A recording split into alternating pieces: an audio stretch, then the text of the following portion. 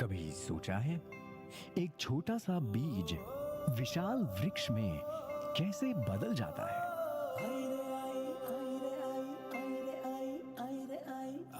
आई खेतों में सुनहरी बहार, ओ पियन भी कर रहा है सबके सपने साकार।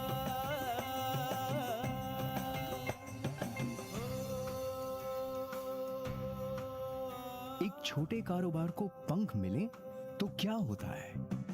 अब हौसले की उड़ान कभी ना रुकेगी, अभी एनबी के साथ सफलता कदम चूमेगी।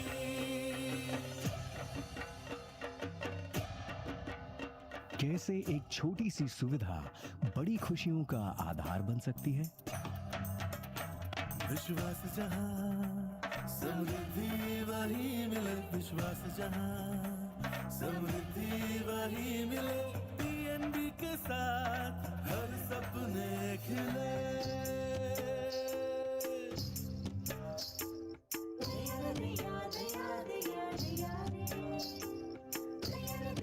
और कैसे बड़ी खुशियां छोटे से फोन में समा सकती हैं? नई उमंग के साथ नई रोशनी आई, पीएनबी के साथ इससे तरक्की है पाई।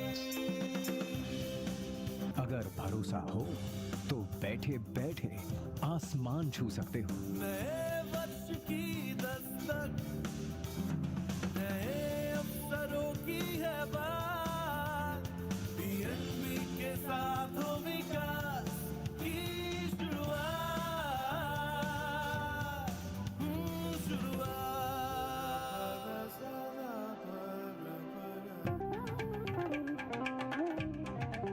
और सपनों को हकीकत बना सकते हो। आया नया आशियाना, आई नई सवारी, पीएनबी के साथ से हुई खुशियों की तैयारी। ये कहानियां सिर्फ भरोसे की हैं और इन सब के भरोसे का प्रतीक है पंजाब नेशनल बैंक।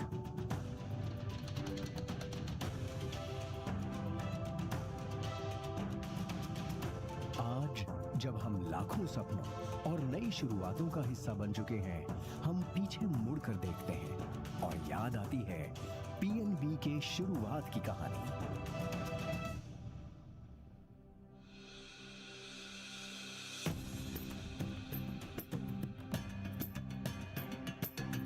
चिंगारी कौन थी 1894 में, जब वीरों ने अपने सीने तान लिए, अपनी धरती अपना पैसा ये मान लिया, तो बैंक भी होगा अपना ये ठान लिया।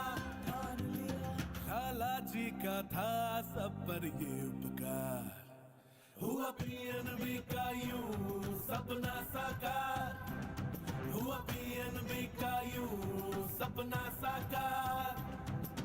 बढ़ता गया ये सपना, कई शाखें निकली और पूरे देश की काया बदली। जो चला सिलसिला रोक न पाया, सोच लिया वो करके दिखाया, मंजिल को पाया ऐसे हर एक बार। हुआ पीएनबी का यूं सपना साकार, हुआ पीएनबी का यूं सपना साकार।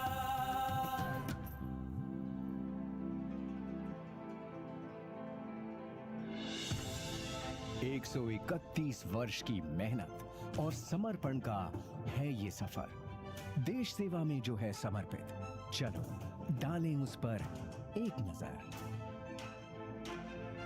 चाहे हो कोई छोटा व्यापारी या सड़क विक्रेता, वो अब सपने देखने से डरता नहीं, क्योंकि उनके हौसलों को उड़ान हम दे रहे हैं।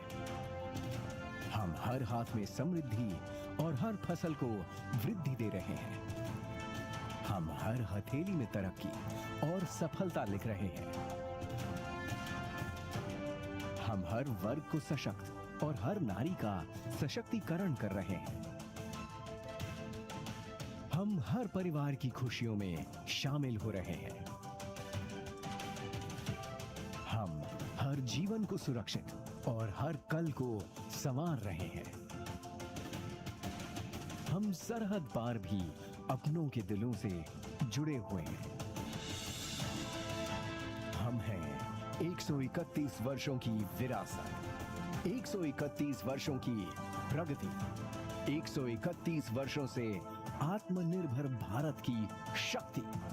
आज जब हम अपना 131वां स्थापना दिवस मना रहे हैं, तो सिर्फ एक सफर का जश्न नहीं, बल्कि भविष्य के नए सपनों और लक्ष्य की नींव भी रख रहे हैं। नए भारत के हर कदम में, हर सपने के साथ हमारा साथ और भी मजबूत रहेगा। PNB, विश्वास, तरक्की और सफलता का 131 वर्षों का सफर और जारी रहेगा।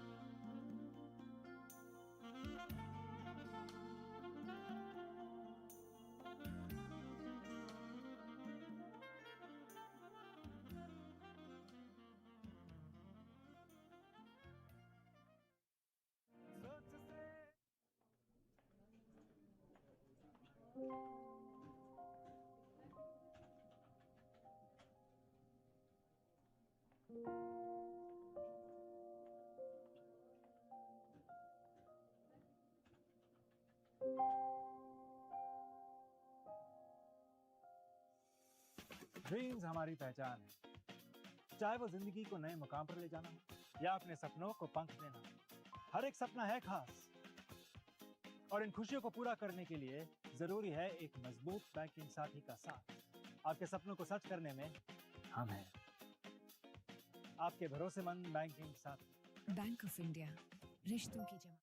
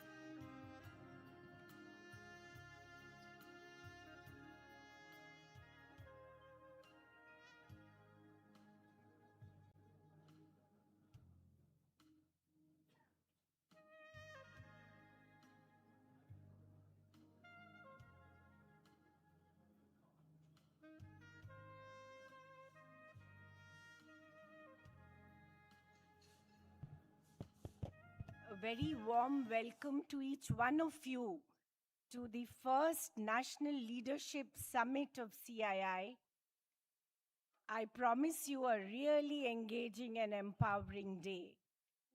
May I request Mr. R. Mukundan, President Designate CII, Mr. Harshvardhan Neotia, Chairman of the CII Suresh Neotia Center of Excellence for Leadership, Dr. Janmay Sinha, who is a co-chair of this Economic Affairs Council of CII, as well as a co-chair of this conference, and of course, Chairman India Boston Consultancy Group, and Dr. Amit Joshi, professor from the IMD Business School, Switzerland.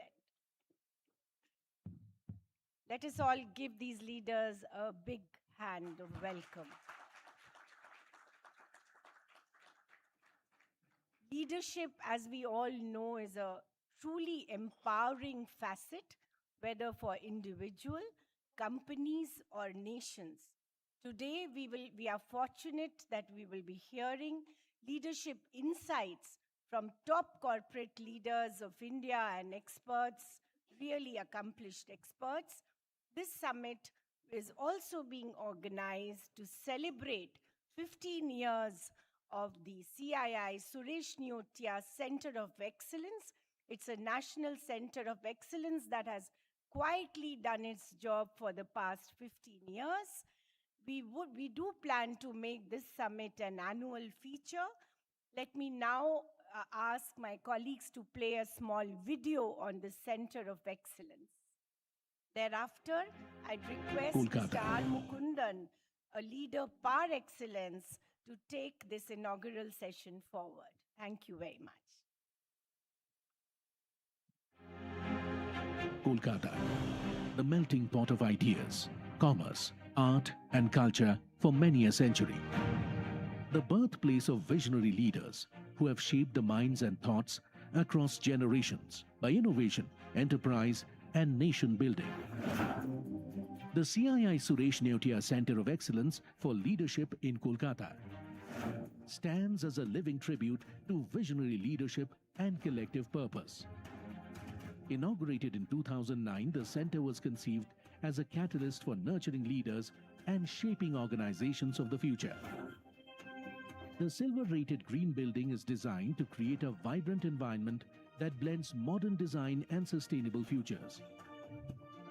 An eco-friendly campus with world-class facilities to encourage deep reflections, exchange of ideas, and to reimagine new possibilities.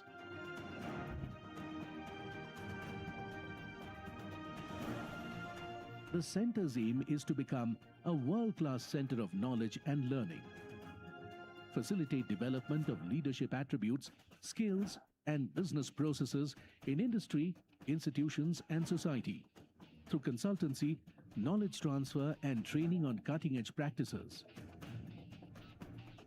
The strong core of this leadership ecosystem is built on principles of business and industry by supporting established enterprises, first-gen entrepreneurs, startups, and SMEs, expanding capacity building across organizations and sectors. To encourage responsible social leadership, the center designs special programs for the education sector, government institutions and PSUs, social enterprises, women and youth, broadening the circle of leadership across society. It is indeed a proud privilege and honor for our family to have partnered with CII to set up the CII Suresh Neotia Center for Excellence in Leadership. This was 15 years ago. And since then, the center has contributed significantly in this area. We have worked with CEOs, NGOs, management, students, management professionals, including government and other individuals to develop leadership. We are truly excited for the way ahead when India is entering or going towards its 100 years of independence to contribute from the center towards the task of developing leaders. Over the years, the center has built an exceptional legacy, marked by its far-reaching impact, diverse expertise, and programs that consistently uphold global standards of excellence. The center's work involves 4 key pillars of impact. The first pillar is learning journeys. Programs carefully structured for leaders across the spectrum to combine cutting-edge concepts with practical application that translate insights into measurable business impact. The second pillar is awards and assessments. Through nationally recognized award platforms and rigorous assessor training workshops, the center benchmarks excellence and fosters a culture of continuous improvement within organizations. The third pillar, master classes and strategy sessions, bringing together high-impact formats, bringing business leaders, practitioners, and top global academicians for deep dive conversations on pressing business challenges. These interactions foster future-ready thinking, bold experimentation, and actionable insights. The fourth pillar, knowledge platforms and thought leadership. The center curates and hosts some of India's most influential leadership forums that bring together business leaders, policymakers, and academicians to exchange insights, debate emerging trends, and shape the leadership agenda for the future. Over the years, the center has been privileged to engage with some of the world's most distinguished leaders and thinkers. Their wisdom and association have left an indelible mark on the center's journey. 15 years of completion of the CII Suresh Neotia Center of Excellence on Leadership. What a phenomenal journey, named after a leader who was so simple yet demonstrated every facet of leadership so strongly, Mr. Suresh Neotia. The center forged partnerships between companies to produce the best of leaders in Indian industry. The center collaborated between the companies, between our member companies, collaborated with the academia, collaborated globally. There's so much more to do. 15 years have gone by like almost it was yesterday. But let's work together to build many leaders through this center with values from India. In an age where industries redefine themselves every day, learning must keep pace with change. At the Suresh Neotia Center of Excellence for Leadership, CII's own B School, we merge industry insights with academic excellence, creating leaders ready for the real world from day one.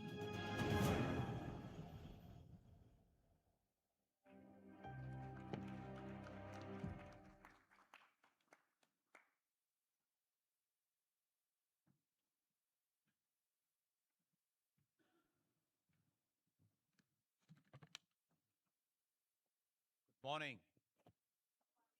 It's got to be a lot more energy. Huh? After what happened yesterday night, how many of you watched the match? Good morning. At least do it for India team. I mean, if you watched yesterday's match, if you've not watched it, please go and watch it. Secondly, I think more importantly, watch the 7-minute interview of Jemima. All that you need to know about leadership is in those 7 minutes. I can tell you it is, I watched it and watched it again and again, what she spoke. So I'm not going to steal the thunder. I'll give the link to Amita now. And then she will circulate it to all the participants here. So it's a special gift. One day before we meet, there's something which is available on YouTube free for everybody.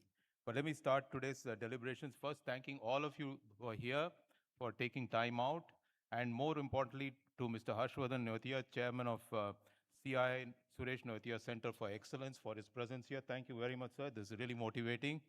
And my dear friend, Janmajay Sinha, who has actually worked very hard to put all this together. What you're going to see unfold during the day is a lot of his insight, deep thinking about what shapes leadership. And of course, Dr. Amit Joshi, who's come in all the way. And he's a great expert on AI. I can tell you, me and Harshvardhan were there in Bay Area about last month, spending a week with these companies. And I was so delighted to see Amit here because he probably is already unfolded in the master class yesterday, but he's going to unfold what is impacting us, but doesn't change the lessons of leadership.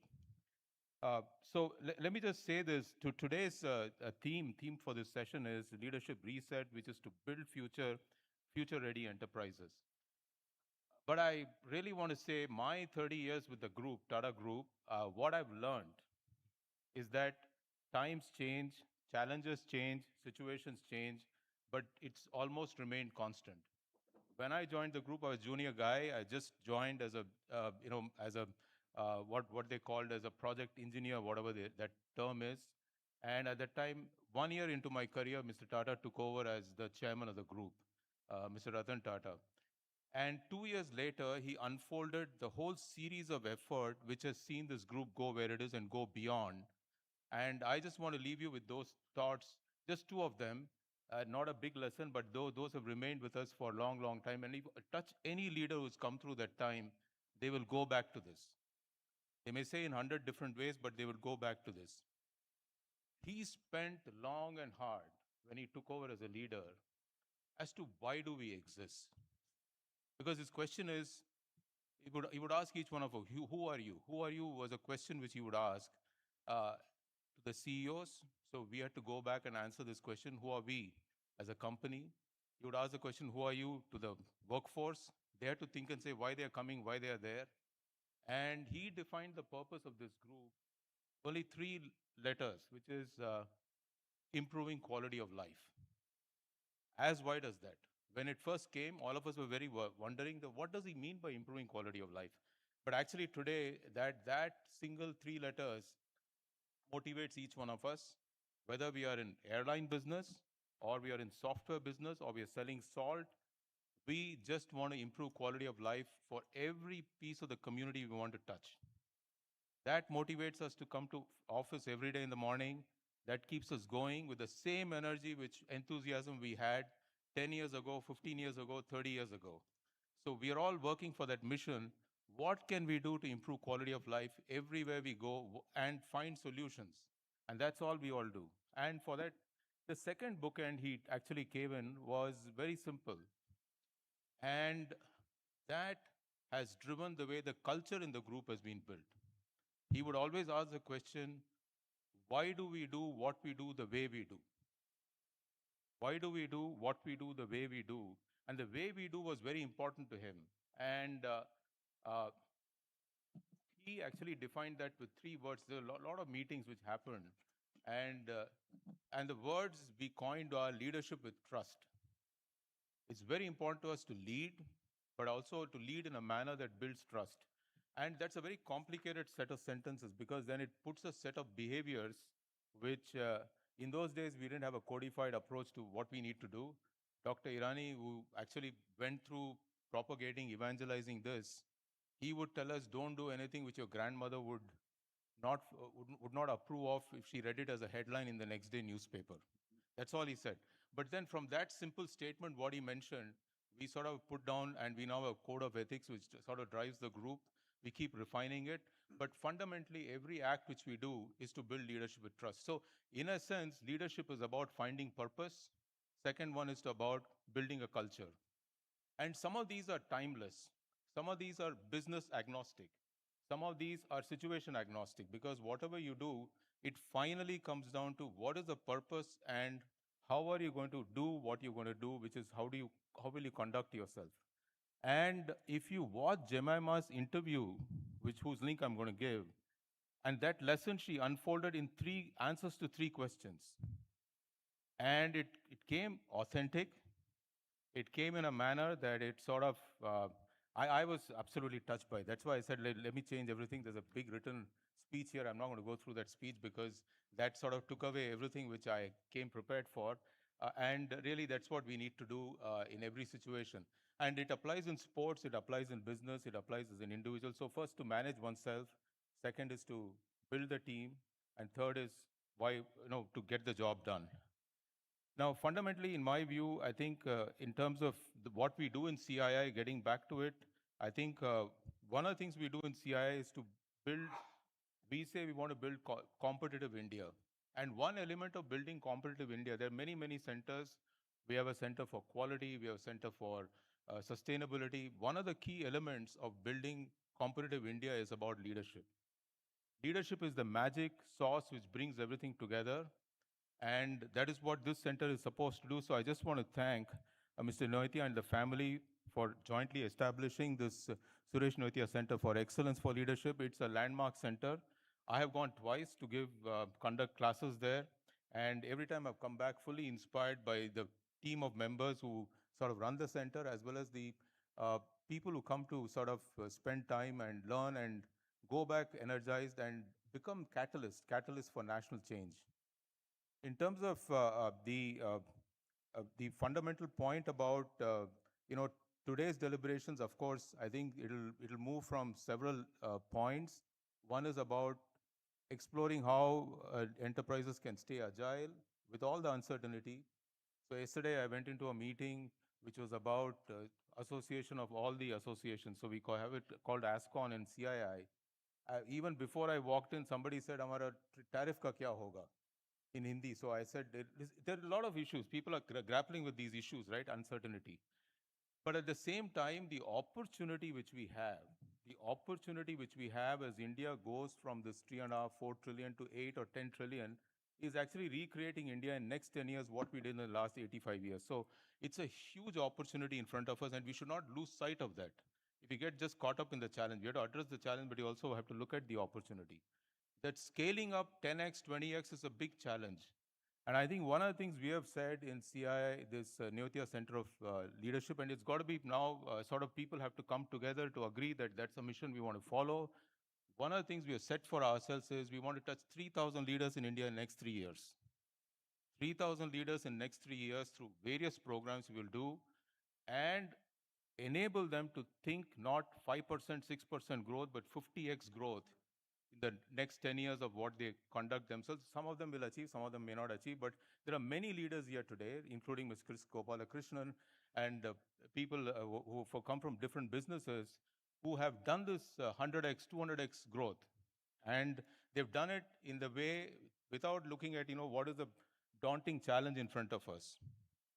And clearly, I think this whole conversation which we want to have through this center, we want to touch the CII members, we want to touch YI, we want to touch FBN, we want to touch everybody that is startups, we want to touch family offices, and we want to move to action from just, so that we can get into delivering the outcomes which we need. I also want to express my deep appreciation to Janmajay here for his invaluable guidance and thought leadership in shaping the theme and all the sessions. IMD Business School, I think we had an initial conversation and then it's come to a fruition now. We went through several change of dates, but finally it has happened. And it is a wonderful collaboration which we are trying to build and curating to a stellar initiative, very meticulously planned agenda, which brings in global as well as local flavor. And also, I want to thank Amitav and the CII Secretariat for an effort which they put together.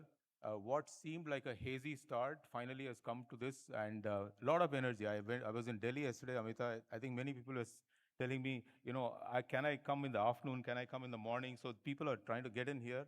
So I think that enthusiasm is clearly showing. So really have fun today.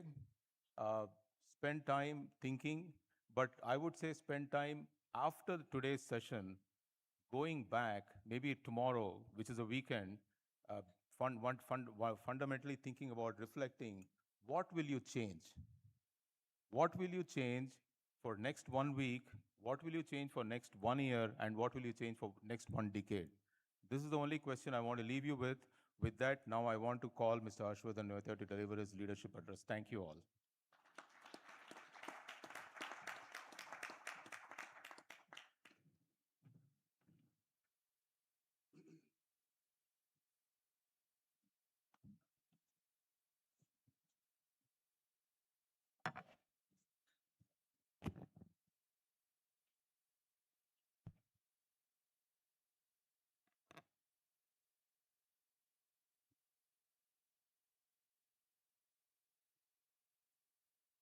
Good morning, friends, ladies and gentlemen.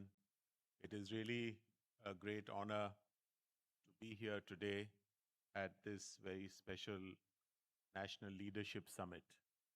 At the outset, I would like to welcome and thank Mr. Mukundan for taking this amazing initiative to actually stitch this together with Amita and the CII Secretariat. Thank Dr. Janmajay Sinha for his leadership in putting the content.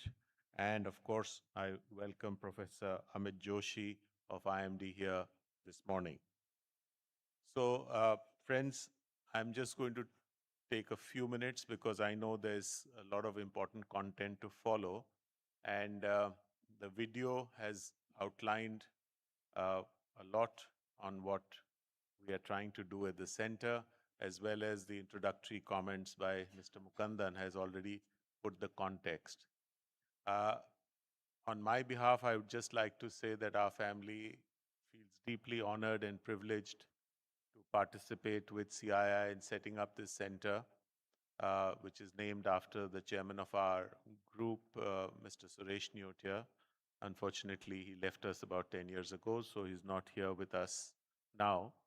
But he did leave behind significant contribution in the field of business, philanthropy, and promotion of the arts. And we as a family have inherited that great legacy, which we are trying to uphold. And one of the initiatives is this center. The center was conceptualized to give special focus towards leadership building, not just in industry, but across. And as we move now into a very disruptive age where you wake up every morning to some both astonishing news and also sometimes frightening news of major strides being taken, whether it's in geopolitics, whether it's in technology, in robotics, in so many different areas, that I think leadership has taken a very different and perhaps a very significant spot in how to navigate through all these challenges. In the past, we usually set a direction and then everyone followed. But now that direction may need to be changed every now and then because new things are cropping up at a speed at which we have never seen before. And therefore, the ability to adapt, the ability to change, and yet be rooted to values is where the trick lies. When we change and we become not rooted to some fundamental values, then we become untrustworthy and we become not dependable. I think the cornerstone of any long-term sustainable leadership is about trust. The other thing that I feel, and I was hearing a podcast or an interview of Jack Ma, and he said, we have come to an age when machines will always be able to think smarter, be able to answer faster than we can think and process. But the one thing that we haven't yet been able to get machines to do is to feel the way we feel as human beings. And he said, we can make them smart, but we can't make the machines wise. And therefore, the leadership of tomorrow is less about being smart and more about being wise. Smartness is about analytical ability, it's about what your mind says, but wisdom comes from the core of your heart. And I think this is an age where we have to give a lot of importance to what the heart says and how we feel about things. Because otherwise, the mind is like a very sharp weapon which can cut either way. It can cut in the direction of your choice and sometimes also hurt you. And therefore, the only way that you can guide the knife or the instrument purposefully in a direction of your choice is when you apply values and you apply emotions. Therefore, to me, and I think all of you will agree, that sustainable leadership will come out of responsibility on how we think, how we feel, how we emote, and how we build in compassion. We are already seeing a world where there is huge increase in disparity of income.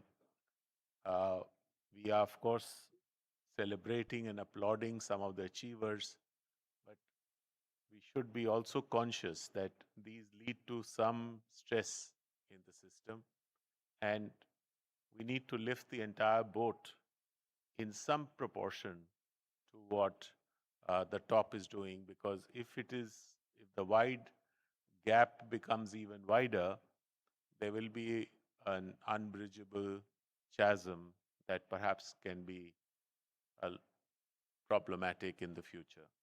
So I leave you with these thoughts. I just want to conclude by thanking Amita and the CII team. One of the interesting things that when she took charge of looking after the CII Suresh Neotia Center, she said, we are always confining ourselves to doing things at the center or in the city of Calcutta. We should think about taking some of the activities of the center outside. So this is the first initiative, Hub Brainwave, and I think that's a wonderful way of bringing the ideas that are being developed and promoted at the center to reach a wider audience across the cities of India, and starting off right here in our financial capital of our country, Mumbai, and hopefully it will travel to other cities in the future. So thank you, Amita, for this very, very interesting idea. And of course, the incredible machinery of CII supporting it. We have such a wonderful lineup of speakers and participants. Thank you very much. Namaskar.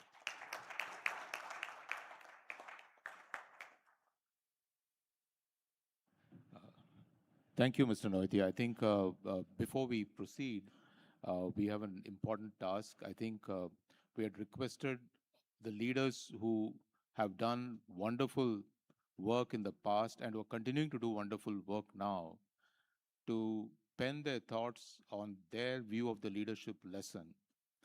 And I think there was a condition put, it cannot be more than about 1,000 odd words. I mean, there was no hard and fast, but so that it comes truly from the heart and states the things which we need to do. And I think this has now come out as a coffee table book called Leadership Reset. And we will inaugurate it. But I just want to say that on a wonderful address, going beyond Calcutta. Calcutta, of course, is the cultural capital of India in many ways, the city of joy. We want to spread the joy everywhere. That's what we want to do. And morning, I was sitting with Mr. Chris Gopalakrishnan. He said there must be metrics for everything. So I thought, what can be the metric for Neotia Center? Because when you sit with a leader like that and he has put a challenge. So actually I coined it there on the basis of someone who told me a number, which Amita is aware. So we are not going to steal the thunder. The process will unfold. The metric we want to do, again, I want to tell you, is to touch 3,000 companies in 3 years. That's what we want to do. So I want each one of you who is inspired by that mission to connect with Amita, because we want to actually channelize that energy through each one of you here, and more to join, because as many companies we can touch, we can transform, and through this transformation of these 3,000 companies, we can make little impact on India's journey ahead. But before that, I think let's have the inauguration of that, launch of that book, Leadership Reset. It'll be on your tables very soon. I request everybody on the dais to do the needful.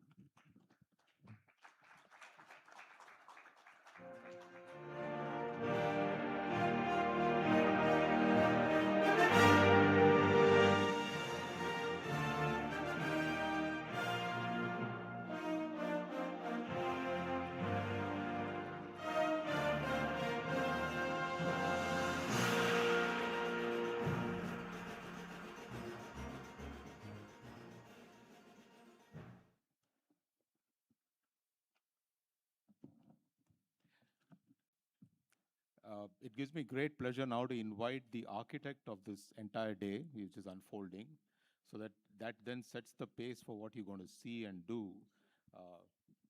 Dr. Janmajay Sinha to come and give his special presentation to all of you.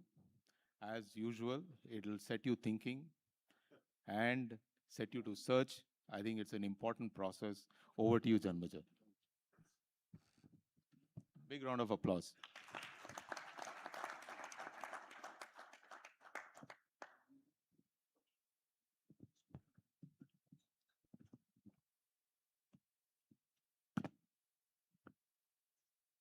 Mr. Neotia, my friend Mukundam, Professor Joshi, and my even stronger friend Amita, who harasses us every day, for whenever she feels that we are not being active enough.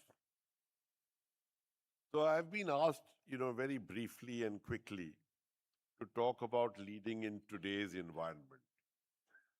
So I decided I'll do two things. First, I'm not going to allow you all to sit quietly and just listen. And I'm going to break it up into a leader, and then into a CEO. So when I use the word leader,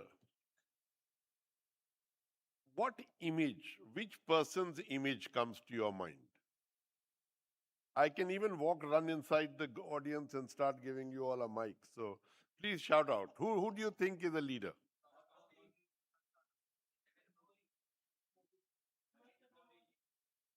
So I heard Gandhi, which is really helpful because I have his picture. So and as long as I'm in India, it never fails. You know, when I ask for a leader, I always manage to get Gandhi. Now the question is, what are leadership tenets that people like Gandhi and Mandela and others demonstrate? And I have put 10 out there, and then you should just reflect. Do these resonate? So, no one has all these tenets, but all good leaders have many of these. So, as we think about it, you should ask yourself, how many of these do I have and do I show or do I demonstrate? The first job of a leader is to create a cause, make it worthy, create excitement, develop pride, and then commit to it. Just because you are leading, your team doesn't want to make you great. They want to be part of something great. So you must create a cause. Gandhi created a cause which all of India joined. Right? And the second thing that the leader must do is inspire by setting the bar beyond the grasp. If it's very easy, then it's not fun. So it must be beyond the grasp. It should be more demanding than understanding. But it should be fair. And then every leader builds a strong team. And they build a strong team by giving it space, the team. They create stars. They don't want to be a star, but they want to earn the respect of their stars.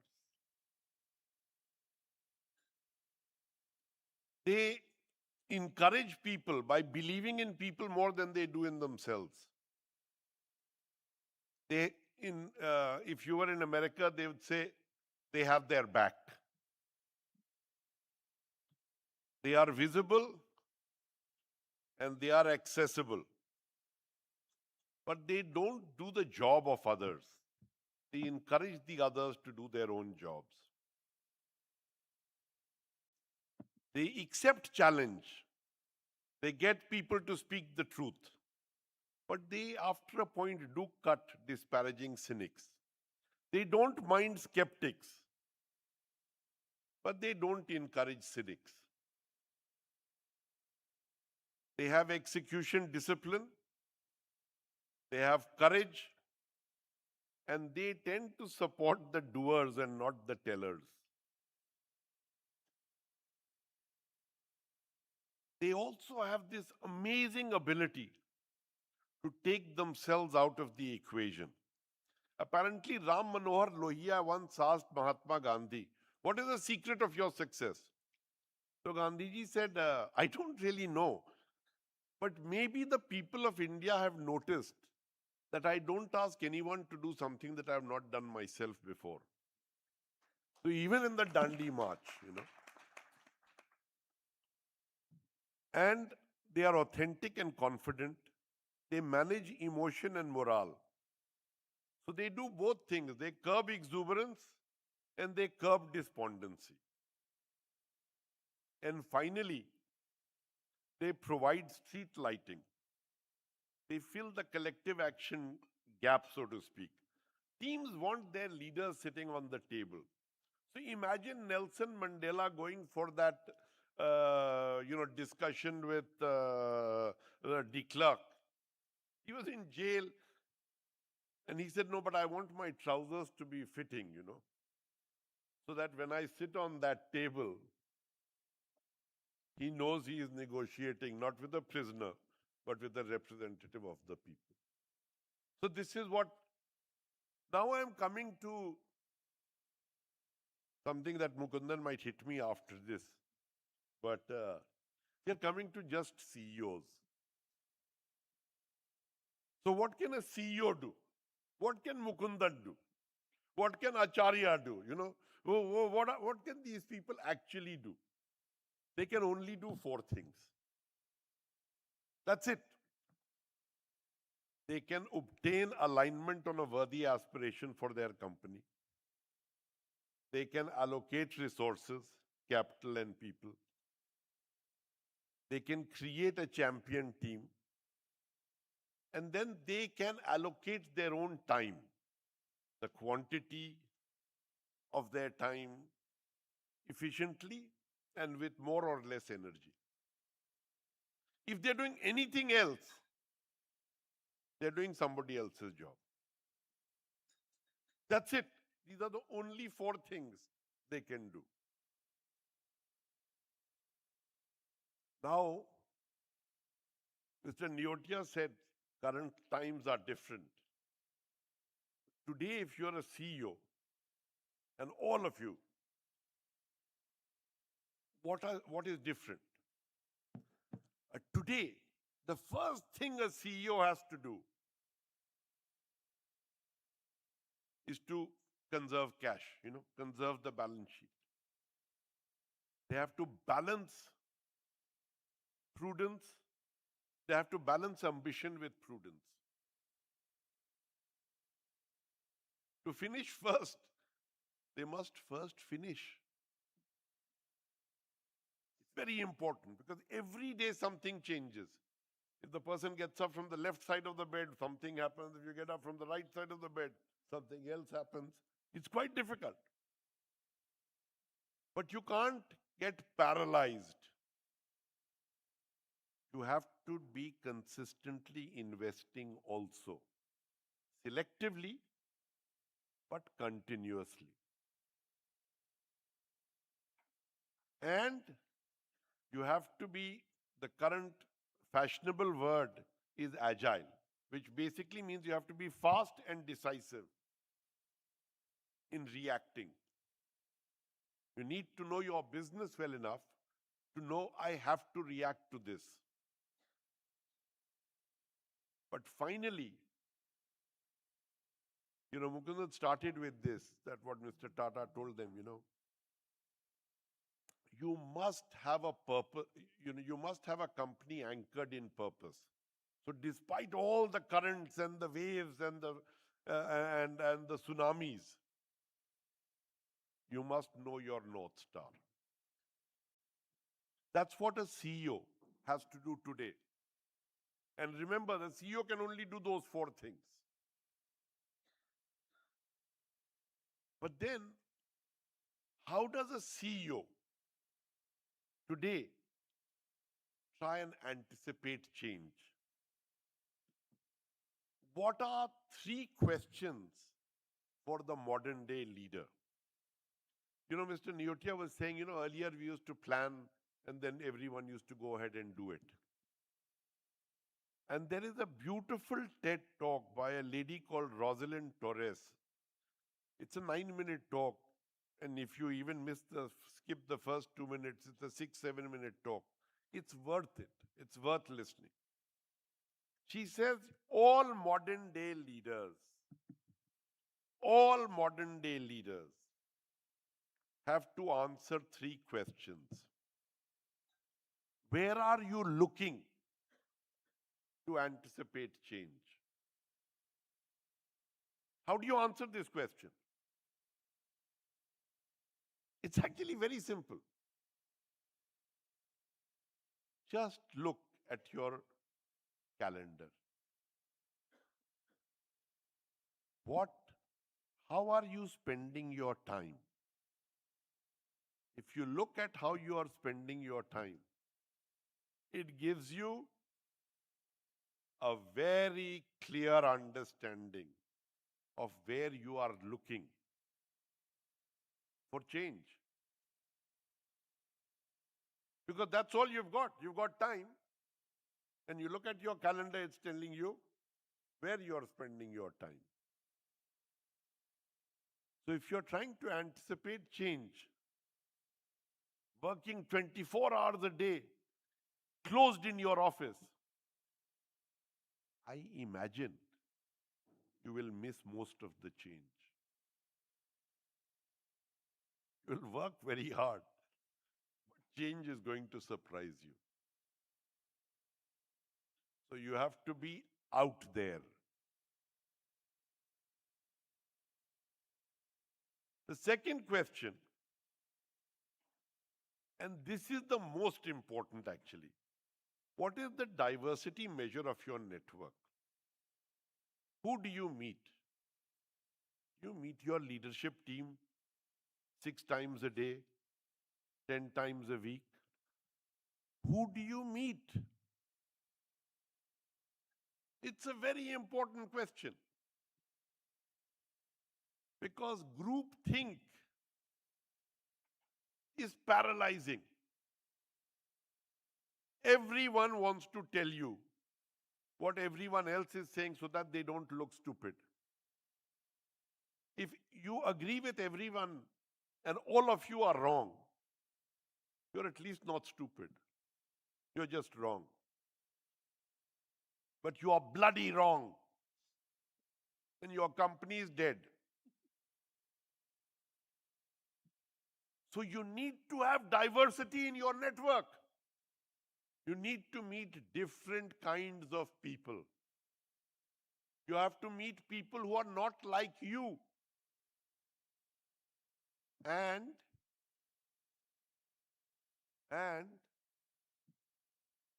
you have to listen to what they say, not tell them what you feel. And I tell you, getting CEOs to listen, non-trivial. Non-trivial. But they need to. Otherwise, you'll be caught off guard. Somebody in that group is experiencing things, feeling things, saying things that if you listen to, might just alert you. You know, we can criticize Trump as much as we want, but in 2015 and 16, he read the mood of the people.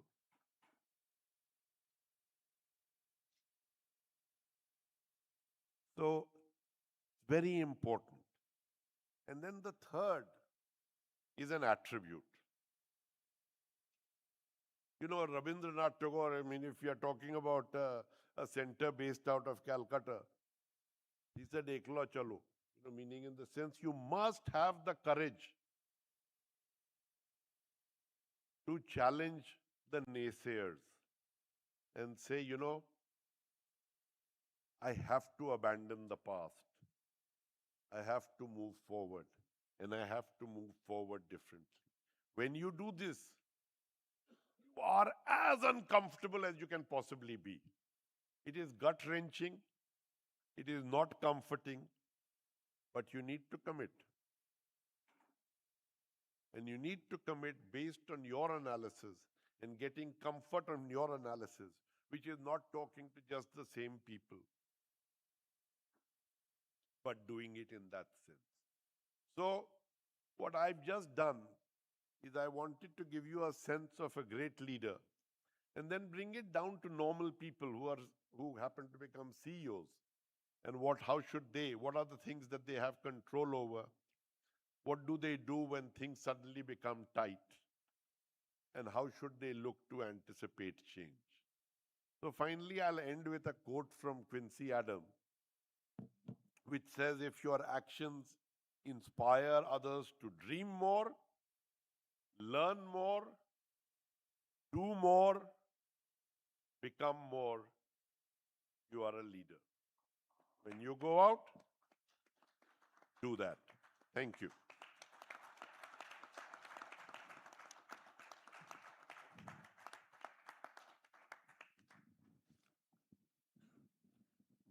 Thank you, Janmajay. As always, thought-provoking, deep for reflection, and also rooted in a lot of action. So, a wonderful set of, many of us took screenshots of your, hopefully Amita will circulate that.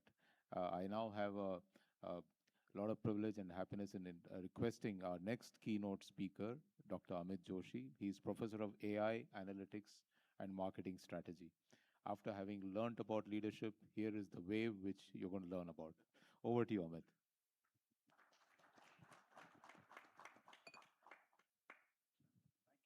Thank you very much, Mr. Mukundan. Thank you to the CII for inviting me. Thank you very much to Mr. Neotia. Thank you very much, Mr. Sinha. So as you folks know, I'm an academic. I'm neither a leader nor a CEO. So in true academic fashion, what I'm going to do is I'm essentially going to summarize what they've already said in different language and just make it sound slightly intelligent, right? So if you will, bear with me. That's my agenda for the next few minutes. The way I see it is that the world we live in is changing rapidly. And the why, the who, and the how of how you do business, how you add value, and what it means for the country is changing very, very differently. So let me just talk you through this, and then maybe I can just spend a minute or two on what that means for you as leaders. So first of all, the why. We've already had discussion of Trump. We've already had discussion a little bit of tariffs. To me, Trump is a symptom, not a cause. So when Trump goes away, I don't think much is going to change. The tariffs are here to stay. They might go down, they might go up. The uncertainty is here to stay. The multipolar world is here to stay. You know, the beautiful world we were so used to for the last 80 years, essentially since our independence, since the end of the Second World War, I think it's pretty much done. It's unlikely that just in 3 years, because an election happens in a country in the West, that suddenly everything in the world is going to change. I think that's extremely unlikely. So the why of why we need to change, I think it's super clear. It's that everything around us, the ground beneath our feet is shifting as we speak. So if we don't change, like Mr. Sinha said, we'll likely be dead. Simultaneously, the who we serve is also changing rapidly. By this, I mean the demographics. The demographics are changing in different directions. India is still fairly young, but for the first time in history, I think it was 2 years ago, India's birth rate fell below replacement rate, which is an incredible statistic if you really think about it. Yeah? Replacement rate, as you all know, is 2.1 children per woman. India is at 2.06, if I'm not mistaken. The rest of the developed world has been well below replacement rate for decades now, including China. So the downward pressures on population is going to mean that the type of customers that you serve is going to be fundamentally different. So not only the why is different, but the who you serve, who we all serve is going to be fundamentally different. And then finally, I am the professor of AI, so I have to talk about AI, and that comes to the how.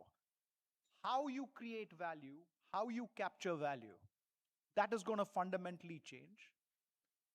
The thing that ChatGPT did, it's not like AI is new. You all know this. All of your companies have been applying AI for decades. There's absolutely nothing new about it.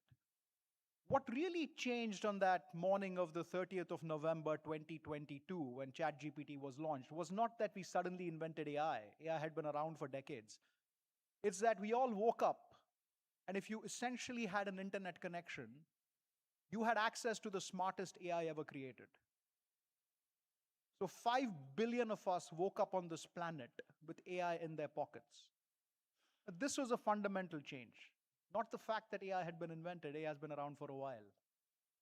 But this access is something that's fundamentally different. And what this means is how you create value in the products, in the services that you folks work on, how you capture that value, that'll need to fundamentally change. Now, we can think of this either as a crisis or as an opportunity. And I agree with what the esteemed panel before me has said. I do think this is a massive, massive opportunity. This is a massive opportunity for you as leaders. This is a massive opportunity for Indian businesses. And I strongly feel this is a massive opportunity for India as a nation. Okay? I'm just going to add a couple of things in terms of leadership, what you need to do differently as leaders, or perhaps continue doing as leaders what you might already be doing. I will not be as deep or as profound as Mr. Sinha before me, but I just have the A, B, and C's of leadership with me. Yeah. So what do I mean by the A, B, and C's? A is agility, which you've already spoken about. The technology, the world is so volatile that what worked even in the recent past is unlikely to work today. You know, I remember reading a very, very logical reason for why we should respect our elders. And every culture for millennia has had a tenet that we should respect our elders.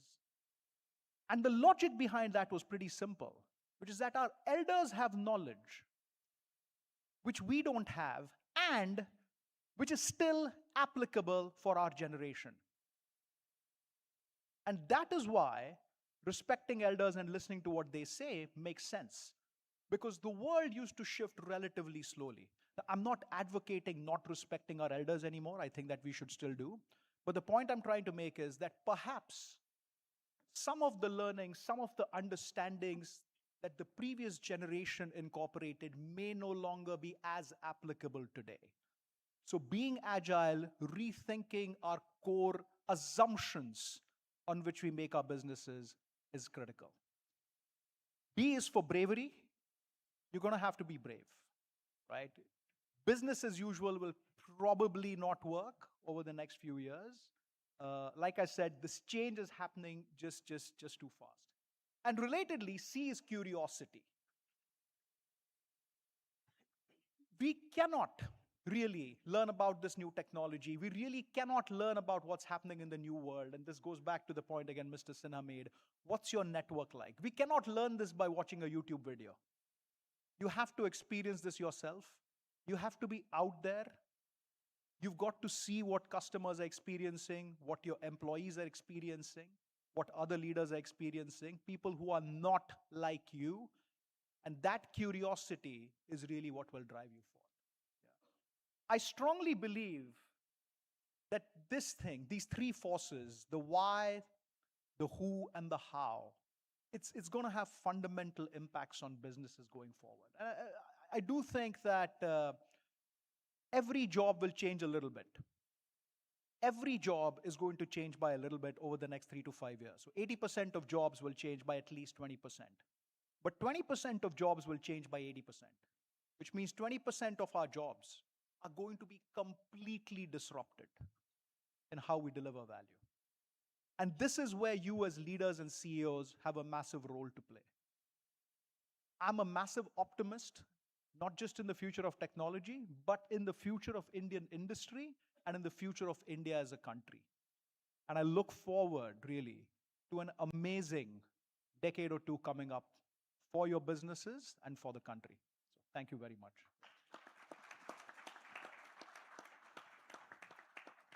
Thank you, Amit. What we had is the opening act. They always say opening act must set the stage. But we got many more acts to follow, each one interesting as the chapters unfold. And the finale, of course, is the closing act. You must finish strong. And that's what we're going to do today. So I think save your energy for the entire day. And as you said, ABC. So if you remember that agility, bravery, and curiosity, I'm going to leave you with a question. Which animal comes to your mind whose picture you're going to keep in your room to display the characteristics of someone who wants to lead? So, one action for you. Think of that animal. It could be anyone. Put the picture in your room and then look at it every day so that you don't forget A, B, C, which is agility, bravery, and curiosity. Thank you. Thank you to the entire set of panelists. Big round of applause to them.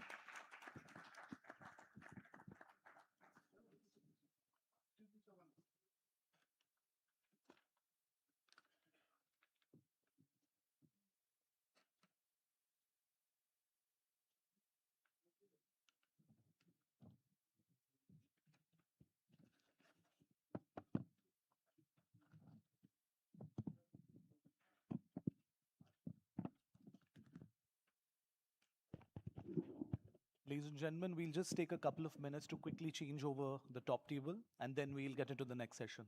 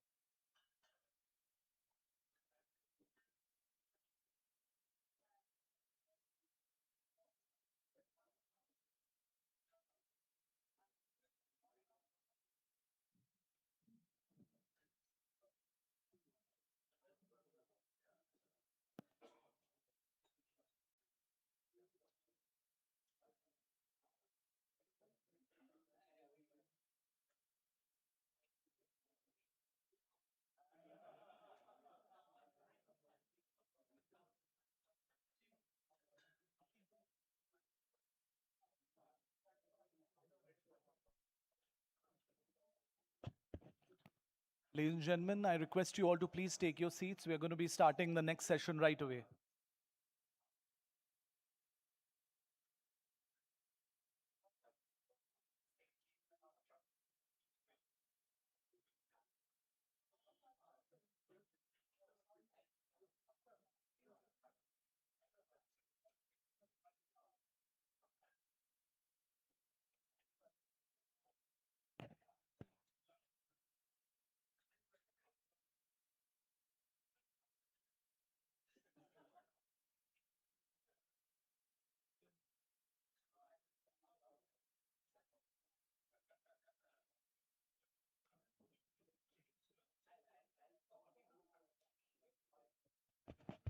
Ladies and gentlemen, please take your seats. We'll just start the next session. It's a power-packed panel.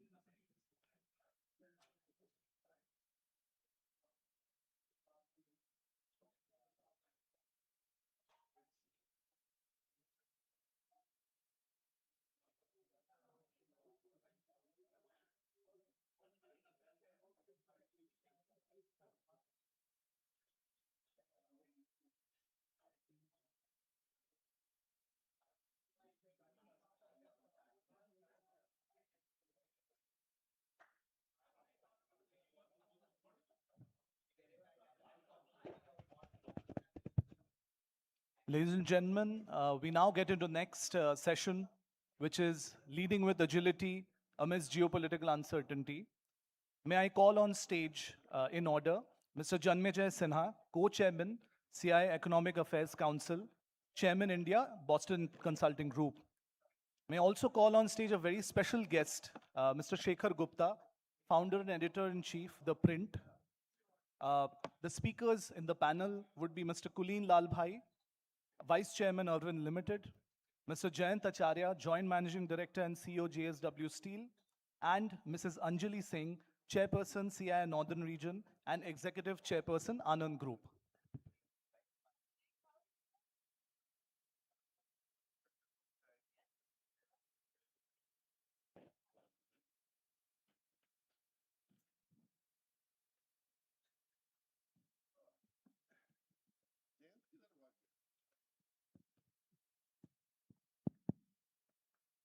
You have to get Mr. Acharya.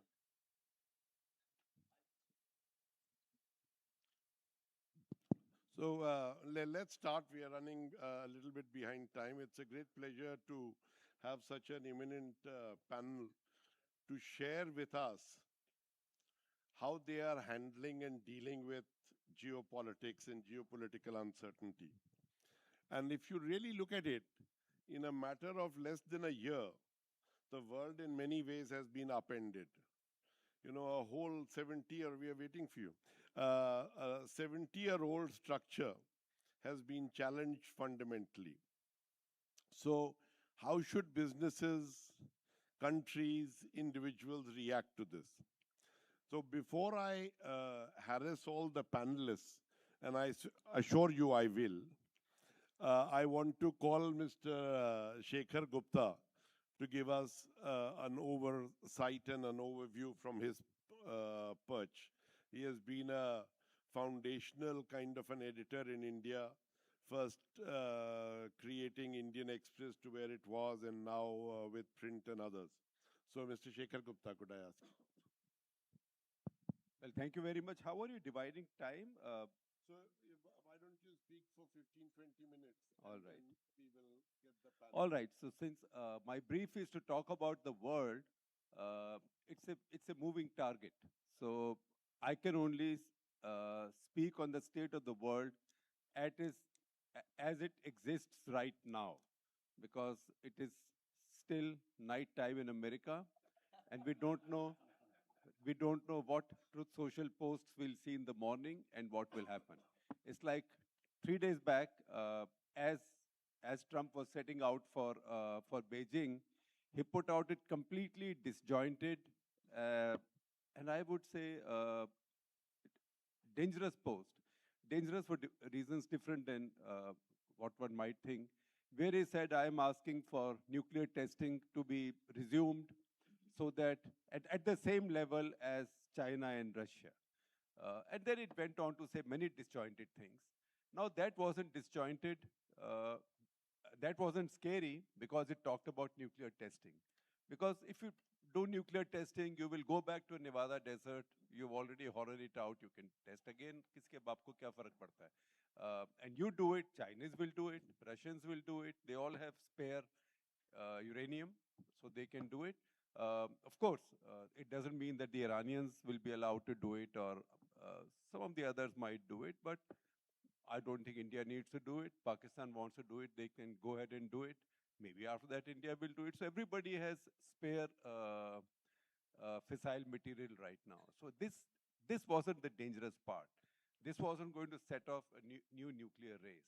But the dangerous part was, how could a man so powerful sound so unhinged and so unthinking? Now, people, I know there's a Trump fan club, and there has to be a Trump fan club because the world has to deal with him. So the world has to see some rationale to whatever he's doing, that he's actually a genius, he actually shakes everybody up, he actually scares you with something. So I've seen some rationalization that, oh, he was trying to soften the Chinese with that post. But if Chinese are going to be scared by nuclear tests, I don't think that's going to happen. So I think that was more like he knew that he was going to collapse in front of the Chinese, which he did. And therein lies the story of what's happened in today's world. This world is being restructured and redrawn by one man. By one man, and what's his power? His power is not so many F-35 aircraft or so many Tomahawk missiles or so many aircraft carriers or so many nuclear submarines or plenaries going from here and there, etc., etc., etc. His power comes from somewhere else. And that's what tells you that the currency of geopolitical power has now changed. Currency of geopolitical power for a long time was the number of nukes, your armed strength, also what kind of aid you could give, also economic strength. Now the center, now the currency of global power is trade. So what is Trump's, how does Trump's superpowerdom comes and how is it different from other American presidents? He said, oh, gee, I have a $30 trillion economy, which even if it grows at 2%, just think about it. Even if America is growing at 1%, it's producing more wealth, more additional wealth than India does at 6%, right? If America grows at 2%, you can see what's happening to that $30 trillion economy. The second thing is that he's figured that America actually is the largest, it is not an export power. China is an export power. Vietnam's an export power now in the making. Japan has been an export power. South Korea is an export power. But if you look at all the export powers in the world, who's their biggest importer? With whom do they have their biggest trade surpluses? It's with America. Even India, our biggest trade surplus is with America. I mean, it's besides the point that all these decades, we've been so subservient to the Chinese, and we built a trade deficit upwards of $110 billion, but we've been very cussed with the Americans, right? Any small thing we put tariffs into, whether it's motorcycles or it's whatever. We just think that we've just thought all this while that Americans could be taken for granted. And he thinks that's how all these countries, all these economies, which depend on exporting to America, on the American market, they've taken it for granted. But more importantly, he thinks that this is leverage that he can use. So his leverage now, his fuel or currency for being a superpower is a $30 trillion economy. His country being the largest net deficit, trade deficit carrier against all countries, major countries of the world, except maybe 3 or 4. Those are in Latin America or someplace. Except 3 or 4, where he might have a surplus, he has a deficit with everybody. So that's his power, because he is fueling so many economies. If he acts funny, you have to find ways of dealing with it. Now, what he realized, and that's why that disjointed post, what he realized before going to China was that if he uses this method, the Chinese can destroy him. And I will tell you how. Because not only do the Chinese have the seller's power, they also have a buyer's power. And the Chinese know how to use it. Seller's power because all the critical minerals, so many other things. If he really puts all those tariffs on Chinese goods, given the amount of surplus the Chinese have, inflation will really go up in America. So many stores will just empty out in America because the rest of the world simply does not produce the substitutes to fill up those stores, even not very high value things. A lot of his tech industry will come to a standstill. And that is the Chinese seller's power. What is the Chinese buyer's power? And that is something we in India have refused to understand. We still refuse to understand. And my concern is that we shall continue to refuse to understand. Not because we are intellectually thick, but that's because our politics across parties is screwed up. And that's because too many of our political leaders have not applied their mind to this issue. What is the Chinese buying power with America? If China is carrying a trade surplus of what, $300 billion with America or maybe even more than that, then what can be their buying power? China rears 55% of the world's pigs. Chinese are a pork-eating population, and a pork-eating population of nearly 1.4 billion people, right? Those pigs have to be fed. And what is it that cattle are fed? They are fed cattle feed. In cattle feed, they need protein, they need calories. Protein comes from soya meal, and calories come from corn. America is the largest grower of soybean and corn in the world. Farmers, only 1% of America's population is into farming. Only 1%. But farmers are a very powerful constituency, as we saw the other day when Mr. Modi tried to bring in good farm laws. We supported those farm laws editorially strongly. But farmers are a very strong constituency. They can land up in Washington, D.C. with 10,000 tractors. What do you do with that? Will you open fire at them? Will Mr. Trump send the National Guard at them? He cannot do it. Plus, all of them are Trump supporters. That is the heartland of Trump support. So think about something that might really anger the upper caste Hindus in Ahmedabad and Baroda, right?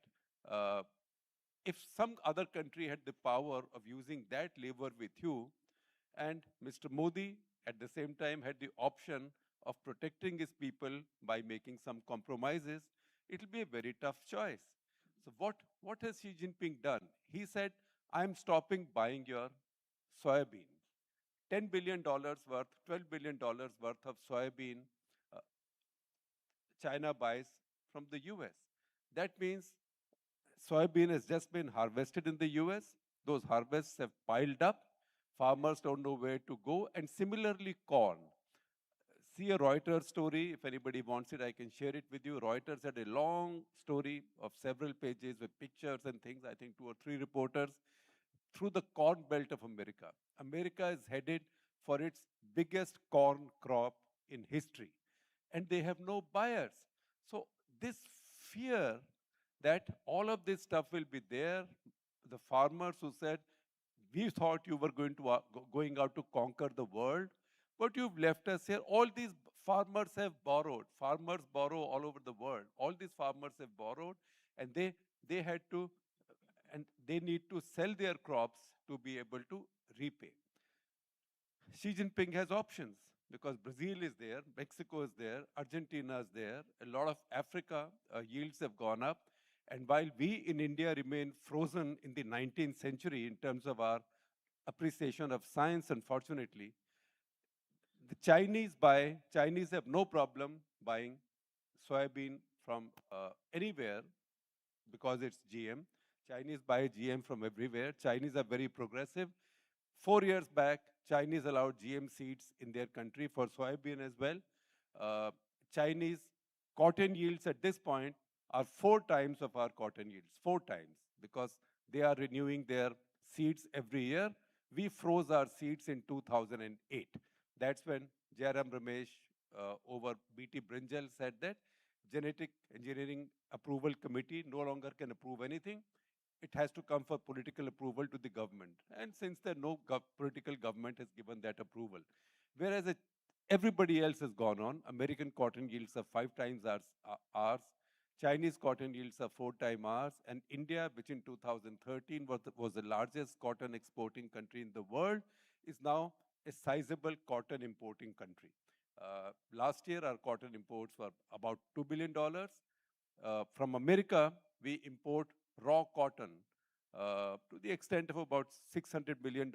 And now, because textile industry is in trouble, garment industry, India has dropped even the 11% duty on cotton. I'm giving you a story of how the world has changed. Now, because India is concerned about garment industry, you've dropped this 11% duty. But the Indian poor farmer who was still growing cotton, because increasingly Indian farmer has gone away from cotton. In Punjab, which used to have enormous areas under cotton, everybody has shifted away from cotton. It's in India's interest that more people grow cotton and move away from paddy because it's a kharif crop. But more and more people are not, because they see worms eating up their crop. Their seeds have not been renewed. While the farmer is denied even this 11% protection, Indian auto, I know lots of auto people are here, Indian auto has what, 70% protection, right? Trump has figured all of this out all over the world. The Chinese have figured it out. So Chinese have shown you what you can do if you have the seller's power and if you have the buyer's power. All the other countries that do not have this power are right now having trouble. Even Mexico, finally, Mexico has a left government. Mexico was able to get some kind of a peace with America simply because they started buying enormous amounts of corn from America. And Trump was very happy that his farmers in the south, it's very easy. You can just truck it to Mexico. I'm not even sure Mexico needs all that corn, but they are buying it. Whereas in our country, we made a big hawa now that, oh, soybean. How can we buy soybean from America? It's GM. For heaven's sake, since 2003, Mr. Vajpayee's greatest reform was not privatization of those 11 PSUs and the sale of those 23 or 25 ITDC hotels. His greatest reform was that he, in 2003, a BJP government, despite opposition from Swadeshi Jagran Manch, he cleared the cultivation of GM cotton. Since then, nothing of the sort has happened. Now we've got such a hawa that everybody knew that Trump wants you to buy some of his soybean. He's not wanting you to buy his cars. He can't sell any cars because his cars are so expensive. But he wants to buy soybean because he has to protect his backside. But you won't do it because uska soybean to GM hai. हमारे country, हमारे food chain में GM आएगा. To which my answer is that since 2003, when Mr. Vajpayee allowed BT cotton, cotton seed is an essential ingredient of all animal feed. So every drop of milk that you put in your tea or coffee this morning has been delivered by cattle, cows, or buffaloes who've eaten feed built on cotton seed, BT cotton seed. But in India, we have Hawa, and our political leadership did not wake up to this in time. Niti Aayog produced a paper on their website for a discussion on which they said, all right, we will get this soybean from America. We will not let it go into our food chain. We'll set up solvent extraction plants near our ports. I'm sure Patanjali would have happily done it. Adani would have done it. Adani Wilmar, any of the others, levers would have done it. And we'll just extract the oil and sell the soy meal. Chinese are desperate. Anybody is desperate to buy soy meal. There's shortage in the world. We'll not bring it into India. We'll sell it. But such was the pushback from Swadeshi Jagran Manch. Both the Luddites of the left and the right, they both landed up that in panic, government told Niti Aayog to withdraw the paper. They withdrew that paper without even telling anybody they were withdrawing it. That paper just disappeared. Fortunately, we had taken screenshots of that paper. So what I'm trying to tell you is that this is a completely changed world. This is a world where superpower relationships can be determined simply on the basis of are you buying my corn or not, right?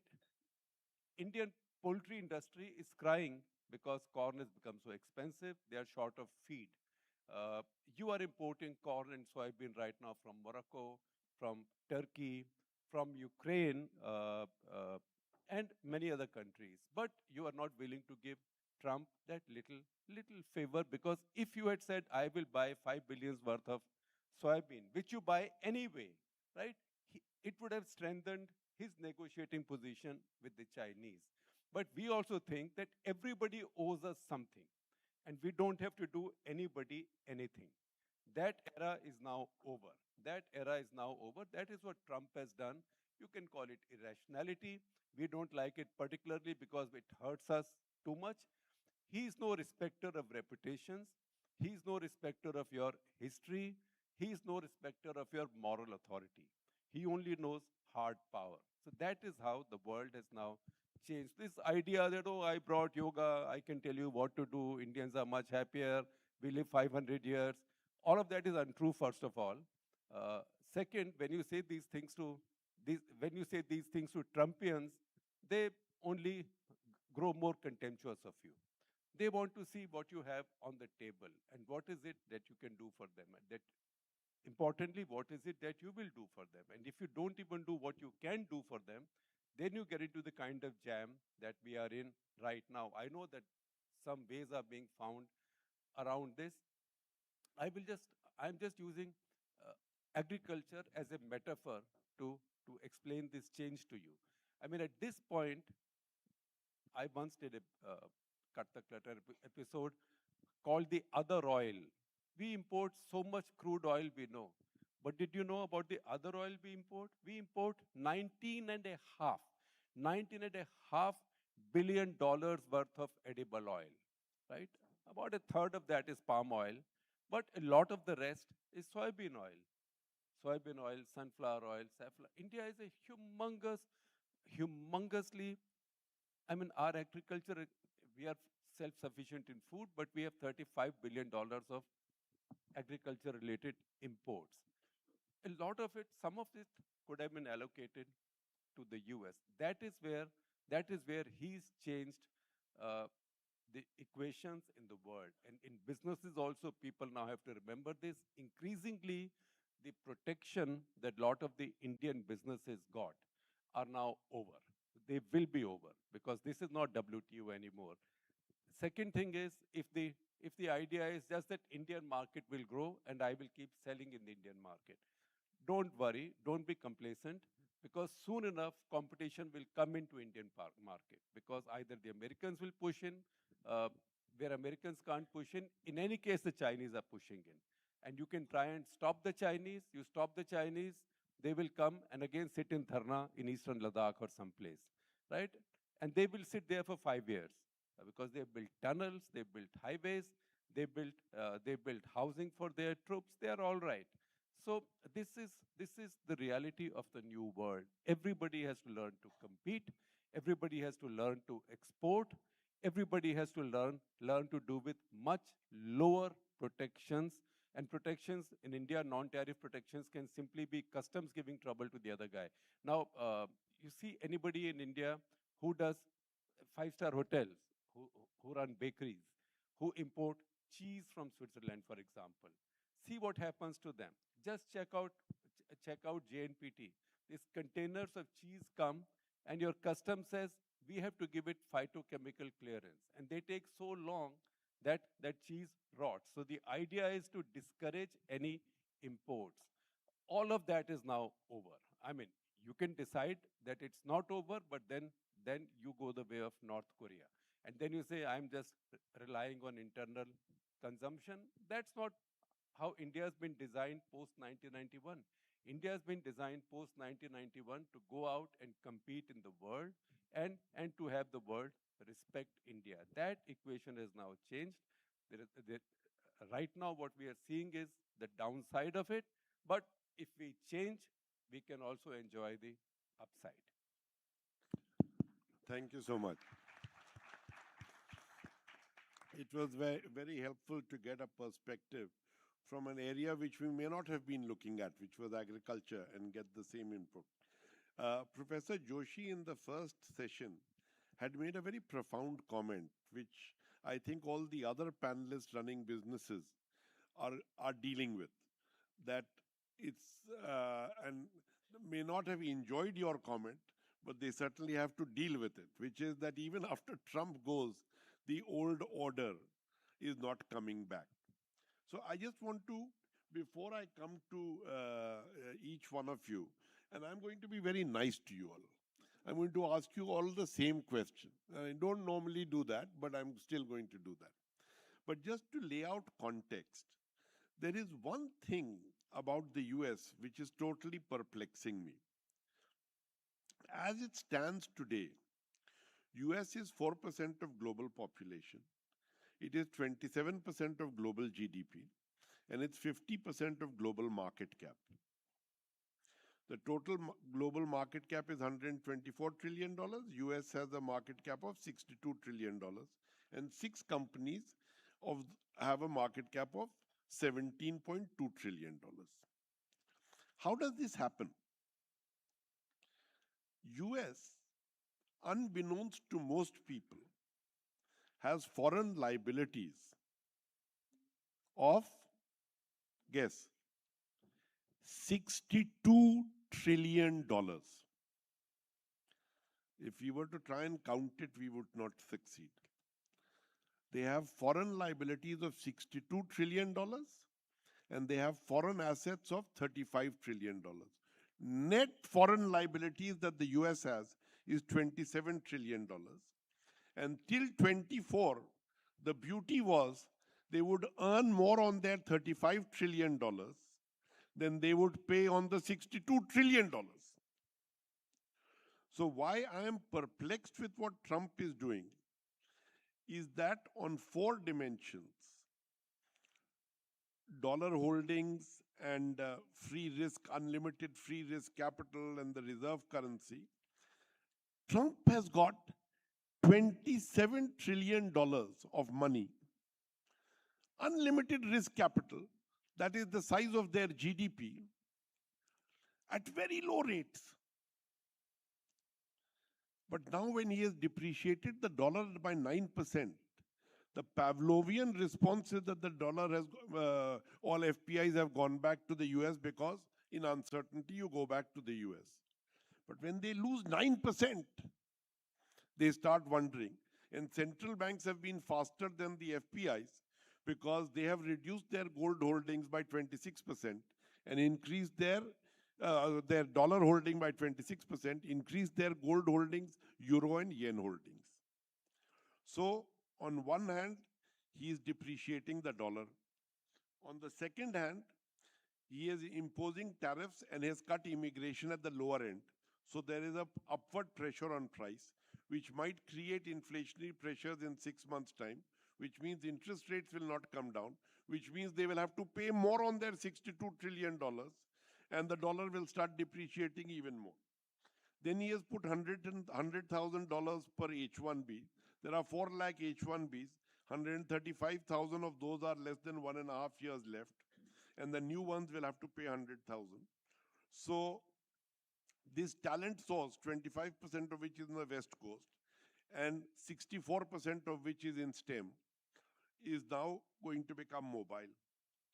Third, R&D spending to American universities of $240 billion that the American government gives is getting constrained. And now he is giving it to defense and others, which is fine. And then finally, the American companies over the last 25 years have made enormous profits.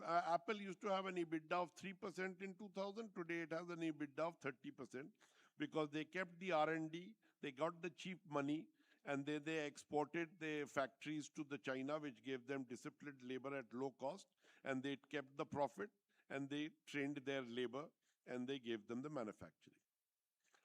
As he cuts all of this, this order is changing. So what's going to happen to the US? Jayant, Anjali, and Kulin have to figure out. The second part is China. China went from $1.2 trillion in 2000 to $18.7 trillion in 2025. The first 10 years, they went from 1 to 6.7 by paying the Americans to train their workforce and bring them their manufacturing facilities. Basically giving all the margin to the Americans and getting manufacturing to shift. 6% of global manufacturing in 2000, 20% in 2010, today 34%, with massive overcapacity. But now they have 2 universities in the top 20. Earlier they had none in the top 200. They have great thought.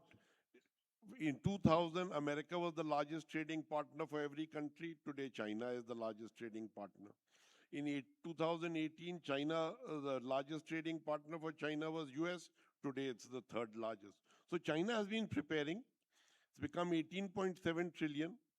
It has a lot of strength in technology, in defense, in surveillance, in advanced manufacturing, and in critical minerals. And they have massive overcapacity, and they have a problem that Xi Jinping can't solve. They're going to go from 1.4 billion people to 635 million people in the next 70 years, with massive overcapacity and youth unemployment. These are true things. So now the question for each of the panelists, Jayant, as you make your steel, are you worried more about US or China? And if you are worried about US or China, with your puny scale and China's massive scale, how are you preparing? As usual, Janmajay, am I audible? Yeah, so very thought-provoking questions. So yeah, I know if you go back a little bit, if you step back, few years back, maybe a decade or two back, we used to talk about globalization. You produce where the raw material is the cheapest. Sorry, you source where the raw material is the cheapest. You produce in economies which gives you the maximum economies of scale, and you sell where the market pays you the best. And that is where globalization began, and I would say that national boundaries ceased to exist. And that is where the West, maybe US, maybe Europe, developed China as the factory of the world. And that's where Janmajay said that they are now 34% of the manufacturing of the world. Today, they are the factory of the world. They have got immense capacities, excess in most of the sectors. They have been able to innovate. They have been able to execute. Their costs are very low. If you really look at today, the Chinese automotive, and if you look at their design, if you look at their comfort, if you look at their technology and the price point, they are excellent. It's very hard to beat that combination, and I think everybody in the world is struggling to beat the Chinese automotive onslaught. Whether it's EV or whether it's ICE, they are there, and they're continuously innovating. Suddenly, I think the Western world, maybe even now India included, have started realizing that they are no longer the manufacturing entities. They don't have manufacturing left in their countries. So there is a need to get manufacturing back. So the policies have started looking inwards. And that's where I think national interests have started building up. I think as Mr. Shekhar Gupta was saying, 2015-16 onwards, US-China trade tensions, Brexit vote, anti-globalization thought processes have been building. And I think after Mr. Trump has come in, they have come into the forefront. You are looking at protecting your own nation, your own turf first, and then looking as to what you can do for the rest of the world. And I think this uncertainty is likely to stay. It may not change. It may ebb a bit, but I think that's something we have to live in. The VUCA world is back. Where do we see China? I think China, if I look at it from a steel industry point of view, let's say, just to give you scale, as Janmajay said, we are the second largest producer of steel in the world, the country as a whole, India as a whole. China produces close to, let's say, 950 million tons. We produce 150 million tons. And we are the second largest by a margin. I think the rest will be below 100 million tons. China's ability to really export their surplus, because what's happened over the past few years is China's domestic consumption has been going down. Their asset, real estate, was one of their main consuming entities. They used to consume 30% of their steel. Suddenly they found that real estate is going down, while their productions are ebbing, but their exports have increased. Their exports have touched more than 100 million tons a year, just to give you scale. India produces 150. China exports more than 100 million tons, maybe close to 120 20 million tons this year. So disruptive.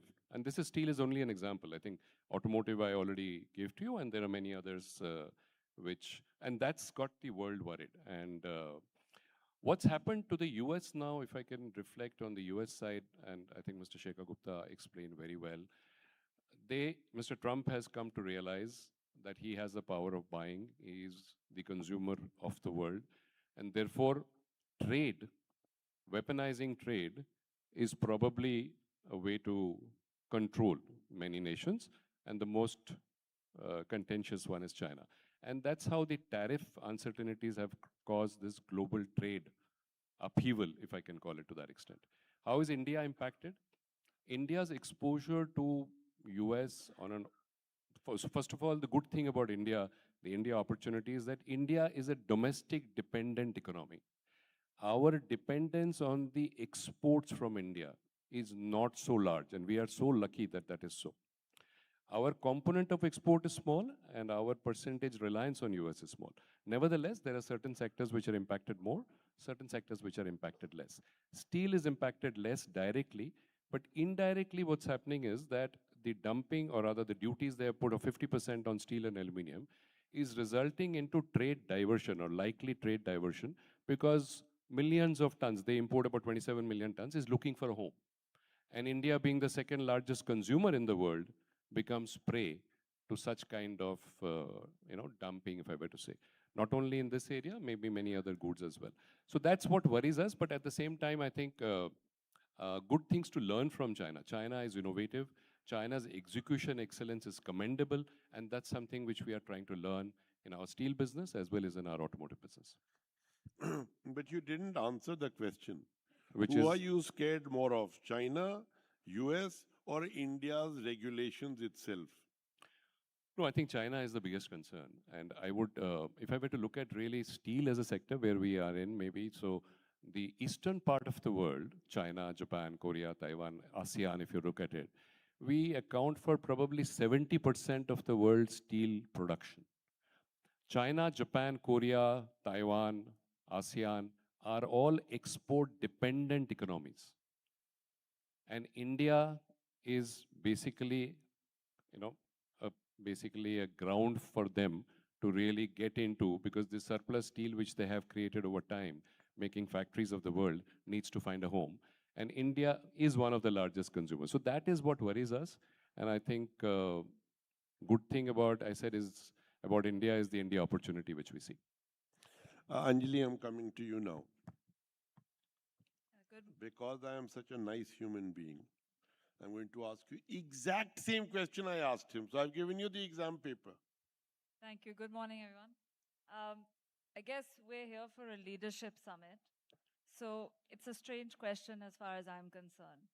Because the whole point of a leadership summit is to show leadership and talk about leadership. Hence, I think having fear of two of the largest economies and drivers is possibly a slightly difficult question to answer in this forum. Hence, I'd like to just kind of tilt the answer. At least sitting where I'm sitting, and I very much represent the automotive industry. I'm almost entirely in the automotive business, with a small fraction in the hospitality business. But really speaking, the reality is that both America and China have posed very, very different challenges. But I will continue to say that they pose challenges. Hence, I just want to take the fear out, because fear is often very closely related to crisis. I think there's a whole gambit of opportunity thanks to both of those superpowers and what's happening with both of them.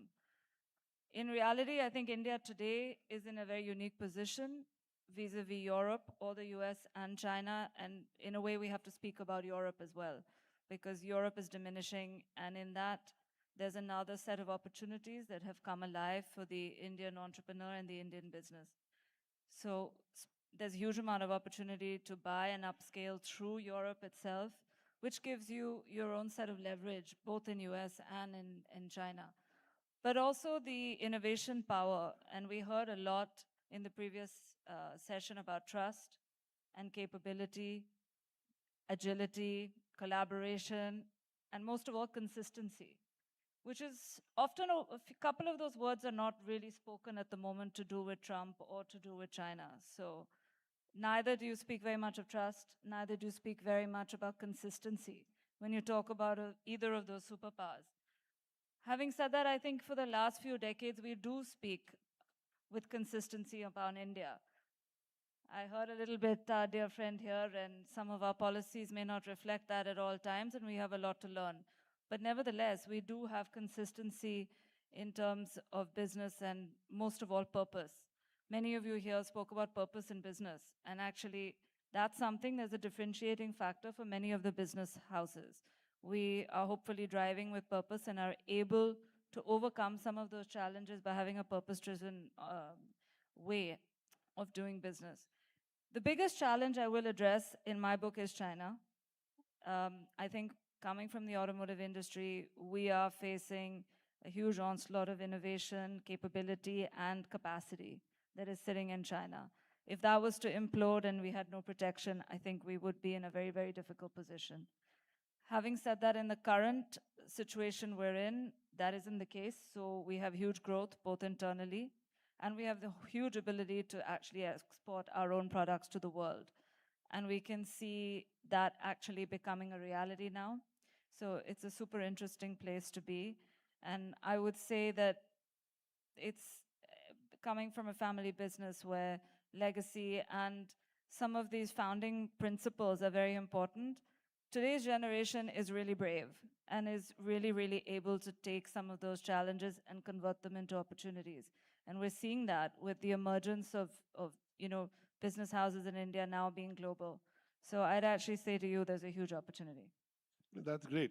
Actually, I'm so glad that you have brought a positive momentum in the discussion. I would say that the biggest winner in the 21st century is China, which went from 1 trillion to 18 trillion. The second biggest winner is India, which went from 480 billion to 4 trillion in the same. So we went 8.5 times, they went 15.5 times. US went from 10 trillion to 29 trillion, but and continue to hold their power. Kulin, I'm going to come to you.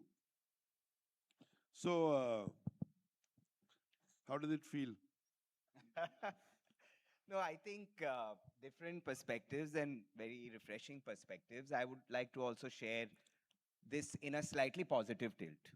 I think before this whole Trump administration tariff chaos hit the world, I was seeing India in kind of a sweet spot as far as our industry was concerned. And I'm talking about textiles, apparel, and the whole low-cost manufacturing, labor-intensive manufacturing. So let me take a lens from that perspective.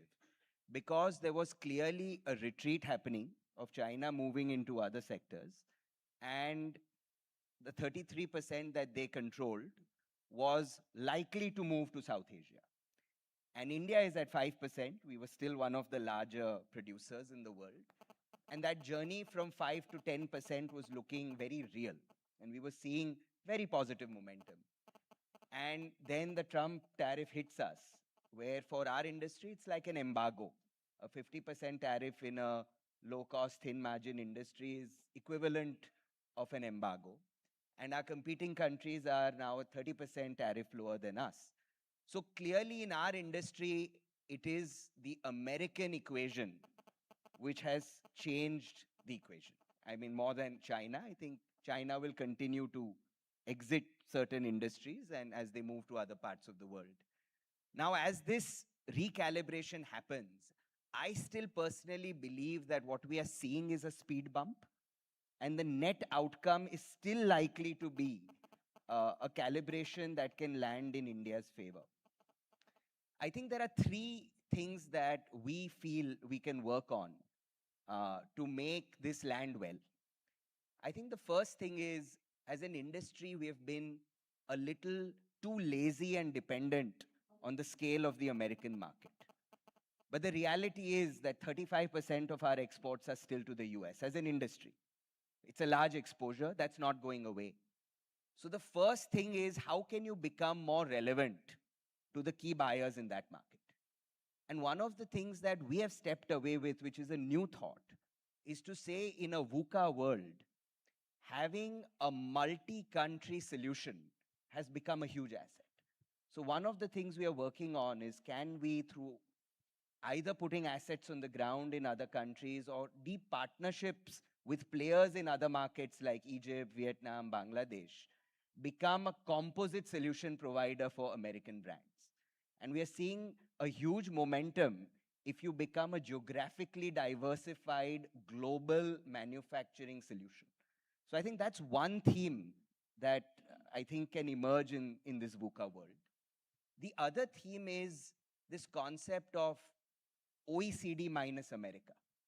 So if you, I mean, it was also mentioned by Anjali, if you look at 35 trillion of Europe, 5 trillion of India, 5 trillion of Japan, and another 5 trillion of the other OECDs, there is another block of 45 trillion, which will naturally embrace a rule-based order. We can't afford anything else. We're not as powerful as China nor America. This block will have to survive. And I think if the more this block integrates, the better it is. For the last 10 years, we've not been able to sell into Japan and Australia. Thanks to Mr. Trump, I think we'll soon be 5 to 10% exports into these two blocks. So I think a crisis pushes you to start integrating where you never integrated before. And the third point, which was also mentioned by Mr. Acharya, I think one of our biggest advantages is this future demand of India. And I'm so happy to see that demand generation has come up in the pecking order of reform. I think if we unleash 5 trillion rupees of consumption and the middle class kind of starts waking up, I think that itself is a hedge. So as we go from 5 trillion to 10, I think we at least have a cushion which many other economies don't. So net, I think if out of all of this, the Trump tantrum recedes a bit, an FTA with the EU comes out of this, and if we become a little more nimble and multipolar in terms of our manufacturing footprint and our geographical base, I think the future may actually be quite bright. So just a little bit of, because you're a friend, I can push you a bit, right? I mean, so do you think the US, especially these top 6 companies, are basically, US is a levered bet on AI, and there is going to be, AI will ultimately show all its prowess and all that in 5 to 10 years' time. But in the immediate period, in the next 2 years, we are seeing a complete collapse or, a recession in the US. So Trump has given you forewarning to find other markets? I think in this whole piece, it's impossible to say when and how a recession could possibly hit. So I liked one of your slides earlier, which said that in a world so uncertain, you need to cover your balance sheet risks well. So I think one of the things, it's impossible, maybe I'm not capable of giving a view on geopolitical risk beyond a point, but as a group, one of the things we do believe is in an uncertain world, try and hedge as many bets as you can and don't lever up so that any sort of black swan should not impact you permanently. So I think we do believe that the uncertainty levels and the way the macros are stacked up, the future is one with high uncertainty, and that means a little caution as far as balance sheet risk is concerned. Shekhar, you're such an astute observer of politics, and so I'm going to ask you a question which, frankly, I have no answer to, but from a political angle, what I'm trying to ask is, China right now is 34% of global manufacturing, 17% of global GDP, but only 12% of global consumption. And Xi Jinping doesn't want this consumption to go up. But if he allowed this consumption to go up by even 2%, 12 to 14%, the Chinese would hopefully be happier and the world would be delighted, because they would consume a bit more. What are the political compulsions that prevent him from doing something which would be, Pareto optimal and generally useful for the rest of the world? Well, first of all, I think I don't think I have a conclusive answer, but from whatever I am reading now, and where do I read? I can't read any Chinese. And in any case, there's no Chinese media because that's not all official. But whatever I read on good publications, some of the best coverage of Chinese economy comes Wall Street Journal, LinkedIn Wei, FT. I think he's trying very hard to increase consumption. He's not discouraging consumption. He's trying desperately hard to increase consumption. But people haven't produced babies for a long time. The Chinese have walked into their own trap because they've been sitting on their own data. And that's what worries me about our country. We passed the 2021 census. So we still have only the 2011 census as our database. That's where we work from. I'll be surprised if the next census, whenever it takes place, does not show that our population and our birth rates have declined much more than we imagine they have. In China, they went below replacement level by 2009, 2010. And their mean age is probably older than what is estimated right now. So the Chinese have also dug a hole for themselves because it's the third generation of the Chinese with one child, right?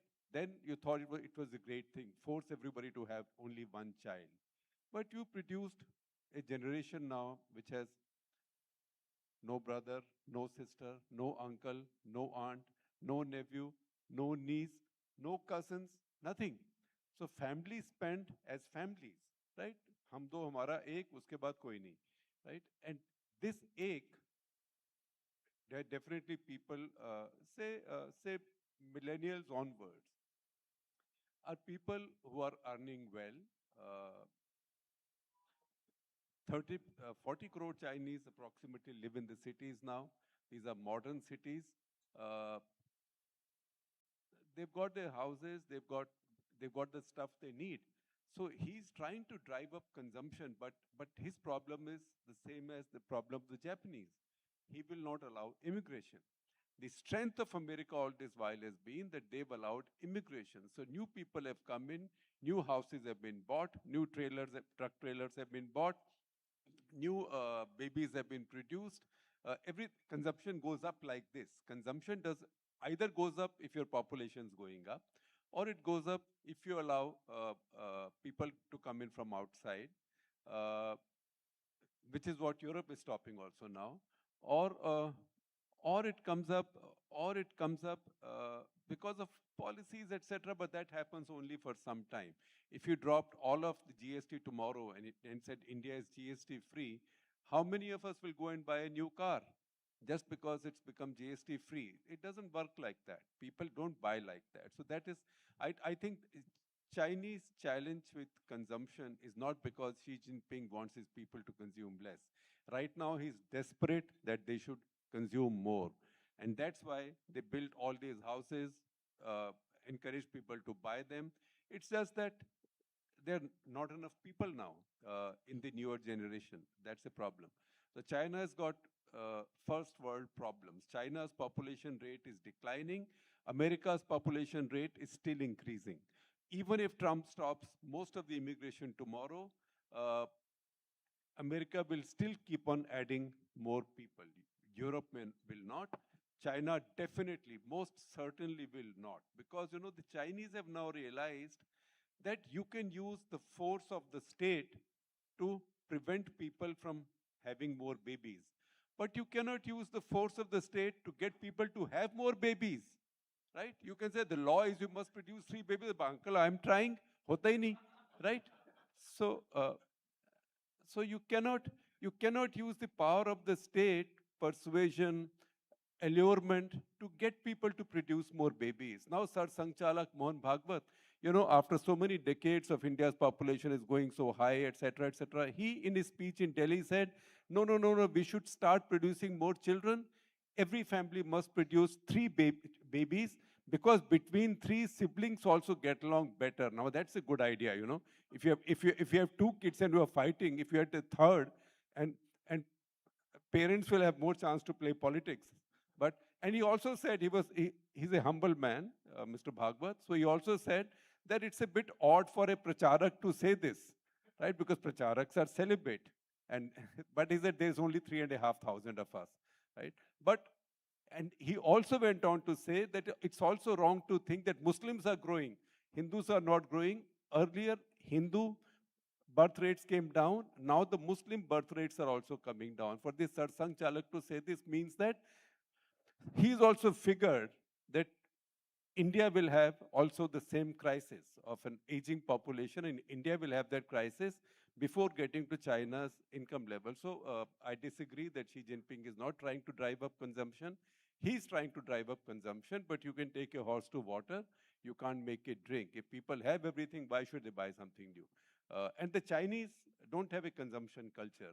American use and throw, purana ho gaya, phek do. Now I'll just take a minute. What happens when you break a pen like this? It's a Mont Blanc pen. It costs a certain amount of money. So where does it break? It falls like this. It breaks at the top, right? You go to the Mont Blanc shop in India, mostly at Taj hotels, and they say, give it to me. I'll send it to Bangalore. If they can fix it, they'll fix 3 months. Or it'll go to Germany, 6 months. It'll cost 30,000 rupees. Now, there is a guy, as I discovered, in front of the Bombay High Court. You can give these pens to him. In about 2 weeks, he fixes it for you. And I sat with him to see how he does it.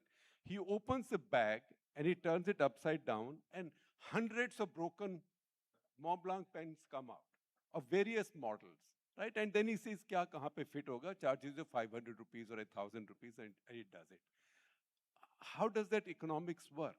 That economics works because in the Western world, nobody will take a pen for repair. They'll just check it, chuck it.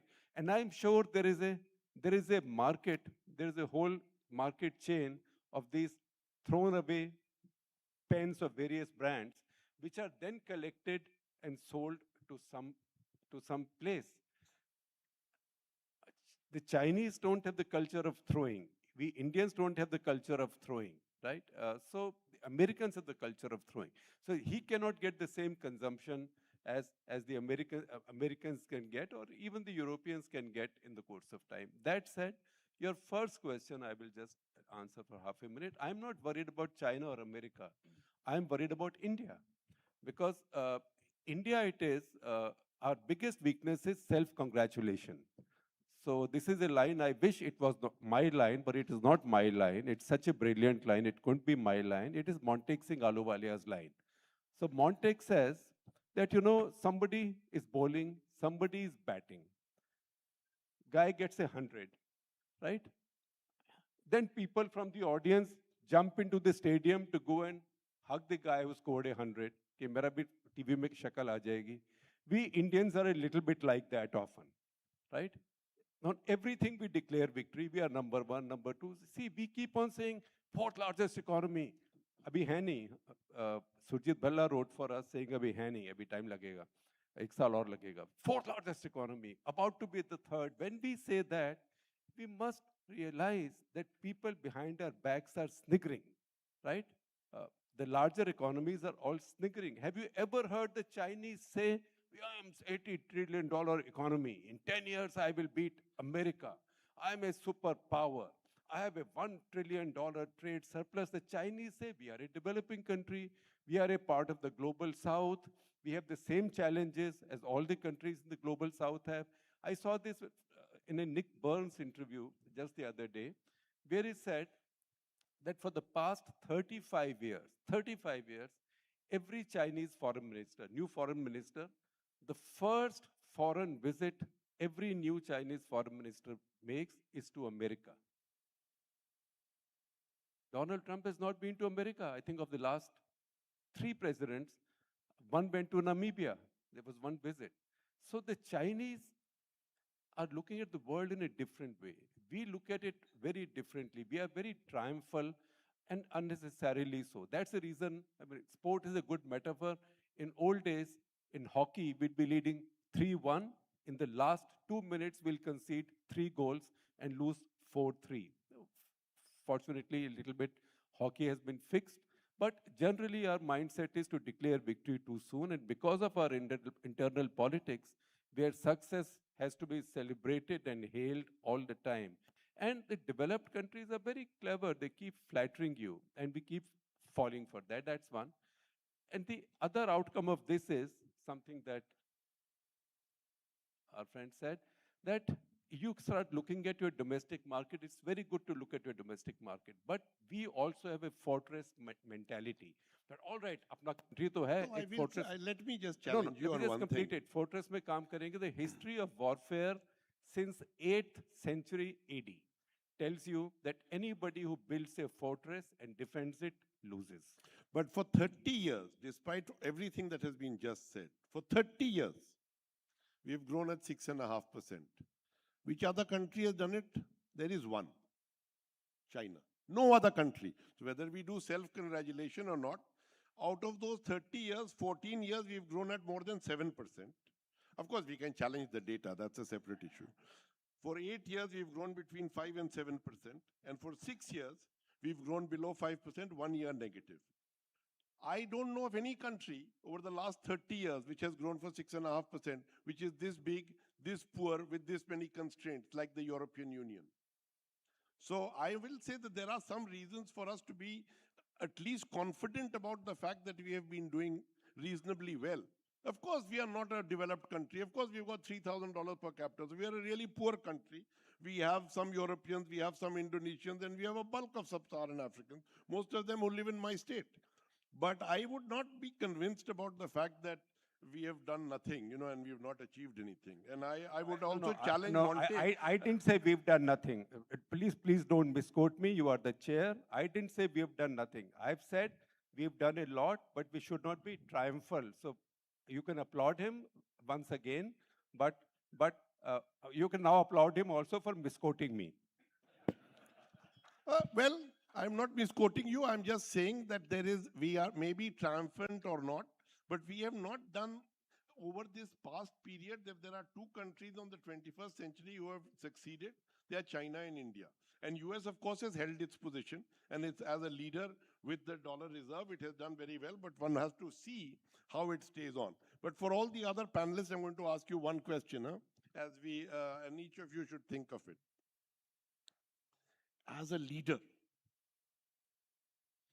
in the last 1 year, what has been the biggest thought that you have nurtured and tried to tell your team? The last 1 year, especially if I look at our industry, we have gone through very challenging times. In terms of margins, I think we hit probably one of the lowest.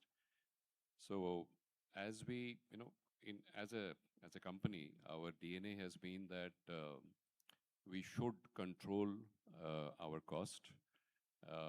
We should basically be able to manage our balance sheet in a prudent way. While we grow, we have not sacrificed our vision for growth. We continue to grow in a prudent manner. Manage cost is the most effective way you can. And I think our entire team has this common goal today, that how can we cut every waste. And if you really look at, just to give you an example, electrical energy, we are trying to use now 40% of our electrical energy through waste, heat and gases, and thereby cut cost. Process efficiencies. Now, we did that program with PCG, where we are cutting 18 million tons of CO2 emissions by 2030, and that is bringing in value in terms of cost. Our renewable energy is bringing in value in terms of cost. So I think our single largest focused mantra is cost competitiveness. Anjali? I think in the last year, the biggest focus for us has been on impact and being recasting our 3-year or 5-year strategies to 25-year strategies. We're really looking at how you go beyond looking at footprint to blueprint, and basically looking from the woods to the forest, really. I guess it's a very, very interesting time for all of us, and I feel very strongly that all our businesses can be a massive contributor to the planet and to sustainability. And unfortunately, there seems to be a lot of jargon and a lot of noise around it being a very heavy word. And at least in our organization, we've tried to reestablish that entirely and actually excite people around that. But really looking at becoming far more purpose-driven. Cost is, cost as far as I'm concerned is for my CEO to manage. But the future growth and the future vision and the future legacy is my problem. So I have the joyful task of setting a 25-year target for the family. The rest my children can take care of. But really, it is genuinely focusing on the bigger picture. Great. Colleen? I think one of the core themes is how do you create urgency for change? And the change that I'm talking about is not incremental because on one hand, as we all discussed, geopolitically, the world is never going to be the same again. And the way we need to reintegrate into the future world of whatever is the new form of globalization, this multipolar world, will require you to think very, very differently about how to be meaningful in the global value chain of tomorrow. And on the other side, I think one of the topics which hasn't come up today, we talked about AI, but the other dramatic change that is coming is with robotics. And I think manufacturing is fundamentally going to look so different 5 to 10 years from now. I mean, in China, people talk about dark factories, but even in industries like ours, which are labor intensive, you are going to have manufacturing models at 10, 15% the labor intensity. So unless there is an embracing of dramatic change and agility, I think your place in the future value capture may just not exist. So I think how do you prepare an organization for dramatic change without it feeling like a panic situation? I think that is the challenge today, that we have to make it seem like a great, exciting opportunity, but the pace of change needs to be fast. I'll give the last word to you, Shekhar, and I can't misquote you after that. Well, I just say that we spend too much time in our lives as journalists looking at domestic politics. Today, 1 week before the first round of voting in Bihar, I'm still sitting here and not in Bihar. Because we've also all had to reboot ourselves from thinking constantly about domestic politics to global geopolitics.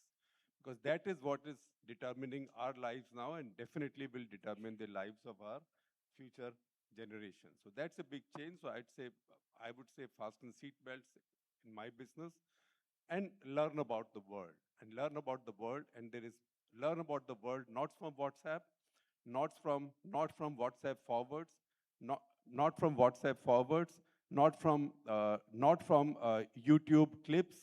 A de-dollarization is not taking place. In fact, I was hosting the Russian ambassador. Pramod was there the other day. When somebody stood up, chairman and founder of a successful upper mid-sized company, who said, now that we are heading towards de-dollarization. And I interceded and said, look, India is officially committed to support the dollar. The Indian government has said again and again that we believe in the dollar. And the Russian ambassador said, and so do we. He said, we never said that go away from the dollar. We support the dollar, right? So this is stuff that goes out on YouTube clips and stuff. And that's why people like us, professional journalists, have to be a lot more careful. Because sometimes things we say will be contrary to what you've heard from so many mouths over the last so many months that you think ये झूठ हो ही नहीं सकता जब सब ये बात कर रहे हैं, पर वो सच नहीं होता है. झूठ हो या ना हो, वो सच नहीं होता है. तो so that is the challenge in my business. That said, since we talked about consumption exports, I will give you a little story from the past. Unfortunately, Abid Hussain Saab is not there anymore. You should have heard it from him. He was our commerce secretary, also ambassador to Washington, very respectable man. So he was commerce secretary under VP Singh when VP Singh was commerce minister. And VP Singh said to him, Abid Saab, now we should give this country a slogan, export or perish. So Abid Saab I said, Minister, sir, if you don't mind, I'd suggest don't give this country this slogan. He said, why? He said, because given the way our country is, it will collectively choose to perish. Because we we've always been trained by the socialist state, right from the Nehru era, Indira era, to be trade skeptics. We are afraid of trade. That's a political culture issue. That's not an entrepreneurial issue. That's not an issue that all of you have. That's an opportunity that all of you have. But that's an issue with our political culture. Thank you very much. And actually, we have run out of time, and Amita is glaring at me, and she's a very dangerous woman.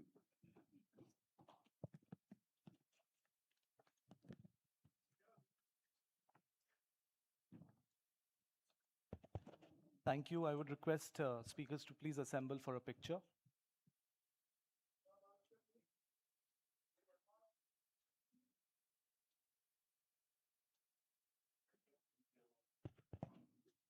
Ladies and gentlemen, we next get into the pre-lunch session, the final before lunch, and it's a very interesting discussion. We'll very quickly, in a minute, change the top table. Please bear with us. Thank you.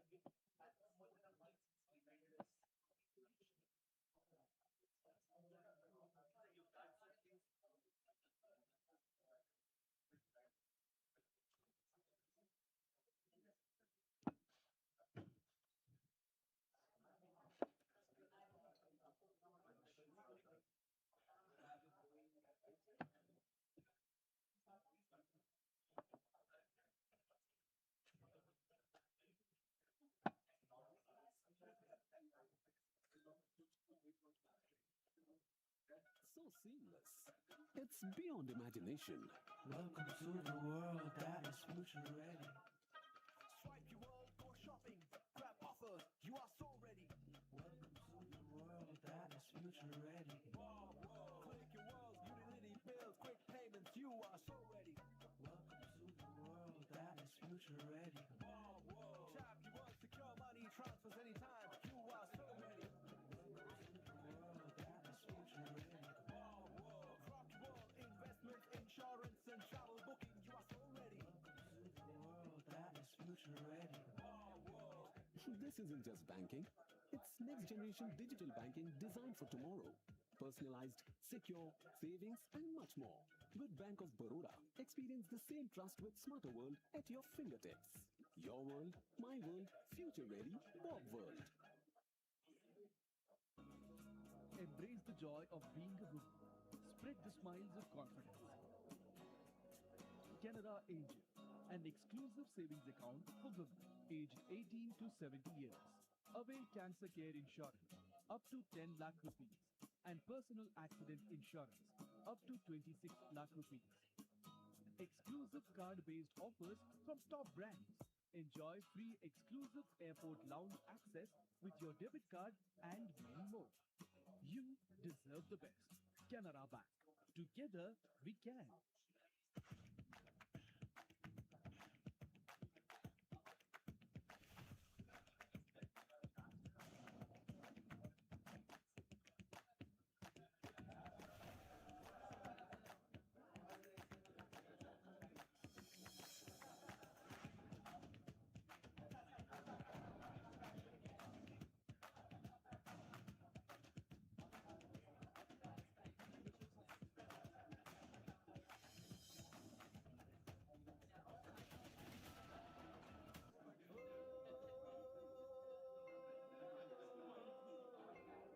कभी सोचा है एक छोटा सा बीज विशाल वृक्ष में कैसे बदल जाता है?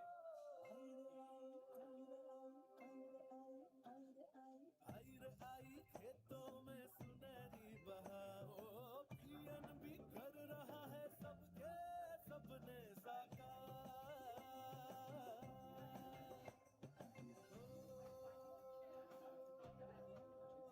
एक छोटे कारोबार को पंख मिले तो क्या होता है? अब हौसले की उड़ान।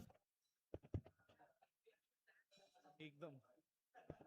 Ladies and gentlemen, request you to please take your seats. We'll be starting with the last pre-lunch session. It's going to be a very interesting panel of speakers. So please join us. We'll start in another minute, please. Thanks.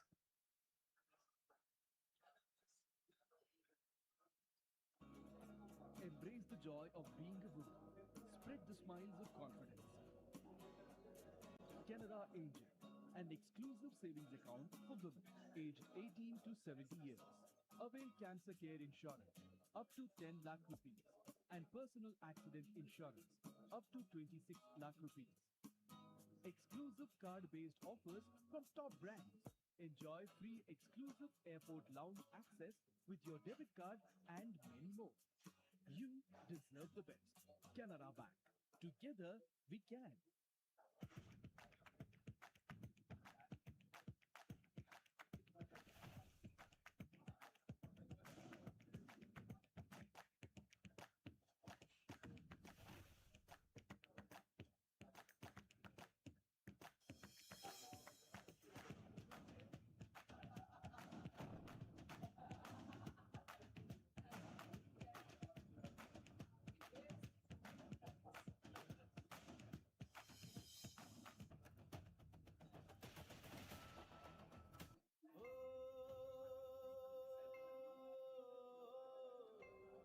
कभी सोचा है एक छोटा सा बीज विशाल वृक्ष में कैसे बदल जाता है? आई रे आई खेतों में सुनहरी बहार, ओ पियन भी कर रहा है सबके सपने साकार।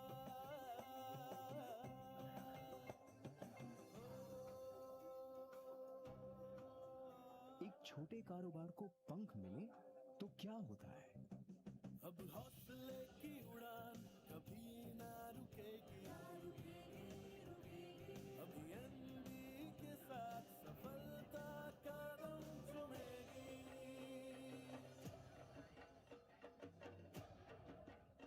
कैसे एक छोटी सी सुविधा बड़ी खुशियों का आधार बन सकती है? विश्वास जहां समृद्धि वही मिले, विश्वास जहां समृद्धि वही मिले, पीएनबी के साथ हर सपने खिले।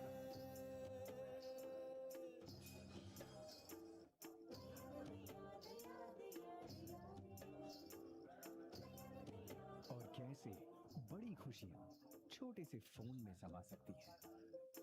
नई उमंग के साथ नई रोशनी आई, पीएनबी के साथ इससे तरक्की है पारी। अगर भरोसा हो तो बैठे बैठे आसमान छू सकते हो। नए वर्ष की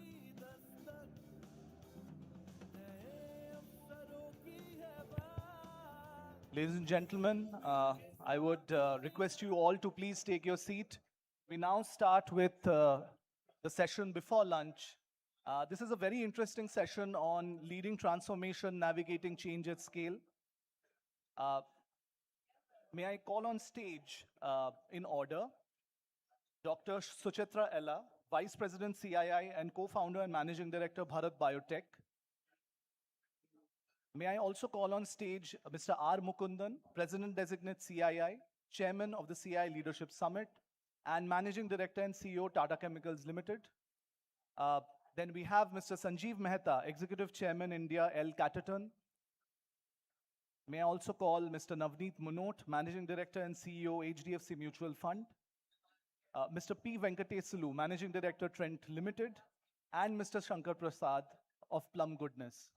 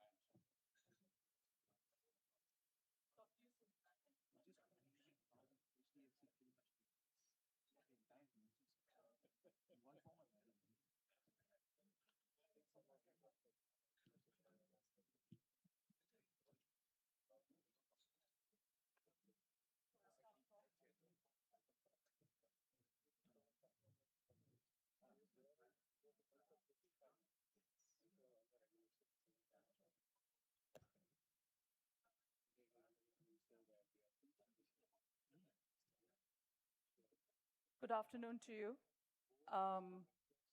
This is rather exciting for me, not because this is the first CII national seminar or a regional conclave that we get to attend almost on a weekly basis sometimes as office bearers. Nobody could know this any better than Mukundan. But the CII platform for us has always created this kind of interactions and experiences which are extremely valuable for each one of us, irrespective of whether we are on the stage or off the stage. That is how I have personally benefited from being a part of CII over the last 25 years through my organization. I'm Suchitra Ella. I'm the Vice President of CII National, and I head an organization called Bharat Biotech International Limited.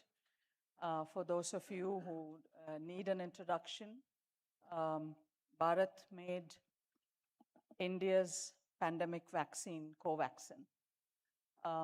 So that is how this journey for me has been over the last 30 years. And it's a great honor to be here in Mumbai with all of you and on this lovely topic, the National Leadership Summit, which I'm always excited about because I believe that strong leaders make strong organizations, a strong economy and a strong country and a strong future for all of us going into beyond, thinking for the generations ahead, thinking for 2047, thinking ahead always. I mean, I think that is the beauty of being in enterprises. Enterprise building is all about that. My own journey is very small compared to many of the stalwarts sitting here. I was a startup co-founder, Krishna and I, when we founded Bharat.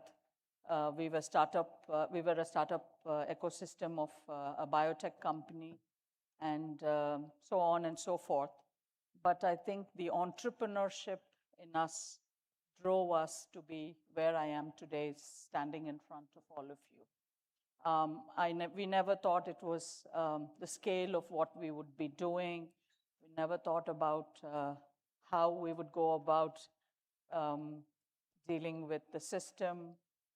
We didn't know, how to deal with HR. At that point of time, we all start small. I mean, most of us do, first generation entrepreneurs. So we go through this regimen, I would say, rather, not a routine, because there's no routine in entrepreneurship and leadership building. It's always about learning something new every day, every hour, every day, and then taking it beyond and being broad spectrum leaders to help guide, build, shape, sometimes transform the organization that we are all a part of. However small or large we are, I think that's common to all of us.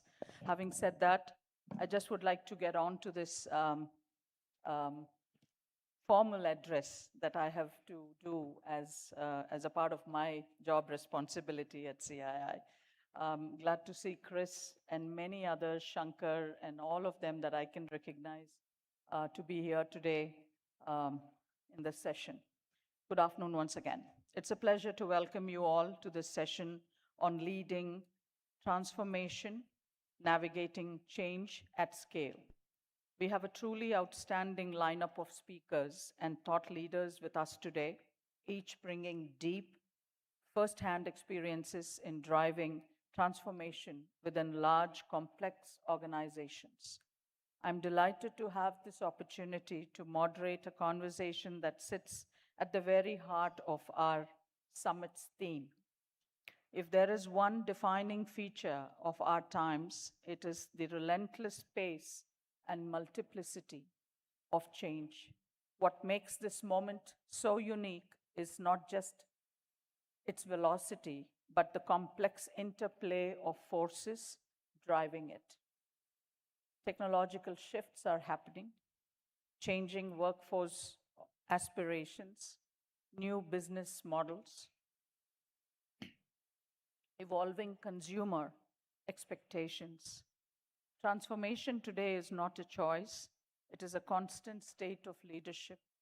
If I may add another one, the changing geopolitical situations and scenarios that we experience on a day-to-day basis is also something that makes us all look at how we need to transform ourselves. True transformation today is enterprise-wide. It cuts across strategy, structure, and culture. It's about rethinking how we create value, collaborate across ecosystems, and integrate technology, sustainability, and people-centric design into the very core of our businesses. It requires leaders who are not only visionaries, but sense makers, able to connect the larger why of transformation with the everyday realities of teams. Another vital aspect is governance and continuity. Change must have accountability as well. It must be anchored in purpose and measured through both tangible outcomes and intangible cultural shifts. Transformations often stumble not because of poor ideas, but because organizations lose momentum midway, declaring victory sometimes too soon, or failing to sustain the energy that is required for the long haul of change. I think it's in the challenges that we have, that we need to endure, that we have learned the most. I'm sure all these leaders on this platform here and all of you sitting over there would just echo with me on that. It's not the good days that probably have, left us lessons to learn, but it is the tougher days, the tough challenges that we have all seen or overcome or taken our teams forward to face them. Not to be overlooked is another dimension. People is people. People are primarily our very first circle of our strength, our resource. No transformation succeeds without aligning hearts and minds. You can have the best strategy and technology, but if it's the organization's culture, if it resists or its people do not feel ownership of change, then progress falters. These two words, hearts and minds, echo very well with me as well. As a young entrepreneur, when we started out, I would echo these two words. I'm so convinced that these are the two best words that as leaders that all of us would have put in practice, because it's just not the minds alone. We need the hearts as well. Unless that comes together, then all this transformation and the change that we wish to bring upon probably sometimes remains far less achieved. The role of a leader, therefore, is to act as a storyteller and a sense maker, someone who connects the why of transformation with the everyday realities of our teams. In that sense, leading transformation is not about episodic projects. It is about creating a movement within the organization that brings together technology, people, and the purpose in a coherent, enduring way. With these reflections, I'm delighted to introduce our distinguished panel today, the leaders who have each navigated transformation at remarkable scale in diverse sectors and in very different business environments. Through their experiences, I'm sure I will also learn. I'll have takeaways going back after this session, and also will all of you.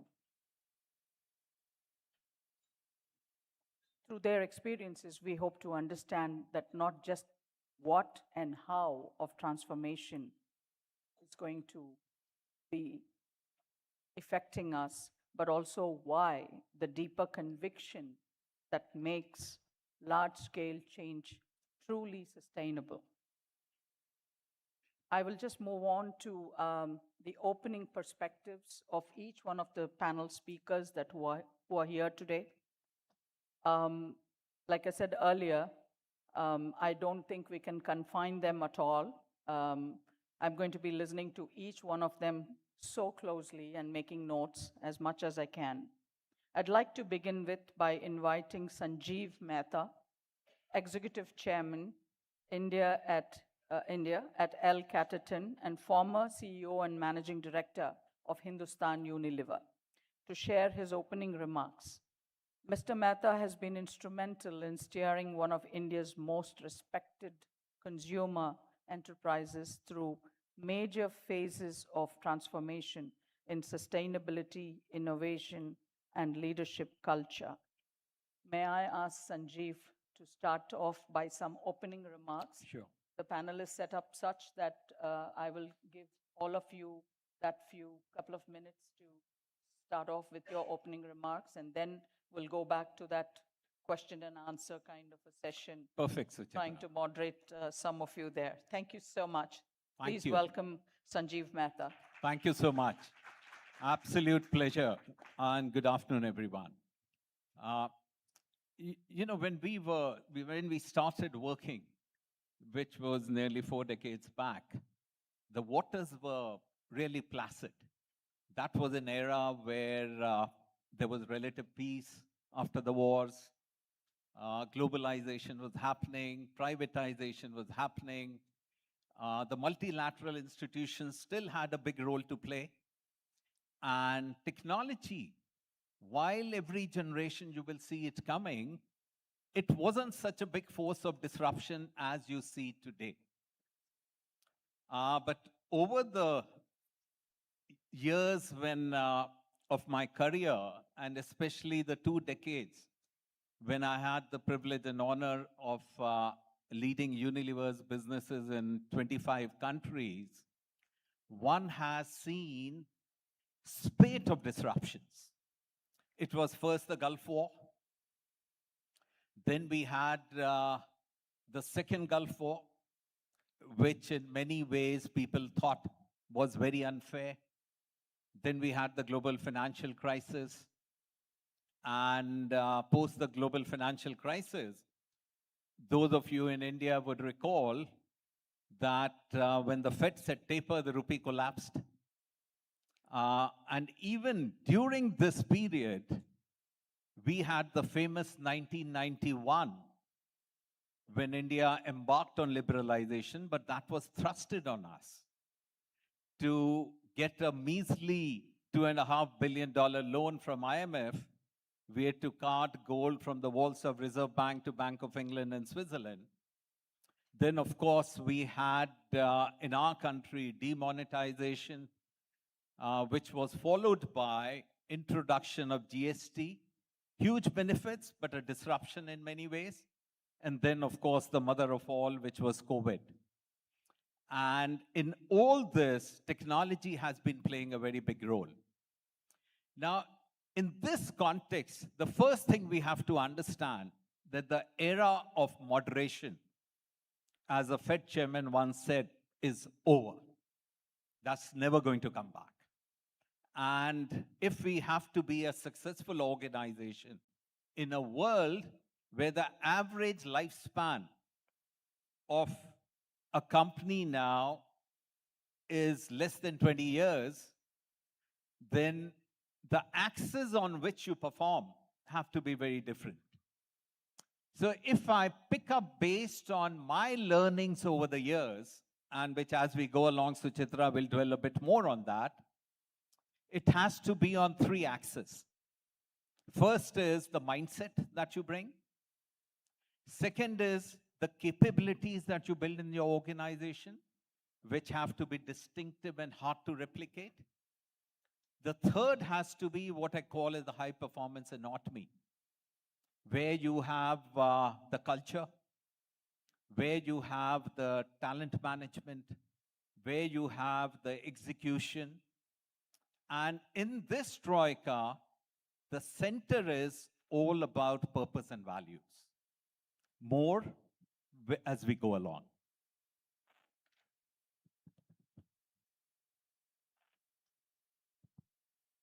Thank you, Sanjeev. I would like to move on to the panelists on my left. So I'm going to have, it's not in any particular order, but just the seating order that they all seem to have today. So next would be Venkateshlu, Managing Director of Trent Limited, who has driven remarkable transformation within the retail and lifestyle ecosystem, bringing agility, customer focus, and digital enablement to one of India's most dynamic sectors. Over to you, Venkat. Suchitra, thank you. It's a pleasure to be here. Sanjeev mentioned how the environment is so much more volatile now than where we were possibly a few decades ago. And in many ways, I want to just take a tangent to that viewpoint and call out why businesses, organizations, and even individuals for that matter, can take a stance which is quite differentiated in various ways in the choices that we make. For instance, I want to use Trent as a case in point. Trent, I've mentioned many times in multiple forums, is a bit of a platform company. It's very tempting to think of platform businesses to be technology businesses. Technology is almost integral to all businesses today, and that's a reality that we deal with. That said, reality is a business like Trent is effectively a proposition which is has common threads across multiple brands. Whether you talk about Westside, whether you talk about Zudio, whether you talk about the newer formats and brands that we are building, we wouldn't be playing this game today but for the fact that we have common threads. And those common threads are actually very differentiated, I would bet, in terms of the choices that have been made over multiple years. For instance, we've been almost entirely own branded. And the reality is, if we didn't make that choice way ahead, we would probably not have the newer brands that we are playing with. It's not the only business model that you can play with, but taking a differentiated position in a market which is crowded allows you to play a different game. And if you can then build the culture, build the technology, build all the other pieces that need to go together to deliver outcomes, it does deliver interesting outcomes, because if you play the same game that everybody else is playing, you're going to get a very average result because you're going to compete on the same basis. But if you can play with a different proposition in the multiple choices that we make, we do think there is a different outcome, and hopefully if it's relevant to the customers and relevant over long periods of time, you can deliver significant value. At least that's our pitch. More later. Thank you, Venkat. The next on the list, because I'm going back and forth, I'm not following the CII list that I have here in front of me. It's going to be Navneet Munot, Managing Director and CEO of HDFC Mutual Fund. His experiences in financial services transformation, especially around governance, digitalization, and customer-centric innovation, stands him out, offers the most powerful model for the industry for all times. Over to you, Navneet. Thank you so much. Such a pleasure to be part of this esteemed panel. Anytime I asked about the world we are in, I answer in one sentence. We are in a world where the only thing I can say with certainty is continuity of uncertainty, There are three things about the world. Number one, everything is unpredictable. And while Sanjeev talked about going back to Gulf War and the many events that we have seen, we look at the last 5 years. I mean, at the beginning of the 20, globally, all markets had the lowest volatility in years or in decades, which means none of the markets, equity, fixed income, foreign exchange, commodities, could see what's coming. And within few weeks, we saw a health crisis, once in a century health crisis, a once in a several decades economic crisis, a climate crisis, a geopolitical crisis, what has followed after that, social crisis, Black Lives Matter, to many things that has happened in the world. And in 21, when everybody thought that things would be back to normal, the second wave was lethal. 22nd was supposed to be the year of recovery, and then you got hit with the Russia-Ukraine. We saw like inflation that US and Europe and the world hasn't seen for 40 years, interest rates going from 0 to 5% in US. I can go on every single year. So it's like Mike Tyson saying, everyone has a plan till they get punched in the face. The second is everything is faster. It's not only the change, but the velocity of change. And third thing is everything is questionable. There is so much of noise now. There is so much of noise that you really don't know what is signal and what is the noise. It's not only about the fake data, but since you get bombarded with so much of data and information coming from various sources, at times leaders and all of us lose sight of like what to focus on and what not to focus on. From the Liberation Day, when a lot of people thought that this is going to be like a very, very tough year and world is going to be so tough this year, only 3 companies in the world, NVIDIA, Microsoft, and Apple, have added $7.5 trillion of market cap in the last 7 months from the day of from that date. So it's like you don't know what is signal and what is noise. I think what's important, and again, because I talked about the NVIDIA and all of that, in Silicon Valley, they say, if you put enough engineering prowess and enough capital, any problem can be solved. I mean, you can put a colony in Mars, you can have an audacious vision. In case of India, I will flip that. And if I will say that if you put enough passion and a deep sense of purpose, any problem can be solved. And many people on this panel and several of the people sitting on this side, Chris is here, what we have done over the last several decades is basically a deep sense of purpose and a passion, and the way we have done is very, very different. I talk about my industry. Our total AUM in the industry has crossed 75 lakh crores. Just 23 years back in 2002, that was 1 lakh crores. We have moved from 1 lakh to 75 lakh crores. But over the next several years, I believe that we are at a transformational stage where to make growth inclusive and an economy which will grow, and you talked about the 2047, our industry can play a very big role in making growth inclusive by ensuring that we not only catalyze household savings into the productive investments on one side and create a virtuous cycle, but on the other side, spread that growth to every single household in India. And a lot of people ask about the product innovation at our end. I said, such a small Indian way of looking at things, a simple message of an SIP and a mutual fund Sahi Hai campaign, which has been such a powerful campaign over the last several years, and what it can do to the country and to our business.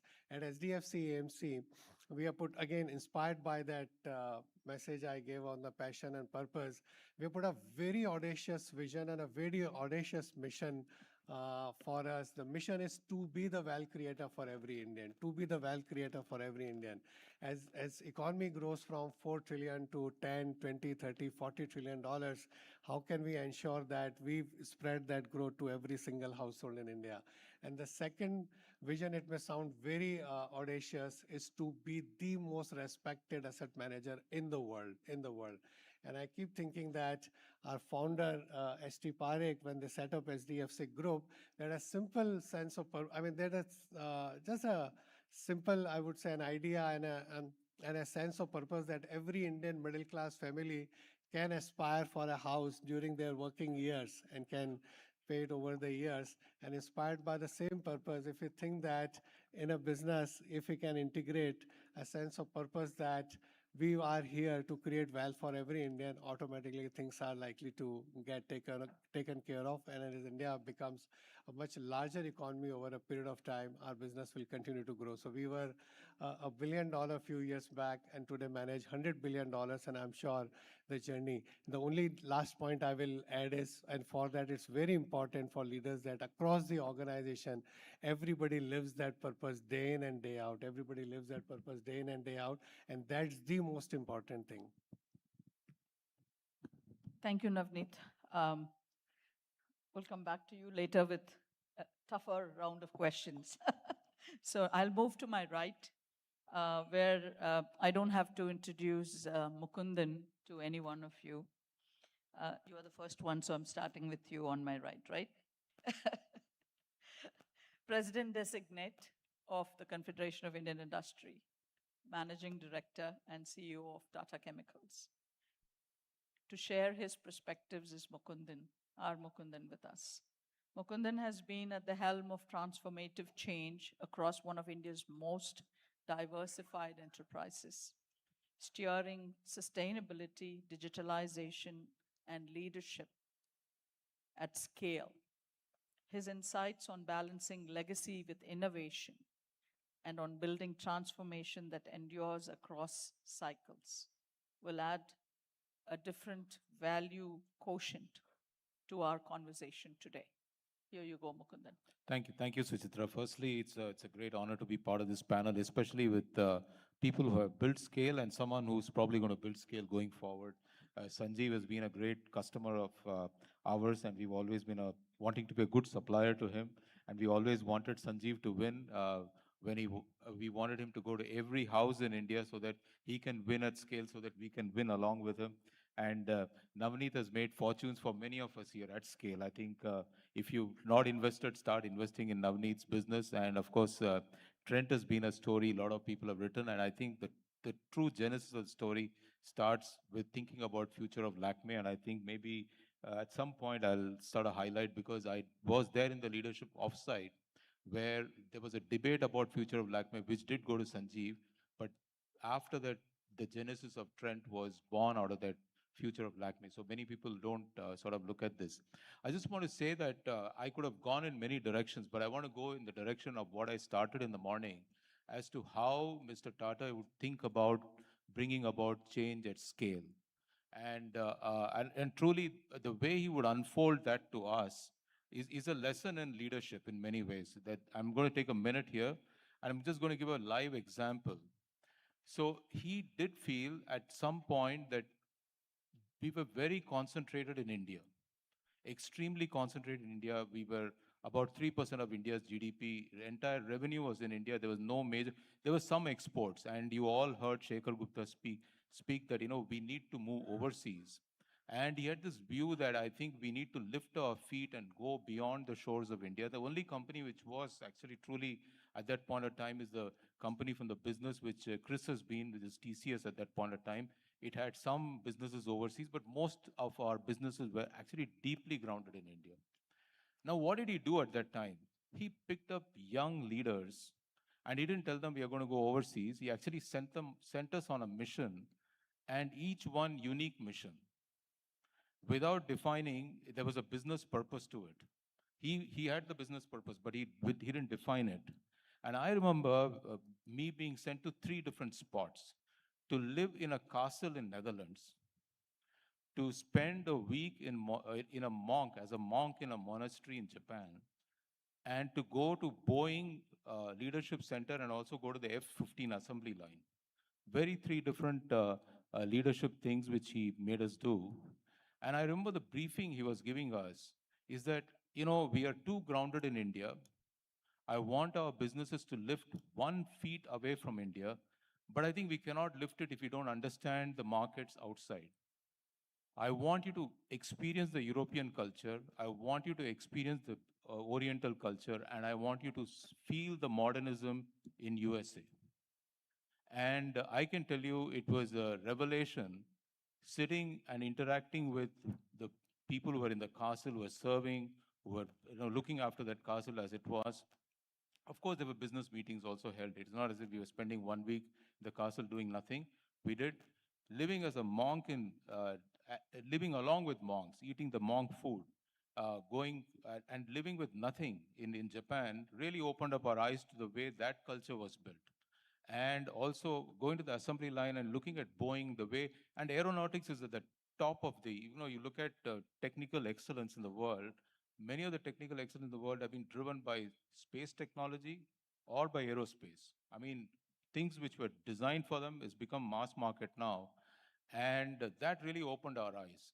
So I really think the first thing which happens when you want to drive change is to expose people to the opportunities and the realities of the world outside. I'll break into 3 words, which he always used to say that. The job of a leader is to face reality, number 1 task. Number 1 task, he would say, is we must face reality. If we're not doing well, we are not doing well. We must know what the data is. The second one he would highlight to us is that you must always listen and learn. And this was his process of listening and learning. Go around, listen and learn. And lastly, goes back to what Sanjeev has already highlighted.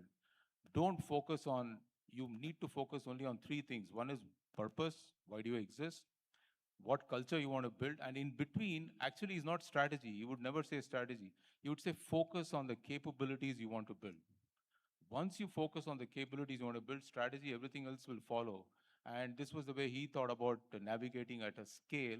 And mind you, he was looking at businesses across multiple sectors. And at least that's my reflection of the way he taught us. And that's been the way we've been taught, at least I've been trained to think through. So it's my little learning more later. Wow, that's amazing to listen from you, of course, coming from Ratan Tata himself, the kind of leadership lessons that you all have been through under his leadership.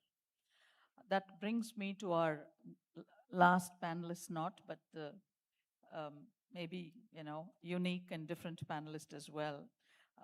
Shankar Prasad, founder of Plum Goodness, to share his opening remarks. Trust me, Shankar, I had not heard of your name nor the company before, but I'm going to get to know you better after this. He is going to bring us the lens of being a new age, digital first brand that has scaled with product innovation, community, and omni-channel execution. Over to you, Shankar. Thank you, Suchitra. Real pleasure and privilege to be here. And as Suchitra mentioned, probably the only company on this panel that needs an introduction. So we are about a 12-year-old startup in the beauty space. I myself am now 28th year into the FMCG industry. I started my career with HUL myself. We are a digital first brand and we sell largely to the evolving, aspiring Indian middle class in the skincare, hair care and personal care spaces. When we started, it was lonely. Now it is a highly competitive space. And therefore, I was reflecting on what would perhaps be most valuable for me to reflect on in front of this august audience. I think it's the way we are seeing the Indian consumer evolve. The pace at which the Indian consumer is evolving is stunning even people who are relatively new in the industry, such as us. What we knew as facts even a couple of years back need revalidation almost every 6 months, and the frequency at which this is changing at the consumer end is somewhat scary and yet exciting, because that forms the basis for how we innovate, how we communicate, how we design things for them that delight them. 2 or 3 things I'll call out in the Indian consumer space that is driving this change, and I go back to what Mr. Shekhar Gupta was saying in the previous panel, is the exposure to digital. Now, whether it is true, not true is a matter of debate, but consumers know things before we tell them. So we are no longer, when I started, for example, 12 years back, I had to educate people on what parabens are, what sulfates are, etc. Now they are telling me, tell me what kind of sulfates you use or don't use, what's the source of mica that you use in your product. So they are 2 steps ahead of you in terms of their awareness. It may not be full, but it is definitely partial. So we can't assume an ignorant consumer any longer. That's the first thing. The second thing is international trends coming to India much faster than one can imagine. K-beauty, I'm sure all of you have heard of, is a rage. And if Indian brands don't keep up, we're going to have a problem meeting the aspirations of people in India. The third is the domination or emerging domination of Gen Z in the consuming space. 2/3 of beauty consumers are either millennials or Gen Zs. More than half of our workforce at Plum is Gen Z. I am one of the oldest people in the organization at the moment. So it is quite stunning to see the pace and the scale of transformation that's happening in the Indian consumer's mind. And for somebody who's been doing this for a while, what it needs me to do is actually keep resetting every few months, ensure we're listening to the consumer almost in infinitesimally small frequency of listening. I just heard a story last week of another startup in another space, adjacent space to us, where the founders do a consumer call every single day. So they have a 6 o'clock slot set up where they just do consumer calls, 2 consumer calls a day. It's almost religion in their calendar. I was myself inspired. We're nowhere close to that kind of frequency of data gathering from consumers. But I'll just leave it here that the frequency at which we are expected to understand the evolving consumer's mind is mind-boggling. And unless we lead our teams to that in the consumer space, it's going to be tough to build. Thank you so much, Shankar. That is very, you've said you needed introduction, but we all also need to open up our eyes more and listen to, probably I'm the second one here on this panel, on the stage as well, that probably needed that little introduction myself. So we're not too far away. So I'm not going to take away time from the esteemed panel that I'm flanked by on either side.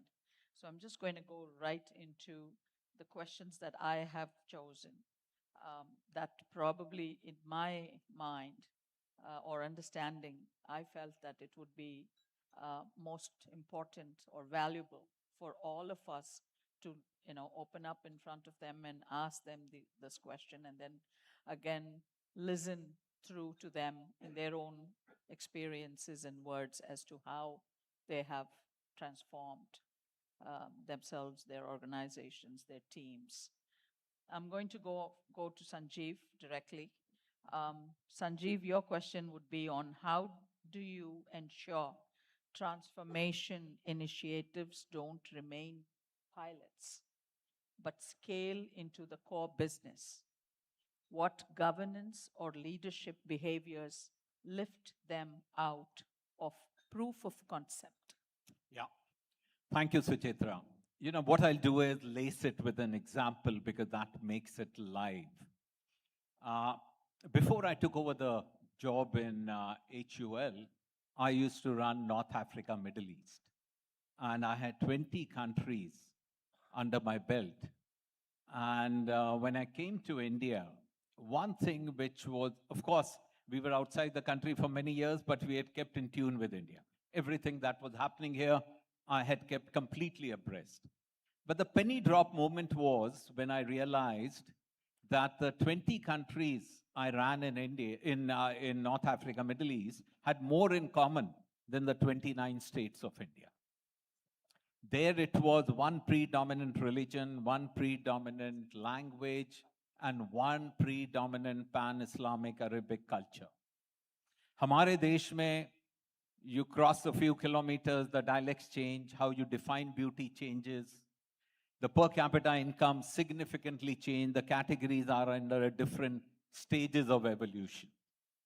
Now, if you're a big company, then averaging is a sin.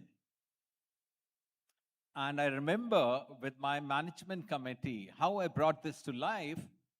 I told them that if today we are all sitting in this room, in walks the richest man in the country, you know who, then on an average, all of us would become billionaires.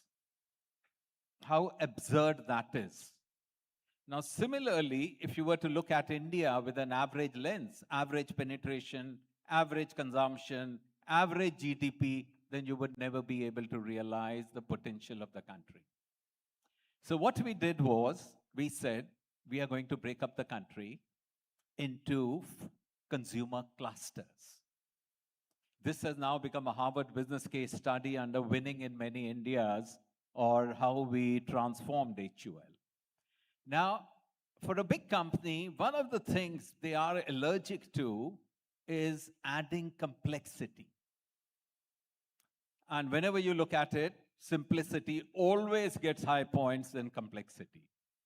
But we must remember, just like there is good cholesterol and bad cholesterol, there is good complexity and bad complexity. Bad complexity which doesn't add value, you have to remove. The good complexity which adds value, you have to learn to manage.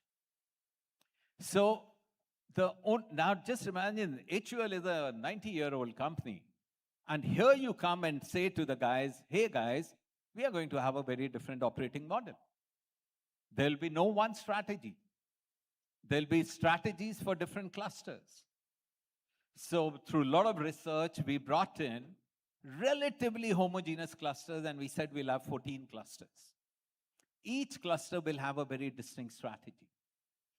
But remember something, when you just go and tell this to people, they will never buy it. So first we said, okay, let us pick up South India. South India is a bastion of HUL. Highest shares, great market positions. We broke up South into Kerala, Karnataka, into Tamil Nadu, and that time it was undivided Andhra.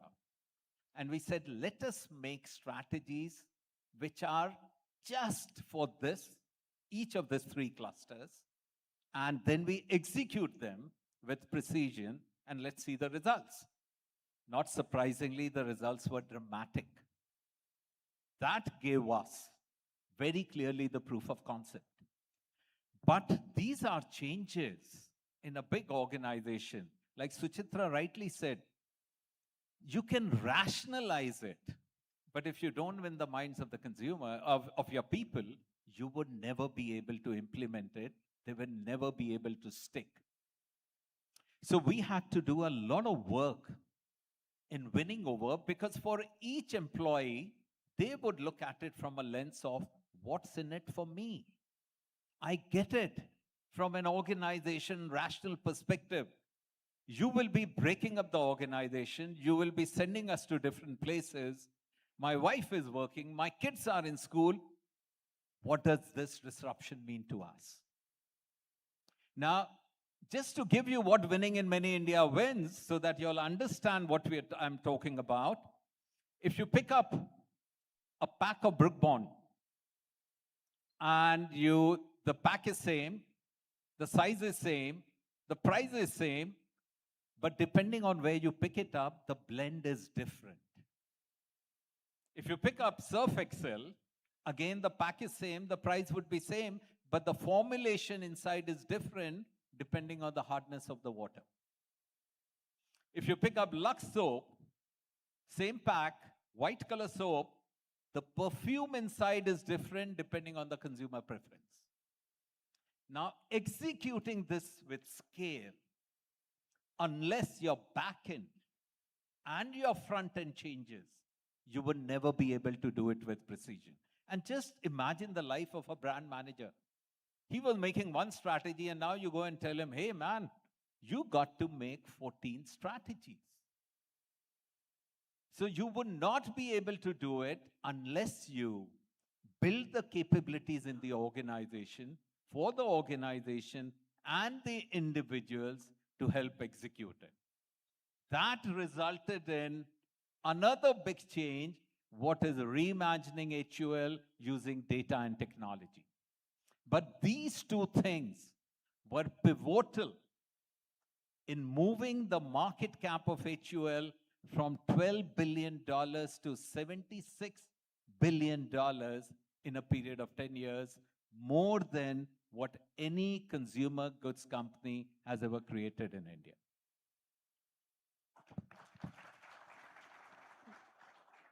Wow, that is mind-blowing. I never knew this before, that the detergent would be different in terms of the region that you would have to place it to the consumer. Wow. You know, if you go to Punjab, I'm a Punjabi, वहां पर दूध चाय में नहीं डालते हैं, चाय दूध में डालते हैं. But if you walk away a few kilometers, you go to UP, they would want a kadak chai. So if you don't have different blends, you would never be able to realize the potential of the country. That's bringing it to life. Absolutely, absolutely. I will now move on to Venkat. Venkat, the question that for me was something that stuck my mind initially was all these questions are extremely well thought out and put out for us. But in my own little way, I felt that this is, what I would love to listen to. And listening to Sanjeev, of course, I can't do what he does in my life sciences in the sector that I'm from. There's no way I can change vaccines from state to state or country to country, even though we export it to about 125 odd nations across the world. But nevertheless, we are also into consumer marketing of late. So maybe, this is a great takeaway for me as well to understand and listen to what the markets really, look up to us and what we can deliver back to them. Going back to Venkat, legacy organizations often carry structures and mindsets and processes that slow change. What organizational and leadership adjustments have made you accelerate transformation? Suchitra, thank you. I just want to step back a bit and talk about, in answering that, Suchitra, talk about culture. Mukundan mentioned culture being one significant ingredient to making change and landing outcomes at scale. Most people in a business like ours think of retail as a single pool of similar businesses which have akin characteristics. I would actually argue it's a bit like India that Sanjeev mentioned. There are too many significant nuances that you need to glean depending upon the space that you're playing for and the kind of consumers that you're seeking to address, that if you do not differentiate and have an understanding of what you're chasing, I think you're going to fall flat on your face, or you're going to get a lot of averages which work against you. And in that, one of the big pieces which some people in this room I'm sure can relate to is when Mr. Mukundan talked about Mr. Ratan Tata. I did not have the chance to work with him closely, but I've had the chance to work with Mr. Noel Tata very closely over the years. And Mukundan, you will know this very well. The whole private label story, even everybody thought everything under one roof was a great idea. And it was bring all the brands to the same platform. It's a single platform, a single loyalty program. It's one location that you shop from. There was this choice that was made of saying, no, we're going to make our own fortune. We're going to turn around and go private label. Now, that has continued to be a common thread even today. Having said that, when my predecessor took over the business in somewhere around 2011-12, he said, the thing is, it's not about just private label. We want to be a brand. We do not want to be in retail. We don't want to be buying and selling stuff. We want to be really turning around and be the brand itself. We are a retail organization which will have a lot of retail, but we are a brand business which has a lot of retail, not a retail business which also deals with brands. And that was another transformational layer that was added on top of the original choice. So we became from private label to own brands. Now, it looks very simple, but it's actually cultural. If we have an organization which thinks we are a trading business, then you don't really care about so much about the product. What you care about is margins. What you care about is the throughput. What you care about is processes. What technology we could be using to use to maximize all of these metrics. But if you think of yourself as a brand is a promise. You want to stand up and say, you can do some things and you cannot do a lot of things. So Westside today is very, very different from the Westside of, say, 2001 or 2011 or 2021 for that matter. And it has become so much more aspirational because the culture changed, the choices changed, and the teams changed. And in making that change happen, Suchitra, which probably is the point that you're making, it had to take young people and put positions of power before they were ready. And that is one of the biggest learnings I would throw on the table. If we don't take people who are 50, 60, 70% ready for a job and go and bet, now you won't win in every bet, but the chances are if we do it enough, you're going to get a very reasonably good strike rate. And it also sends an enormous message to everybody else in the organization that the organization is willing to take bets on young people who make a difference. And in many, many ways, Sanjeev said some amazing numbers about HLL's transformation in 10 years. And Sanjeev, I've gone through the ANP and you're a star there, obviously, at Harvard. The reality is, the work that was done in the first 20 years of Trent, and we had a market cap of something like 20,000 crores. Today, it's probably anything between 8 and 10 times higher than that. One is to build on it, and second, put a lot of young people into power. And I would think that is a big, big catalyst to change and achieving success at scale.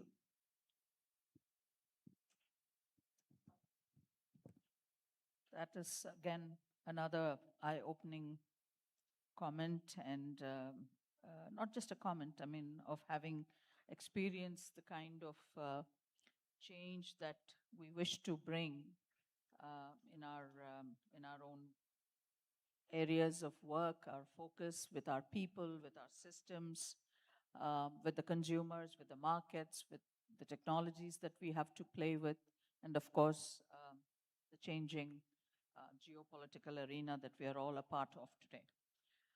Moving on, I'm going to ask Navneet now.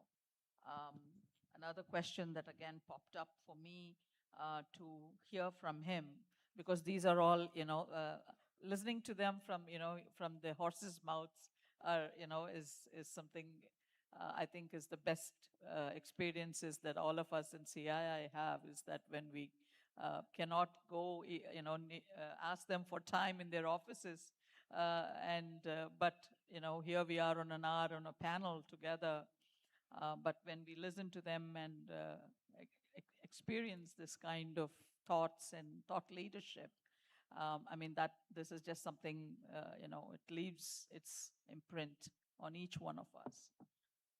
In volatile markets, Navneet, transformation must navigate both external shocks and internal inertia. How has your leadership team kept momentum through transition and uncertainty? Of course, so we get impacted. Our revenue is AUM into fee, and AUM can change based on what happens in market today. I really don't know what's market done in last couple of hours, but my assets can go up or down every day based on the market. There's very little in our control. So when we look at our 3 or 5 year plan, we always think about there are several things which are completely out of control. What is under our control is what we can do on the cost side, what we are doing on the innovation side, what we are doing on spreading our message of mutual fund side to larger number of people, so on and so forth. Our business has changed so much over the years. So I told you that we were, as an industry, 1 lakh crore and now 75 lakh crore. Or as an asset manager, we would have added more in last 1 year than the total AUM that would have got accumulated after 20 years. At HDFC AMC, we had 65 lakh investors in 2023. So it took us 23 years to get to 65 lakh investors. We have added more than that in last 2 years. So business has changed so much over the years. For a long period of time, larger part of the money used to come from institutions. So many of my investors sitting on this panel and so many on the other side, corporate treasuries. Now a larger proportion of money comes from individual investors. Most of the money used to be on the fixed income and money market, and now a larger proportion is in equity.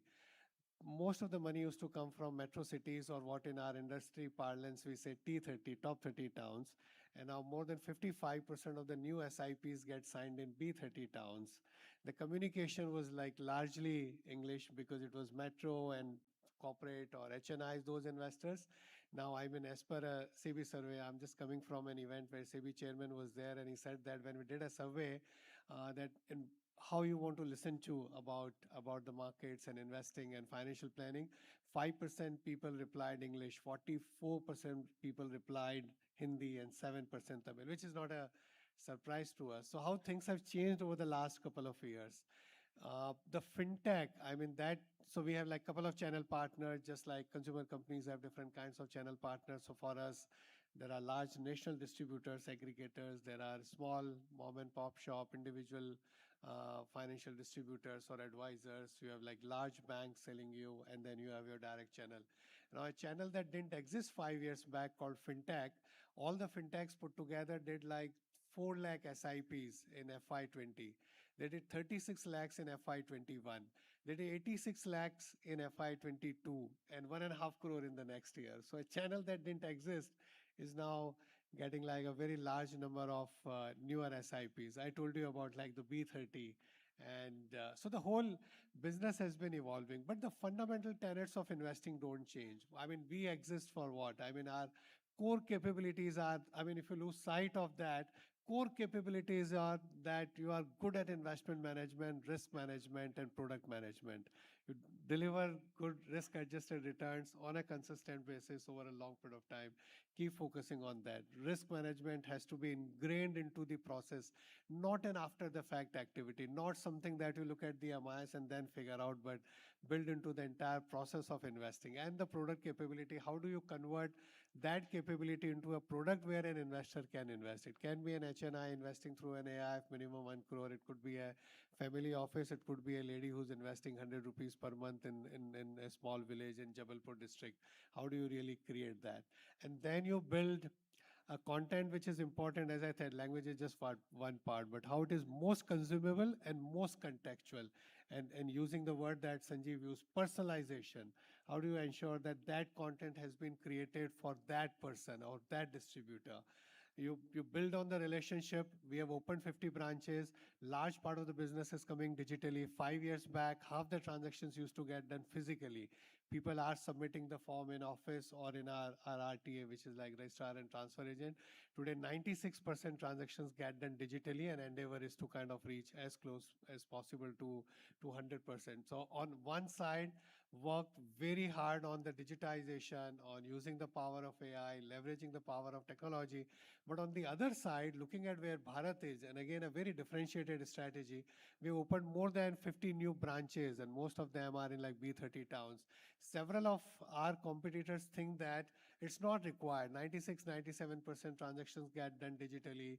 You convey your message on YouTube, which reaches everyone, and you don't need like physical offices. And I strongly believe when market is down 5%, when a Trump tariff happens or something else, you need somebody's shoulder that day for the distributor, for that warmth. So we believe in that phygital approach. On one side, continue to focus on better and better experience digitally, better and better communication online, but on the transactions online, but at the same time expanding that relationship.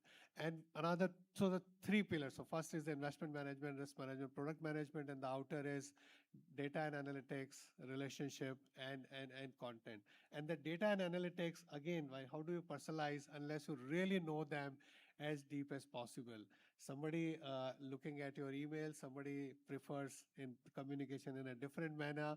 Somebody's investing habits are, maybe they could two same set of individuals working, but everybody's risk appetite is very different. Everybody's attitude towards investing is very different. Everybody's interaction that we have is very different. How do we really personalize it? That can only happen when you have the data and the analytics and keep investing in that. And that's how kind of looking at the business. So while on one side, you can get perturbed by lots of changes and every day keep thinking. I mean, we had a certain plan, and just 2 days back, SEBI came out with a consultation paper, which can have implications on the profitability, can have implications on the way you look at business, and anytime any change can come, but at the same time, just focusing on the core at the same time.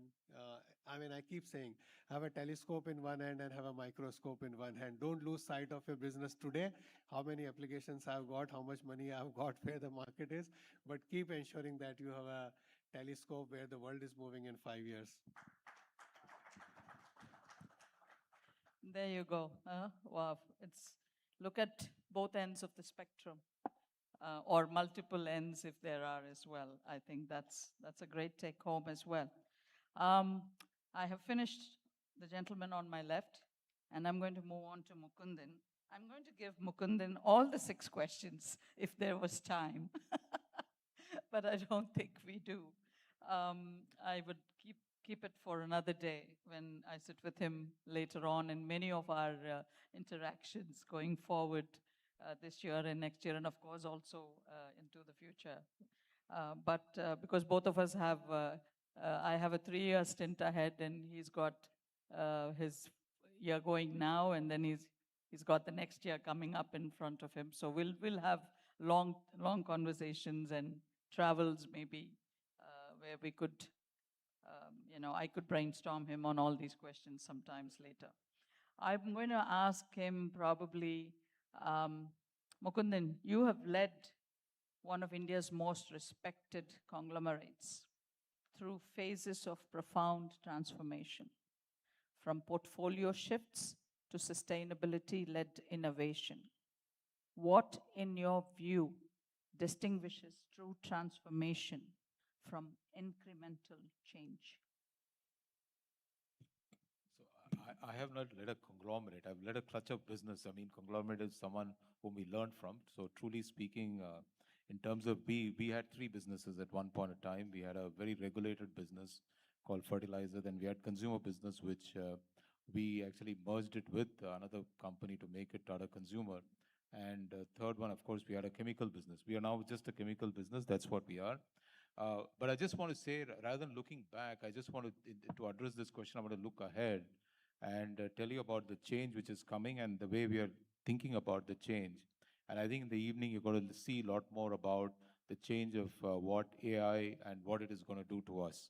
If I want to say there are 2 big shifts which are happening, which are going to be remaining with us for next 25, 30 years, which we need to cope. One is the force of sustainability. We have to decarbonize. We have to become less resource intense, and we need to protect the environment and biodiversity. There's no running away from it. Whether there is a change of governments in some countries which are pro-anti, it is not going to change the direction of the world. It is moving in that direction. I think let's just embrace it fully and let's move in that direction. The second one is the power of technology is truly on us, and each business will cope with it differently. And the way we are thinking about it, at least, is that we've had a huge immersion session for our entire leadership. Last year, about 100 people went through that. This year, we think we'll put 300 people through that. We are about, as a leadership, 800 odd people in a 5,000 odd company. That's what the leadership is all about. We want everybody to actually have that immersive session. I myself spent about 6 days in the Bay Area, meeting with the very companies you see in the news, like NVIDIA and others, just trying to understand where are they coming from and what they are doing. And we have broken this entire thing into 3 broad buckets. One is we said we must run sprints. So as we speak today, we've got about 65 projects which are sprints. These are not long projects. These are projects which get executed in about a month to 3 months at best. And each function is trying its own way to sort of embrace the power of technology to say what it can do. And the second one is what we call as a change within the function, which means change within an area, which is something like a middle distance running, where we say that, listen, what our area, and the third one is what we call at scale, where it's going to be transformative right across, and there's one which is getting executed, where I think we got really, our eyes really opened up when we said that we'll first bring everything together, put all capabilities in one center and build it. We are now thinking the place which had a scope for about 200 people to sit together and transform the company actually doesn't need 200 people. The agents may do bulk of the work. We are now thinking that our future employee count will not be number of people, humans, it will be number of humans and number of agents in the cycle. And the age of what we used to hear about AI, that it hallucinates, it's gone now.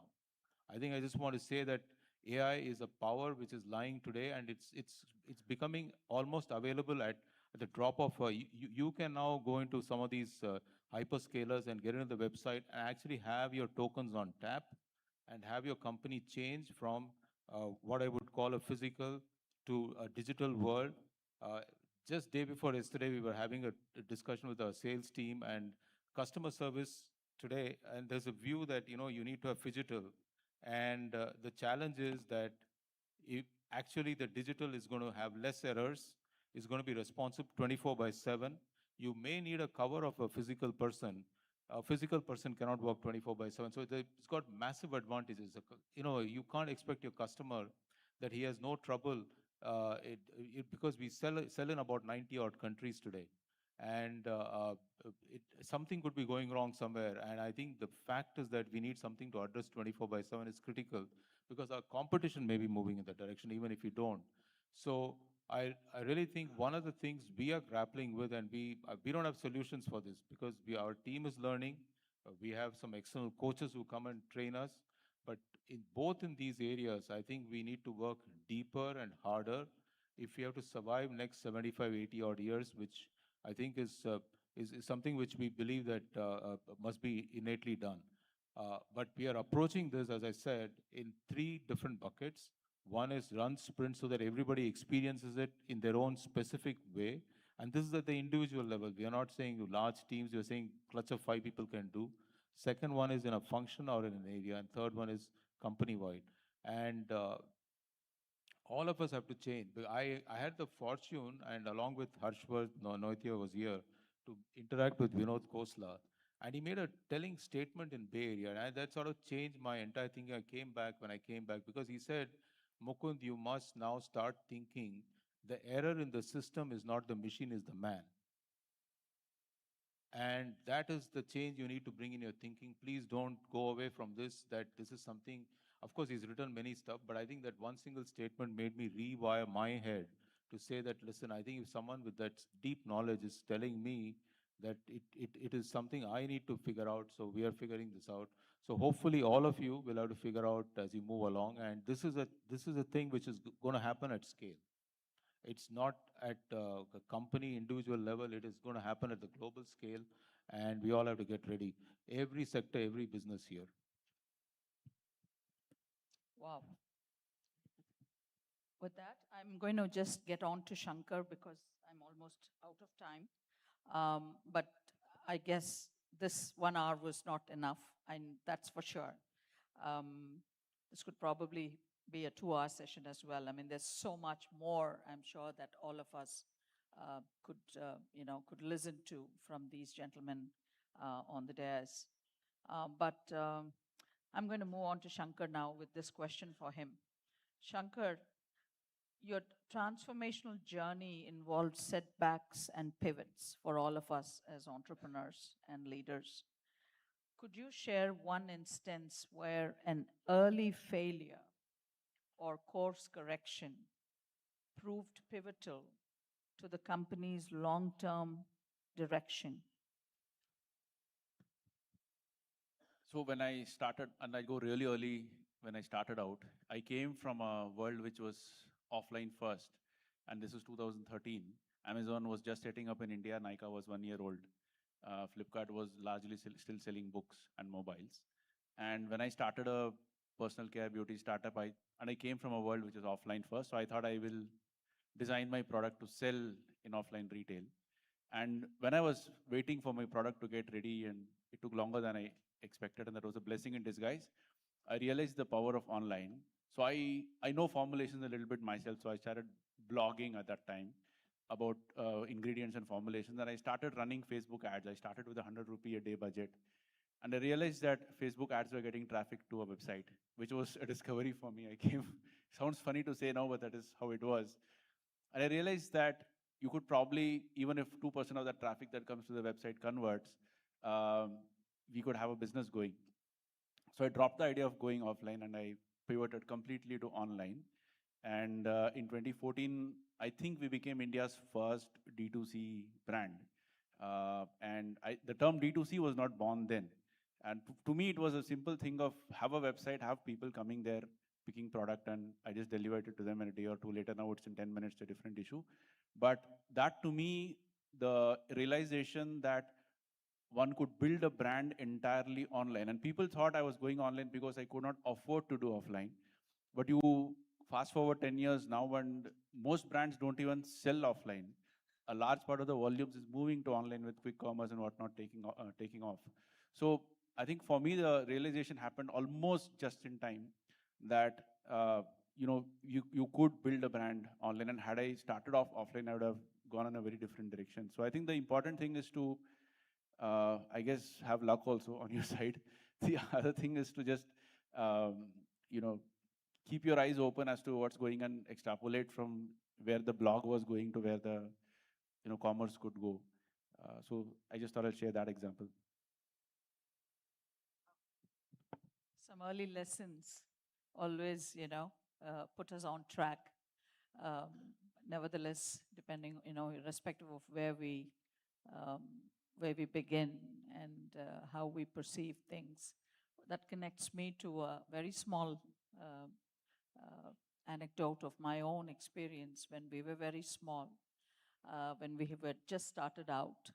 This was back in the late 90s. Again, when we could have just been looking at contract manufacturing and doing filling of vaccines for the multinationals that are out there, which probably we would have done because that's a regular source of income for us when we set up manufacturing plants which are 24/7 operational, process driven. That did happen too, but then the decision that we as founders or leaders could take at that point of time was to not jump into the easy bandwagon of, bringing in those revenues and those numbers that we all would like to see, because obviously we have an organization to fend for. It's just not the two of us in our case, me and Krishna and my 2 kids. Krishna and I strongly believed in the power of innovation and in the power of technology building. It kind of like, yes, troubled us for the first decade or so in order to prove that innovation and technology building can be brought from this part of the world. And that's easier said. The toughest part for us, because we come from the life sciences space, is the regulatory mechanisms that we have to go through, which is extremely important. The GMP processes that have to be aligned with the rest of the world, because then again, then you will not have a market outside of India. So we strongly believed in, as much as that we would have to bring in those revenue streams to to sustain the organization, but we strongly moved ourselves, consciously made this decision that innovation and new technology building and creating intellectual property rights for India, from India, by India, is what is going to be the real long-term picture for us as a young company then, but also for the country at large. Because hadn't we done that at that point of time, 25 years ago, came the pandemic, which none of us would have expected. We deal with so many viruses and other living organisms, but none of us really felt the sting of the COVID SARS-19 virus when it struck us. So I don't think, if that resolve was not taken up at the very, very beginning stages of the organization, when we were just nascent, we couldn't even dream of innovation. And that would not have brought us to a platform when we could have said in 2020 that let's try it, because we didn't know whether we would have a vaccine in our hand or not. Like I said, at the lab level, it was just done in probably 45 days, but the rest of it is regulatory, is data, it's trials, efficacy, safety, immunogenicity, and whatnot. And of course, the GMP and the processes, and then telling WHO that everything is under norms and, regulations and adherences to international methods of manufacturing. So this is how I think, even if we are young, we need to just look at how we can catch on to those early signs and messages that really shape not only our own visions, but the mission for the organization and for the entire direction that the future is going to hold for us. And I think that's how I'm sure most of us sitting here in this hall today are going to feel the same kind of connect in many ways, and at many instances that we all would have faced at some point of time or the other. It may not be technology, it may be something else. It may have been the marketplace, as we heard from Sanjeev. It could have been the design and the branding, the in-house brand that needed to be built, as Venkat pointed out. It's the HDFC story that we all have passionately seen grow amidst us. My first home loan was from HDFC. So you can imagine, for a small apartment in Hyderabad. So you can imagine how we all have brought in value systems and learnings with passion, perseverance, and a strong sense of purpose. I think without purpose and passion, none of us could continue to be leaders. Mukundan, I can say less, but definitely lot more to catch up with Mukundan as well. And Shankar, thank you so much for listening to you, and all of you, Navneet and Sanjeev and Venkat, once again. Thank you all. Thank you so much. This was a great experience for me, and I'm sure for all of you as well. Thanks a lot. I didn't expect it was raining in Mumbai. I thought it was happening in the south, in Andhra Pradesh, and of course in Hyderabad. But I did not expect rain here, but you don't know what to expect. And yeah, you be prepared for that change, I guess.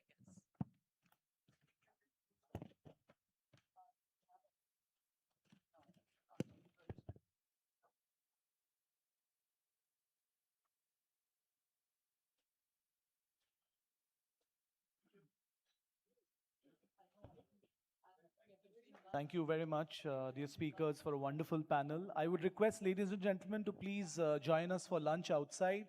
We come back for a session which is on transforming Indian brands for global markets at 2:30. So please join back by then. Thank you.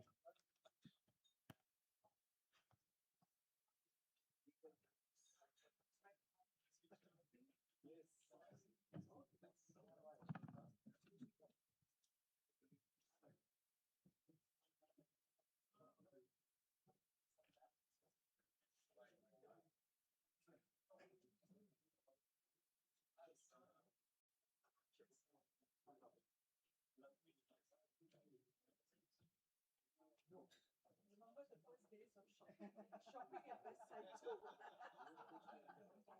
45 days. 45 days.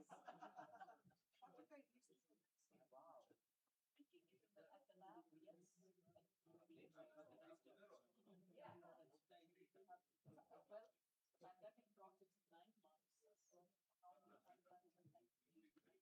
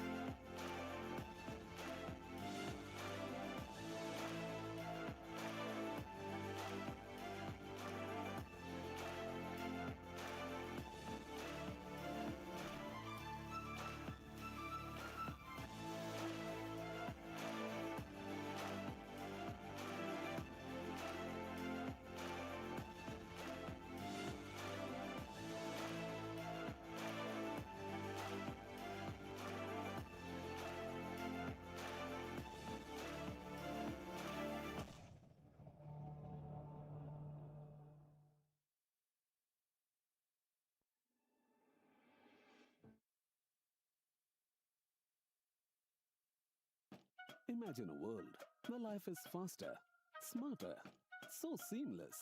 It's beyond imagination. Welcome to the world that is future ready. Swipe your world, go shopping, grab offers, you are so ready. Welcome to the world that is future ready. Bob World. Click your world, utility bills, quick payments, you are so ready. Welcome to the world that is future ready. Bob World. Tap your world, secure money transfers anytime, you are so ready. Welcome to the world that is future ready. Bob World. Rock your world, investments, insurance and travel booking, you are so ready. Welcome to the world that is future ready. Bob World. This isn't just banking. It's next generation digital banking designed for tomorrow. Personalized, secure, savings and much more. With Bank of Baroda, experience the same trust with smarter world at your fingertips. Your world, my world, future ready, Bob World. Embrace the joy of being a woman. Spread the smiles of confidence. Canara Angel, an exclusive savings account for women aged 18 to 70 years. Avail cancer care insurance up to 10 lakh rupees and personal accident insurance up to 26 lakh rupees. Exclusive card-based offers from top brands. Enjoy free exclusive airport lounge access with your debit card and many more. You deserve the best. Canara Bank. Together we can.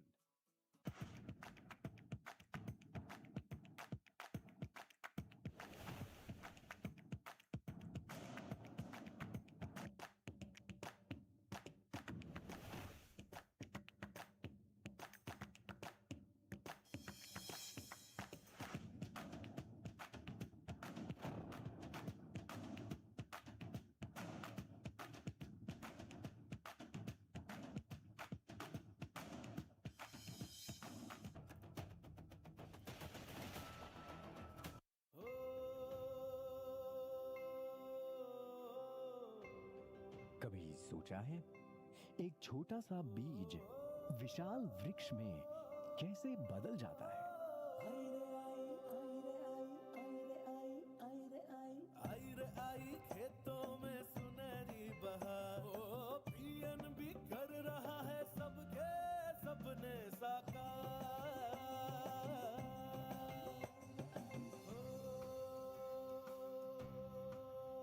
एक छोटे कारोबार को पंख मिले तो क्या होता है? अब हौसले की उड़ान कभी ना रुकेगी, अभी एनबी के साथ सफलता कदम चुमेगी।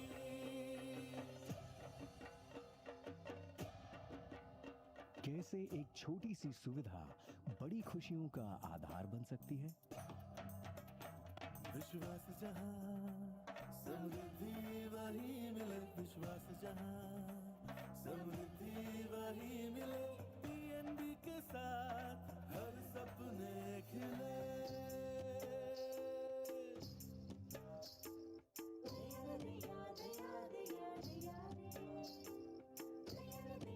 और कैसे बड़ी खुशियां छोटे से फोन में समा सकती हैं?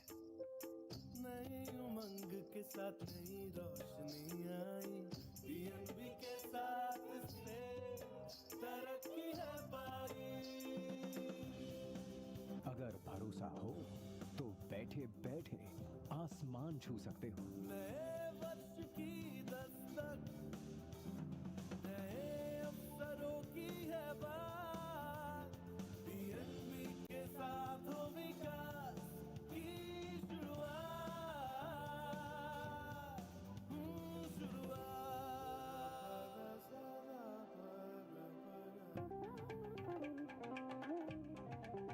और सपनों को हकीकत बना सकते हो। आया नया आशियाना, आई नई सवारी, पीएनबी के साथ से हुई खुशियों की तैयारी। ये कहानियां सिर्फ भरोसे की हैं और इन सब के भरोसे का प्रतीक है पंजाब नेशनल बैंक।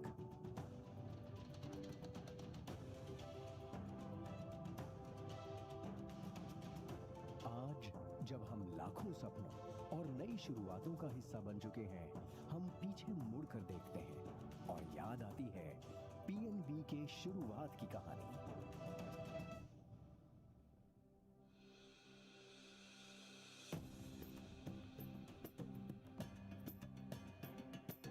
एक चिंगारी कौन थी 1894 में, जब वीरों ने अपने सीने तान लिए, अपनी धरती अपना पैसा ये मान लिया, तो बैंक भी होगा अपना ये ठान लिया। खाला जी का था सब पर ये उपकार, हुआ पीएनबी का यूं सपना साकार, हुआ पीएनबी का यूं सपना साकार। बढ़ता गया ये सपना, कई शाखें निकली और पूरे देश की काया बदली।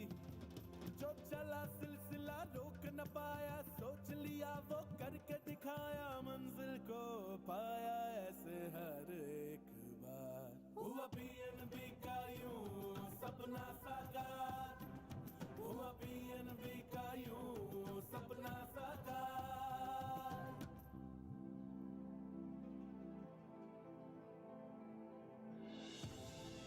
131 वर्ष की मेहनत और समर्पण का है ये सफर। देश सेवा में जो है समर्पित, चलो डालें उस पर एक नजर। चाहे हो कोई छोटा व्यापारी या सड़क विक्रेता, वो अब सपने देखने से डरता नहीं, क्योंकि उनके हौसलों को उड़ान हम दे रहे हैं। हम हर हाथ में समृद्धि और हर फसल को वृद्धि दे रहे हैं। हम हर हथेली में तरक्की और सफलता लिख रहे हैं। हम हर वर्ग को सशक्त और हर नारी का सशक्तिकरण कर रहे हैं। हम हर परिवार की खुशियों में शामिल हो रहे हैं। हम हर जीवन को सुरक्षित और हर कल को संवार रहे हैं। हम सरहद पार भी अपनों के दिलों से जुड़े हुए हैं। हम हैं 131 वर्षों की विरासत, 131 वर्षों की प्रगति, 131 वर्षों से आत्मनिर्भर भारत की शक्ति। आज जब हम अपना 131वां स्थापना दिवस मना रहे हैं, तो सिर्फ एक सफर का जश्न नहीं, बल्कि भविष्य के नए सपनों और लक्ष्य की नींव भी रख रहे हैं। नए भारत के हर कदम में, हर सपने के साथ हमारा साथ और भी मजबूत रहेगा। पीएनबी, विश्वास, तरक्की और सफलता का 131 वर्षों का सफर और जारी रहेगा।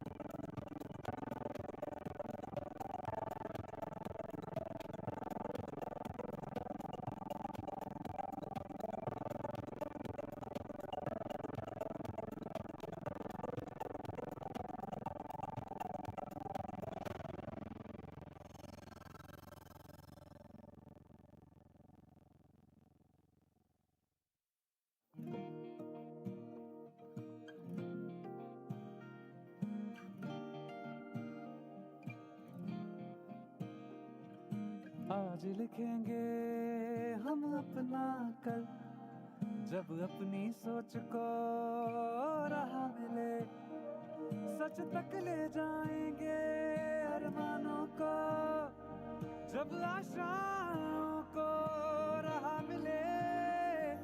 सोच से सच तक चले हम, सोच से सच तक, सोच से सच तक बढ़े हम, सोच से सच तक। हर नारी का सपना, हर नारी की शक्ति, ऊर्जा से उन्नति का सफर, हौसला हो अपने दम पर। सोच से सच तक चले हम, सोच से सच तक, सोच से सच तक बढ़े हम, सोच से सच तक। देश विदेश से जुड़ते रहे, हर मंजिल पाते रहे, मान सम्मान और आयुष्मान। आगे बढ़े, बढ़ते रहे, रोशन होंगे उम्मीदों के दीपक। यूनियन बैंक ऑफ इंडिया, सोच से सच तक। यूनियन बैंक ऑफ इंडिया के आसान MSME लोन्स के साथ हर ख्वाहिश सोच से सच तक।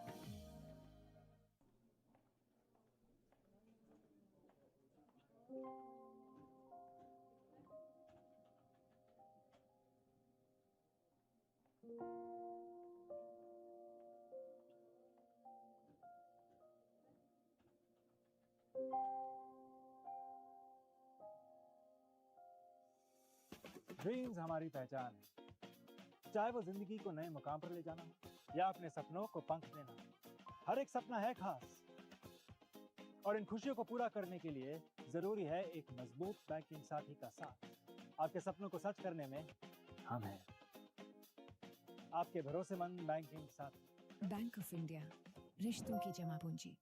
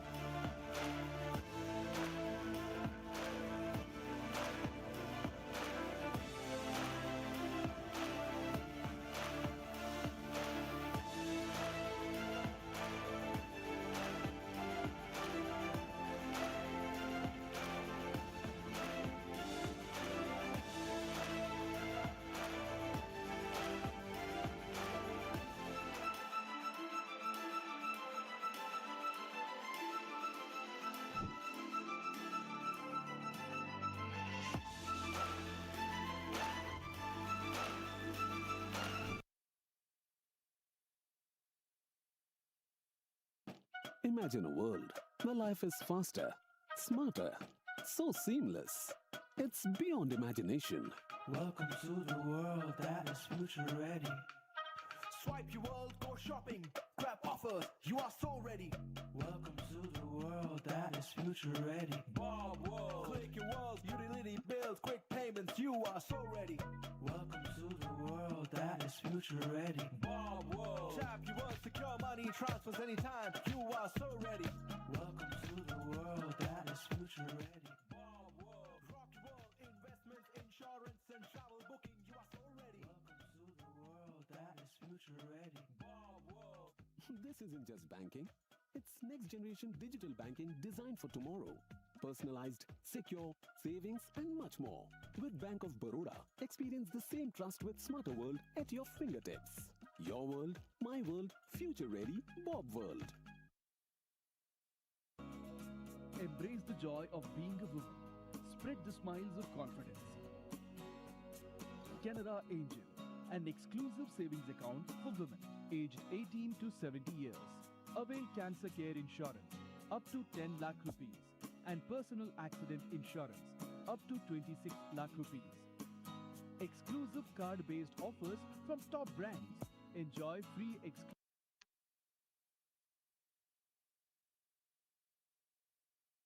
Imagine a world where life is faster, smarter, so seamless.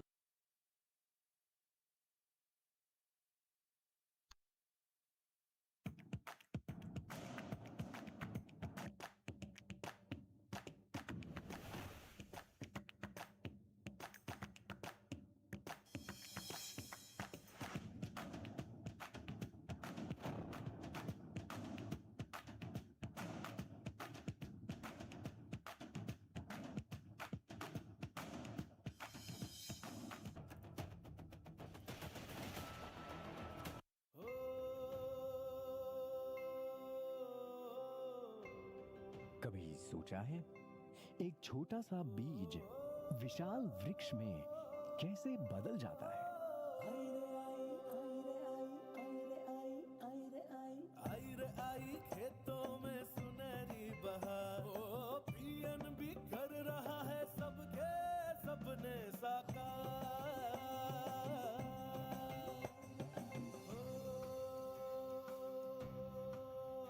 एक छोटे कारोबार को पंख मिले तो क्या होता है?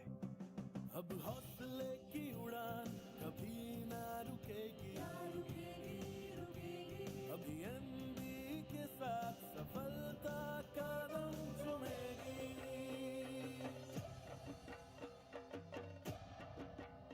कैसे एक छोटी सी सुविधा बड़ी खुशियों का आधार बन सकती है? विश्वास जहां समृद्धि वही मिले, विश्वास जहां समृद्धि वही मिले। पीएनबी के साथ हर सपने खिले।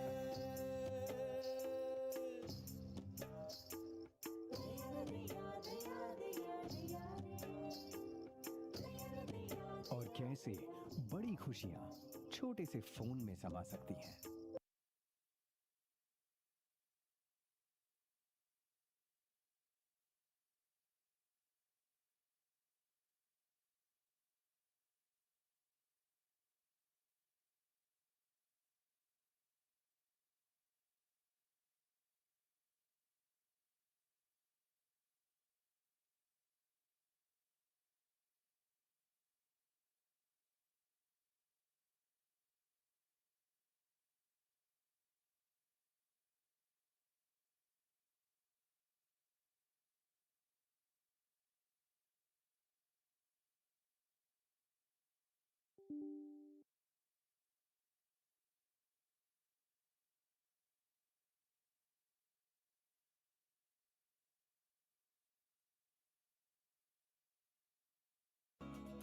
Embrace the joy of being a woman.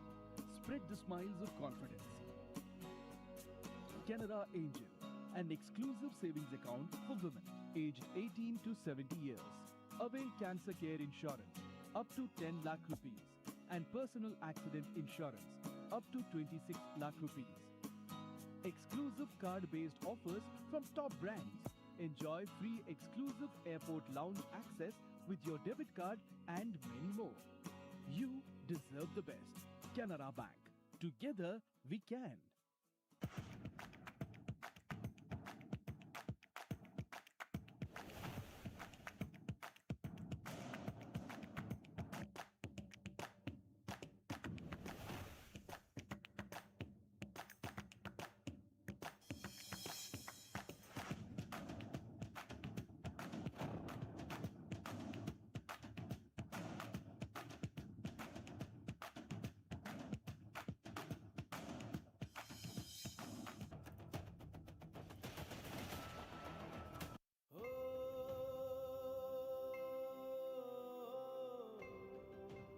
सोचा है एक छोटा सा बीज विशाल वृक्ष में कैसे बदल जाता है? आई रे आई खेतों में सुनहरी बहार, ओ पीएनबी कर रहा है सबके सपने साकार।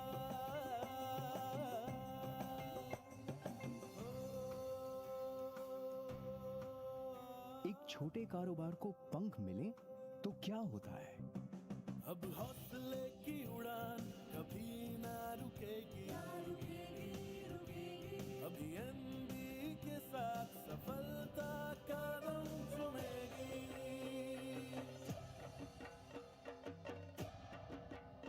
कैसे एक छोटी सी सुविधा बड़ी खुशियों का आधार बन सकती है?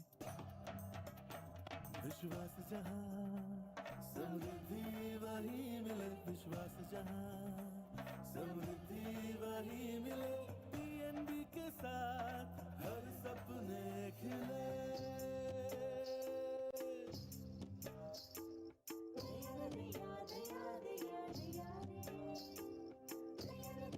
और कैसे बड़ी खुशियां छोटे से फोन में समा सकती हैं?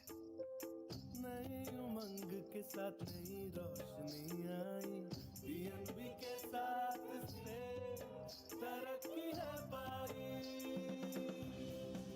अगर भरोसा हो तो बैठे बैठे आसमान छू सकते हो। नए वर्ष की दस्तक, नए अवसरों की है बात, पीएनबी के साथ हो विकास की शुरुआत।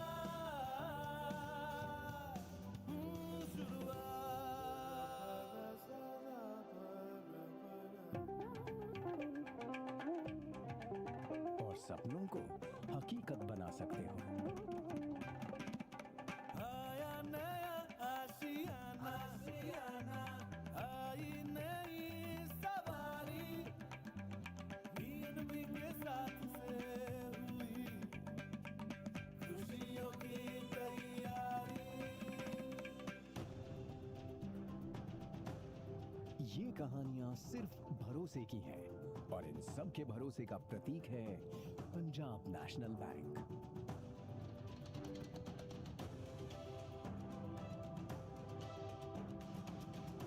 आज जब हम लाखों सपनों और नई शुरुआतों का हिस्सा बन चुके हैं, हम पीछे मुड़कर देखते हैं और याद आती है पीएनबी के शुरुआत की कहानी।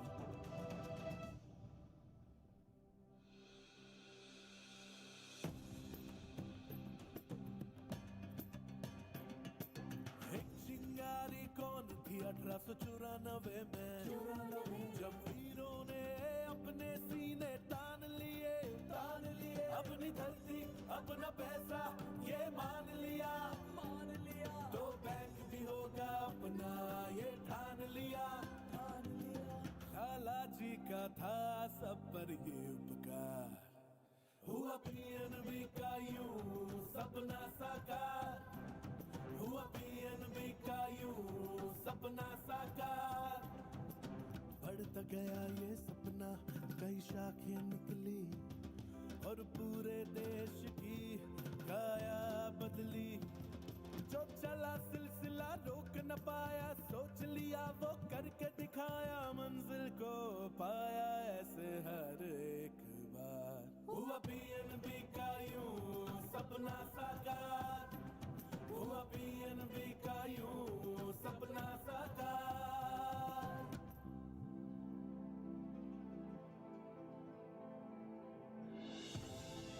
131 वर्ष की मेहनत और समर्पण का है ये सफर। देश सेवा में जो है समर्पित, चलो डालें उस पर एक नजर। चाहे हो कोई छोटा व्यापारी या सड़क विक्रेता, वो अब सपने देखने से डरता नहीं, क्योंकि उनके हौसलों को उड़ान हम दे रहे हैं। हम हर हाथ में समृद्धि और हर फसल को वृद्धि दे रहे हैं। हम हर हथेली में तरक्की और सफलता लिख रहे हैं। हम हर वर्ग को सशक्त और हर नारी का सशक्तिकरण कर रहे हैं। हम हर परिवार की खुशियों में शामिल हो रहे हैं। हम हर जीवन को सुरक्षित और हर कल को संवार रहे हैं। हम सरहद पार भी अपनों के दिलों से जुड़े हुए हैं।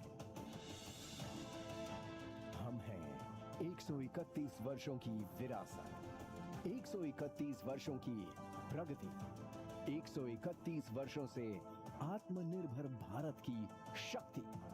आज जब हम अपना 131वां स्थापना दिवस मना रहे हैं, तो सिर्फ एक सफर का जश्न नहीं, बल्कि भविष्य के नए सपनों और लक्ष्य की नींव भी रख रहे हैं। नए भारत के हर कदम में, हर सपने के साथ हमारा साथ और भी मजबूत रहेगा। PNB, विश्वास, तरक्की और सफलता का 131 वर्षों का सफर और जारी रहेगा।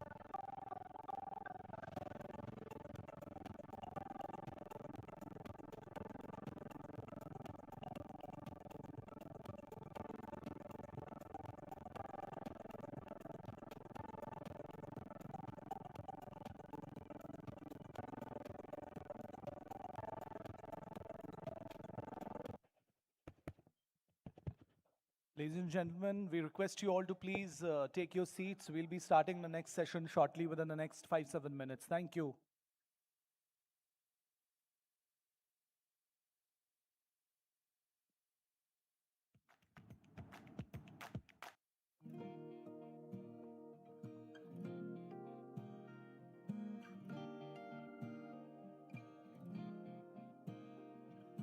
आज लिखेंगे हम अपना कल, जब अपनी सोच को राह मिले, सच तक ले जाएंगे अरमानों को, जब आशाओं को राह मिले।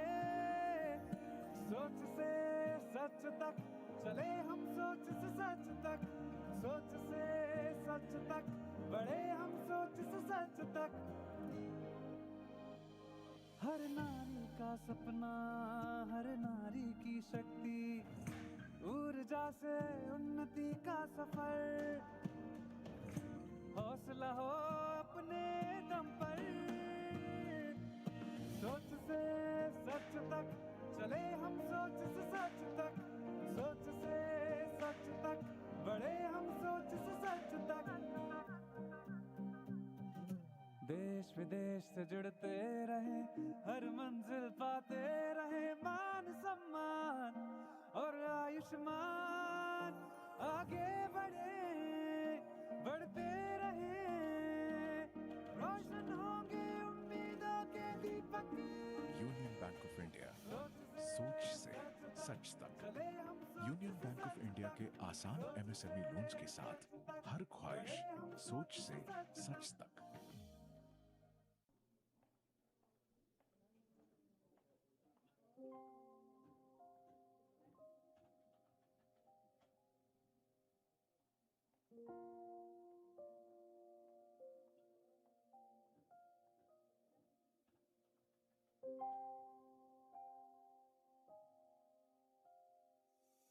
ड्रीम्स हमारी पहचान है, चाहे वो जिंदगी को नए मुकाम पर ले जाना या अपने सपनों को पंख देना, हर एक सपना है खास। Ladies and gentlemen, request you to all please take your seats. We'll be starting shortly. We are running over time, so आपके सपनों को सच करने में it's imperative we start now, please. Thank you.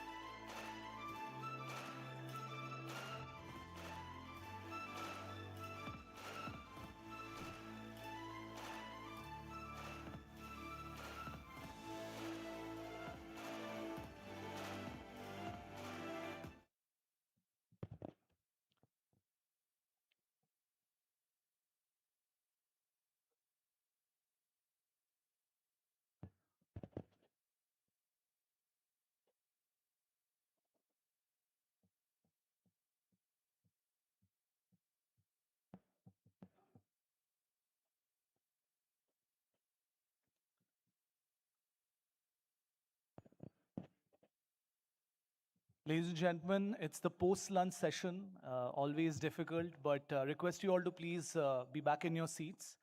We'll kickstart the session in the interest of time. This is on transforming Indian brands into global icons. This is moderated by none other than Mr. Mangalam Malu, Deputy Editor and Anchor, CNBC TV 18 Mangalam, if you can join us on stage.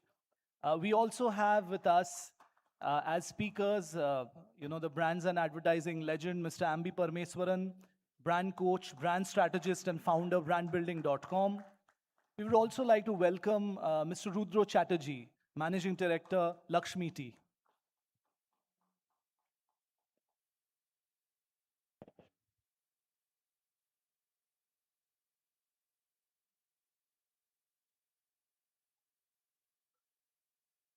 Over to you, Mangalam. Okay, you guys can hear me, right? Perfect. Usually, post-lunch, two things happen. One, if the lunch is great, people still are there. If it's not, then people just grab a bite and get out of there.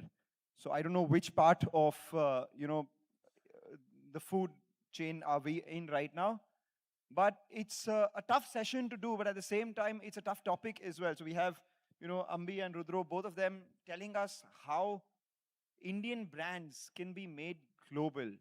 What does that mean? I mean, brand building itself is tough. And when you have a brand from a country wanting to go global, so many variables, so many inherent challenges, but yet the opportunity sky high. Not very different from what we are doing in a post-lunch session as well. So let's when the ball is moving too much in the earlier part of a cricket game, you give it to a person who will keep jabbing at it, keep dabbing at it. So we'll go to the old war horse who is still young at heart, and his insights are razor sharp and fairly witty till date. And if you want to know any more, just buy his book. You don't give all these secrets out, right? Ambi Parmeswaran, please take it away. Thank you. Thank you, Bangalam. Thank you, CII, for inviting me for this session. So let me give a little bit of context on this Indian brands going global. In 2003, I was part of the organizing committee which conducted the Ad Asia, which was in Jaipur, which was rated as probably the best Ad Asia ever. We had a phenomenal galaxy of speakers, which included, of course, late Professor C.K. Prahlad, Charles Handy, those of you who read management books, Charles Handy, Jack Trout, of course, a lot of Indian business leaders were there, including Mr. Kumar Mangalam Birla and Mr. Mukesh Ambani. Now, one of the speakers there, whom we got to speak about Indian branding, Indian brands, was a gentleman called Ian Beatty. Any idea who this guy is? Anyone here? Who's this guy? Ian Beatty. Right? No? No one knows him?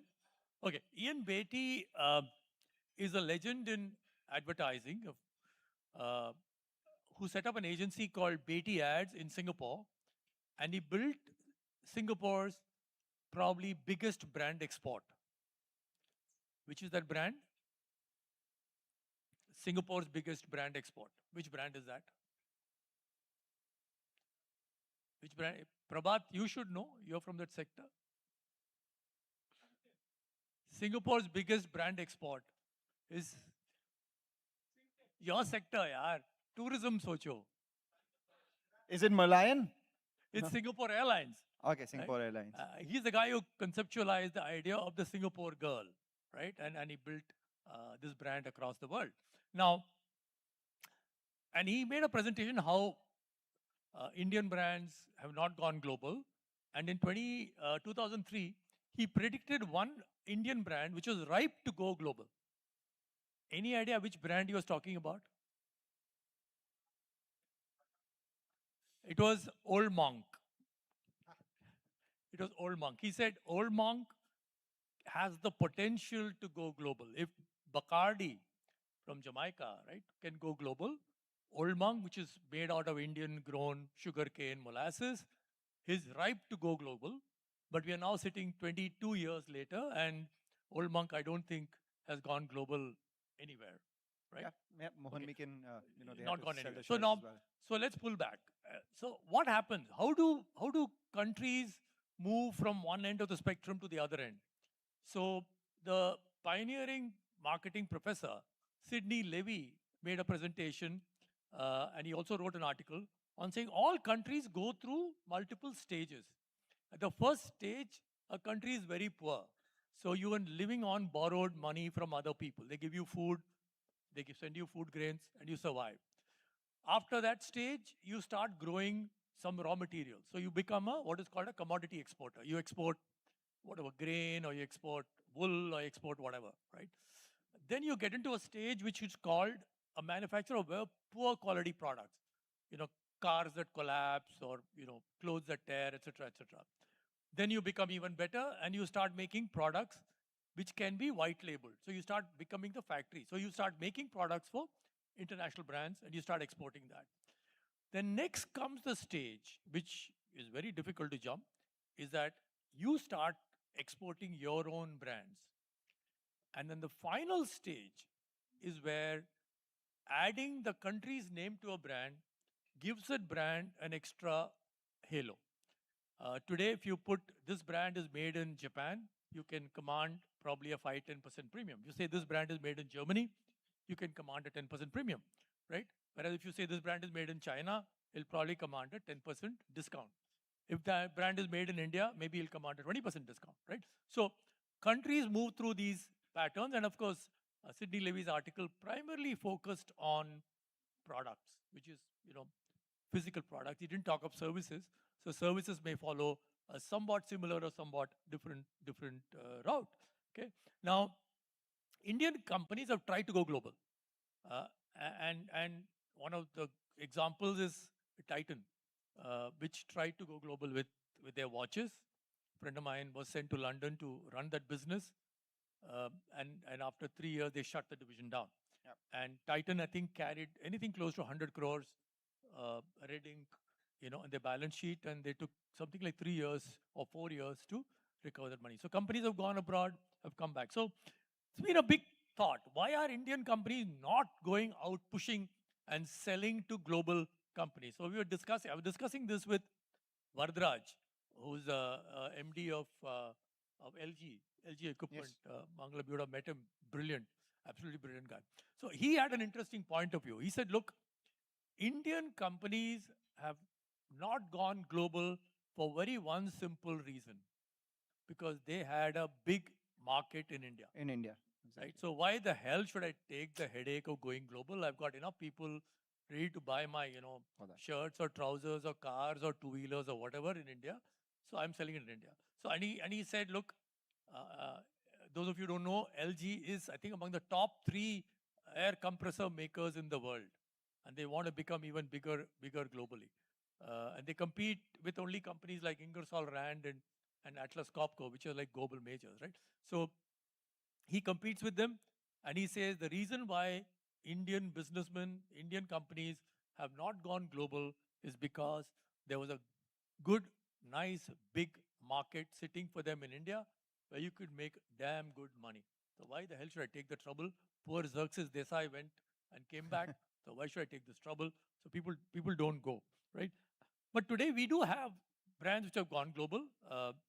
In certain B2B sectors, definitely Infosys, Chris is here, TCS, Wipro, HCL have gone global. And if you look at IT branding, Zoho, in fact, you see Zoho's hoardings on the California highways. And of course, Mastic has got. So, but I think these are small in a consumer point of view.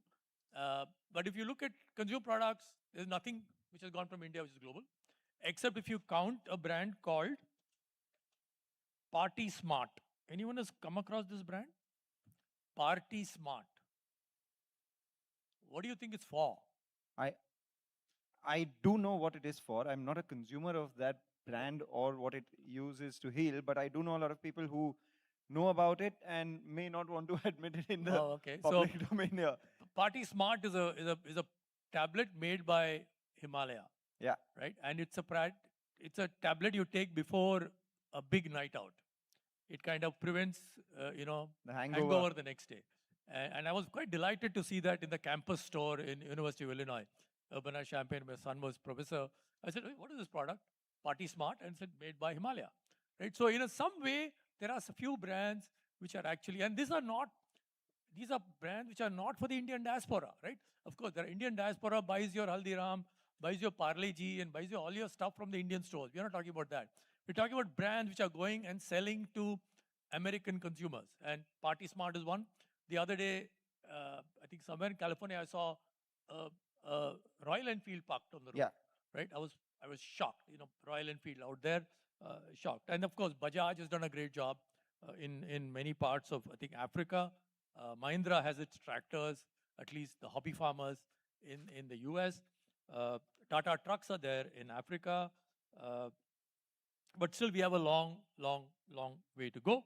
And if I were to be a Ian Beatty today and say what would be my bet for Indian brands to go global, and Right. with that, I'll finish. My No, monologue, no, that's absolutely fine. monologue is getting over. I'm running out of steam. So I'd probably say Old Monk still has a chance to go global. They want to. Of course, Amrut, which is a very good single malt made by Jagdale Industries, has a chance of actually going global. We talked about Sabyasachi. Yeah. Sabyasachi again, has a chance of actually taking Indian brand global. Tanishq has a chance of going global. Though you're here, I would say Blue Tokai is an interesting Indian brand which could go global. So going global is tough. Going global is expensive. You got to have a very tough stomach to go global, especially in the FMCG or in a consumer product space. It's tough, very, very, very tough. And maybe Indian companies should need to, what do you call, South Asia, Africa, and then slowly try to conquer the world instead of going and eating the whole damn thing, right? That's not going to happen. So we're going to see that in the next 10 years. I think we will see more Indian brands going global as Indian companies start seeing that, look, Indian market is tough. Let's look at some global markets, right? When that happens, people will go global.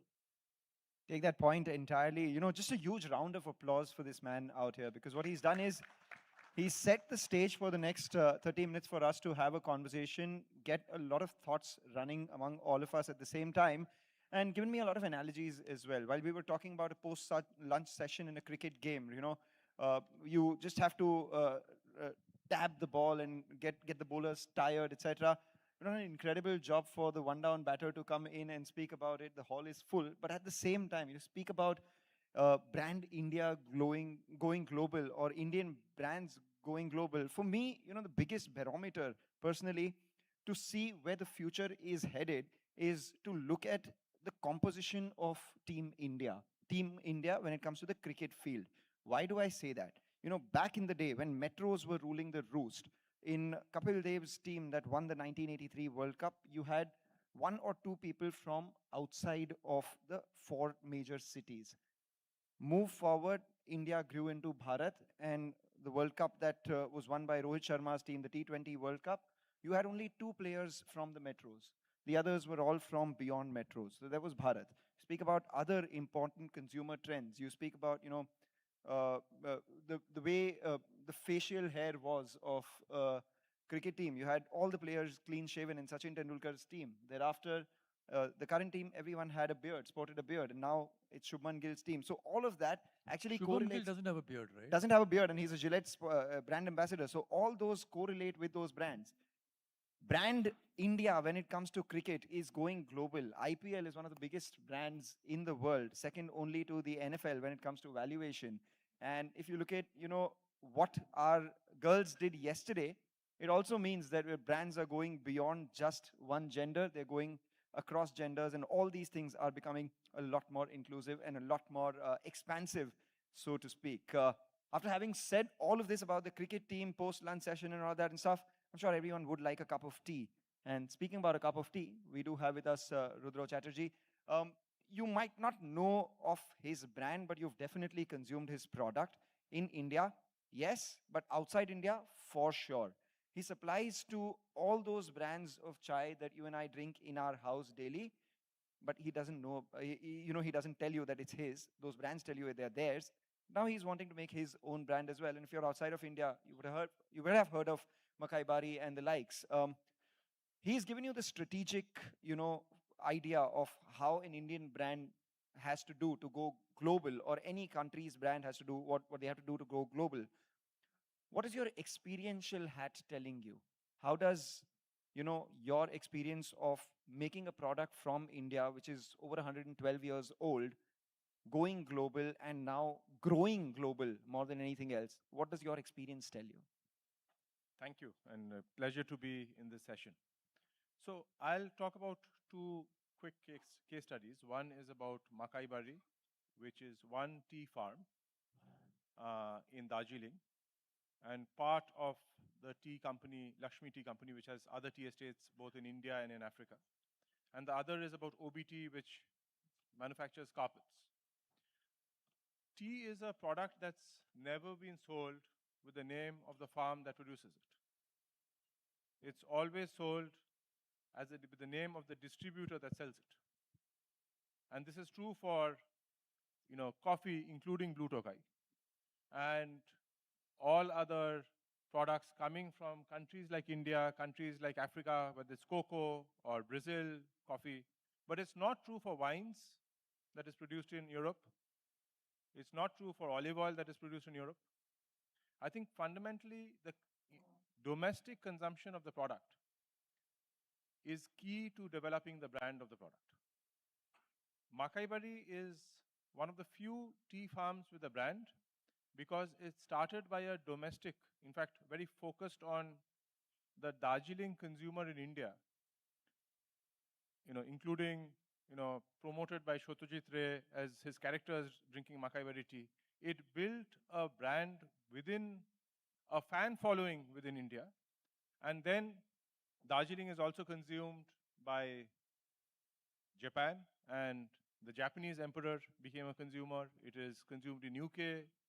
The British royal family became a consumer, and it grew from that as a very high-end experiential brand for those who appreciate a very small niche of tea, which is Darjeeling tea. What we are trying to do now is expand it to those who drink black tea, those who drink functional tea, whether it is produced out of Assam or even Ayurvedic herbs in tea bags like ashwagandha and valerian. Our strategy is to focus first on the Indian consumer, open stores in airports, but do it in a way that it's a world-class product. I think one of the points that you raised is it shouldn't be a shoddy good. It should be a world-class product. I think Indians today still have a taste for Indian products. They like their tea in a certain way. They like their drinks in a certain way. But they won't compromise on the quality, the packaging, the standardization. Even if they're ordering online, the delivery, all of that has to be world-class. And that is what we are focusing on. It is a challenge because it is really, we have, as a B2B company, we've always made the product to a world-class standard. But to make the entire value chain to a world-class standard is something that we are having to learn. OBT is another case study, which is a 105-year-old carpet company, and more recently a furniture company, also B2B. The way we became a B2C company is first change the product. We were selling carpets to global consumers who liked carpets in a certain way. For example, in the last 10, 15 years, much of the designs of carpets and furniture has been extremely muted, beige, gray, very modern. When we were making carpets for India, we did something proud to be Indian. We talked about Shoboshachi. Shoboshachi designed the first collection of carpets using Bengali motifs, using Jamdani format. We went to Tarun Tehlani for chicken curry. And when Indians bought high-quality global carpets made to Indian design, right, that's when we could sell it through our retail stores. So, a couple of things really stand out from both your conversations. There is one where you make a product which is accessible to everyone because it's made in India, it has cost advantages, and it's got specific advantages which make it acceptable to the world. Or the other side of the spectrum would be make the most premium, world-class, truly incredible, luxurious product that would, cut across all the geographical boundaries for a class of people who would want to consume that, the best Indian product, the same guys who would consume the best French, the best Japanese, and the best German products. So here's a very interesting exercise that I'd like you guys to do. Just shut your eyes and imagine brands and think whether they are of that country or they could have been of any country. So if I ask you to think about a brand like Nike, would it be limited to a geography or would it be geography agnostic?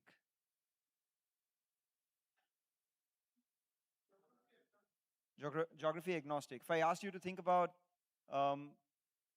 Mercedes, would it be geography agnostic? If I ask you to think about Versace, would it be geography agnostic? If I ask you to think about Dom Perignon, which is a champagne brand. No, when I asked you to shut your eyes and think, I asked you to think and not sleep. No. So anyway, the point is that, you know, how do you make a brand international? What approach do you use? Is it a product which is made in a country, which could have been made in any country, and that becomes a global brand, say something like a Coca-Cola? It does not need to be American anymore, right? Or does it have to be specifically of a region which then goes global? Say Sabyasachi is making great Indian products for the world, great brand, still rooted to India, or for that matter, you know, Indian tea, which is, okay, Darjeeling, Makai Bari, the terroir as they call it. It is again an Indian product made for the world. So does it have to be a product made in India for the world, or an Indian product made for the world? Well, that's a complex question. Is it an Indian product made for the world versus a global product made in India? Yes. Like today, a lot of global products are made in India, right? Apple, right? Apple 17 is made in India, but it's a global product made in India, but not even, I mean, we're just assembling the parts here. We are not designing it. We are not adding, I don't know how much value we're adding, but these are two different areas, right? So there are some products which can carry a little oomph if they have the country of origin halo around them. Got it. Like L'Oreal carries that oomph because it's got that French, aura around it, or Dom Perignon, very, very French, and therefore it adds value to that. Now, all products can't. A compressor is a compressor, right? I mean, you need a good quality compressor. So I think the big problem is, are you making a product for the global consumer, or are you making a product for consumers of different countries?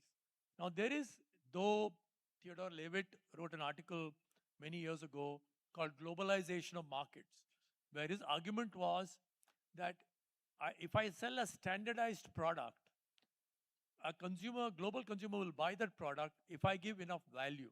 So if, for example, hypothetically, I can mass produce 250-liter refrigerators, right? A particular country may actually want 300-liter refrigerator, but if I'm selling 250-liter refrigerator, half the price of 300, they will buy it. So you can actually see globalization of markets happening that way.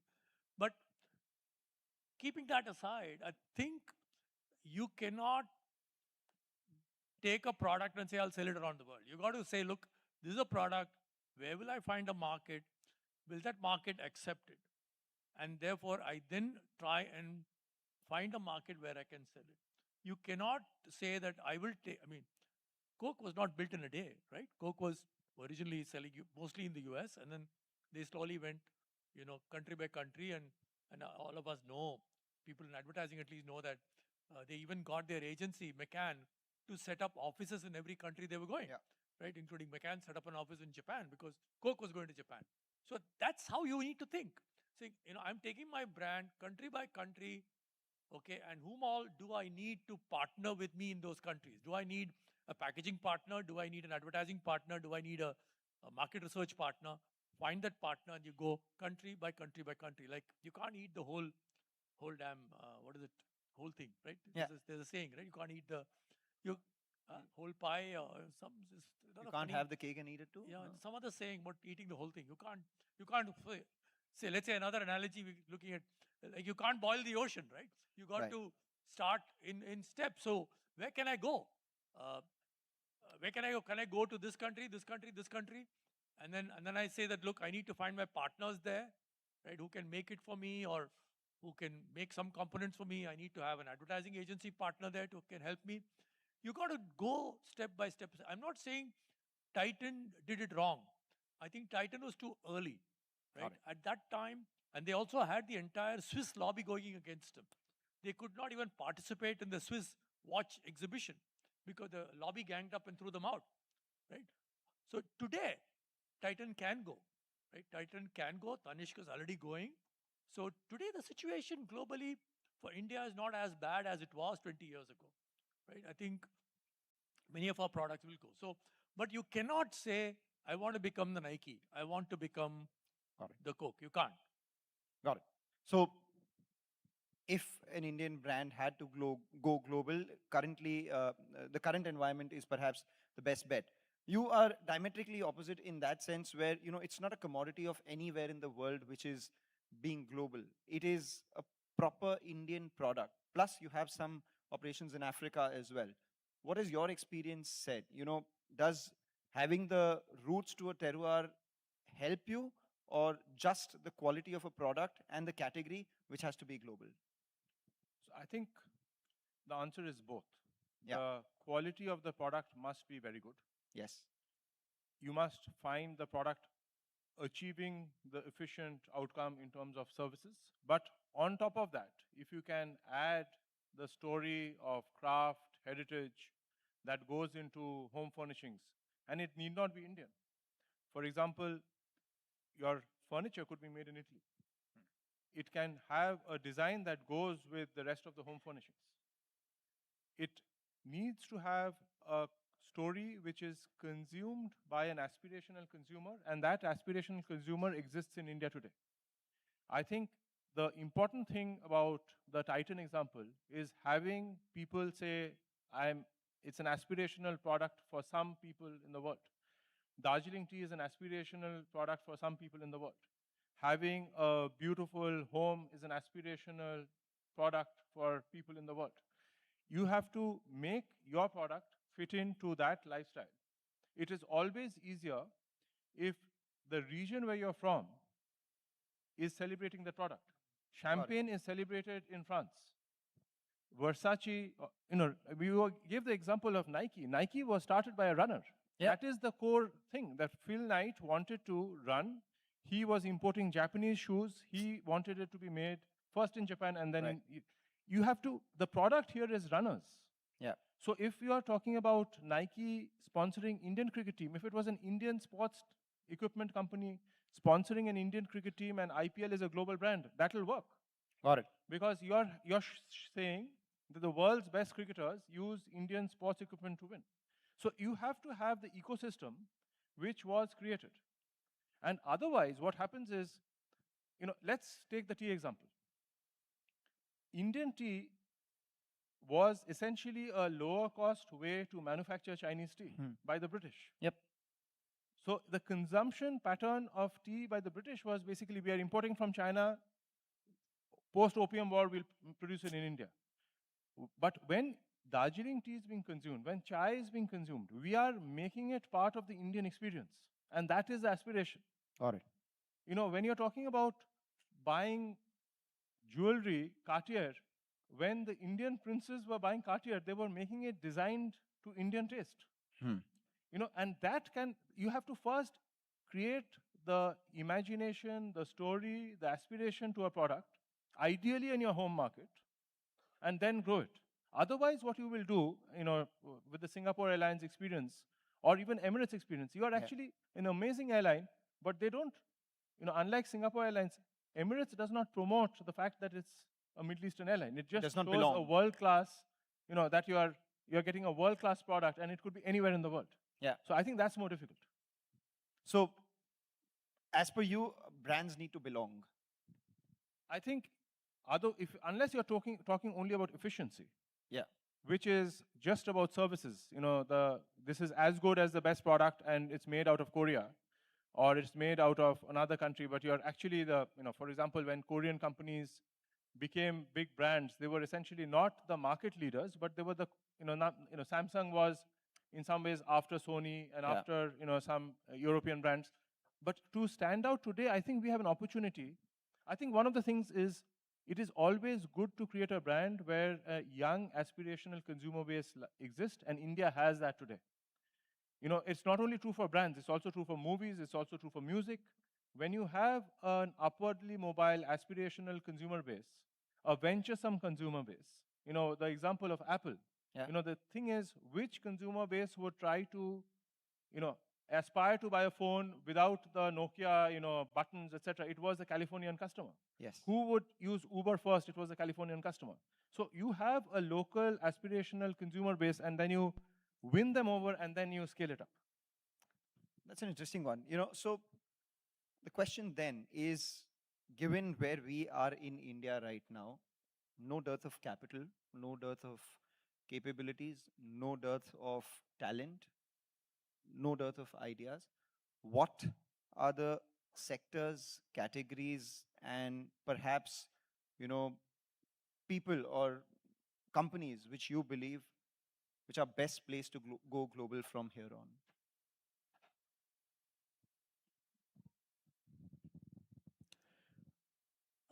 I think it's not just taking off from borders. You're saying is that today Indian consumer has evolved. You cannot sell a shoddy product to an Indian consumer because you take cars, they get the best, in the market. So you can't. So the Indian consumers' quality perceptions have moved up, right? And they demand better quality products. They want better service. As a result, Indian companies are gearing up, both in terms of design, and look at the new Mahindra vehicles. I mean, amazing looking vehicles. I mean, everyone may not like them, but they're brilliantly designed electric vehicles. So who can go global? Anyone can. All of you in this room can go global. It depends on who has the risk appetite to take those steps without losing your shirt. I mean, Titan almost lost their shirt, right? But fortunately, they were part of a big group, and the board was tolerant of taking on the losses, right? But who's got the risk appetite? Every brand today, most brands being sold in India, whether it is consumer durable, consumer product, have the potential to go global. But certain markets are overcrowded. You may say, look, can I take this soft drink brand global? Which is the fastest growing soft drink brand in the world today? Campa. Campa Racco. I'll answer the Campa thing. Okay. Fastest growing. In the shortest period. The brand called Red Bull, right? Where did it come from? It's not from the US. It's from Austria. It's a brand from Austria, right? Where did the guy get the idea from? Thailand. When he went and had a drunken night in Thailand, right? And he bought the license and he took it global. It is the fastest growing soft drink brand in the world. It's phenomenally unhealthy, right? It contains as much sugar as 4 bottles of Coke and as much caffeine as 3 or 4 bottles of Coke, right? It's global. It's growing brilliantly well. If Red Bull can go global, why can't Lahori Jeera go global? Right? And why can't Campa go global? But it has to have a difference, right? The Lahori Jeera has greater chance of success because it is different. Whereas Campa till now, it looks like a Pepsi Coke substitute, rip-off. But they're doing well. I'm told they're doing very well in Middle East. Why? Because the consumer there think that Coke and Pepsi are American, right? And America is helping Israel bomb the hell out of Hamas, right? Gaza. So Campa's doing well. But does Campa have a chance of going beyond that? I don't know.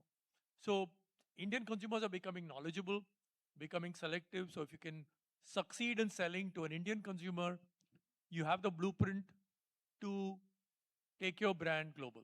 Now, will it be global, whole ocean, or will you take it piece by piece, South Asia first, Africa, etc., etc.? It's up to you, right? How far you want to go. Amul is trying to go global. Amul is trying to enter the American market. They've tied up with some dairies. All the best to them. It's a great, bold move. But I think they are still targeting the Indian diaspora. That's the difference, right? There is an Indian diaspora out there the Indian diaspora is no longer the taxi driver. They are the affluent guys, right? They can give you one leg up. They can buy, they can be the first customers to go to a Titan store or a Tanishq store, or to, we were talking about Forest Essential store, right? Or they can serve Amrut whiskey in their parties where they invite Caucasian friends, and the Caucasian friends discover, Amrut whiskey, and they start buying it. So it will be step by step by step. But who has the appetite? Who has the courage to go and stand up in front of the MD and say, look, I will take this brand to UK, or I will take this brand to Australia, or I'll take this brand to America, right? Someone has to stand up and say, I'll take the bullet if it fails, right? So who will do that? So taking on from what, so Campa Cola going global is just like the Korean companies, same product, maybe cheaper, going. But look at the drinks market. The alcohol consumptions around the world are dropping. Sugar consumption around the world dropping. Cola consumption around the world. Carbonated drinks dropping. If India comes in with a product which is informed by Ayurveda, which is good for health, which goes global, that is going to be and follows the Indian consumer and then scales it up. We have in Lakshmi Estates, all our sales are global. While our tea sales might be local, all of it is branded. And our biggest selling product is something called Valerian Dream. We did clinical trials to show that it actually improves sleep, and it's absolutely natural. Ashwagandha, Tulsi, all these products are, that is, you're creating a category which has a maybe 1,000-year Indian history of appreciation and patronage, and packaging it in world-class ways and taking it global. When you go to I'll be going to the airport soon, and there'll be shops selling dosas. The difference between the dosas now and the dosas 20 years ago, it is basically adopted a McDonald's style of format, and it's far more popular than McDonald's. So you basically package it in the world-class way, keep the products Indian, and you will have a global consumer. Talking about, how, like, I think Forest Essentials is a great example. Yep. It is popular in India, but it's popular outside India. It is world-class, so it's available in Taj and Oberoi hotels. So how do you create those products which, India is at a huge advantage over China because we never had the Cultural Revolution. Yeah. China had to forget their 1,000-year-old history in 1960s, and then suddenly after 1960s, you had a Chinese wedding, it was all Western suits. Indian weddings are Indian clothes with Indian food. We have an opportunity to, take this and sell it to and Indian consumers, when you're talking about Indian consumers outside India, they know what is something that an Indian product which would be appreciated globally. It is important to take that advantage, that heritage, so that we can bring that differentiation. But that doesn't give us the excuse of making the quality shoddy. I think, look at the Taj hotels, look at the Oberoi hotels. They can go global, and they are going global. And it is important to create, and I think they are better quality than many other global brands. Right. So that's important for us, and we don't have to worry about why it didn't happen for the last 100 years. There was many things that happened in the last 100 years which are not true today. Let us not say that the whole process of colonization was to ensure that Indian products couldn't be value added. So 100 years ago, we were a colonized country. So we don't have to think about, sell ourselves short because it hasn't happened in the past. And when we talk about capital, let me tell you, if you have a 200 crore company, I do not know, Blue Tokai or Vadham or these companies, and you want to raise capital, which country do you think is going to get you the best valuation? If it's a 200 crore company with a 20 crore EBITDA loss, which country will give you the best valuation? So I don't think capital is going to be a problem. You gave me the Korean example. The market cap of LG Electronics after its IPO is actually bigger than that of LG Korea as well. And LG Korea shares actually went up after the unlocking of value in LG India. So I get or list an eyeglass company anywhere else in the world and see the valuation. So it's important for us to not worry about capital. I think we have the right ecosystem, the right consumer system, and we have to create the right brands. All right, so if one was to make a checklist from all the conversations that we've gotten, if you had to take an Indian brand global, start with a great quality product which is rooted in India, something which India has a natural advantage in. Third, it has to be differentiated from everything else which is there in the world. Fourth, most importantly, it has to have the best world processes for a good Indian product. So if you're selling dosa, better sell it in the SOP of what, say, someone like a McDonald's or global best practices would be. Fifth, you have an entire ecosystem around that product to make not only that product or brand, but that entire experience fairly uniform across the world. And sixth, keep at it, keep at it, keep at it, because you can't boil the ocean at one go. So that's pretty much, the sum and substance of the conversation that we've had so far. But a final thought, which is, these are things that we can do. There is something I'm sure that the regulators and policy makers can do as well to promote brand India, because increasingly brands became global because people experienced it in their domestic markets first. So if you had, say, more foreign tourists coming to India, experiencing Indian products, the chances of those products then going global or being acceptable globally would be a lot higher. So is there something that the policymakers, regulators, the government can do about it? I personally think when it comes to the specific brands, whether it is the products or services, the government doesn't need to do anything. What the government needs to do is brand India. Exactly. Which has to ensure that when people come to India, they see a clean city. When they visit India, they see a good, fast airport system. The overall environment in which Indian brands operate is what the government should do. I think letting all the brands, we have a fine market, we have a growing market. What we need to do is the whole notion of the environment in which India is operating. That is something that the government, and that's frankly what the government's job is, irrespective of the country. Right. Create the ecosystem. But do they need to ensure that Indian brands are sold in Indian airlines when they're, I think that's completely unnecessary. Got that. What about you? Yeah, I think we can't expect the government to do too much other than do a great job of PR. I think we can do a much better. I mean, you are in PR, and it always pains me when I read those articles in the New York Times, and I think which paints India in bad light. I think we can definitely do a better job of PR, which that's enough.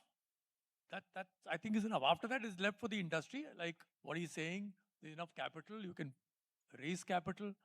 You have the risk appetite. You have a good product. You have a good product story to tell. Because I have this little thing, right? What is a brand? Brand is nothing but a story being told. Every brand has to have a story. Red Bull has a story behind it. Makai Bari has a story behind it. Amrut will have a story behind it. So what's the story your brand is going to tell? And will that story appeal to the global consumer?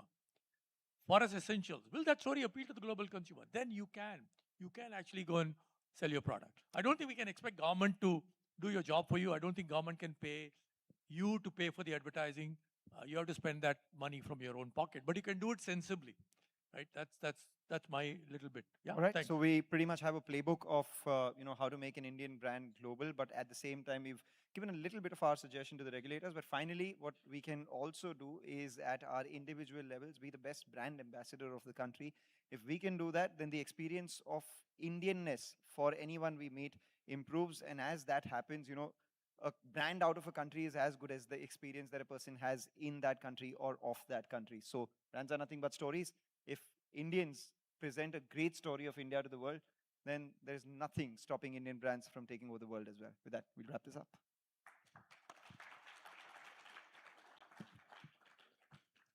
Any questions? We'll have time for, I guess, he has a flight to catch, so 2 questions. Ma'am. Hi, sir. Pavni this side. I have a question with regards to what are the key challenges that Indian brands might be facing that they are unable to position themselves at a top-notch level in the luxury market segment. globally? Because if you talk about, and I often wonder, in the luxury segment, I feel there are only handful of 2 to 3 brands which which have top of mind awareness, like Forest Essentials, as you said, and Taj Hotels. But there is an impact of westernization on the Indian culture which we should be promoting in terms of luxury? Or what would be the key challenges that have stopped brands in the luxury segment to make their name globally? I think this is what we are, when we are talking about it in 2025, this is the reality, what you're saying. I think that reality is changing. If you look at the European brands, they have, when you look at the world's most famous brand, Hermes or Louis Vuitton, Hermes was a saddle maker, very high quality French saddle maker. They said that the saddle stitch that they used in making the saddle is basically going to be in their bags, and made a story out of it, which Europeans, Napoleon, Josephine was a consumer of Hermes. We have to create those patronage, quality, and stories. We have all those materials to do that. It's important, and I think we are doing that. I think Taj is successful exactly because of it. Forest Essentials is successful exactly because of it. There are certainly, we have very few compared to Italian and French brands, but so has rest of the world. If it's Italy and French are unique in creating. When you travel to Dubai or London or many other cities, you actually see Italian and French brands. They are, and that's something that I think Indians are good storytellers. We are good storytellers. We are consumers. Unlike many other countries, we were talking about other countries. We are a large consumption-driven, young population which has experience of Indian brands. Like when I go to consumers about Makai Bari, they said, "Oh, we've always had Makai Bari. That's why I want to drink Makai Bari." That's an amazing advantage to start out with. One point that you were asking about, what can government do? One is certainly not try to develop the brand, but for example, certifications. Those kind of things should be globally standardized. An organic certification in India should be globally valid. Those kind of things would help these brands to move from one geography to another a little more easily. That's useful. Yeah, okay. I think just to add to what he said, luxury is the most toughest category to crack. Luxury is where the country of origin plays a very, very important role, which is why Hermes makes their products only in France, that too outside Paris. They don't make it anywhere else. So there is a lot to do to crack the luxury segment. It's not easy. So don't be too mournful that Indian brands are not, cracking the luxury segment. We need to crack actually the value for money segment in multiple categories. We should crack, right? Which we have not yet cracked, right? I mean, look at it. TikTok came from China, right? Spotify came from which country? Sweden, right? Spotify is from Sweden. Why can't we have stuff like that from India? We have huge population, so many people are consuming so much crap on their smartphones, and why should they consume it on foreign apps? Why can't they consume it on our own apps? Right? Why should we listen to podcast on Spotify and not? So, but it's happening, I suppose. Some of these are coming up, which will happen. Hopefully, in the next 5 years, we will see Indian digital native products going global, and that will be great if that happens. So one had to simplify that in categories. For luxury, you need strength of what the country's own storytelling is all about. You have to use probably, if India, the history of India will have more Ayurveda, you'll have a fair amount of natural products which you can then sell as high quality products globally, or Indian jewels, or anything to do with India, which is more country specific, region specific. There you have a better shot at luxury, and at the middle layer you obviously have a better shot at products which are high quality and incredibly innovative. So I think that would be a formula. One more question and then we wrap it up. So either you guys enjoyed everything or you guys enjoyed nothing. Yeah, that's the takeaway. They're all getting ready to go and launch their brand globally now. They'll run out now. Yeah. All right, so we'll leave you for tea, I guess. Thank you.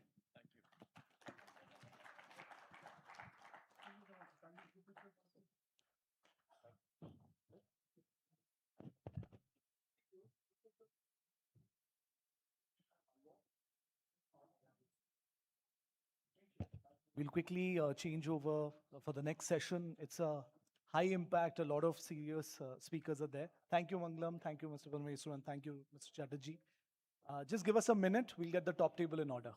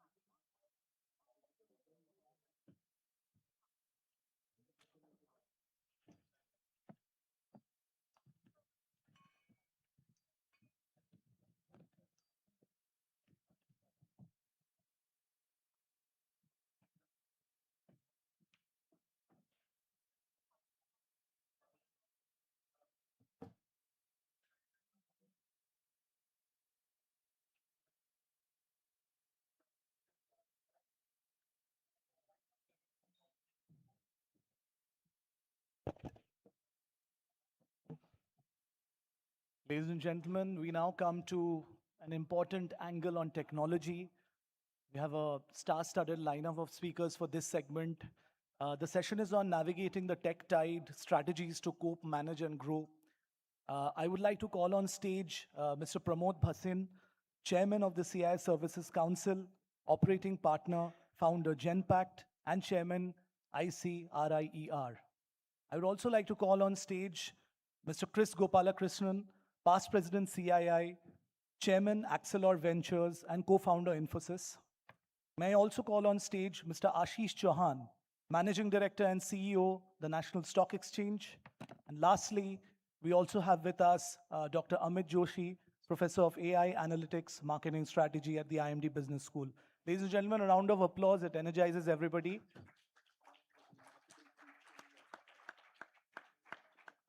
Over to you, Mr. Bhasin. Thank you.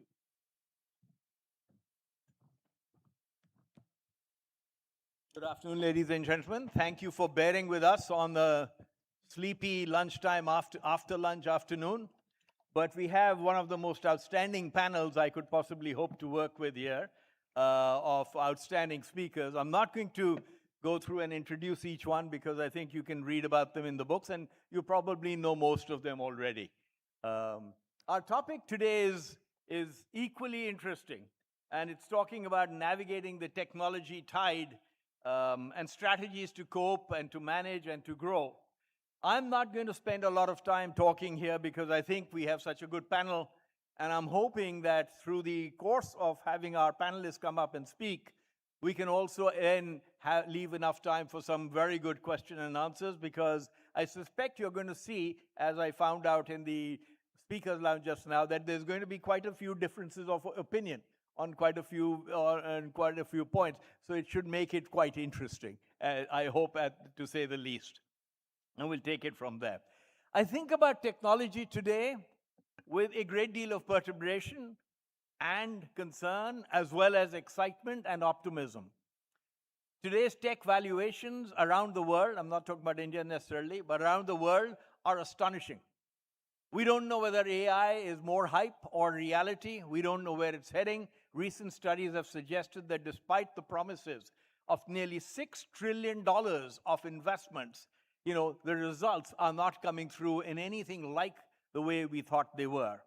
And there will be many losers, and there may be many winners, and there will be a few winners out of this at some point in time. But right now, it reminds me of what used to happen in financial services. My background is both financial services and technology and BPO companies. Reminds me of what Chuck Prince used to say at Citibank, which is, if the music is on, you need to stay on the dance floor. You need to keep dancing. This was just before they announced a $40 billion write-off from the entire loan institution that went belly up at that point in time. And it feels a little bit of the repeat of the dot-com era. It feels a little bit of the repeat of the savings and loan crisis. It feels a little bit of the repeat of the financial crisis. I hope it won't be so bad, but certainly the excitement and the froth today is amazing, and at this point in time, worrying, certainly globally. India continues to do remarkably well in this area. We've built, frankly, in the financial stack that we built, like Aadhaar, it is probably one of the most remarkable achievements created anywhere else in the world. That the scale and the cost and the way it was done has been nothing short of genius level in terms of the way it's been pulled together. Equally, though, we continue to feel that the IT services businesses and the GCCs that are currently here and working away very hard and working on phenomenally innovative products. I know there are many people who feel that it's just people being used, but the fact is that is completely wrong, and the amount of products and innovation that you're seeing coming out of these companies at this point in time is great. So you have one pocket of IT companies in the IT services industry which has done phenomenally well in India during this time due to its demographics and its talent base. Two, we will prove to be the talent base for the world. No other country has our demographics. No other country has our talent. And the way the demand for AI engineers, for instance, just one, we've already gone through this for computer scientists in the past, just the demand for AI engineers is going to spark this, is going to be enormous. And I think India will benefit as an economy from the fact that the world will come to us because the demographics across the world are not good. China's population, as you heard earlier, will go down enormously over the next 70 years. Europe is stagnant. Japan is going down. America is still growing, but at some point in time, that will also age. So all of these will play out very well for our demographics. And yet, on the third side, I would say Indian industry remains a laggard in terms of investing in technology broadly. And I'm talking about broadly all kinds of industry, whether it's trucking or steel or aluminum or many construction. Look at the way we construct our products, etc. We continue to be laggards in the way we invest in technology and the way we grab and are embracing AI. And I wonder when we will change that. When will we build, as the earlier panel just spoke, when will we build our global brands?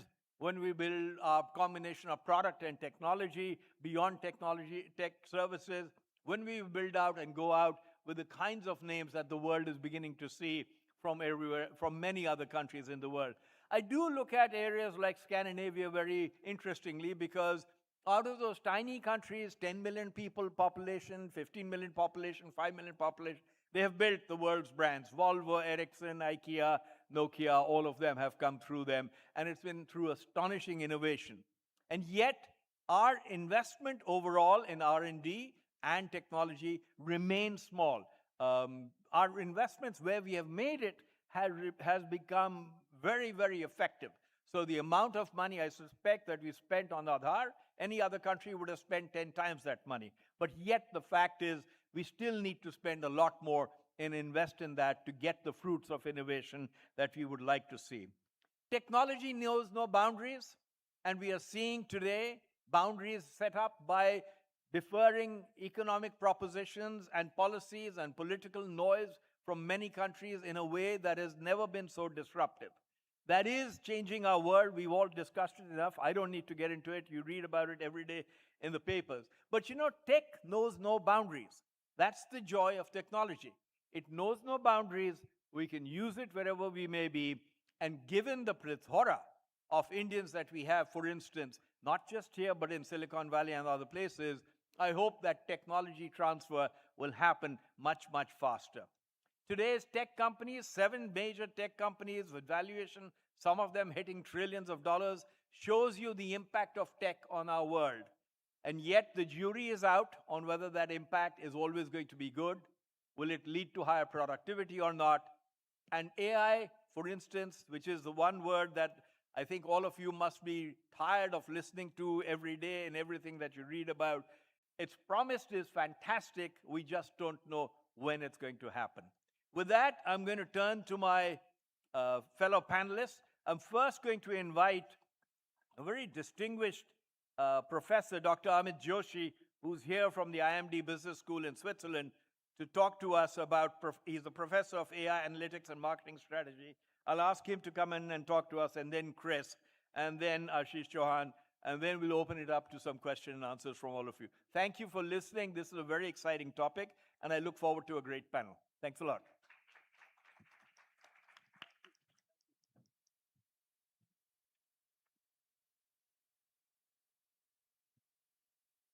Thank you very much. It's a pleasure to be a part of this panel, really, with some amazingly esteemed people. I have a couple of slides I'm going to show you, and this is around the idea of what leaders today, what all of you need to do to actually navigate this tide of technological change that we are living through, right? So this is exactly the point, just building upon the point that Mr. Bhasin just made.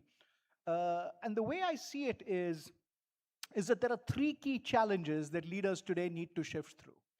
Yeah? The first is scaling, the second is the stack challenge, and the third is the support challenge, right? And if we really have to think about it, the first is a little bit more about the process and the application. The second one is about the technology, and the third one is purely around people and how you manage people. So I'm just going to take a little bit of time to go into each one of these three and give you my perspective as to what I'm seeing globally with respect to these three challenges and how you need to navigate them as leaders. So the first challenge is around scaling, like I mentioned. Oops. And in terms of scaling, what's happening in most of your organizations today is that there are perhaps good amount of investments in technology, whether it's AI or these other technologies. The catch is, are they really scaling and adding value to your organizations? Because it's one thing to invest in technology, it's completely another thing to scale it, and it's a third thing to generate value from it. And what most organizations typically are doing, especially when it comes to AI, is using AI at an individual level to add efficiencies. And it's absolutely fine. That's exactly how we should be starting. But eventually, what organizations, what all of you as leaders will need to do is make sure that this individual level scaling gets to the level of teams and then eventually to the level of the entire organization. Because as you know, having a successful POC, having a successful experiment in one corner of the organization, it's interesting, but it doesn't really move the needle in terms of revenues or in terms of profits. So that's the first thing. So scaling is going to be crucial.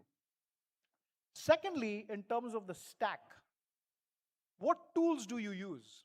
And if you really look at your own organizations today, as a matter of fact, if you look at most organizations around the world, except for certain parts of the world, we use an American stack when it comes to technology. Your storage is probably on an American stack. Your CRM systems are probably an American stack. Your ERP systems are probably an American stack. Your AI is almost certainly an American stack. Your office software is probably Microsoft, which is an American stack. So we are pretty locked into the American stack. And if you were here in the morning for the discussions that we had, one of the points of discussions was that the wonderful world that we had for 8 years, where we could all depend on a relatively steady, stable, and mature America, is probably over. And it's not just over temporarily for the next 3 years while we have a certain precedent. It's probably over even after that precedent steps down. So this is probably here to stay. What does that mean? It might be time to relook at your technology stack itself. Now, a small good news is that there is a Chinese stack that's out there, especially for AI, especially for storage, and for some of the software. Not for everything, but there is a pretty strong Chinese stack emerging. This is not ideal, because then we are stuck between either keeping with the American stack, which we know may not be trustworthy, or going with the Chinese stack, which may be even less trustworthy. But this is the choice that you're going to have to make. Because depending on any one stack today, I'm not certain is something that's really, really beneficial to any organization. I'm really, really not certain that you are being future ready if you just depend on an American stack for all your technology and software needs. You know, they always say that, or I'd like to say that, you know, in strategy, when you make decisions, the decisions have to be painful. It's really not a strategic decision unless it hurts. And this decision, I guarantee you, will hurt. Changing stack, changing providers for any software you have is going to be incredibly tricky and incredibly expensive. But this is a choice you're going to have to make. And by the way, I hope you realize that if you don't make a choice, you're still making a choice. You're making a choice of sticking with your current stack. And while all of this is happening, there's this third thing you've got to take care of. Because at the level of your employees, at the level of your colleagues, perhaps even at your level right now, the overwhelming emotion that I see in organizations around the world is actually fear. There's massive fear. There's a significant amount of the emotion is also confusion as to what's going on. But overwhelming emotion that I sense in organizations around the world, big and small, is fear. And quite honestly, there is two types of fear that is existing in organizations today that I see, right? On the one hand, there is fear in senior leadership, and that's the classic FOMO. I think you all know what FOMO stands for, right? FOMO is fear of missing out. So amongst senior leaders, amongst CEOs, amongst business owners around the world, I'm seeing massive amounts of FOMO. And that FOMO essentially is, look, if I don't do something with AI, if I don't do something with this new kind of technology, I lose out. Because the feeling is everybody else is doing it, right? Everybody else seems to be making money but me. So we need to do something. And this usually ends up in organizations and companies, in senior leaders, taking actions they probably shouldn't. Usually some kind of suboptimal decisions. But there's a second fear in organizations. This one is more widespread, and this one is probably lying a little bit lower than the C-suite, and that is FOLO. It's not FOMO. Would anybody care to guess what FOLO might stand for? It's a term I made up, so I don't know if it really stands for something. What's that? Yeah, fear of losing out. Yeah, it's the fear of losing out. Okay? I sense this massively. Employees don't really know if their jobs are steady, if their jobs are stable, if their jobs are going to be required a few years from now. Every time you cannot open a newspaper or a business article without really reading about some company that has laid off thousands of people. Presumably for AI, but we don't really know the reason why this is happening.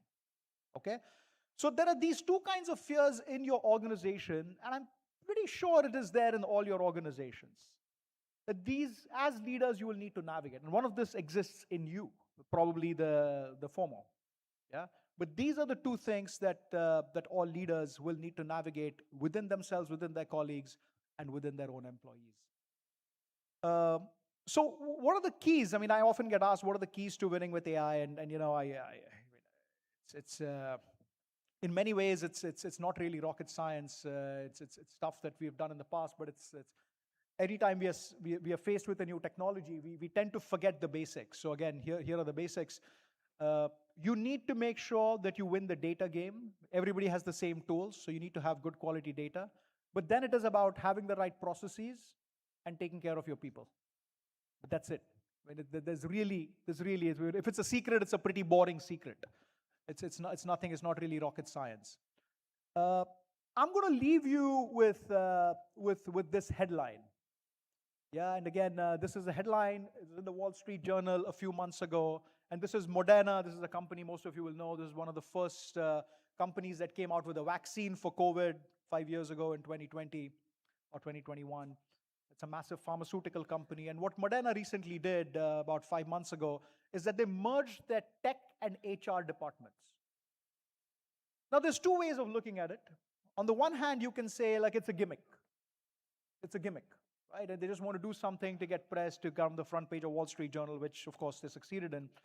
The other way to look at it is that this company has realized that with AI, with agents, with technology progressing the way it is, you really cannot separate what people are doing in an organization with what technology is doing in an organization. And so they're finally saying we're going to have one department that kind of looks at people and technology together. And maybe this is the future that we are heading towards in terms of technology and AI. Yeah? So on that note, I'll hand it back. And I think it's thank you from my side, but obviously I'll be part of the panel. But I'll hand it over, I think, to Chris or to Basim. Thank you. Thank you. Thank you, Amit. That was wonderful. That's great. Follow is a new word that we'll all have to think about and use as we go forward. Chris, may I?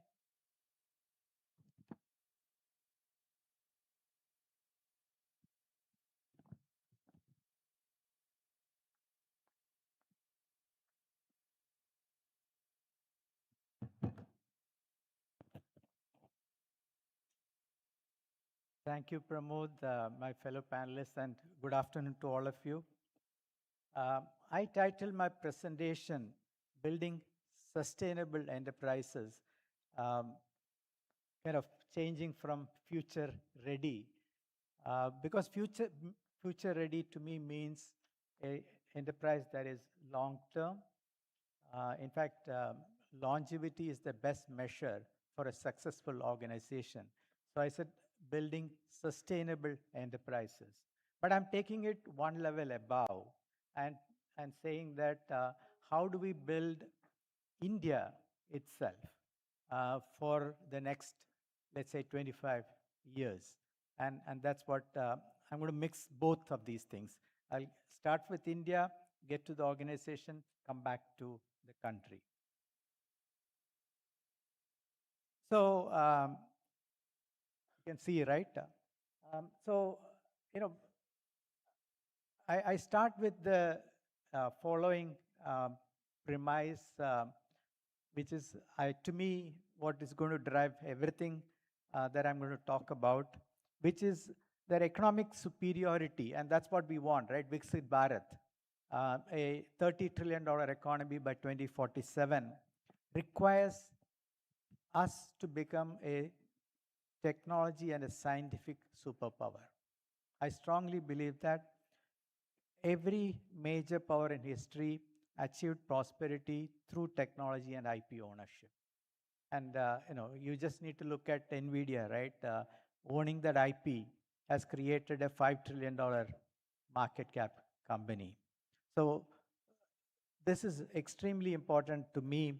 To be a IP-led country, IP-led company is very, very important. Value addition is very high. Apple, I'll come back to.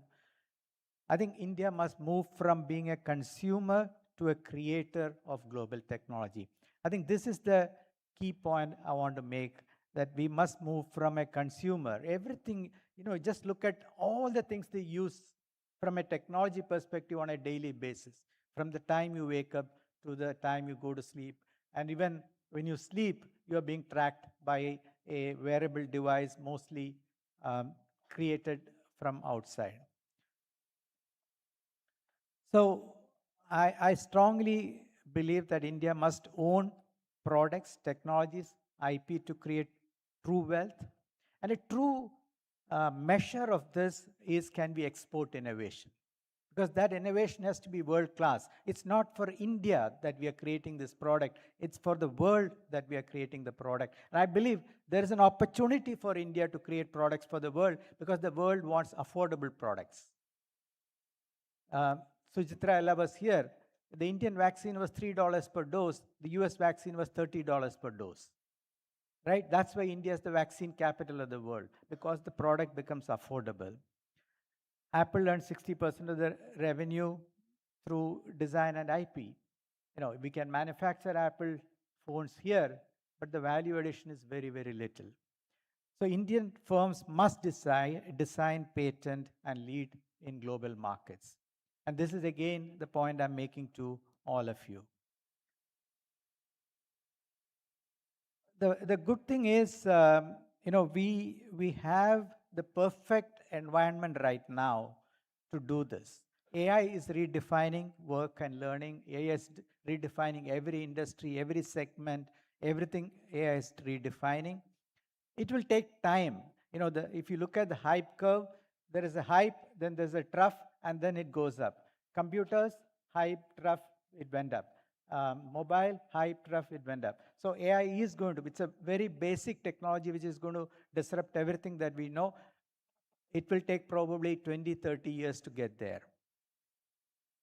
You know, there are many other areas, you know, clean energy, for example, we are looking at nuclear fusion at this point, biotechnologies, reinventing healthcare, quantum computing, and I can go on and on, actually. There are many technologies that are changing today, disrupting industries, and this brings opportunity for the country, because new leadership can emerge, and for the company, because new companies can be created. OpenAI came from nowhere.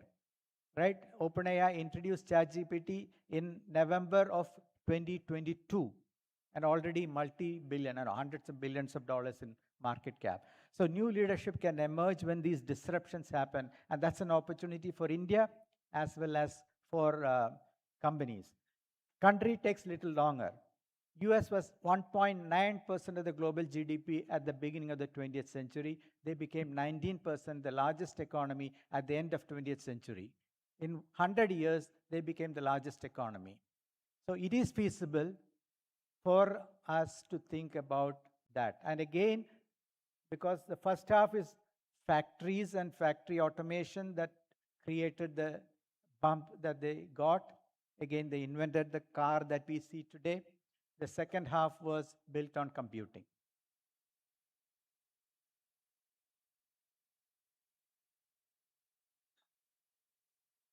Now, what are the prerequisites for this? Again, at the country level and at the company level, I strongly believe that we have to increase our investment in R&D, maybe 2 to 4%. Of this 0.7%, private sector is 0.3% and government is 0.4%. Actually, private sector has to significantly increase its investment in R&D. And across sectors, we have to own the IP and the technology that we are going to use in our products and things like that. We have to connect with research in the universities, in industry, and we have to create a very robust venture, risk capital industry. This is again very important because the capital that's used to drive the emerging technologies is the risk capital. We need that actually. They are willing to take risk. We need deep tech startups to drive frontier innovation. Typically, it's not the companies that are, that are incumbents that drive technology. It's the companies that are newcomers which drive the technology. Collaboration is important. I'm going to accelerate a little bit. So innovation, I strongly believe that innovation is existential. Business models have shorter lifespans. We have to become global leaders in R&D. Indian firms must also have a culture of M&A. Corporate venture capabilities must be built. And I believe that the leadership that we need now comes from the ability to innovate, the courage to innovate, the curiosity, the agility, the speed that we require. And in every product, emerging technologies will have to be embedded into your products and services. And what measures get implemented, right? So I strongly believe that every company must look at these things. Percentage of revenue that goes into R&D. R&D conduct externally, because you must be open to innovation coming from outside. Many companies have said 50% of the products will come from outside.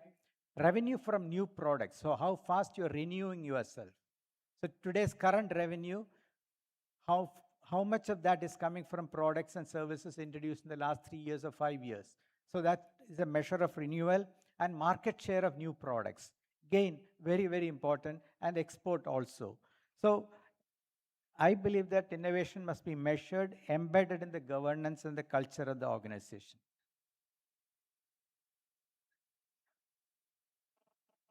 Because this is a session which primarily focus on AI, very briefly, AI requires us, and this is true for any new technology, we have to look at using technology with purpose and with responsibility.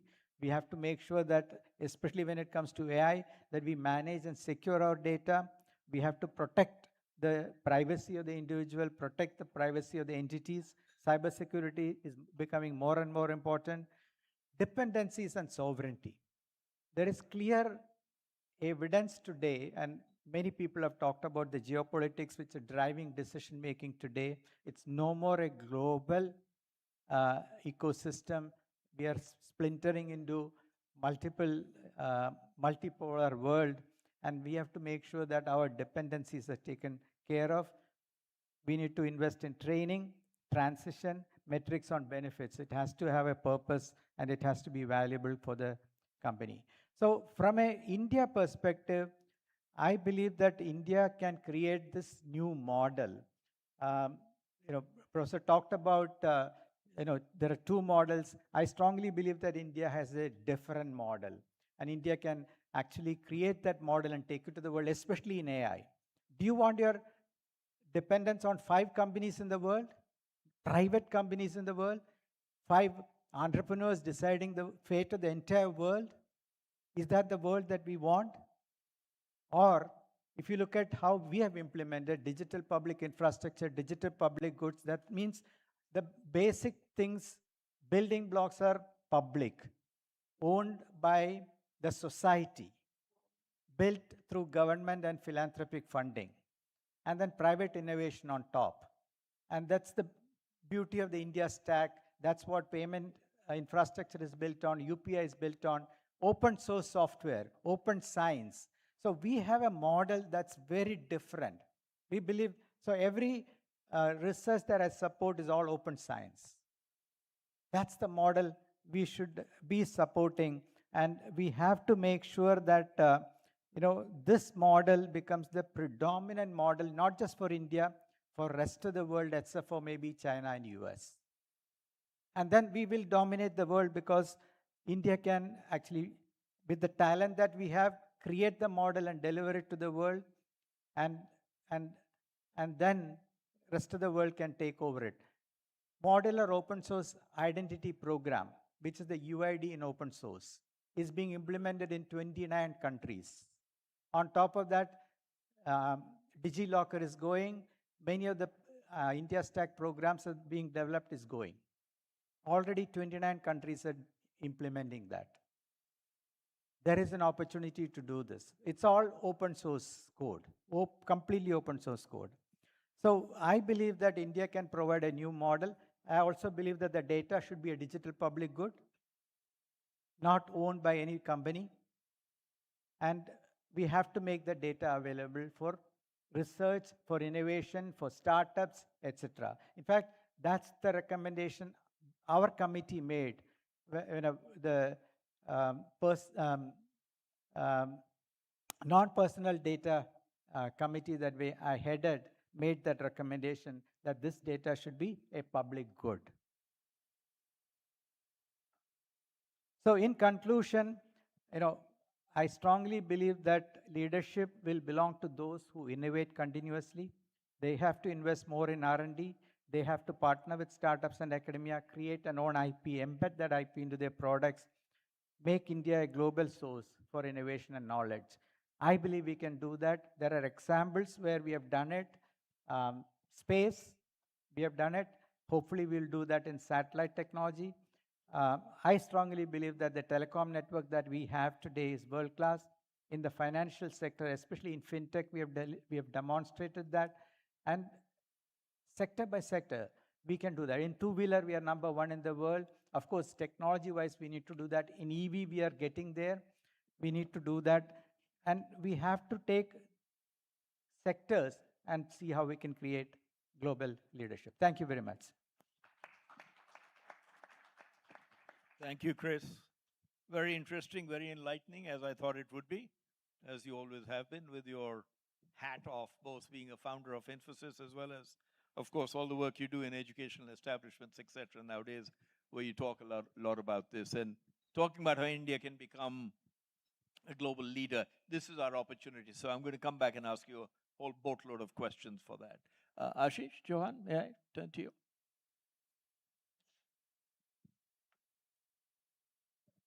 Good afternoon. It's a pleasure to be in front of you. We basically learned about how these things happen, but how do we conceptualize technology? Because technology, I think one of the slides talked about biotechnology, one of the slides talked about quantum. So broadly, over last 30, 40 years, we think technology is information technology. And probably children now might think technology is AI and stuff like that. So for me, the technology is something which is about doing something different or doing something completely new. Both can be technology. To give you a perspective, what are the first technology the mankind invented? It didn't have to be science, although there was one slide on science also. What are the first technology the world mankind invented, in my opinion, was how to control fire. Fire existed before mankind came. It came up automatically, went down automatically under circumstances. But how to control it in a small space, started, put it in, and it gave a lot of benefits to people who invented. But it gave even more benefits to people who adapted. Because there was another slide about being creator and stuff like that. But even if you adapt, you get a lot of benefits. And then newer and newer technologies came of wheel, of tools which are made of stones, and then later on many other, say, metallurgy and agriculture, before that animal rearing. Why I'm telling you this is, all of them were technology. None of them were science oriented. But the societies which adapted to them for useful purposes, they became more richer compared to others, and that's how slowly it spread. Science is a very new concept. It is actually, in a way, formalizing queries, how to do things and stuff like that. But broadly, today's world, science brings out newer technology is a fact. Right? Now, those technologies used to spread over the world over thousands of years. Then they become slightly faster. It became hundreds of years. And last 500 years, there was a wave after wave of newer and newer technology. The Industrial Revolution created so much wealth for Europe that it was not created for 10,000 years for mankind. That 200 years created that kind of wealth. I think Chris talked about America going from 2% to almost 20%. I'm just adding a little here and there in 100 years. But if you look at India, India was one of the biggest pioneers of technologies 1,000 years back, 2,000 years back, 3,000 years back. We somehow stopped after 1,000 years, but I mean just before 1,000 years. So we stayed behind and we did not participate. So many times I say in my lectures that when the technology race was run for last 1,000 years, India was not even in the stadium. We are trying to manage our hierarchies, not new technology. But in around 1500, Vasco da Gama came, 1497 to India. India was accounting for 33% of or 35% of world GDP. By the time Britishers left in 1947, give and take 3 years, 1950, 450 years, India became 2% of world GDP. Again, it was 1.7 or 1.9. I'm just giving you some perspective. We went from 35% to 2% in 450 years. America went in 100 years, purely because the technology waves were becoming faster and faster. And if technology waves are becoming faster, and my hypothesis is that the wealth is created by technology. Wealth is the only change that happens. Technology is the only change that happens. The wealth is created by that, and society surrounds it. If that is going to happen, or that has happened in last 30 years, 50 years, you have seen how the information technologies happened. The newer waves are going to come even faster, which means newer wealth is going to happen or be created even faster. And who can create this wealth? People who can adapt to newer technologies. They don't have to invent. Why I'm coming to this point, again, I'll touch upon if time permits. But those people, those societies which adapt to newer technologies create more wealth. India was 1.7%, 1.8% of world GDP 30 years back. Today we are 3% of world GDP. Why? We adapted to newer technology compared to other people who were ahead of us, like America, Europe and all. Today, in many technologies, we are ahead of them, especially information technology, in terms of usage by common people in day-to-day stuff. And if we continue this way, we are going to have even faster growth. Why? Because who can adapt to newer technologies? It's the younger people. At my age, you give me a new phone, it doesn't matter to me. I just use it for calls and WhatsApp. But if you give it to a 2-year-old, she will figure out how to open it, close it, whatever she needs to do with that, she will do. And younger people are more adaptive to the new technology. Which country has younger people? You look at Japan, it's old.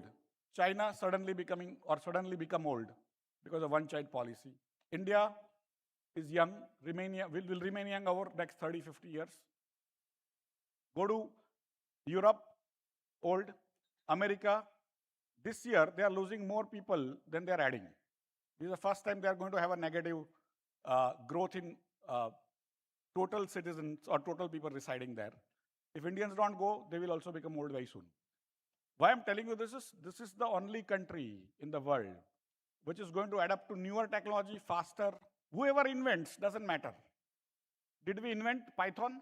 No. Did we invent Unix? No. Did we invent SQL? No. Did we invent hardware, the chips? No. Who were the best users of the technology? Indians. 30 years, 3,000 GCCs, and of course Infosys and TCS and Wipro and whatever you have. Why I'm telling you this is, we will be told that you have everything but you don't have products. You have everything but you don't have fundamental models. We don't have, we must make. I'm not saying don't make. But against that, if our people are able to use, sort of adapt to newer technologies, AI, quantum, whatever comes, biotech, we will be the winner. Why? Because if a person sitting in US can do it, per capita GDP is $88,000 there. Ours is still $3,000. Using the same tools, same technology, if our people are able to give even half the productivity, it will still be $6,000 versus $88,000, right? And so, a lot of arbitrage. I mean, I am also a finance guy, but I am also the guy who created the first satellite telecom network for India and stuff like that, right? So, I am in fintech, I am also a professor, I am also a chancellor, and I teach a lot. But why I'm telling you this is, next 30, 50 years are going to be enormously wealth creating for the world because of the newer and newer technology, which come on the shoulders of the earlier technology. And the societies which are adaptive to the newer technology are going to create that more wealth. And for me, next 50 years will create more wealth than that has been created in last 10,000 years. And which society will create that large part of that wealth is the young society, which is future-looking, technology adaptive, that is India. And just to give you a perspective, somebody said that India doesn't have people doing use of technology in trucking. There's a company listed called Black Buck. You can figure out go to NSE website or download app. I'm marketing a little for creating global brand, but that is besides the point. But go to Black Buck, search that boy used to work for ITC, and he created this company. It's listed. He's worth few thousand crores. None of us know, but he gave a comment around a month back in Bangalore saying, I'll have to move out of Bangalore because of the traffic. And then all hell broke loose. None of us know that boy's name is called Rajesh Yabaji. But now that at least I have told you 100 people have come to know, it doesn't matter because he's worth few thousand crores and I'm not. But similarly, so we do use technology in trucking. That is the purpose. Similarly, Zoho. Somebody said that most probably you are using ERP of American origin. Zoho is the ERP for all small and medium sector companies, not in India, but across the world. Similarly, Zoho also has an office stack. Again, it was said that office stack. Why I'm telling you this is, slowly, newer and newer companies will make the same stacks at lower cost. Whether if you are inventing, the way I look at it is, last part, is that the way US is developing AI is to psych you out. Saying if you don't have $1 trillion, you are not on the table. So all of us think you need to put in $1 trillion to get some output. And then China comes and says, I need to put in $100,000 and give you the same output. It's a two different way of doing things. Don't get psyched up. Start being, and when you are the best users of IT in the world, best users of technology in the world, youngest population in the world, start using them, create your own products, but don't be disheartened if you cannot, because we still have a long way to go, and we'll create more wealth than any other society in the world over next 30, 50, 100 years. Thank you very much.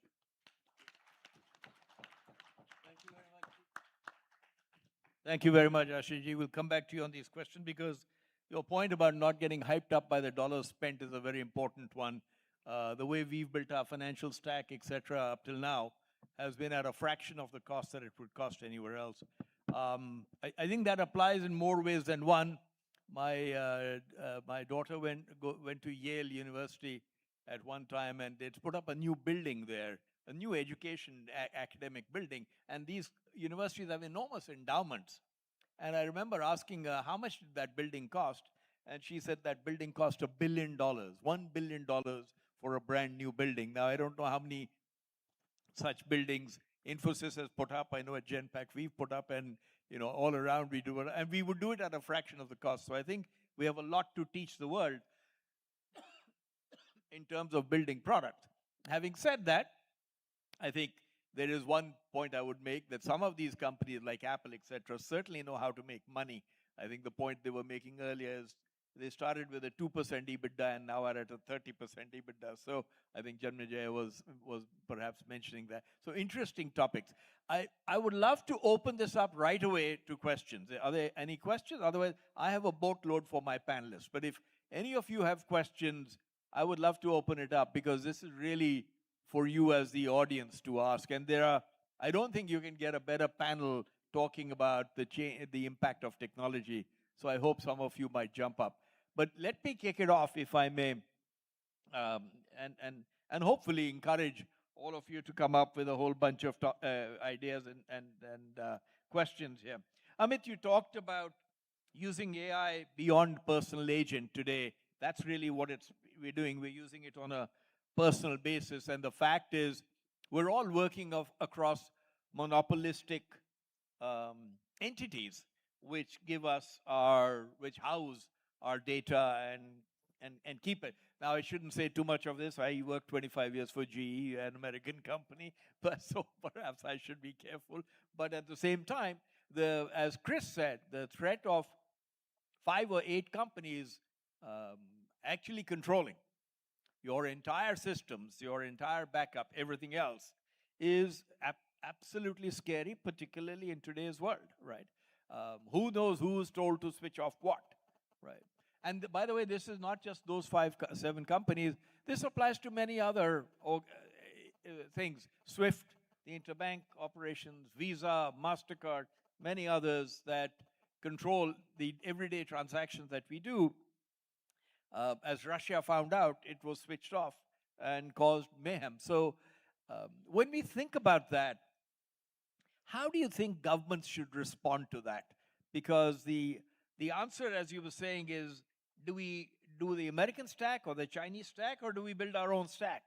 And how do you change stacks? So what is your view? What is the advice you would give, not just government, but also industry here, to say, how do we reduce what is obviously a very vulnerable reliance on just a handful of companies? So I think the classic options that most of our audience here have is to buy off the shelf, partner with someone, or build. In that context, I think the build option is not for the faint of heart, right? So in today's world, and the unfortunate fact is, unless you've got an extra, I'm going to say, a few tens of billions of dollars lying around, don't show up trying to build your own AI stack, because everything from the chips to the data centers, to the connectivity, to the people, is going to be just absurdly expensive. And some of us might feel the need to build it for national security, etc., but most of us will not. For me, the way I would say, I would especially encourage governments, but definitely organizations to think about it is that eventually the AI, the products will be commoditized.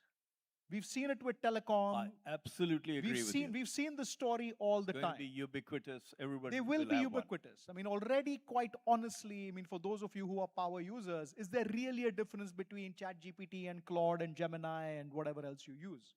And there's very marginal differences. What's my point? Everybody will have an agent. Everybody will have an agent. So the quality of your agent and what you get from it depends on your data and your processes and how well you do it with your people, right?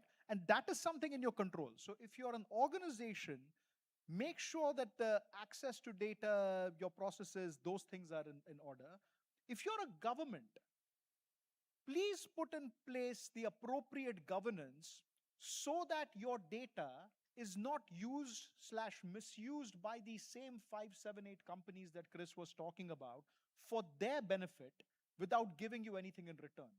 And in that context, I'd just like to say, and this is again, feel free to disagree with me, any of you, I think we have already screwed up the social media revolution, wherein we completely allowed a handful of companies to take all our data, giving us minimal in return. Hopefully, we will avoid that same mistake when it comes to AI. You know, I was interviewing this lady from Cambridge Analytics, who was a whistleblower against Facebook, if you remember. And I was interviewing her at a NASCOM, one of our leadership conferences, Chris, that we had in Mumbai. And she said it very well to me. She said it to the audience. She said, look, stop thinking about how you're going to protect your data. Your data is gone. Now the only thing you can think about is how do you make money out of it. That's it. Can you sell it? Can you sell it? But it's already out there, and there is no way, given what you're working with, that you can actually keep the data. So the question is there a better way to protect it and monetize it as you go forward? Chris, you talked about investments by the need for much greater R&D investment, as well as the need for us to take leadership from a technology perspective. My question to you would be, what can we do as a country? We stand on the cusp of fantastic demographics and fantastic talent, which could help take a leadership role. What can we, one, do as a country to accelerate that leadership? Because quite honestly, if we don't, we'll be left further behind because everybody else is really ramping up and they have more money than we have, for instance. Not that money is the only thing, but still, it makes a difference. And two, just give us your thoughts on why has Indian industry, not the IT companies necessarily, but the Indian industry, generally not invested as much as a percentage of GDP? Now, we can say in dollars, total dollars, we didn't invest much, but as a percentage also, we haven't. What is it that has not allowed that to happen? And what should we do to make that change? So on the first question, see, you have to look at different horizons, 3 years, 5 years, 10 years out. So on the current horizon, we have to do certain things for strategic reasons, strategic autonomy, the issue with national security, the issue with industrial security, and hence we have to look at options. You know, do we have options? Do we have choices? Do we have a long-term policy on how we will secure our future? So in that sense, we have to have a very strong data protection regime, privacy regime. We need to think about how, see, if you look at what is in today's AI world, what is equivalent to an operating system? It's the language models, because everything runs on top of that. But that language model uses data. So can we, and it's primarily using data which is available publicly. They've sourced all the data that's available publicly. The next wave will happen, next jump will happen on these models when they start using private data. And they're now really trying to get private data. Why is India number 1 or number 2 for all the social media companies? They want your private data, right? That's the reason why they're making it even free. There's a freemium model on every one of them because they want your private data. So can we now strategically think how can we protect ourselves from doing these right things? And we have to work with the government. We have to work as an industry. We have to work as an industry to create new standards and new models for doing that. And that's why I talked about MOSIP program and things like that. 3 years down the line, 5 years down the line. Now, what is going to replace semiconductors? 2D materials, quantum computing, right? Analog computing. The reason why we went digital is just like when automobiles were introduced, the first automobile was an electric automobile. Then Henry Ford popularized gasoline in internal combustion engine, and it really took off because he created the factories that can produce these cars in mass. And it really took off. And now we are coming back to electric vehicles. Why did we go digital? Because it was easy to do the mathematics around it. It was easy to do, so the model for computing is a finite state automata, predictability. Whereas the AI is all probabilistic and it's actually analog, right? So analog computing to me is a better way to actually implement AI systems. And now we have actually materials that are able to do analog computing at 1/10, 1/20th the cost of a NVIDIA GPU. Now, can we commercialize it? It will take 10 years. So this is what I'm saying. So if we invest in R&D, and we can, and government is taking a lead, and this is where I take, industry to task, because industry is not investing. Government has created ANRF, Anusandhan National Research Foundation, with 50,000 crores. That's approximately $60 billion, if my math is correct. RDI fund, which is, sorry, not 50, $5 billion or something like that. RDI fund, which is $12 billion. Then AI mission, semiconductor mission, quantum mission. It's a few thousand crores. Private sector is missing.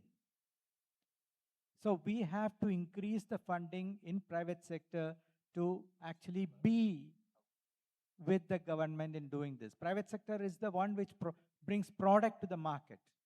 Government doesn't run businesses, government doesn't bring product to market. So we have to do these things. I'm completely confident about the talent that's there in India. I'm completely confident about the entrepreneurial spirit of Indians. Right, in the last 10 years, we have created the third best ecosystem and more than, I think, 100, 150 unicorns, billion-dollar valuation companies. So I'm confident about it, and they're attracting investment. So if we do world-class research, mission mode, take these white spaces which are there, future technologies that are going to impact the world, and invest in it, both from public sector, that is government, philanthropy, and private sector has to tag along so that when the product is ready, they can bring it to market. Absolutely, Chris. I think it's very well stated. And hold on to those thoughts. I hope in the audience you'll have some more questions as well. I'm going to turn to Ashish Chauhan also on this same topic. Ashish, how do you think, well, one, let me go back, and because I know you have a specific viewpoint on this also, which is industry really hasn't, in percentage terms, invested as much. Chris, I 100% agree with you in terms of what the government is doing today to encourage investment is enormous, actually. They put away money and they're trying, and yet we're not yet seeing major industry make the investments that you would expect. So what can we do in that area? Hum log kya kar sakte hain? What are the types of things that we should do? How do we encourage this? Because to your point that you were saying, the young in India can adapt to technology, and if we produce the products, etc., that can go forward, we can do so much more. No, thank you. I think it's a very valid question. And see, my job is to look at everyone and think. I don't do anything else, right? So I keep on thinking, does Pfizer, who does R&D spend of few $1 billion at least a year, make anything in terms of the developed product? No, they actually buy young company later on. And then they try to they are using that currency of their stock price and of course their distribution network to buy up those companies and do stuff, right? So effectively they show R&D very little outcome happens. The way to measure for me is input money or actual output. They show you a lot of inputs, like $1 trillion in AI for ChatGPT. And so you think without $1 trillion you can't do it. But for me, a smart guy will do it in $100,000 or $600,000 like Chinese guys do it. Don't mix it up. It's good to measure, but think that if you put in money, you will get an output. Good output doesn't work, right? So, and all of us have seen that, and it's happened in India. So for me, I've seen this 30 years. When I started working on NSE, there was no IT, right? I started working on NSE in 1992.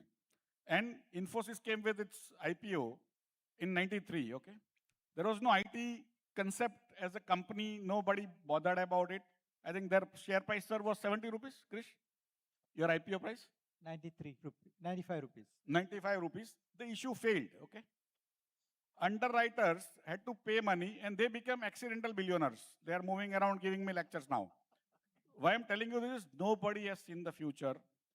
And why Indians do it is because they are frugal. But that is not the hypothesis I have developed over the last 30 years. What hypothesis I have developed is earlier, I mean, there was no capitalism before Karl Marx actually called capitalism against communism. What was the concept of capitalism? That if you put in a lot of money, you can make some money. If you did not have money, you could not have set up factories, right? And so you required a lot of capital to create more capital. That's why it was capitalism. Slowly, with advent of technology over last 100 years, you require little capital and you can make a lot of money. We have seen it in Zomato, we have seen it in Swiggy, we have seen it with Krish Gopal Krishnan. He was literally the pioneer. Give him a big hand, guys. He created what I call in my own little theory, which nobody writes because I don't speak in Cambridge. I teach at Nottingham, not Cambridge. But for me, it is capitalism without capital. India has been capital starved for last 400 years because everything went out. But we have a lot of brains, right? And they've created that wealth. Of course, Mr. Bhasin also created that wealth. But now, lower and lower amount is required to create newer and newer companies.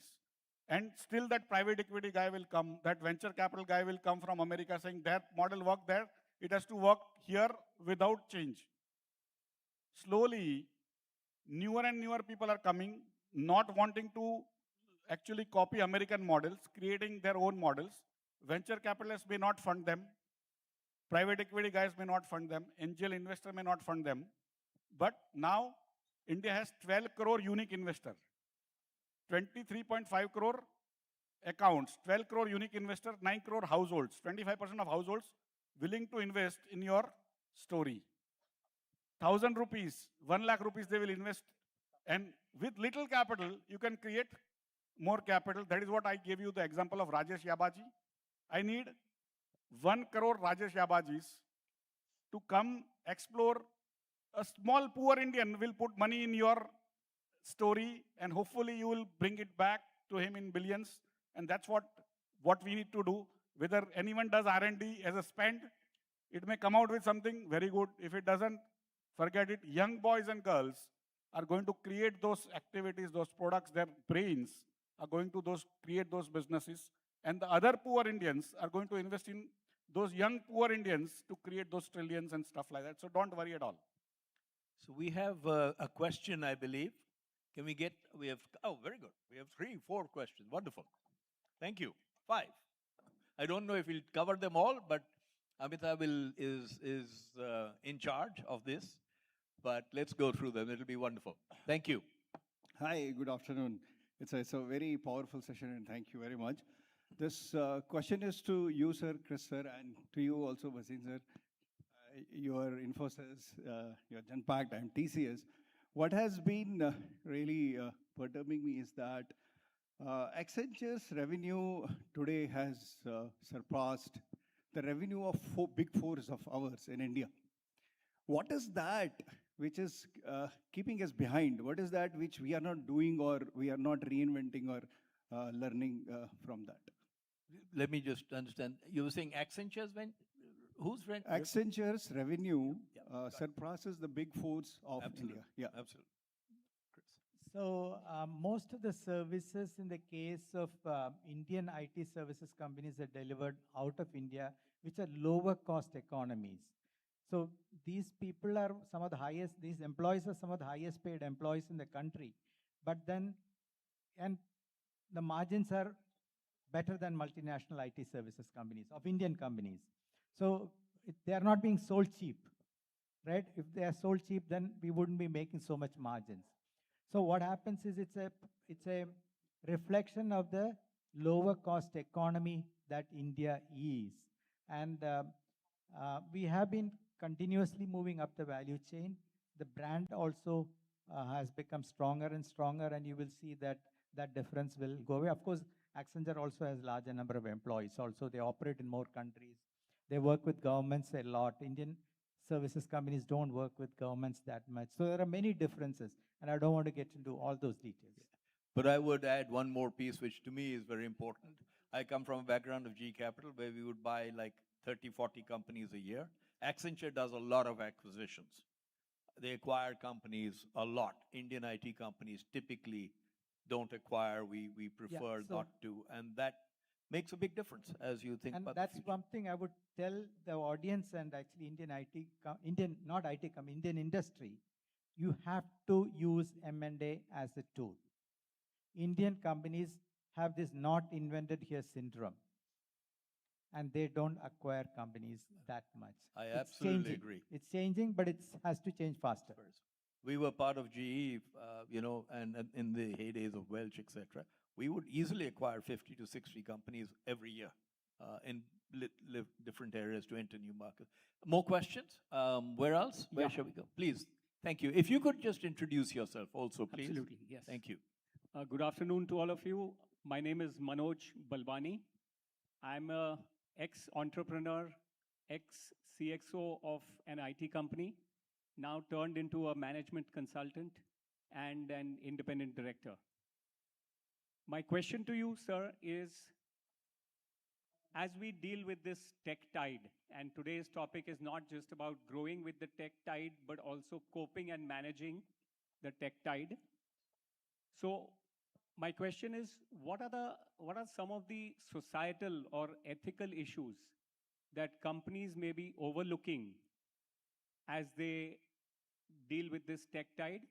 And what are some of the strategies that they can deploy to manage those issues?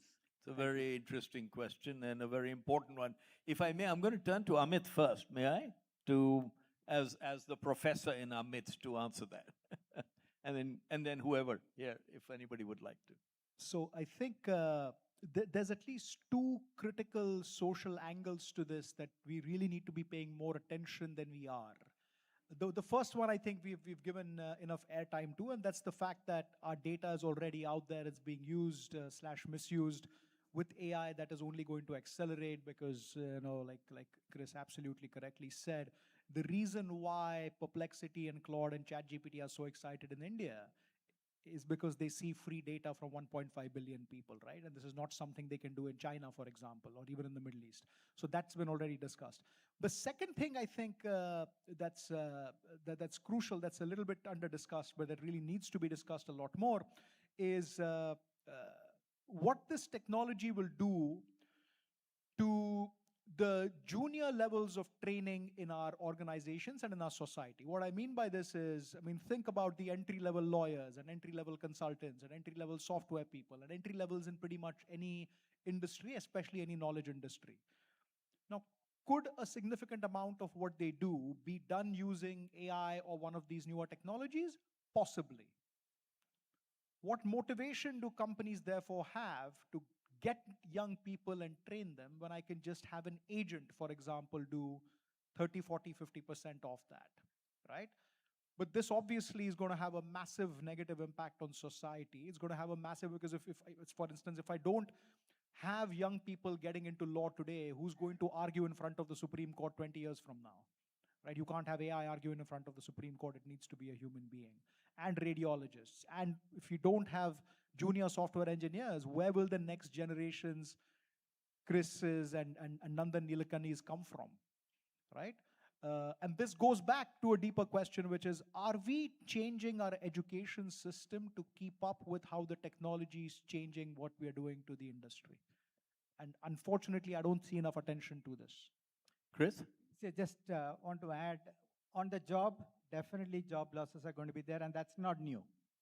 Okay, every time a new wave of technology comes, it will create job losses, either for humans or sometimes animals also, right? Horse and buggy, and when the automobiles were introduced, all the horses were without job, right? So this will, you may think it's funny, but that's true. We will see job losses.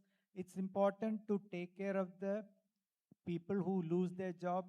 Can they be retrained, repurposed, and redeployed? Or can we think about a social security system for them? Can we look at transitioning to some other profession and things like that? Can we create new jobs? For example, healthcare in India requires large number of jobs to be created.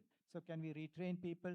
This has to be a government plus industry plus society and educational system, because education is also important, trying to prepare this. And the problem with AI is it's changing so rapidly that the pace of change is very fast. And a country like India has a huge problem, which probably no other country has, because we are simultaneously in the 19th century, 20th century, and 21st century. If you look at our farming sector, agriculture, we are in the 19th century. People are illiterate. They use hands and some automation. In the 20th century, I look at manufacturing. Robotics will change manufacturing. And in the services sector, which is in the 21st century, again, we will see job losses. So we have to handle job losses across the spectrum. 40% of the people are still dependent on agriculture. So that's one thing. So we have to figure this out, and it's very complex for India. The second problem is about the ethics that you talked about. And again, that's very important, because we have to make sure that the technology is fair, is ethical. And again, this is true for all technologies, because every technology can be misused. The number of frauds that are happening, digital frauds that are happening, skyrocketing. I'm told that every single day there's fraud about 500 to 1,000 crores happening every single day in India today. That's somebody losing their money, right? So I will admit, I also transferred 30,000 rupees. Luckily, because I was smart, had the contacts, I got the money back. But I also got defrauded, right? So this is a huge problem, and we have to address this as technology becomes ubiquitous, that crime is also moving online. You have talked about deep fakes and all that stuff. What is to be believed, what isn't, everything is a problem. Yeah. Will Ashishji, please. Yep. So basically, I have gone through this all my life. When I joined my first job in 1991, my bank had, it was mechanical bank. All banks were mechanical. We used to have good-looking tailors or bad-looking tailors, but you had to stand in queues for getting the money and stuff. So when I joined the bank, my bank, somehow by quirk of fate, had bought 1,000 computers. And all 1,000 computers were never opened by anyone. They were having beautiful plastic sheet, white color, on top of that Modi Olivet, if you recall. But all, including the highest level of the bank, all of us would come down in the afternoon and say that computerization will take our jobs. It will reduce jobs, because we need a lot of jobs in India, because we are most populous country, or second most on those days. Now, India has 10 times or 20 times more jobs than in banking than those days. When a new technology comes, it will suddenly replace some of the people with older knowledge, but create many more jobs, right? So it's like mechanical digger, came, human diggers. What is the ethical issue? It takes away jobs of 100 ethical diggers, but we started digging more wells or whatever, more places. It happened to stock markets. When I started working on stock markets, there were large floors, larger than this, where people used to shout at each other and do trading. And even in America, there was no stock market which was actually automated. Nasdaq used to trade on phone, although they used to give you quotes on screen. NSE was the first successful screen-based trading in the world, right? And at that time, it was the first fintech of India. It started with 25 crore total issued capital, never taken back. Today it's 5 lakh crore in 30 years. But what I'm telling is, those days, all the stockbrokers used to tell me that it will take away our job, it will take away liquidity, because there are papers written that liquidity comes out of floor and animal spirit. In those days, BSE used to do 10,000 transactions a day, maximum. Today, on a good day, I get 2,000 crore orders. How much?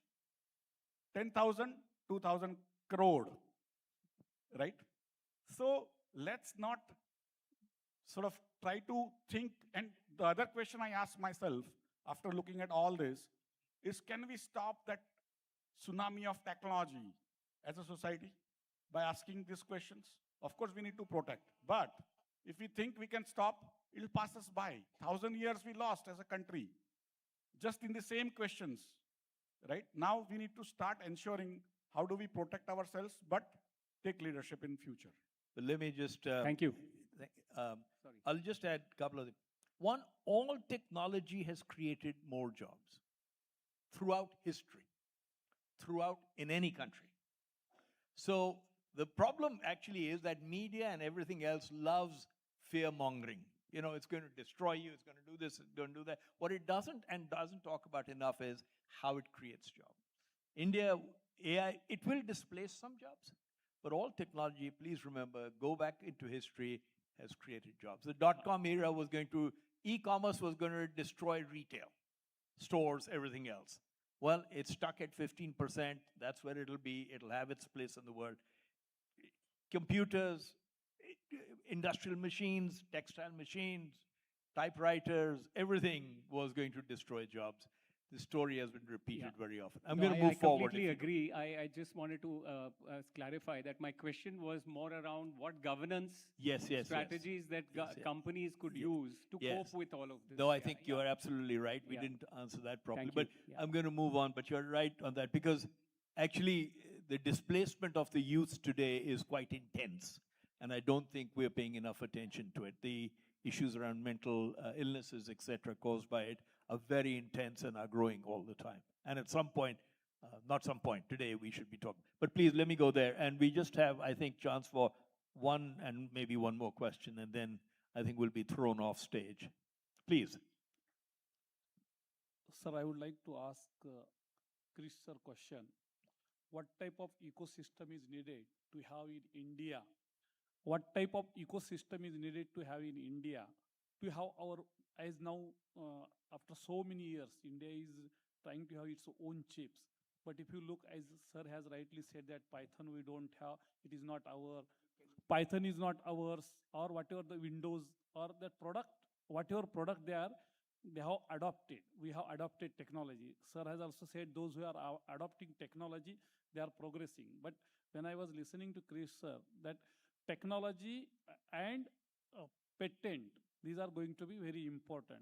The question is that why in India we are not able to have our own product like Facebook or whatever the other product. Now what type of ecosystem is needed and why it is not happening in India? Though our talent is going in USA, they are performing better. So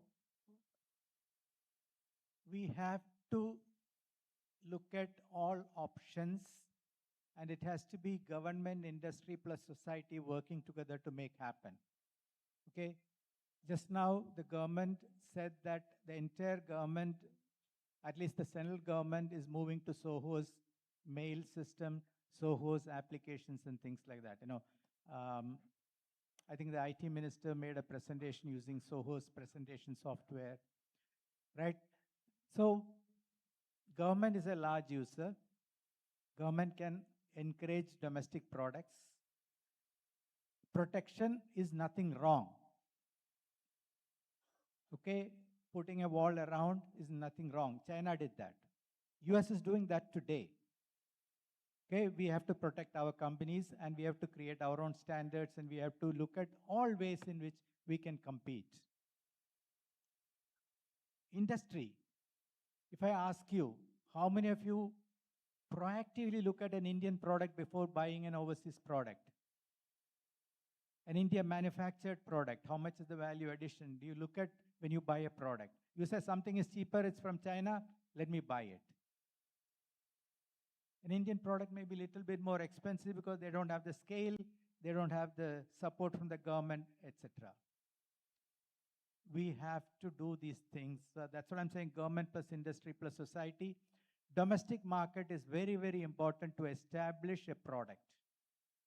Because the domestic market is forgiving, the government will give you safety net to do that. But it's also important that Indian companies must aspire to be world class. Indian citizens don't deserve second class products. They deserve world class products. Absolutely. So Indian companies must make sure that they create world class products at affordable prices. That's an opportunity. I firmly believe because of the large market. We are 20% of the world's population. So we have the market size and the volumes necessary to create products which can be exported to the world. We must take advantage of that opportunity and do that.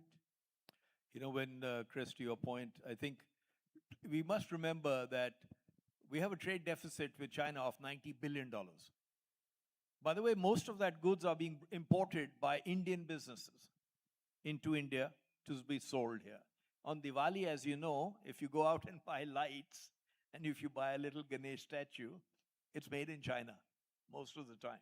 So I think it's also up to us to do our part as consumers. I'm not an advocate for protectionism personally at all. I think it actually always makes you uncompetitive.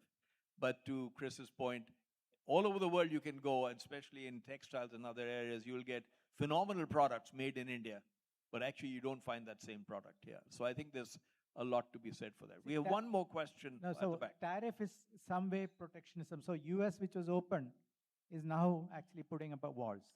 It is, but you know, Chris, if I may, India is one of the highest tariff countries in the world. I don't think it has served us well. No, not now, but that's only the last 6 months. For 10 years, it has been, and I don't think that has served us well. Please, one last question. Sir, I'm Hasid Dangi and founder of a School of Manufacturing, which is a recent startup for manufacturing industries, and MBA from MIT Sloan, US. So my question is related to manufacturing industry. If you see, and all of you agree that science and technology-based manufacturing is very much important for the growth of any country. And current generation nowadays, if you see, they are mainly moving towards computers, the technology, AI, and all those stuffs. And they are going away from the chemistry, chemical engineering, biotechnology, and basic sciences and basic engineering. So what kind of prospects do you see in terms of manufacturing industry growth in the coming 5 years, sir? So I have incidentally worked in manufacturing, a company called Reliance Industries, if you heard of it. Yes, sir. Right. And I was their head of IT for 10 years. And using of IT gave them enormous advantage vis-a-vis not using it well. Right? And so if you use any technology, whether IT or even chemicals technology, you can create new materials, you can do many, many things, and you will make billions. But if you think that we'll continue to do what we have been doing for last 100 years, and somehow the God has to keep on doing business and growth, that will not happen, right? So be very careful on what you are looking at. That you want to continue doing something, other people will do it cheaper, better, more scale, and things like that. But if you keep on innovating, then people are going to basically come to you either for scale or for new chemicals and things like that. And I see a lot of young engineers also doing it because I participate in many of these sort of activities as a part of my job across the country to promote this framework of just keep on innovating, sort of using newer technology, whatever you do. You don't have to be like a Nobel laureate. It's not a shame in reinventing, just copying somebody. A good copy is better than bad original. And everything is not patented, nor they will come and try to enforce it. So try to make something newer, better, and hopefully you'll have a good business. Absolutely. Absolutely. Well said, Ashish. Well, we come to the end of our panel now. Amita ji has signaled that it's a full stop at this point in time, and we dare not go against her best wishes here. So thank you very much to my panelists for a wonderful panel, and thank you to the audience for listening so intently. Really appreciate it. Thank you.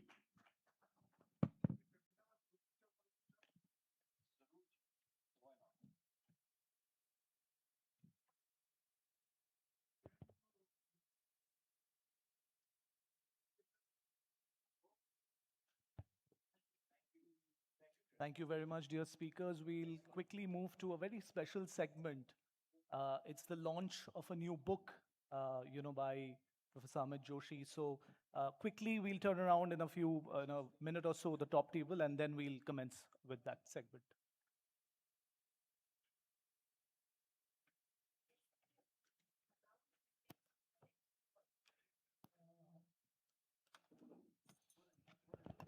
Okay, it's been a long day. So just wanted to let you know that we have two more sessions. One on family businesses right after this segment, a very interesting and diverse panel. And lastly, after a very tiring day, an evening of winding down with boardroom style conversations, it'll be a very different kind of session. So please do stay with us, all of you. I'm sure you'll enjoy it. It's a very different format. So yeah, thanks.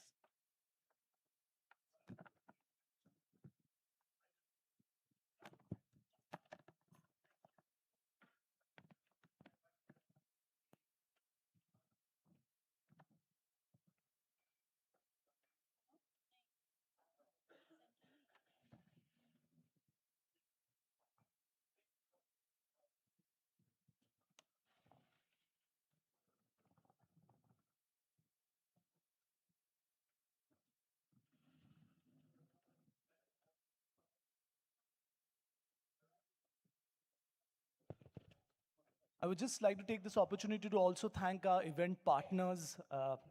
It wouldn't have been possible without their support.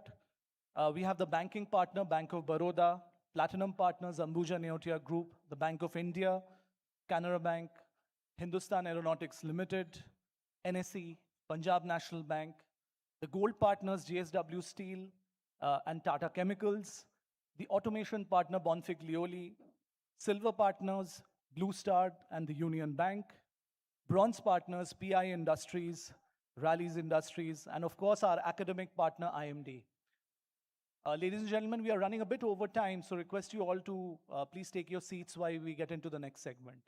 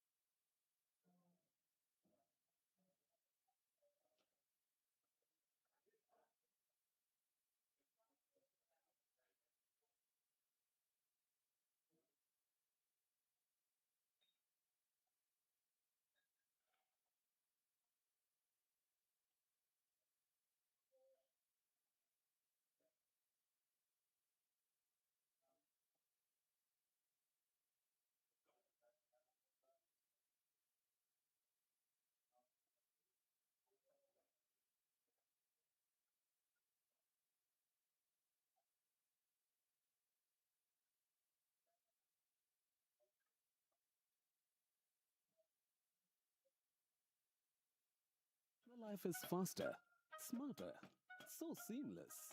It's beyond imagination. Welcome to the world that is future ready. Swipe your world, go shopping, grab offers, you are so ready.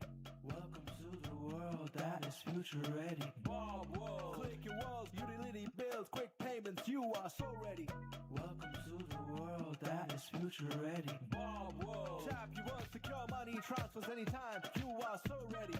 Welcome to the world that is future ready. Bob World. Rock your world, investments, insurance and travel booking, you are so ready. Welcome to the world that is future ready. Bob World.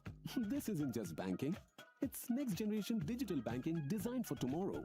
Personalized, secure, savings and much more. With Bank of Baroda, experience the same trust with smarter world at your fingertips. Your world, my world, future ready, Bob World. Embrace the joy of being a woman. Spread the smiles of confidence. Canara Angel, an exclusive savings account for women aged 18 to 70 years. Avail cancer care insurance up to 10 lakh rupees and personal accident insurance up to 26 lakh rupees. Exclusive card-based offers from top brands. Enjoy free exclusive airport lounge access with your debit card and many more. You deserve the best. Canara Bank. Together we can.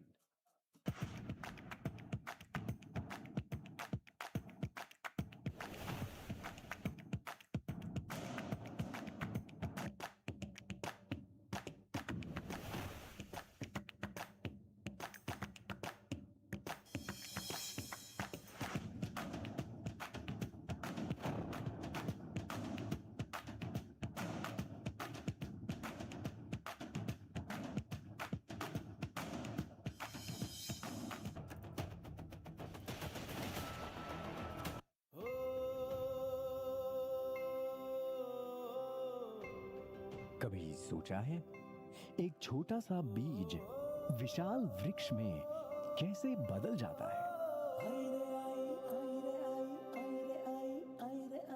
आई रे आई खेतों में सुनहरी बहार, ओ पियन भी कर रहा है सबके सपने साकार।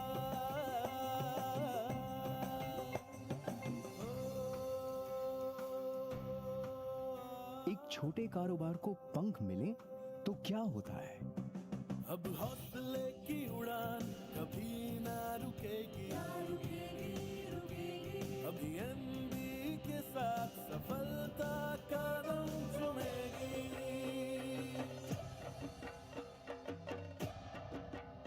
कैसे एक छोटी सी सुविधा बड़ी खुशियों का आधार बन सकती है? विश्वास जहां समृद्धि वही मिले, विश्वास जहां समृद्धि।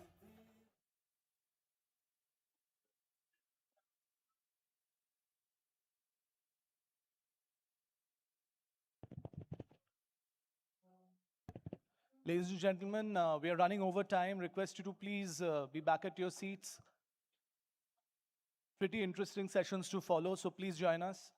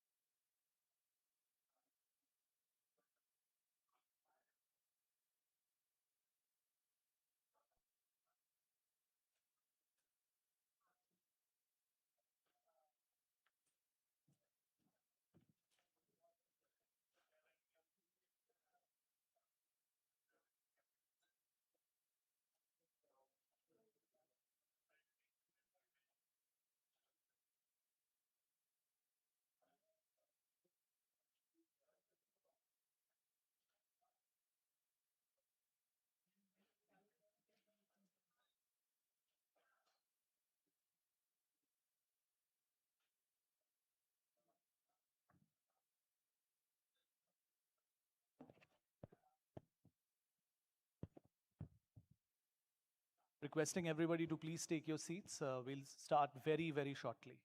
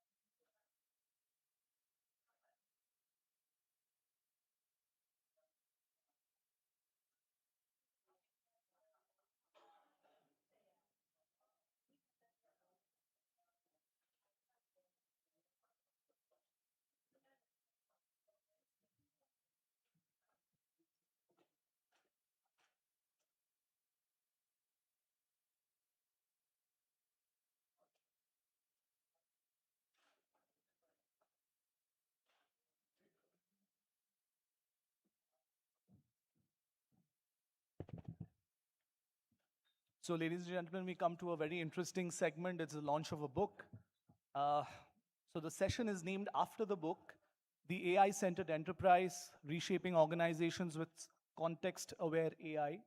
I would request on stage Dr. Amit Joshi, Professor of AI, Analytics, Marketing Strategy, IMD Business School. We also have two important guests who've flown in all the way. So Mr. Gopi Koteeswaran, co-founder of Disruptive AI. And may I also call on stage Mr. Rajat Bhargava, CEO, Specialty Sector and Head Group Transformation at the RPG Group. A round of applause, ladies and gentlemen.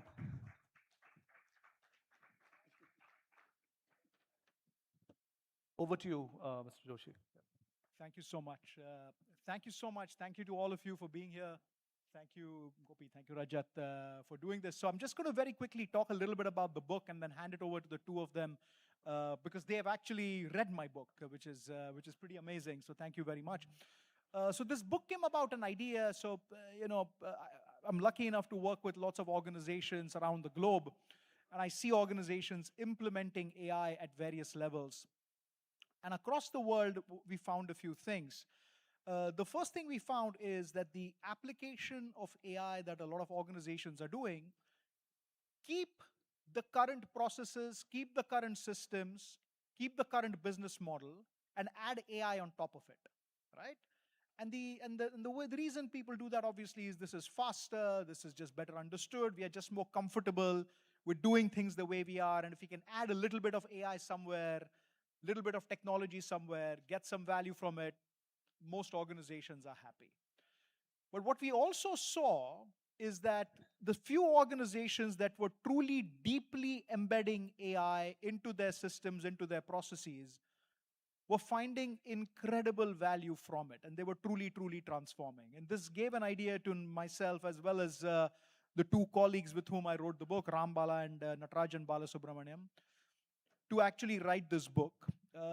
And this was a happy coincidence because Ram is an expert in supply chain, and he's also worked with a lot of startups in that area. Natarajan is an expert in strategy. Well, I mainly have experience in marketing as well as working with senior leaders on applying AI across the world. So that's how the book was born. The idea of this book was very similar to electricity. See now, AI or Gen AI has often been compared to electricity. You might have heard it saying, Satya Nadella has said it, Andrew Ng has said it, that this is the new electricity. But if AI is the new electricity, then maybe we rewind back 200 years and see how electricity was actually applied. And if you rewind back 200 years, what you'll see is that the application of electricity actually happened extremely slowly. Most people were not willing to use electricity at all. There were massive protests against electricity. There was threats that people will not only lose their jobs, but people will die just being around electricity. There were all kinds of, quote unquote, what today we would call fake news around electricity that was being spread. And for a variety of reasons, for the first 70 years after electricity was invented and commercialized, its uses were absolutely trivial. And it was only when electricity started maturing, when you had people like Henry Ford, not the only one, but some of them like him, who truly redesigned the entire manufacturing around this new technology, that we really started getting the value from this technology. So I believe that we are in a very similar situation with AI, right? I mean, we are afraid of AI. Like I mentioned, there are at least two kinds of fears that I see. We are keeping AI at an arm's length. If we apply AI, we are doing it very superficially. But the companies that start embedding it deeper and deeper in their organizations are going to start seeing incredible value coming out of this technology. So this is the main idea of the book. So I'll now pass it over to Gopi to talk a little bit more about, what he thinks of it and what his learnings of it are. Superb. Hey, thanks, Amit. Full disclosure, I did my MBA at IMD. I have enormous respect for professors from IMD. He's too young to have taught me, but when I had the opportunity to get a copy of the book and read it, I should say, for someone, I'm a co-founder of Disruptive AI. We do AI health assessments of multiple companies.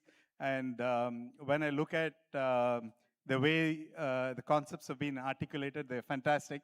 So building on the panel discussion before us, so I'm just going to touch upon a few points that Amit has covered on the book so that it's very pragmatic and practical for you guys.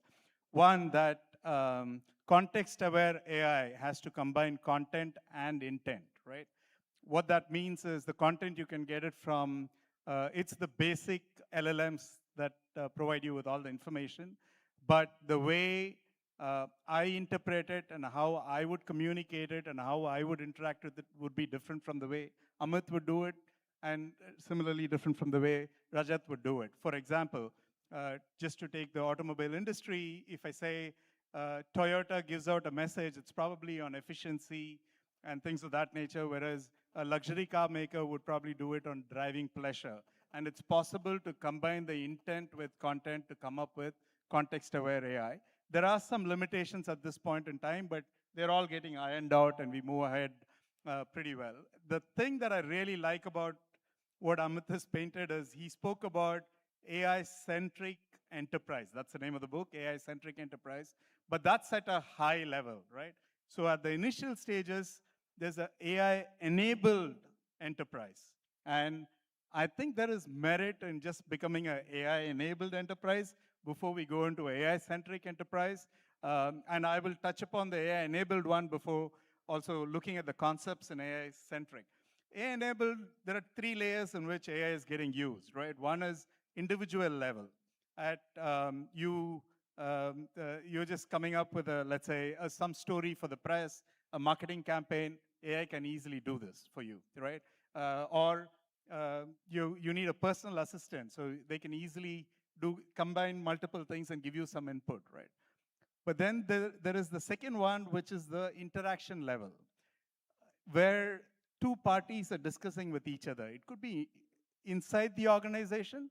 I think the example that Amit uses is a product manager speaking to a designer and saying, can I have a future product screen? How's the screen going to look, right? This would take 3 to 5 weeks in a normal organization, and and it takes sometimes longer, but the output necessarily need not be as great as we want it to be. Whereas with AI, with the very first interaction, it can collect all the context awareness and give you 3 or 4 options which are really good, in addition to showing the design considerations you need to have. So you're giving such a beautiful brief to the designer that you're going to get high quality output in no time, right? So this is one example of the interaction. Another example could be just doing a contract with, the example he gives is of a lawyer with a visa officer. Very simple, AI can assess you really well. So these are areas where AI can be used. And here's where I'm going to pause and add my bit to it. If your enterprises are not doing this today, there's no excuse. There's no excuse on R&D. There's no excuse on, so you should be doing this today. And if you're not doing it, you got to really think hard and look at it from yourself, because these are all basic stuff and you should be doing it. Then the next one is the marketplace level. So which is when there are buyers and sellers, when you open up decision-making. Typically in organizations, decisions are made by people talking to one another, and then sequentially, then they go and talk to their boss, Then they go and talk to their boss. So there is a possibility for you by rewiring your organization to make these decisions instantaneously. The AI native companies do this, right? So so your key decisions in your organization, who makes those decisions? If you take a Spotify or if you take a Uber on which cab driver goes to which consumer, or if you take a Spotify, which music goes to who, that key decision, no human is involved. It's the AI native companies actually make those decisions themselves. But look at your organization, your enterprise, and see what are the key decisions and who's making those decisions. And if there's a human involved in it, that's great, but is it happening sequentially, or are you better prepared by bringing all this data together and doing this in a platform level decision making, right? And that will move you to a AI-centric enterprise, and that future will be determined by how you do this, what is it that you want to do, and he's also provided a context of 3 C's of calibrate, clarify, and channelize on how you could do this. I'm not going to say all of this, then you won't have the incentive to read the book. But what is fascinating about it is, like what happened in the previous panel discussion, when the music is on, we have to dance, right? We have to dance. There's no choice there. Are we dancing? And at what level are we dancing? Are we dancing at a very, very basic level, as individual level or interactive level? Or are we moving towards a AI-centric enterprise? That's the crux of the book, in my view. Lot to think about. For someone who's doing AI health assessments on a daily basis, it was refreshing to see the contextualizing and how he's given the examples to help you understand this. So thank you, Amit. Thanks for bringing this, because I was really thrilled to read the book. So my idea is not to sell the book or anything, but I was genuinely really, really thrilled to read the book and the way you've put these concepts together, because the enterprises can figure out, you don't need to wait for 5 years or for a good day to start working. You can start working right now to make an impact in your enterprise. Thank you. Thank you so much, Gopi. That's really, really kind. I'm going to turn it over to Rajat. So it's my privilege to celebrate the launch of your book, Amit. So congratulations to you and your co-authors. And I find the book very relevant for my role at RPG, where I play 2 roles. First, I look after 3 businesses, and I also lead the digital at a group level. And as I went through your book, of course, our objective is to scale up the adoption of AI while making sure that there is very attractive ROI. So with this as the intent, as I went through your book, there were a lot of things which got confirmed, a lot of notions, and which got challenged. So let me just share 2 of those. For the last 5 years, at RPG, we use an internal crowdsourcing platform. So the way it works is any of the 6 group companies, some of the most challenging problems, they would post on an internal portal called Click. And the rest of the 8,000 employees have the freedom to give ideas to solve it. And to incentivize employees, of course, we say number 1, number 2, number 3. This was working beautifully. But then very recently, we figured out that why wait to figure out number 1, number 2, number 3? If we just run a Gen AI model, Copilot, and create a best of the best solution based on, in this case, 500 entries, then you get the best solution. So I think, again, the point that you talk about, your human, unstructured data and decisions, the intent here is to get the best solution for the company. But until Gen AI happened, we were doing it in a very different way. The other notion that you talk about, that as the organizations adopt AI more, the entire information system and process flows are going to get reshaped. The incentives are going to be reshaped. Now, again, if I go back to this example, to get the solutions, we were giving awards to the top 3 entries. But if we are going to get the best of the best, who do we give award to? How do we incentivize still people to be one of the 500 who's going to create the best award? Right? So I think we need to think through a lot of these things entirely. Just last week, we had our annual conference, and we said, for the top 150 people that why don't we figure out the Gen AI use cases? So as an input, what was given was L1 level, sales, procurement, and so on and so forth, then L2 and L3. So for these processes, try and find out where you can deploy Gen AI. But I think what your book talks about is start with the decision, the information required, and the human element. And based on that, rethink about organization processes. Maybe the next time when we're going to do any brainstorming on this, we will use a different framework. So like that, I think there were a lot of notions which got reinforced, as well as a few others which got challenged, and which is what I find the most inspirational about your book. And I encourage all of you to read the book, The AI-Centered Enterprise, and not because it has some cool framework, but if you have an itch to create value using AI and have some questions. So with those at the back of your mind, as you go through that book, some thoughts would get triggered. Maybe that was not your original intent, but that's what happened with me. So again, I congratulate all of you. All the best. Thank you. Thank you very much. So yeah, I think we have the book here. So this is a copy of it. I believe we have the QR code for the book if anyone is interested, or please feel free to reach out to me if you'd like to have a conversation on this. Massive thank you to Gopi. Massive thank you, Rajat, for taking the time to actually come down here, talk about the book. Obviously, a labor of love, but I'm so glad to hear that it's actually having an impact on how you think, because like you said, the idea was not to come up with cool frameworks, but to do something that will hopefully have an impact on your organizations.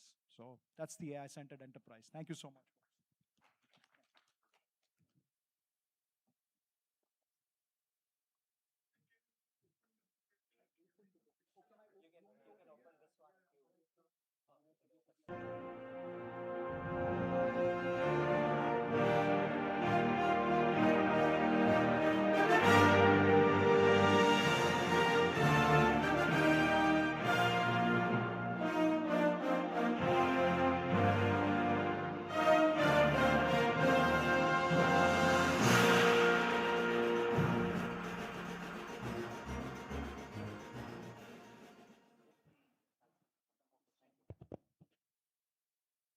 Thank you, Professor Joshi. Thank you, dear speakers. We'll quickly move to the next one. We'll be done with the top table arrangements in a minute.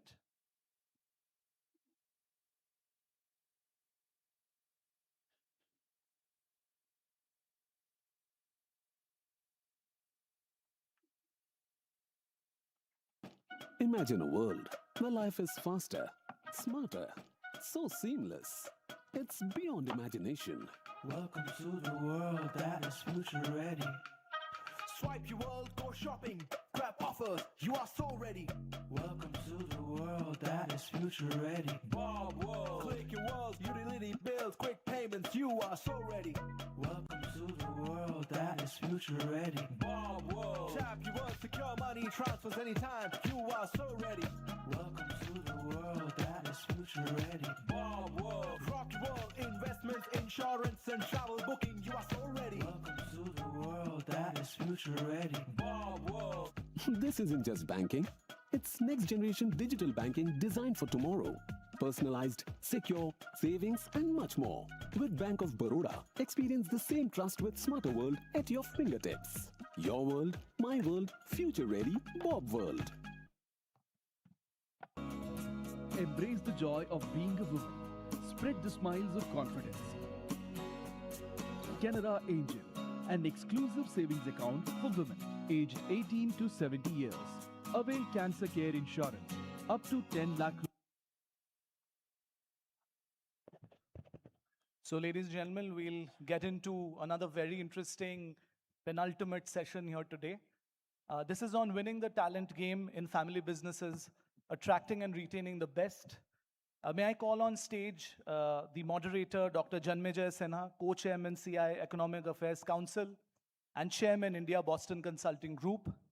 I would also call on stage our speakers, Mr. Shashwat Goenka, vice chairman RP Sanjeev Goenka Group, Mr. Kulin Lalbhai, vice chairman Arvind Limited, and Mr. Ravi Shroff, managing director Excel Industries. A round of applause, please, ladies and gentlemen.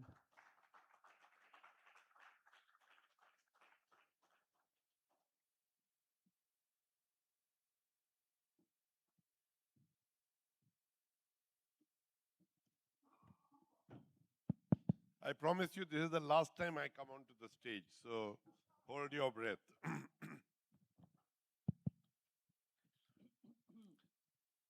So it's really, this session is one of those sessions which I really enjoy and passionate about. I've actually written a book on untangling conflict in family businesses. So dealing with family businesses is one of those things that I'm deeply passionate about. And the question that we are going to ask them is really powerful. So let me first give you some context. In the largest 500 companies in India, how many do you think are family-owned businesses? 10. Okay, anyone else? Numbers. 332. So 400 is close. How many are state-owned? 83. Okay, so basically if you think of it, 410 are either government or family-owned. Then you have some MNCs, then you have some private-owned companies, and some partnerships. Family-owned businesses are the engine of growth in manufacturing. And interestingly, over the longest period, they have had to do things which no other business has actually done.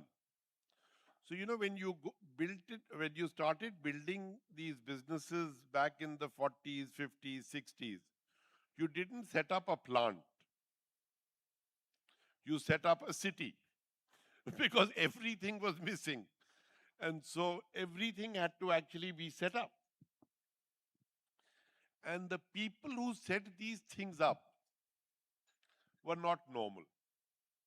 So I call them Superman entrepreneurs. And this is not being gender biased or anything. There were no women. So this is a factual statement. This is not a statement which has got any bias in it. And these Superman entrepreneurs were a peculiar breed. They had everything against them.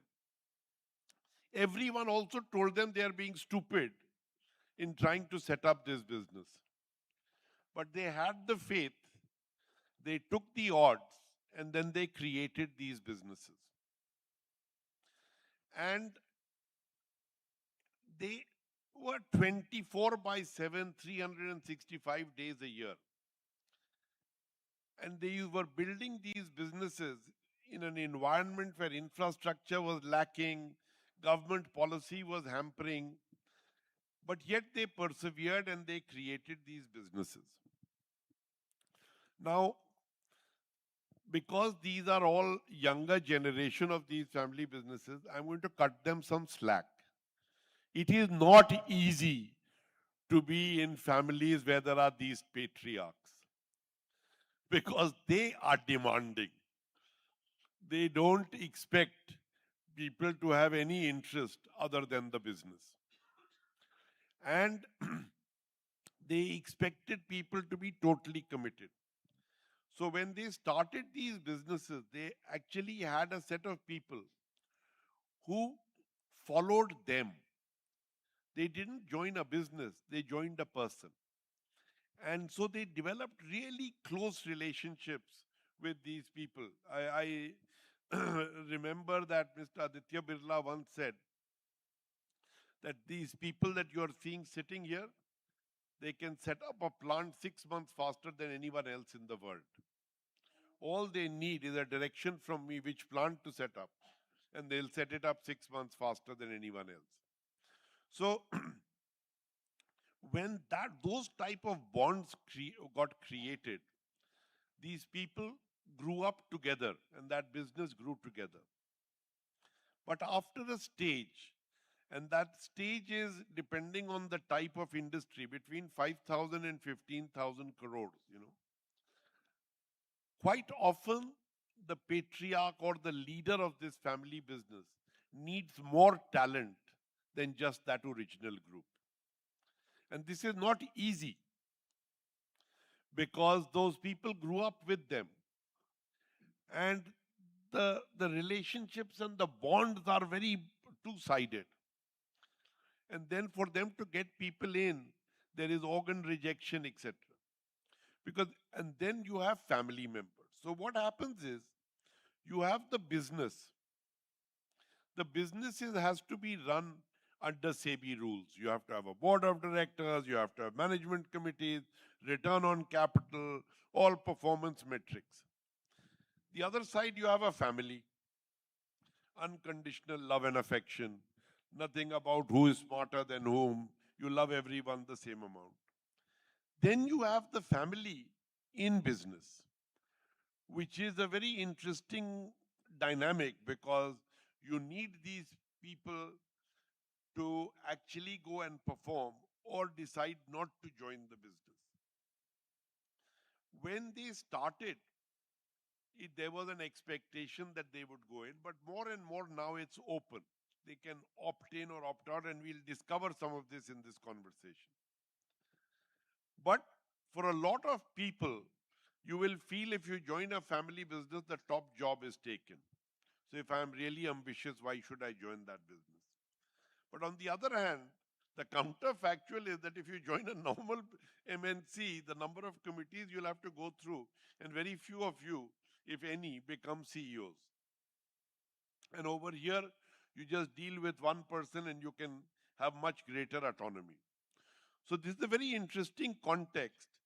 And by and large, the engine of economic growth in India have been family businesses.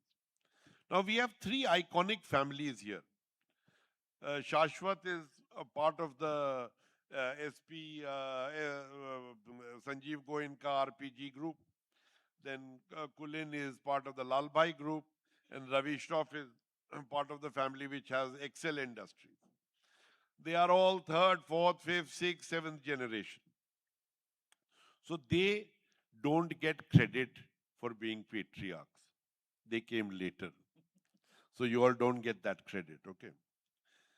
But they have the challenge of keeping this legacy, keeping the family business growing, and growing at a time when the number of global changes, geopolitics, technology and AI, climate change, demography is all sweeping the world over. And so they have to be agile and act faster and get better talent. So this is the context. And now we are going to switch to asking them questions. The way we will do it is, I'll first ask two sets of questions. Then you all can think of any question you want to ask, including whether you can get a job or not, and they will have to answer, okay? That's how this is going to work. So I'm going to begin with you, Shashwat. As you start building your business, what is tougher? Firstly, dealing with your dad, hiring a CEO, dealing with them, or creating a talent density when you go to outside schools to attract talent? Firstly, which is the hardest thing to do? Honestly, all three of them are equally hard. It's not that one is harder than the other. It's really about, so when you talk about dealing with, say, dad, or dealing with a professional team that's running the company, or creating a talent pool and going out and trying to attract talent, for all three of them, there has to be, at least this is what I have found, is there has to be a logical conversation. There has to be a data-driven conversation. There has to be a conversation that is not emotion heavy, but more business heavy. And I think if there's a common purpose, and if 1, 2, 3, and myself 4 all are aligned to this, that is usually when I've seen things working out, right? And there are tough conversations almost every day that you need to have, whether it's with whether at work, whether I have it with dad, whether I have it with my mom who works with So us. let me stop you. Okay. In office, is dad boss or is he dad? He's a boss. And at home? Mom's the boss. Okay. The second question that I have for you is your last name a burden within your company or is it an asset? I would say it's neither. For me, it's a responsibility, right? Uh, it's it's a name that allowed me to start at a maybe higher position than I would have otherwise if I had to build from the ground up. But with it came a huge amount of responsibility. You may have been given the chair at a young age, and I started when I was 22. But to keep that chair, and honestly, you could keep the chair because of your last name, but to keep that chair with dignity, with respect, and to earn the respect of everybody that you're working with, I think that is something that is not handed to you because of your last name. You have to build that. And when did you feel you started getting that respect?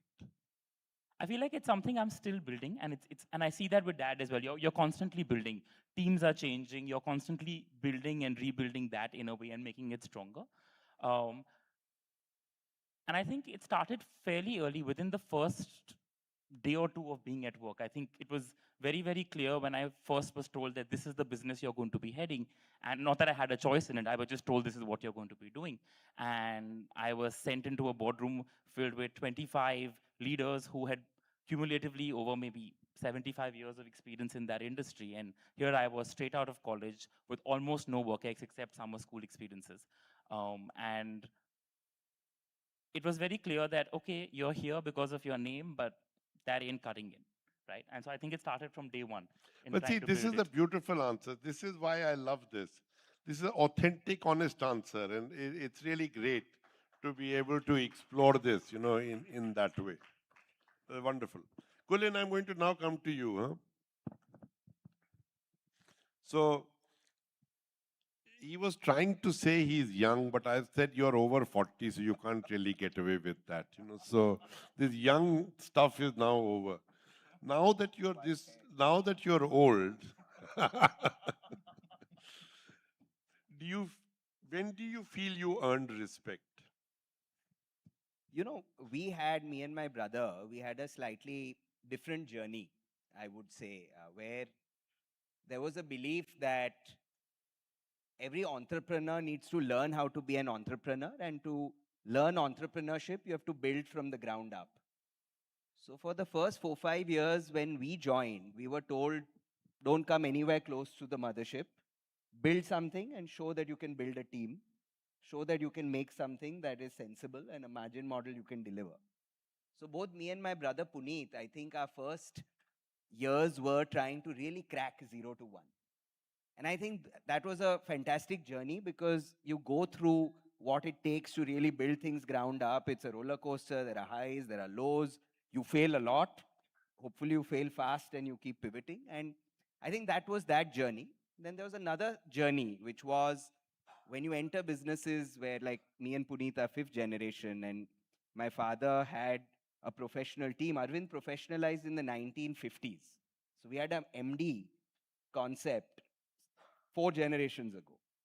So we've always grown up with completely empowered MD CEOs.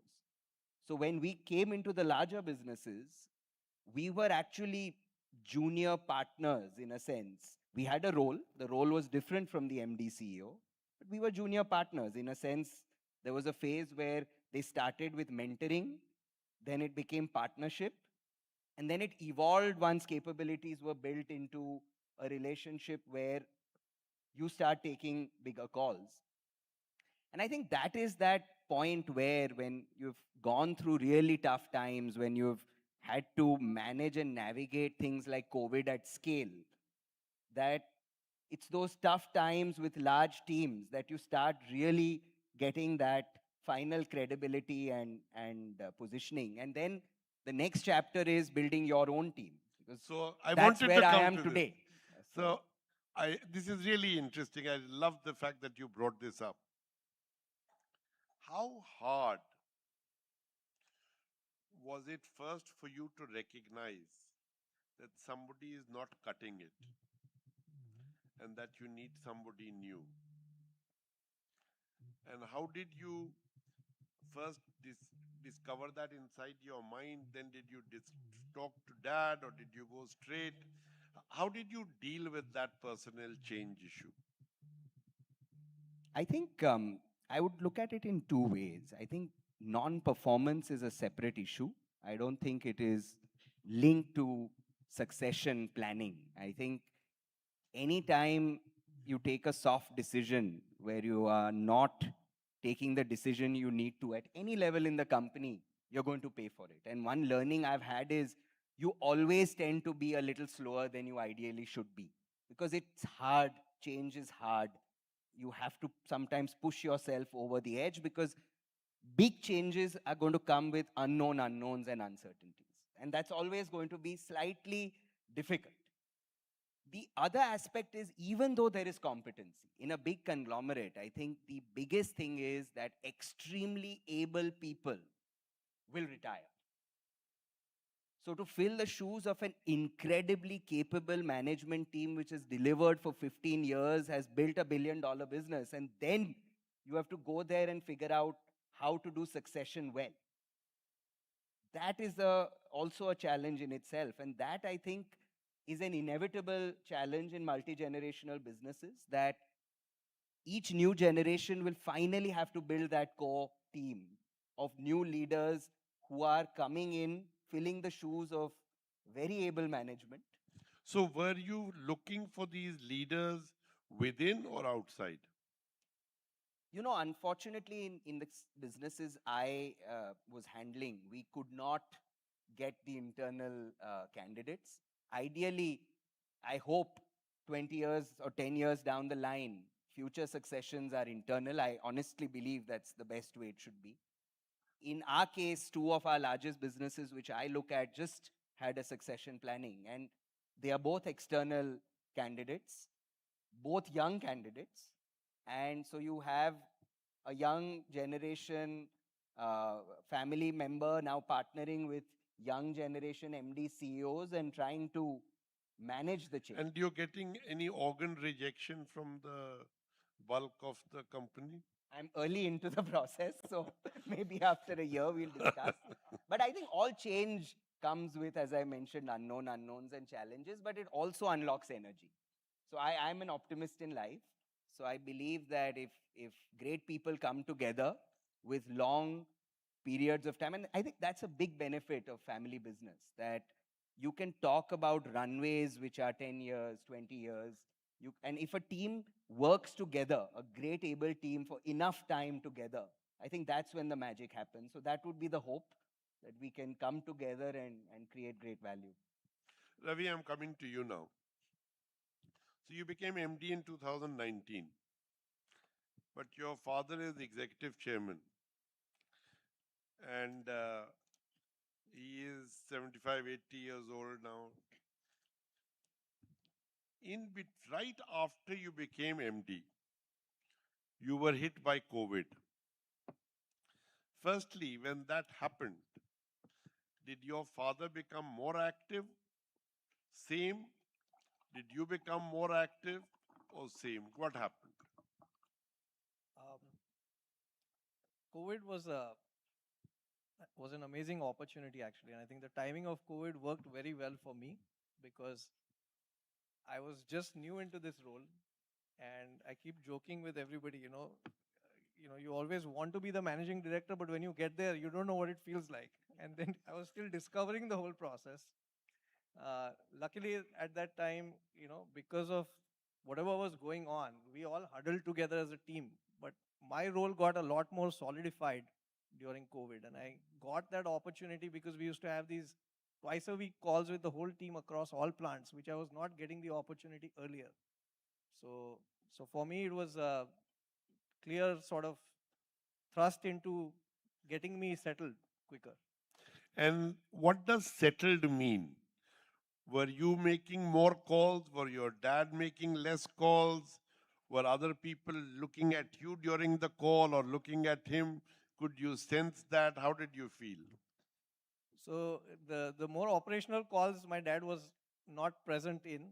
Oh, He was more in the executive or very, very senior or big decisions. So that was again a benefit for me. And the operational team alignment, whatever new regulation came out last evening, how to deal with that was me and the team. So it really brought me much closer to working with the team, which wouldn't have happened otherwise, actually. So when you got to know the team during Yeah. this intense time, right? I mean, Yes, this was not a absolutely. trivial time, right? Not at all. Were you pleasantly surprised with the quality of the team, or did you feel there were many gaps? I was actually. Hey, we have got Chatham House rules. You can't go running outside and saying, oh, the MD of Excel has said this. That's just not allowed, okay? Thank you for that. I was about to say something. But no, definitely, I would say that it was a big, big learning for me, because sitting at that position versus whatever I was handling prior, it was always a part of something else. Here, everybody was looking at me. And I knew that when everybody's looking at me, it's not just me observing their behavior, but they're observing my behavior as well. How am I in these situations? What am I doing? Am I involving people or not? Who am I involving? So I was calibrating all of that. And I think what responses I was getting from people, and again, COVID did that, it allowed us to communicate far better, I feel, than what we were doing earlier. So it brought me actually much closer to the team, much faster. And understanding really the talent that we needed to solve some of those challenges or those problems.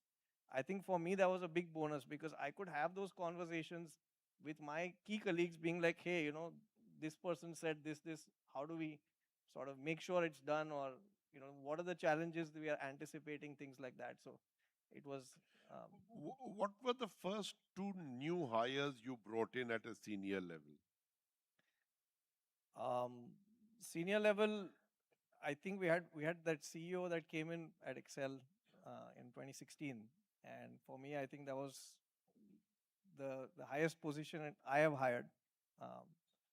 So how did you go about hiring? Did you do the interviews? Did you check with your dad before you made the offer? How did it go? How did the whole process run? It was actually there's a backstory to it. There was a whole consensus building prior, right, and to getting to this point. And with family businesses, it's always then what's your role going to be and what's this person's role going to be kind of scenario. So I had to navigate that first before I actually convinced my father that we need to hire a CEO, and then determine what the roles were going to be. Then we created a job description of sort. We started then scouting for who would help us find the candidate, identifying the right candidate. He was part of all the last interviews of every candidate we looked at. And of course, the decision was with his consent. So, okay, but with your recommendation? Yes, absolutely. Okay. Shashwat, I'm coming back to you now. So now that you are running these businesses, and they are new, I mean, for the family, where are you looking for talent? So when I look at the spectrum of businesses that I'm today responsible for, some of them are legacy companies and some of them are startups. So I think I'm looking at different things for different companies. But at the end of the day, I'm looking very specifically for each company, what is it that I want the individual to accomplish? And so it's not a generic, say if you're talking about CEO hiring, for example, it's not a generic CEO profile for an energy company or for a chemicals company or for an FMCG startup. It's very specific to, do I need someone who needs to build more B2B client or customer connect, or do I need someone who's more sales oriented as far as consumer is concerned or whatever? And that's then the skill set that I'm looking for. And it's actually very varied, the source of where these people or where the potential hires come from. But I also feel like the one thing increasingly I'm starting to do is try and find people who are a lot more entrepreneurial. Sometimes even people who have taken a break from their traditional professional career, tried to run something, may have succeeded, may not have succeeded. But I feel like the experience that gives them is very, very different from, like you started off by saying, working in a typical MNC, right? Where You are going up the ladder in a pre-described or preset time zone and format. And honestly, beyond a certain decision, the rest of it is usually not, you're not be able to take it. It's someone else sitting somewhere else in the globe that's taking that decision. So veering more towards entrepreneurial-led business experience and a lot more Indian business experiences versus looking at MNC as a. How do you sell your group to a new hire? I know how I sell VCG. How do you sell your family group? I think with all the hard work that my granddad has done, my dad has done, I think thankfully the starting point becomes very easy. It is a group that people know of. A lot of them don't know the diverse businesses that we have within it, but they've heard of it, and a few flagship companies definitely. But I think when you marry them with the larger purpose of what is it that the group is trying to do and what is it that that individual company is trying to do, I found that to be the most effective. And honestly, I don't try and oversell. I'm very clear on this is the way we operate. This is what is expected of you if you were to join us. These are the core values that we as a group, no matter the industry, have in common. And that's what it is. And so high degrees of accountability, ownership, responsibility, and at the same time, agility and having a high sense of humanness. I think that's the stuff that I look for. And in the very first meeting with anyone, I mean, that is made amply clear. And now I'm just dying to ask this question of Kulin. I'm going to be really mean to Kulin right now. That's got to do with his past rather than his present. So Kulin, you know, you worked for some unknown firm before you joined your family business. Were the recruits in that unknown firm really useless? Or were they better than your family firm? No, I think consulting are different muscles and running businesses are No, different you muscles. can't get away like this. Oh my God, this is kind of They all have their finessing. place in You're not life. going to let him do that. So, but how did you bring in this? You know, you were first doing a startup in your. How did you hire people there? Did you take colleagues from the past with you? How did you do it? I think one of the things that Shashwat was mentioning, that there is a certain reputation and credibility that, say, the platform or the group has. But I have a deep belief that finally people join people, and people join based on what vision are they signing up on. And I think the key thing is, can you excite and align on a vision that you intend to build together? And we've had a variety of things we have done, right? Most people know us as a textile company, but we built a consumer company, which is very different from a manufacturing company. We built a technology company. We're building a real estate company. And these are extremely different talent pools. But the commonality is that you really need to know the kind of person that you're looking for a certain type of assignment and role. And you really need to be able to sell the vision and dream. And when I say sell, it's not about being inauthentic.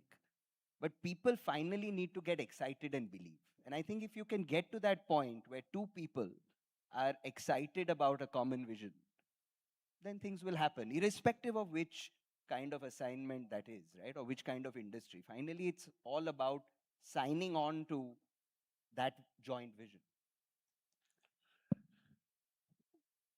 As you have started to think about the future and building the vision, right? What have been the toughest talent gaps to fill? I think the one thing that is very difficult, especially in our market, is there are people with incredible functional knowledge, sectoral knowledge, execution chops, good track records. But people amplification, which is the ability to create extremely strong, high density talent pools and create a force multiplier, right? I mean, what that classical level 5 versus level 4. And as me and my brother are thinking about this, and we truly believe this, that the competitive edge of tomorrow, I mean, with abundant capital, capital is no longer an edge in this economy, right? It's finally about the kind of talent you can attract and build. So leadership and people leadership is the piece that I find the most challenging, to find those leaders who are going to be leader of leaders and create the future pipeline of leaders. I think finally, if you can create an institution that creates leaders, then you're through. So Ravi, I'm going to come to you. You've got a a pretty specialized business. You know, chemicals is not a.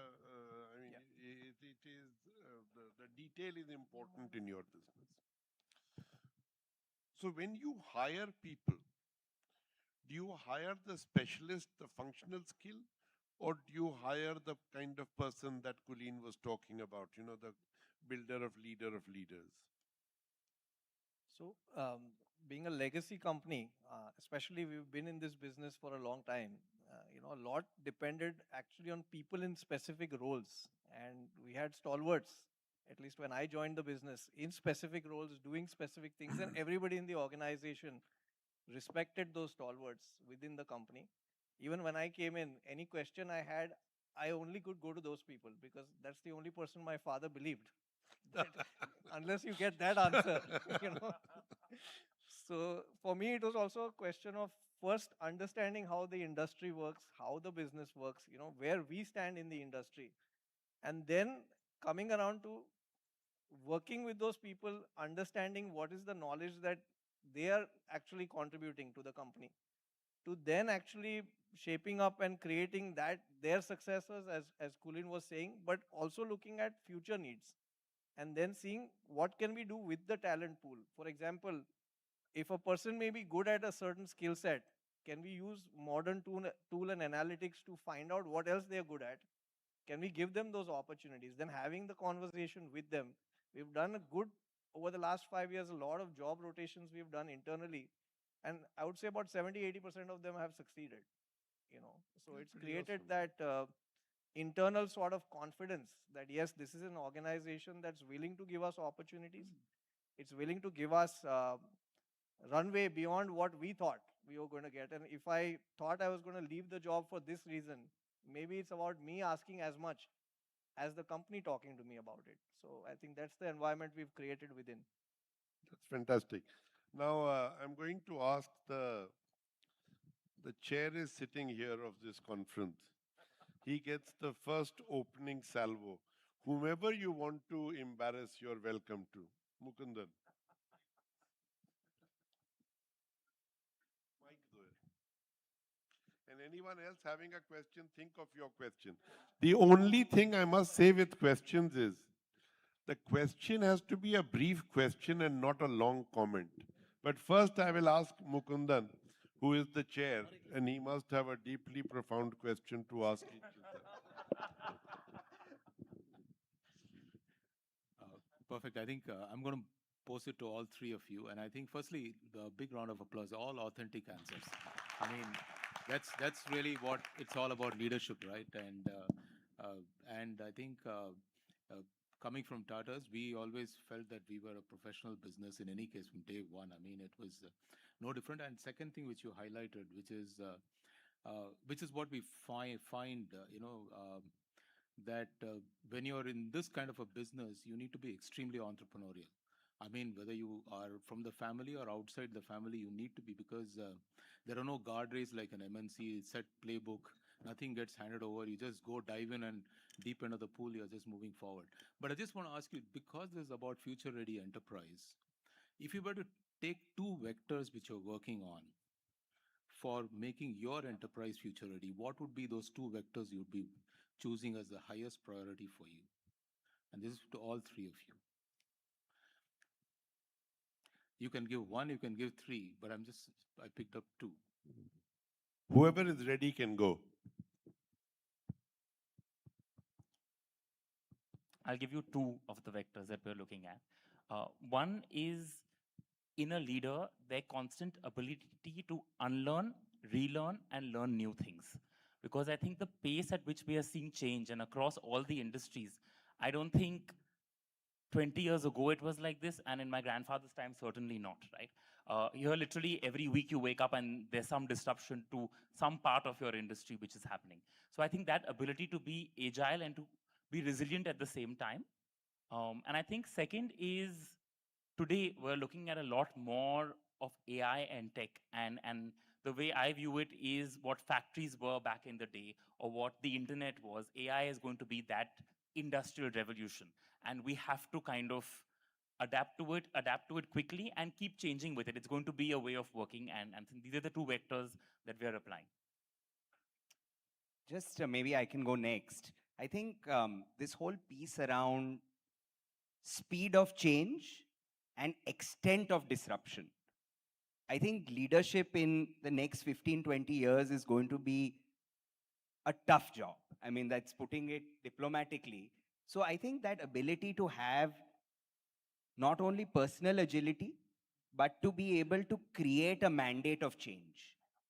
Because change today is maybe change management, and it's been talked about for 3 decades, but the game has changed on change management.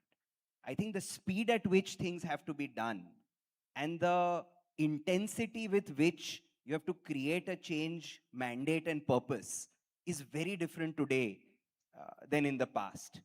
And it requires a leader who is constantly thinking risk, who's paranoid, who's constantly thinking about how severe that change can be.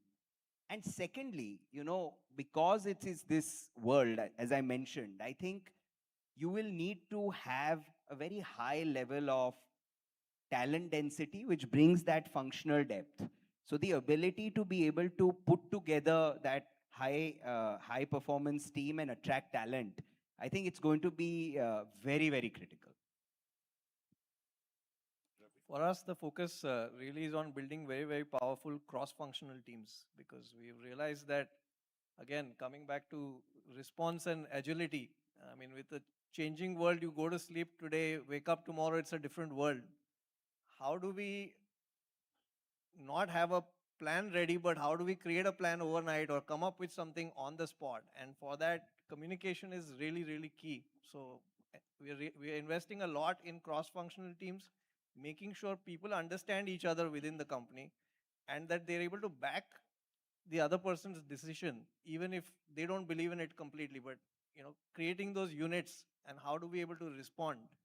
And I think the world is giving enough opportunities for us to test some of these systems out, fortunately, unfortunately. So that's for us really the core at the moment. Yes, sir. Yeah, yes. I'm Dr. Wilfred Monteiro. My career has been largely in MNCs, but my consulting work was with a family managed enterprise. One of the banes of family managed enterprise is that the family members who are capable and the ones who are not have sometimes the same authority and power. And one of the speakers really rightly said how to win respect and dignity without using your surname. So the crux of the issue is, how do you have a performance appraisal of the family members in the business? Because I'll just share with you, I will share with you my one experience. I had a reverse appraisal of the 5 directors who are grandsons of the founder. One was supposed to be a bit of a caduce person, and some of them were very sweet. That was the reputation.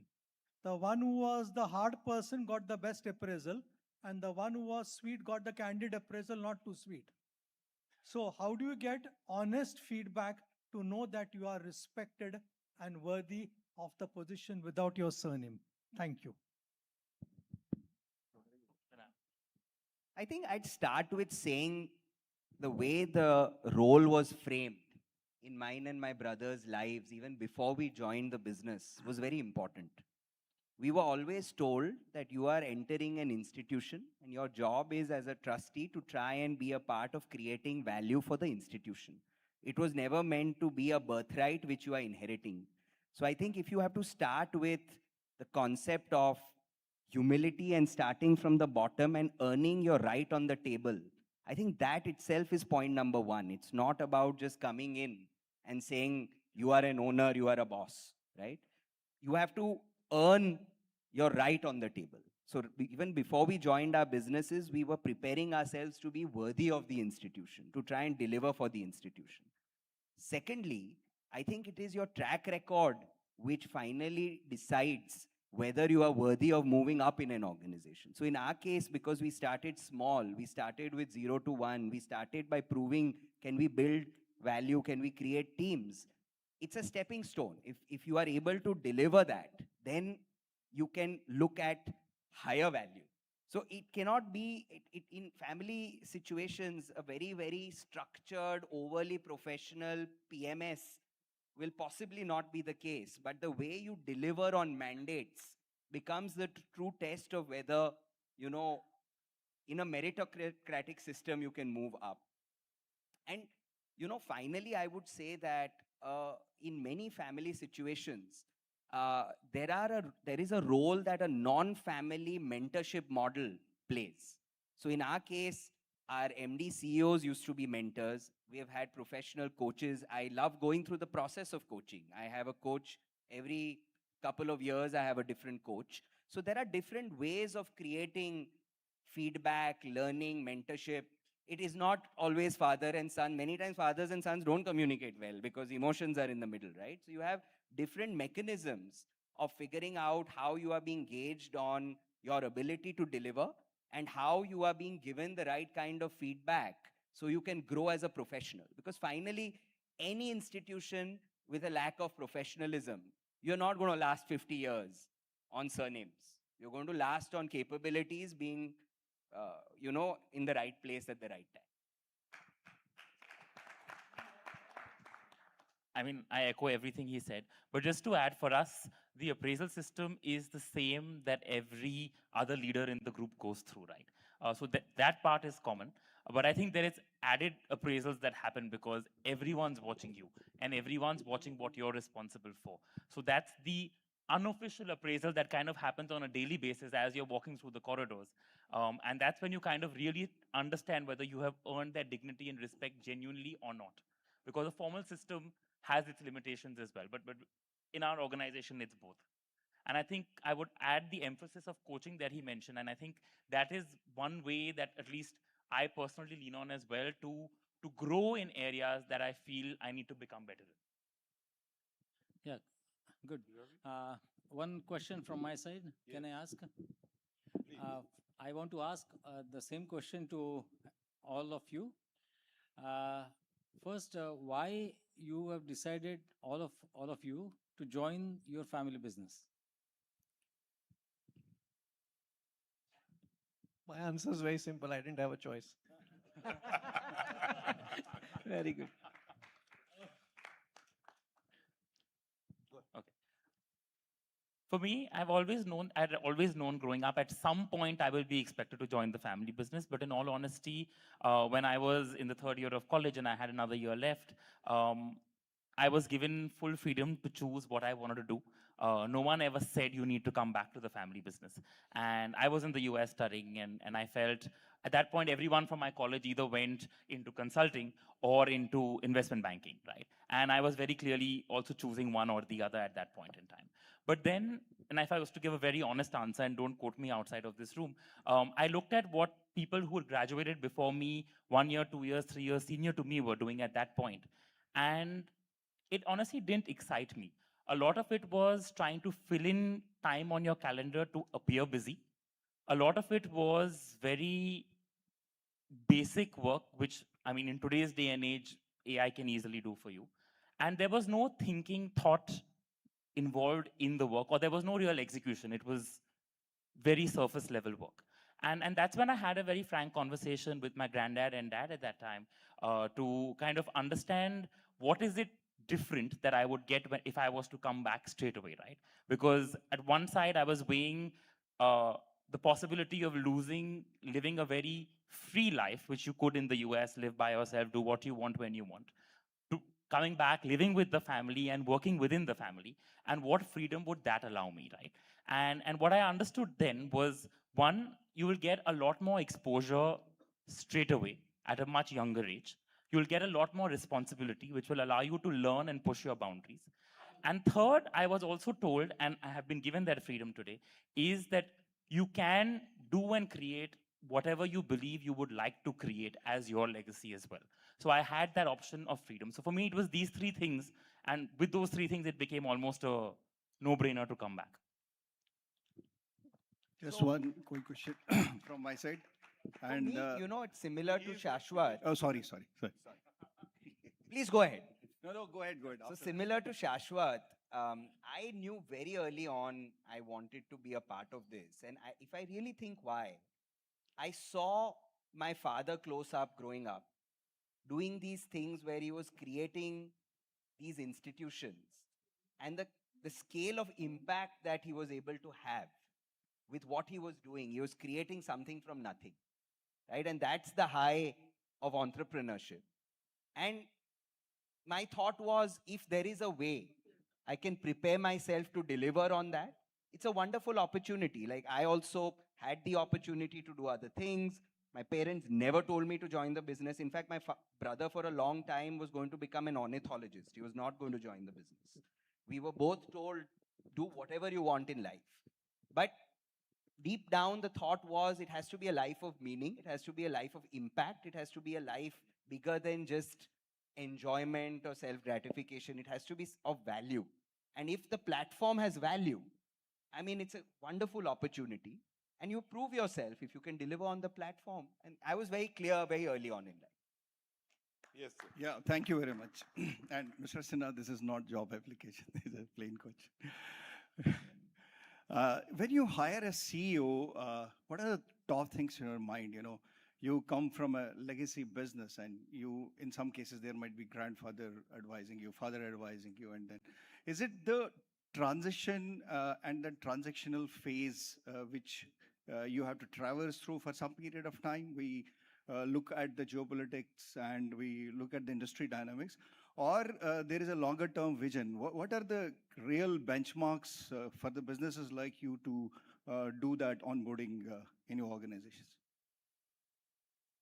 I think we had covered it in some of our answers before, but one thing I just want to react to, this whole concept of legacy business. You know, many times people believe family business means ye old school gaddi pe baitha hua image wo aata hai, is not necessarily the image of a modern professionally run company.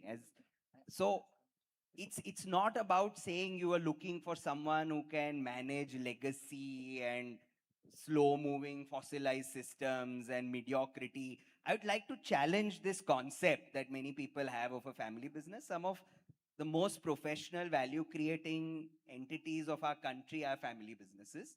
And finally, as the only point I'd like to say is that it's all about what is it that you are trying to create. I think every company, every idea, every sector is different. There is a certain kind of talent need for a business, but at an abstracted level, great fit on values, the ability to manage change and transformation, the ability to build talent pools, and the ability to have that entrepreneurial edge that Shashwat was talking about. These are some of the non-functional skills that at least we look at when we are looking at a top job. Okay, I'm going to Yes. now ask a question, which is going to be an unpleasant question, but I'm going to ask it anyways. What is the most common reason that people tell you why they are leaving your company?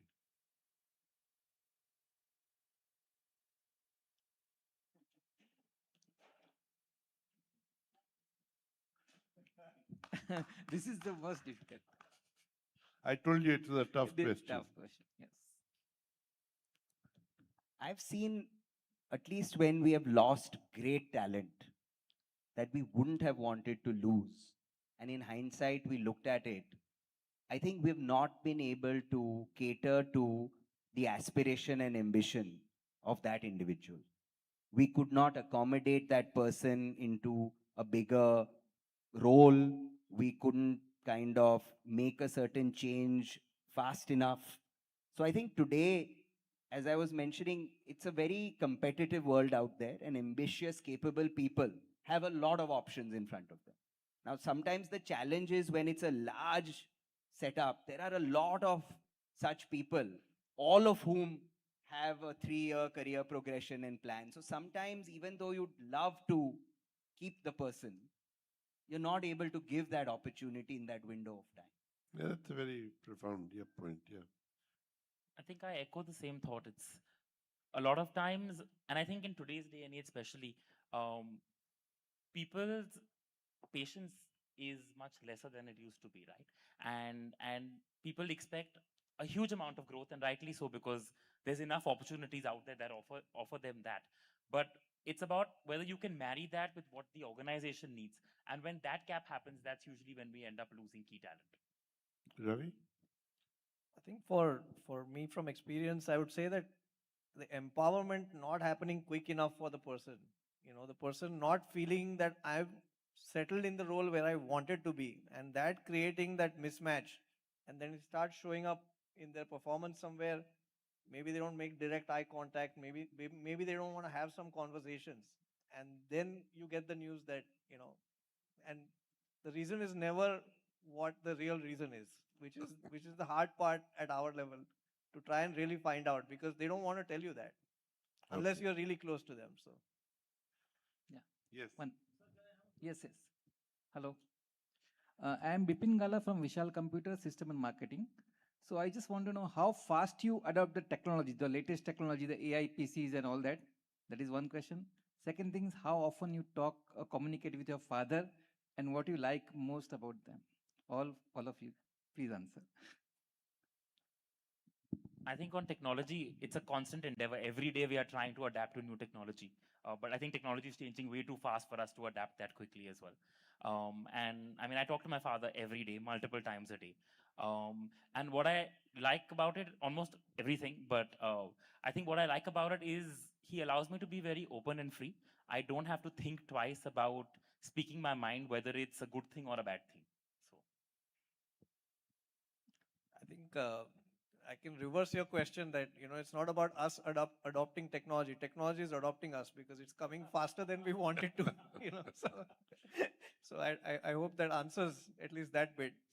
As far as conversations with fathers and son are concerned, you know, it's not always an easy or a pleasant conversation, and understanding each other and trying to find the root of what really your father's trying to tell you. I think for me that's taken its own time to get there, and for me that process of discovery is what I'm really enjoying. You know, trying to figure out what is he saying in words, but what is he actually meaning. So I must tell you guys a story here. You know, I was talking to a chairman of a family business. So I said, "What advice did your father give you?" So he said, "You won't believe this." So I said, "No, tell me, I will." So I said, "You know, I had blocked 2 hours with my father before I was taking over." So I went to meet him and I said, you know, and he lives in a different house and I live in a different house. I had gone. We sat down and, you know, we chatted for a bit. And then he said, "Okay, now let's get serious. What is the kind of," and he had got his notebook and everything, you know, to start making notes about what his father was going to tell him. So the father said, "I don't have so much to tell you." He said, "No, but we've blocked 2 hours." He said, "No, what I have to tell you will not take 2 hours." So he said, "So what are you going to tell me?" He said, "You know, I've worked for a long time. I've worked for 46 years and all that. And at the end of it, I discovered, and this is the only piece of advice I'll give you, the bottleneck is at the neck of the bottle." Mr. Sinha, I have a question. Can I address the group here? This is me here, right here. Yeah, sure. I've been waiting for some time.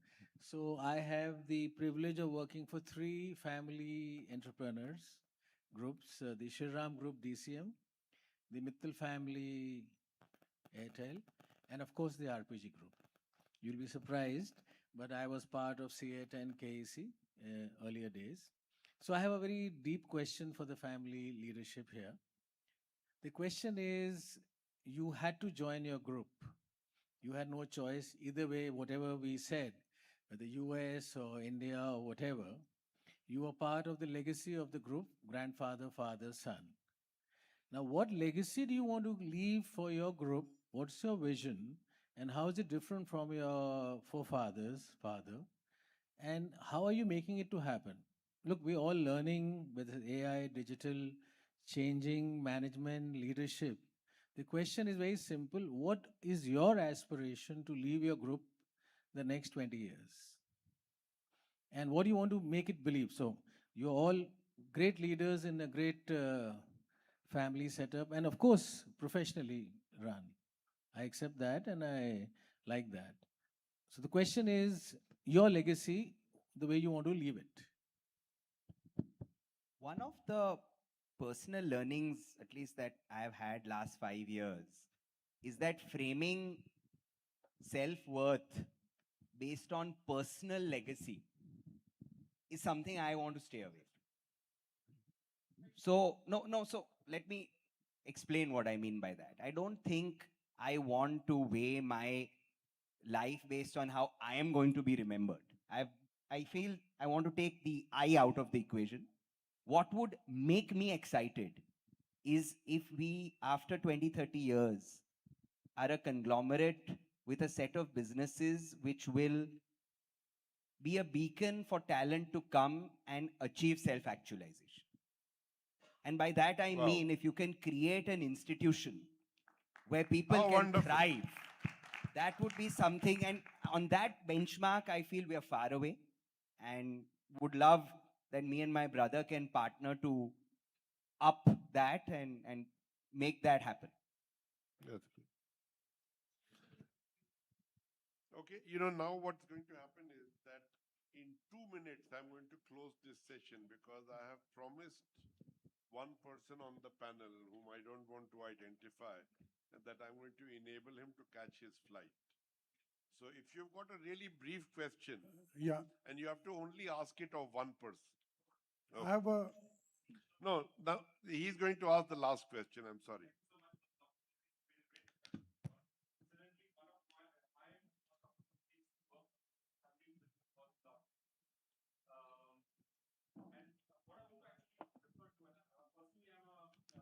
Digital transformation and change management practitioner and researcher. I'm doing a PhD as well on that.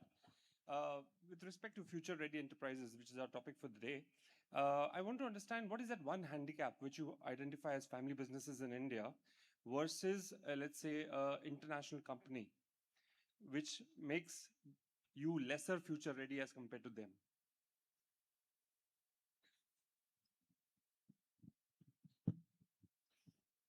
If I compare with companies in Silicon Valley, I would say it's just the adoption of technology, the speed of adoption of technology. I think the truly globalized firm has one big advantage, which is when you are in multiple geographies, in multiple cultures, the way you can work with talent mobility globally. I think that's one great thing I find in MNCs. The kind of exposure you can give to your talent when you are in a multi-geography situation. And the second thing I would tend to say is that I have an observation that the process maturity of MNCs on an average still seems to be higher than an Indian family-led conglomerate. Just a short answer. I think, Indian family businesses are younger than a lot of other global businesses. Global businesses have matured quite a lot, particularly in terms of processes, how they view family members within the business as well. And at least from my experience, I can say, I gave my candid answer earlier. I didn't have a choice. I had to join the family business. So if there was a way for Indian family businesses to be more open about the thought processes and looking at talent really as talent, rather than looking at, okay, I think this person is going to do the job and one person decides and done, kind of a thing. And this is very high level I'm talking. because leadership comes from the top in family businesses. So the impact of these decisions goes a long way. And oftentimes, family businesses don't correct themselves fast enough. And at least whatever I've seen around in India here, they give a long rope and then they make the change. Of course, when that kind of thing happens, it can be to the detriment of a business, and sometimes it leads to more challenges later. So thank you so much. I've really had a great time talking with all of them. And I really must appreciate, and what we must applaud, is the authentic and honest answers that each of them gave to really direct and hard questions. Thank you so much. It's been a pleasure.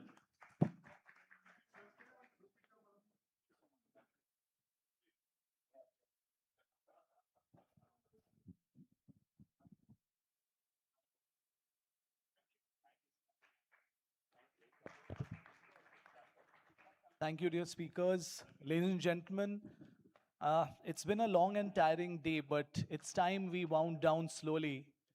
We have a very special segment after this, the final segment, which is a boardroom style conversation with two thought leaders. Right after that, please stay with us. We have a cocktail dinner specially for all of you. And we'll just take a very short bio break, not more than 10 to 15 minutes.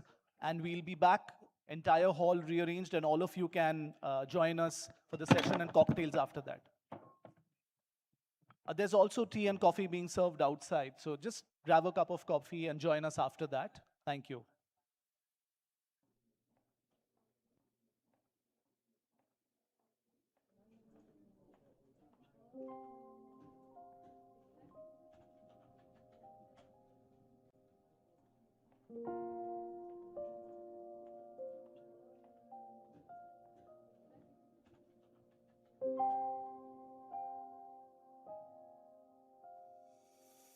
Dreams हमारी पहचान है, चाहे वो जिंदगी को नए मुकाम पर ले जाना या अपने सपनों को पंख देना।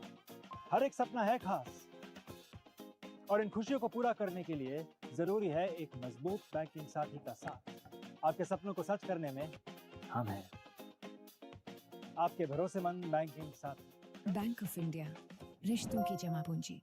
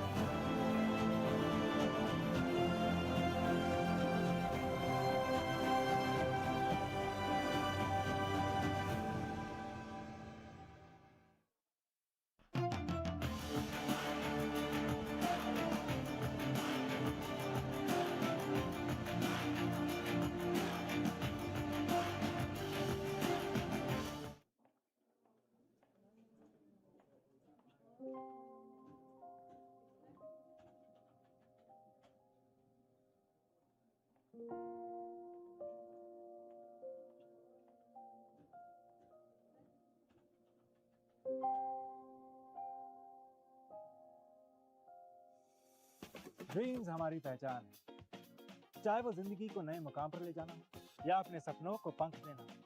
हर एक सपना है खास, और इन खुशियों को पूरा करने के लिए जरूरी है एक मजबूत बैंकिंग साथी का साथ। आपके सपनों को सच करने में हम हैं, आपके भरोसेमंद बैंकिंग साथी। बैंक ऑफ इंडिया, रिश्तों की जमा पूंजी।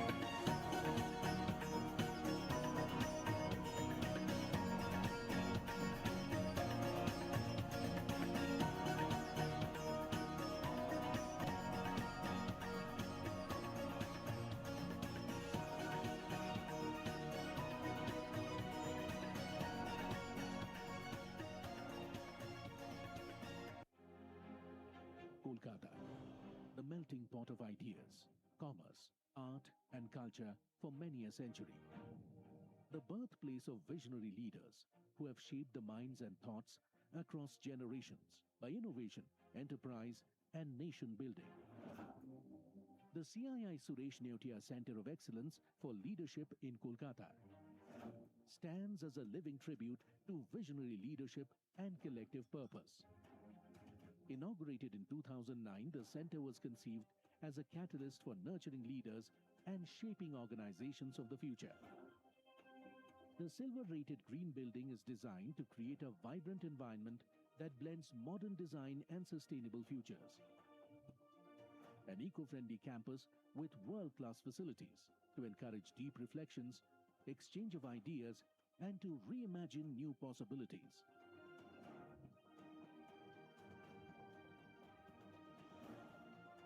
The center's aim is to become a world-class center of knowledge and learning, facilitate development of leadership attributes, skills, and business processes in industry, institutions, and society through consultancy, knowledge transfer, and training on cutting-edge practices.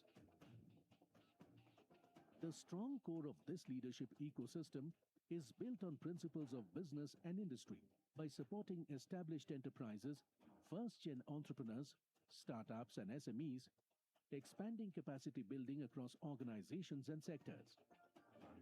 To encourage responsible social leadership, the center designs special programs for the education sector, government institutions, and PSUs, social enterprises, women and youth, broadening the circle of leadership across society.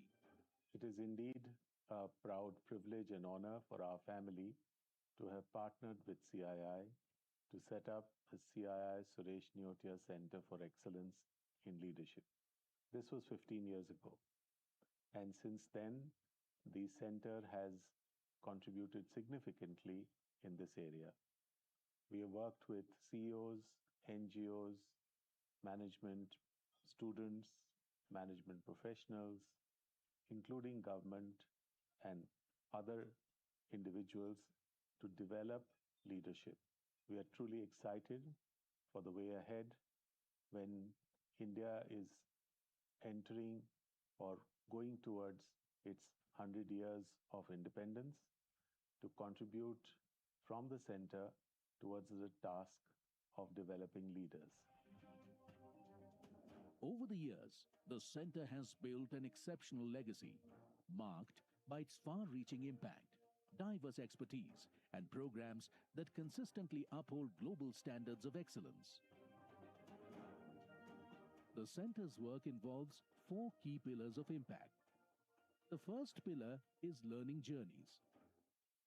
Programs carefully structured for leaders across the spectrum to combine cutting-edge concepts with practical application that translate insights into measurable business impact. The second pillar is awards and assessments. Through nationally recognized award platforms and rigorous assessor training workshops, the center benchmarks excellence and fosters a culture of continuous improvement within organizations. The third pillar, master classes and strategy sessions, bringing together high-impact formats, bringing business leaders, practitioners, and top global academicians for deep dive conversations on pressing business challenges. These interactions foster future-ready thinking, bold experimentation, and actionable insights. The fourth pillar, knowledge platforms and thought leadership. The center curates and hosts some of India's most influential leadership forums that bring together business leaders, policymakers, and academicians to exchange insights, debate emerging trends, and shape the leadership agenda for the future. Over the years, the center has been privileged to engage with some of the world's most distinguished leaders and thinkers. Their wisdom and association have left an indelible mark on the center's journey. 15 years of completion of the CII Suresh Neotia Center of Excellence on Leadership. What a phenomenal journey, named after a leader who was so simple, yet demonstrated every facet of leadership so strongly, Mr. Suresh Neotia. The center forged partnerships between companies to produce the best of leaders in Indian industry. The center collaborated between the companies, between our member companies, collaborated with the academia, collaborated globally. There's so much more to do. 15 years have gone by like almost it was yesterday. But let's work together to build many leaders through this center with values from India. In an age where industries redefine themselves every day, learning must keep pace with change. At the Suresh Neotia Center of Excellence for Leadership, CII's own B School, we merge industry insights with academic excellence, creating leaders ready for the real world from day one.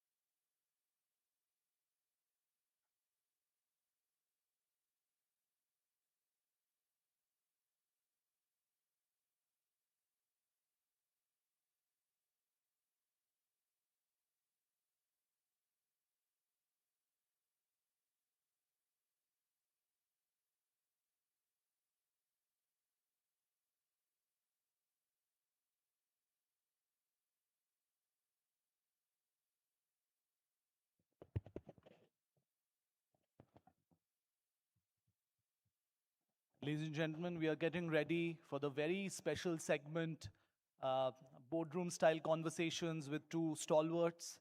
And request you all to please take your seats. We'll commence very shortly. Thank you.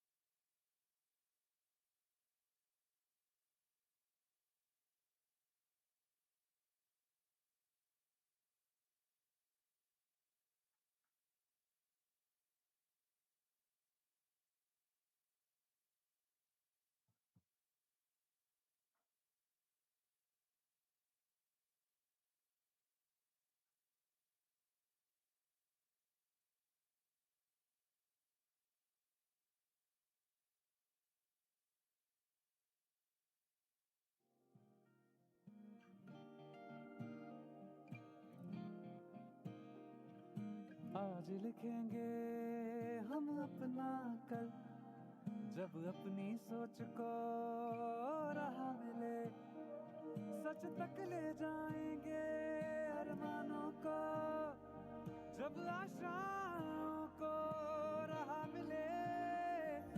सोच से सच तक चले हम, सोच से सच तक, सोच से सच तक बढ़े हम, सोच से सच तक।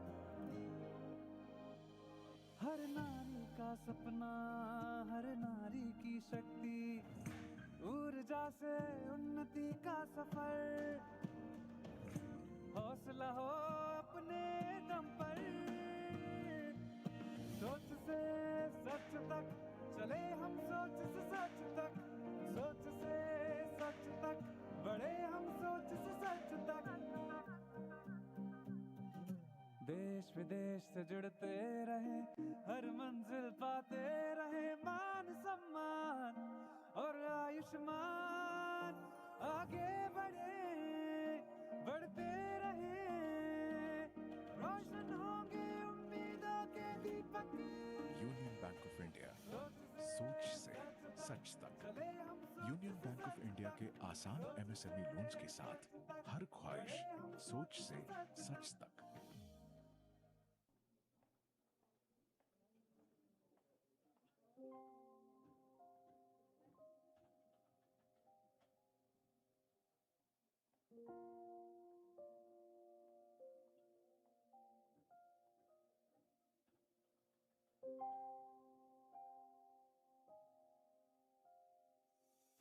ड्रीम्स हमारी पहचान है, चाहे वो जिंदगी को नए मुकाम पर ले जाना हो या अपने सपनों को पंख देना। हर एक सपना है खास, और इन खुशियों को पूरा करने के लिए जरूरी है एक मजबूत बैंकिंग साथी का साथ। आपके सपनों को सच करने में हम हैं, आपके भरोसेमंद बैंकिंग साथी। बैंक ऑफ इंडिया, रिश्तों की जमा पूंजी।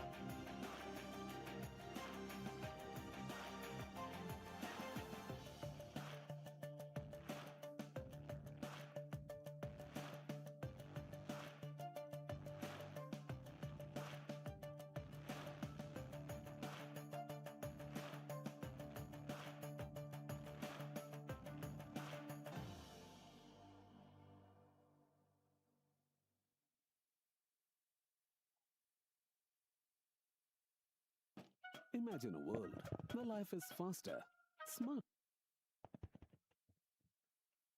Ladies and gentlemen, thank you very much for waiting. It's a fitting finale, a long day full of perspectives when people wind down. We have two stalwarts along with Mr. R. Mukundan in this session. May I welcome on stage Mr. Neelkant Mishra, Chief Economist, Axis Bank. May I also welcome Mr. Sudhanshu Vats, Managing Director, Pidilite Industries, and Mr. R. Mukundan, President and CII, Chairman, CII Leadership Summit, and Managing Director and CEO, Tata Chemicals. Over to you, Mr. Mukundan.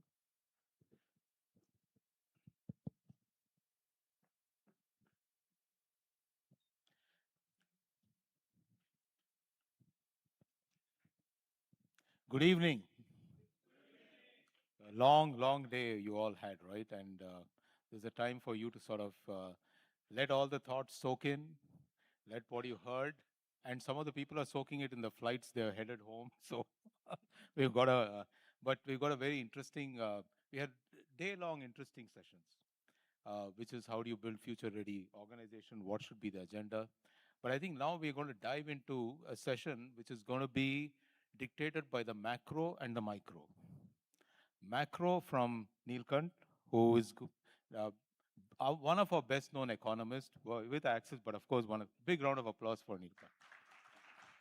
And for some of you who want to know about India, India's trajectory, and get a realistic picture, see, economists fall into two buckets. One who are overly optimistic, other ones who are overly pessimistic. But he's somewhere in the middle, so very realistic. I think you need people like him to sort of keep us straight and narrow and keep us focused that there's a future which is absolutely something which we all aspire for. Then I've got a friend, Sudhanshu Vats, who's actually managing the consumer at a micro level. And those things also matter a lot because an organization is a combination of both this macro and micro. So I'm going to let each one of them speak for the first 15 minutes, then we'll go through a conversation, maybe open it up with the audience. Over to you, and I think really what we would be wanting to know from you would be broadly in terms of, how do you see the world today? What should leaders focus on given the context of the world?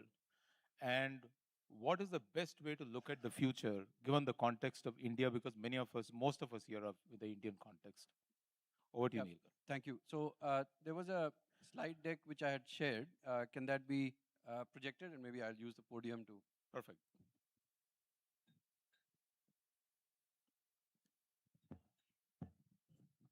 Yeah, thank you. So there are several structural shifts that are shaping India's growth and investment landscape. I'll quickly jump into them. So the biggest opportunity I see, or the biggest change I see, is in the cost of capital. So both debt and equity capital today is the cheapest we have seen for a very long time. So you can see that other than at times of crisis, if you see the right-hand side chart, we have never seen 10-year bond yields at 6.5%. So the last few times we saw was either during COVID or during demonetization. 10-year bond yields at 6.5%, AAA 10-year at 7%. I'm told there are PSUs today borrowing one-year loans, taking one-year loans at 5.5%. So there are remarkable shifts happening, and it is all driven by because of macro stability. And so you can see that there's almost a regime shift in terms of where we are on inflation. For the longest time, people like me who have been analyzing why India is not doing very well in capital-intensive industries, this was the problem, that the government could not show fiscal discipline. As a result of that, inflation used to be high. As a result of that, the cost of capital remained elevated. Now what we are seeing is a remarkable decline in cost of capital. What is also happening is that the market volatility is coming down. So what you see on the left is what's called market beta, meaning that if the world moves by 1%, what does India move by? And you can see how remarkably stable India's markets have been. And what you see on the right is what is the VIX. It's again a measure of market volatility. So on both Vita and VIX is anticipated volatility. This is, I guess, manifest volatility. So both these, you're seeing that that India's currency markets, India's bond markets, India's equity markets are remarkably more stable than they used to be. So if you're an entrepreneur today, I think these are remarkable changes. This is, of course, happening at a time when what we call the beauty parade, which is the attractiveness for global capital. So global capital flows have slowed very substantially. So what you can see is that global capital, cross-border capital flows peaked in 2007, and they have been steadily falling. And it is reasonable to think that in the global environment that we have today, where most of the developed world is struggling with very high debt levels. So the 10-year bond yield in the US, despite the rate cut, ended up, now it's at nearly 4.1% again. These are all signs that the cost of capital globally will remain elevated, which means that the flows that we become used to are going to be constrained as well. But so therefore, India needs to raise its share of global capital, and I think some of the macroeconomic stability measures that I showed are all reflective of the fact that we are in a good position. We need to have patience. This is not something that plays out over 3 months or 6 months. But if you see the leading indicators, so if you see what has happened in the Indian banking system, remember that banks are a kind of a leading indicator in the sense that if private equity is making a beeline, and you can look at the number of small banks that are seeing massive equity infusions, these are all signs that anticipation, and therefore in the downstream industries, or basically where the capital eventually gets deployed, you are likely to see similar trends. You can see that this is the point I was making, that global FDI flows and India's share of global FDI had been going up. In the last 2 years, it has stagnated a bit. But again, the lead indicators that we see, it does look like this is starting to come back. So some very interesting announcements. You must have seen the Google data center announcement. You must have seen how Apple is now doubling down on India. So it won't just be Apple providing its own capital. Even in China, so much of the surplus they had was getting deployed. It is reasonable to expect that even firms like NVIDIA, which are generating hundreds of billions of dollars of free cash flow, are likely to start setting up partnerships and deploying them in India. So we are going to see some of that. But again, it is reasonable to expect that the cost of capital globally will remain low. Will remain high. What you see in these charts is that as the world shifts, as the world changes direction, and I'm not saying we are headed to a G2 kind of a framework, meaning even if Trump would like it that way, but clearly from having a scenario where the US was the primary source of capital, risk capital, we are now getting to a scenario where the cost of capital from Japan and China is going to be much lower. So if you see the 10-year bond yields in the US, they are settling at 4.5%, most likely headed higher in the next 5 years. But in China, the 10-year bond yields are at 1.8%. And it is very unlikely that they are going to rise meaningfully from here. China is also a country which has significant surpluses in terms of investments, and they are actually a massive source of capital for the rest of the world. So outbound FDI from China annually is now upwards of $200 billion. So as the India-China thaw, the strategic thaw plays out, in fact, even so, as I said, we have to look east as well. The conventional sources of capital may not be that attractive, though of course there is a lot of technology expertise, a lot of capital that can still come out of there, but there is a lot more happening to the east of us. In fact, the new Japanese Prime Minister. Let's see how long she lasts, but the point is that she's seen as a very pro-India player, and she's seen as a China hawk. And the Chinese and the Japanese cost of capital, though of course interest rates have gone up a bit, but still there is enough there. And there is so much more that can happen out of Japan as well. Within India, and so I'm moving from debt capital and market volatility, the market stability that we have seen across asset classes in India, to show that, look, you see the chart on the right, domestic institutions now own as much of the BSE 500 as the foreign institutions. So when you think about this phenomenon of the systematic investment plans, while there is a lot of apprehension in the financial ecosystem, which I'm part of, that at the core, these are missold products, that people have been told that your returns over 10 years will be better than that on fixed deposits, which most likely they will be, but they are not fixed deposits. They are risky products. Equities are a risky asset class. But as a phenomenon, what they have done is that now we have nearly 1% of GDP, because the systematic investment plans, the inflows are now nearly $3.5 billion a month. If you annualize that, that's like a $42 billion number, which is about 1% of GDP. We have 1% of GDP worth of risk capital being created.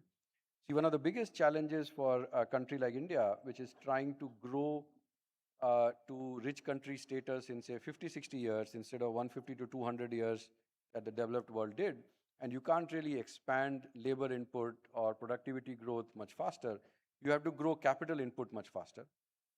If you only do it through debt, it becomes unsustainable.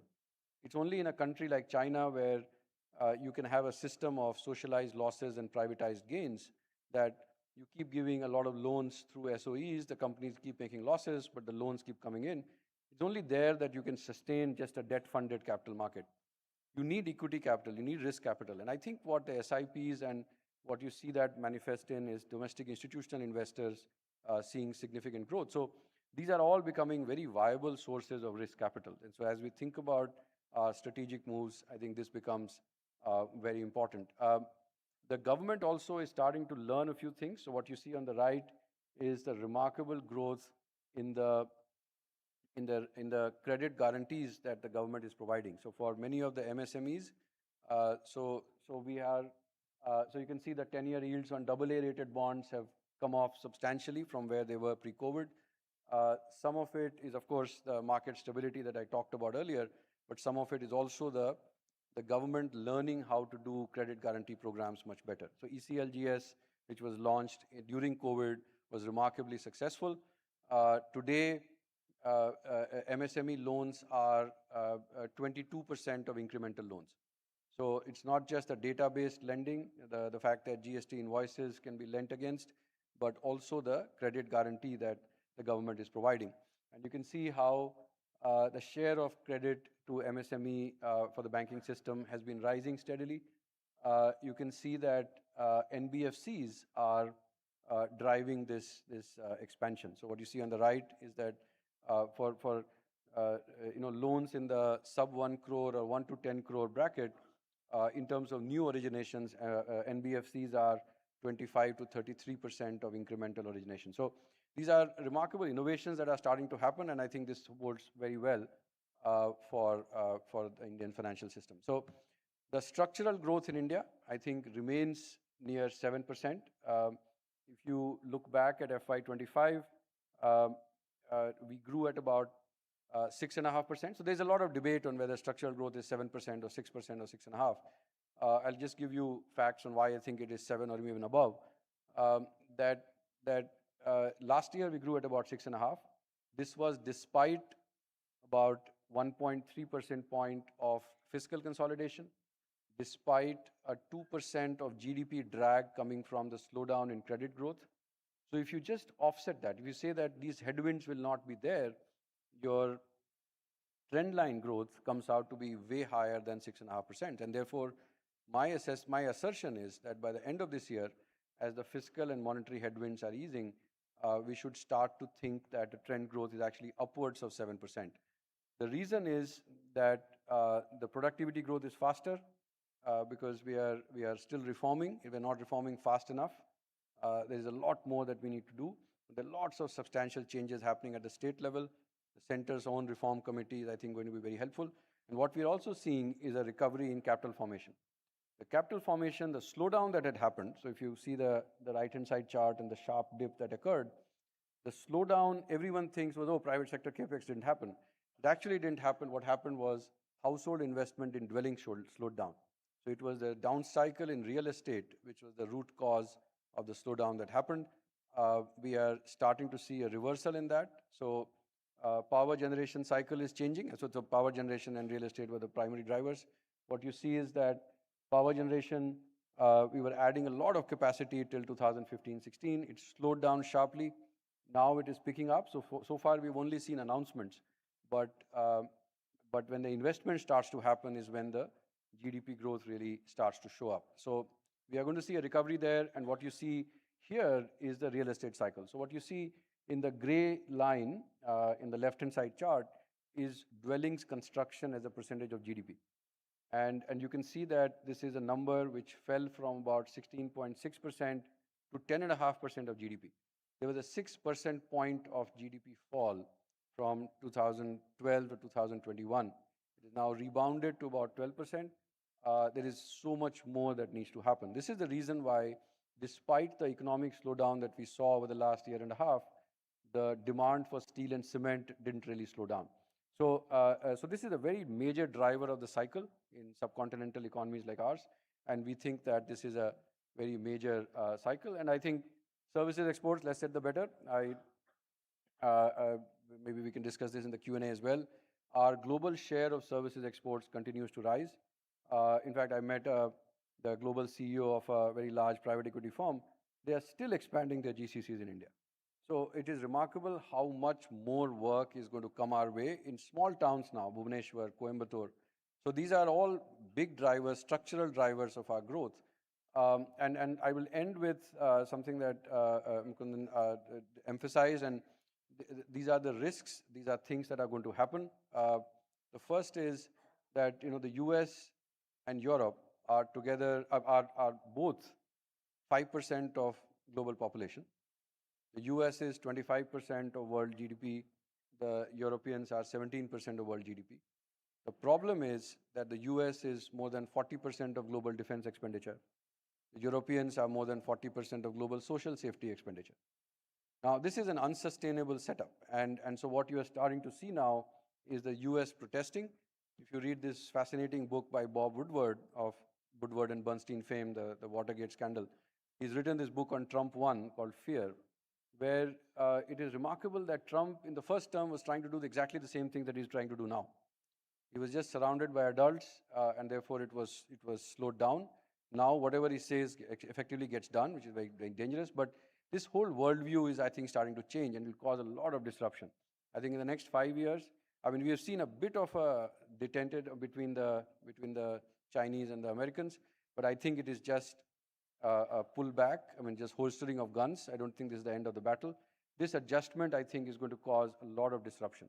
The second big rebalancing that needs to happen is that the US has been an excessive form has done excessive consumption. Chinese have done too little. You can see that on the right, that as a percentage of GDP, China consumes too little. When you ask the Chinese, I was at this conference in Delhi earlier in October, called the Kautilya Economic Conclave, where there were some Chinese economic experts, some of the best in China, whose view was that no, this is not the way to look at it. Housing is underrepresented or whatever. But the reality is that unless these inequalities are sorted out, the turbulence that we are seeing in global trade, the political pressures that have led to the return of Trump, all of those are likely to sustain. And so we are likely to see significant churn in global geopolitics. But the good thing, and this is why I started off with the Indian story, is that the Indian story is very much in our own control. By keeping macroeconomic stable, by being prudent with our reform process, I think there's a lot more of strong growth that we can deliver. The US does not have any grand strategy. I mean, you can see that they are fumbling. They have grand objectives, They want to deal with inequality. They want to control inequality. The problem is that they don't know how to go about it. So they'll keep trying new things. So far, they've now currently pulled back a bit. I think that the China shock that they are trying to deal with is not going to be addressed very quickly. What you can see on the left is that China is still gaining share of global manufacturing. China is still investing. Their fall in real estate investments is being replaced with investments in industry. They are going to do to capital-intensive industries what they once did to labor-intensive industries. So when I talk to semiconductor companies, for example, they're really scared that they've lost some market. US has banned their investment sales there, and they want to partner with India so that in the next 5 years, as the Chinese semiconductor capital equipment companies start hitting the world. So these are just some examples, but I think China's threat is likely to continue. I don't think the US has learned how to deal with that. So with that, I will stop. I think done with my 15 minutes, and maybe we'll deal with the rest in the Q&A. Thank you, Neelkant. I think that's a wonderful backdrop, what you presented, which is, sorry, I took your seat because I wanted to see you. I like to see the speaker. So you're on the side where you'll be facing the back of the speaker if Sudhanshu so chooses to address from there. But if he sits here, we can both see him. So I think the great backdrop, firstly, I think you highlighted two big trends, which is the global headwinds and the domestic strength. In fact, that's exactly what I was telling Sudhanshu. For us, the brightest spot is India, and the tough spot seems to be US and Europe. And US was a big surprise for us. And we are discovering it. But I'll come to the other one which you left out, which is the tectonic shift, which you have left it. Maybe we can hold it for the Q&A. And Sudhanshu, he gave the macro. You're going to go to consumer as a individual one. They vote with a wallet every day, every product they buy. And that's also shifting. It's not so constant. The demographic shifts are real. We have both young and aging population. We got a huge challenge within India. And what does it mean for leaders? Thank you. Thanks, Mukundan, and thanks, Neelkantan. It's always a pleasure listening to you, and, I really take away, and I'll always request you for that. So there's so much data there so to understand it and absorb it as we go forward. Good evening, ladies and gentlemen. It's indeed my pleasure to be with you. It's late in the evening, and I'm sure, we are standing between the drinks and dinner and the session.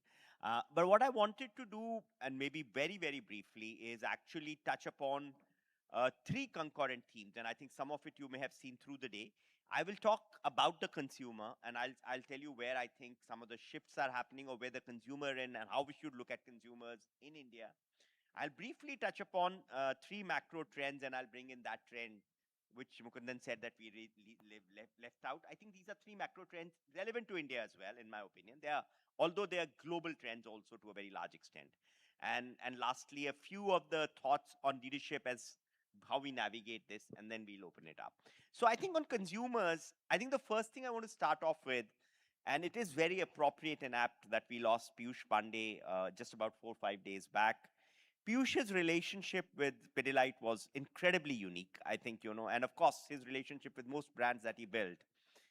I think, but what it underlines as a important theme for India is Indian consumers don't consume brands. They have an emotional bond with a brand, and I think there is a very fundamental difference. And that is the first thing. And I think they have a bond with all kinds of brands. You may argue, no, they'll have bonds with only slightly more high involvement brands, not so much with low involvement brands, and so on and so forth. But you'll be surprised. The humble adhesive is part of cultured, everybody talks about Fevicol Ka Jod. And starting from my analysts and investors who are completely, as whatever left-brained as you can be, to Fevicol Ka Jod, to the gateman, to the politicians.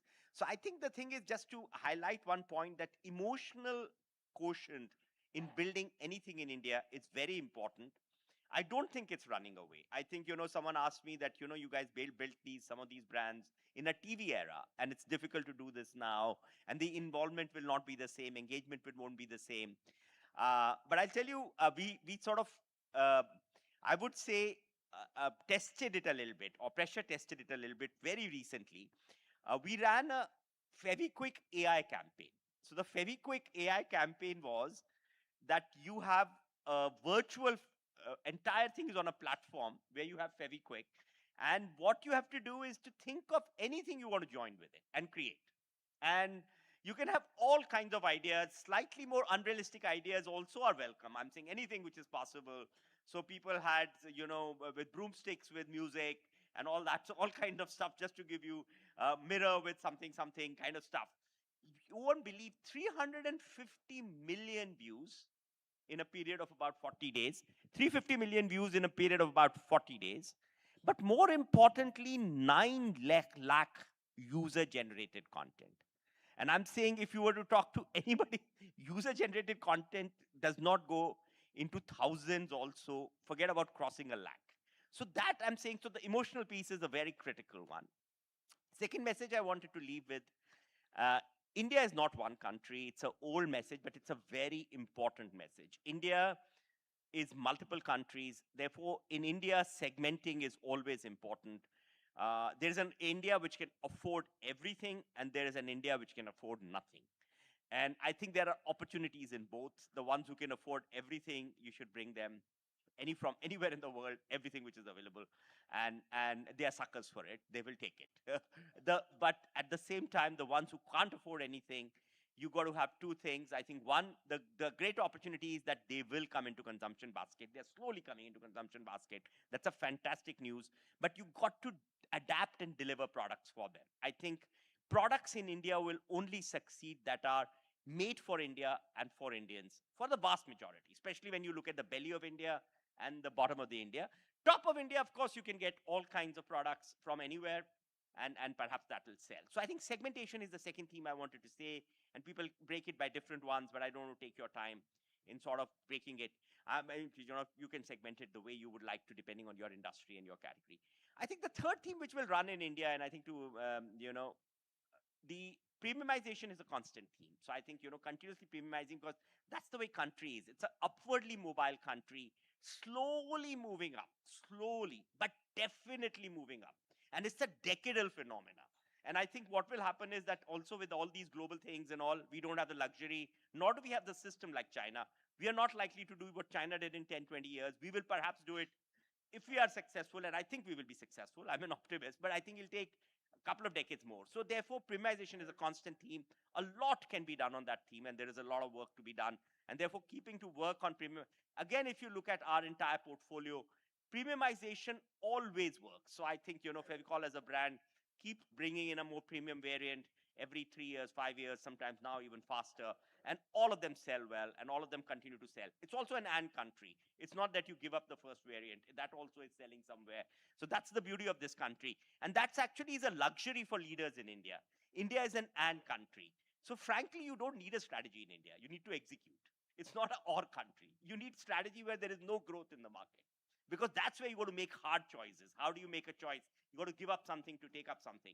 In India, you got to do everything. As long as you execute it well, it's an and country. And I think it's to me, it's a luxury for leaders to be in India at this moment. So I think that's the piece on consumers. I think so. Therefore, these important themes on segmentation, continuing to premiumize and continuing to look at consumers as emotional. They're very, very emotional, and I think that's not going to change.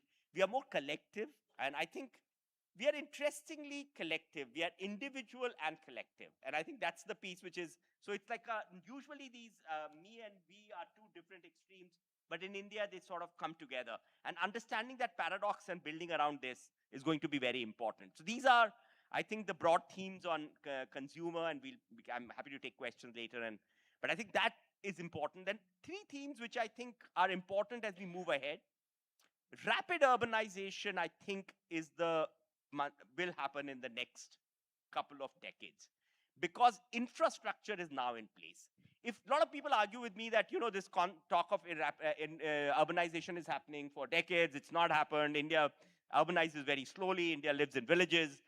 I think that will change in the next 2 decades, is my point of view.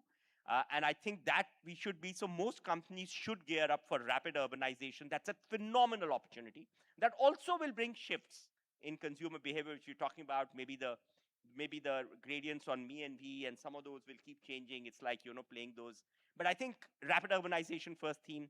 Second theme is around digital and AI in every industry, what it will do, how will it disrupt. India adapts very quickly. It's a country that is very pro to adapting new things. Consumers adapt new things very, very fast. And that's why you can see a lot of digital revolutions happening. Some of the work which we've done is best in class. You guys know all of that. UPI and all that, basically. The number of transactions we have in volume terms are higher than even China.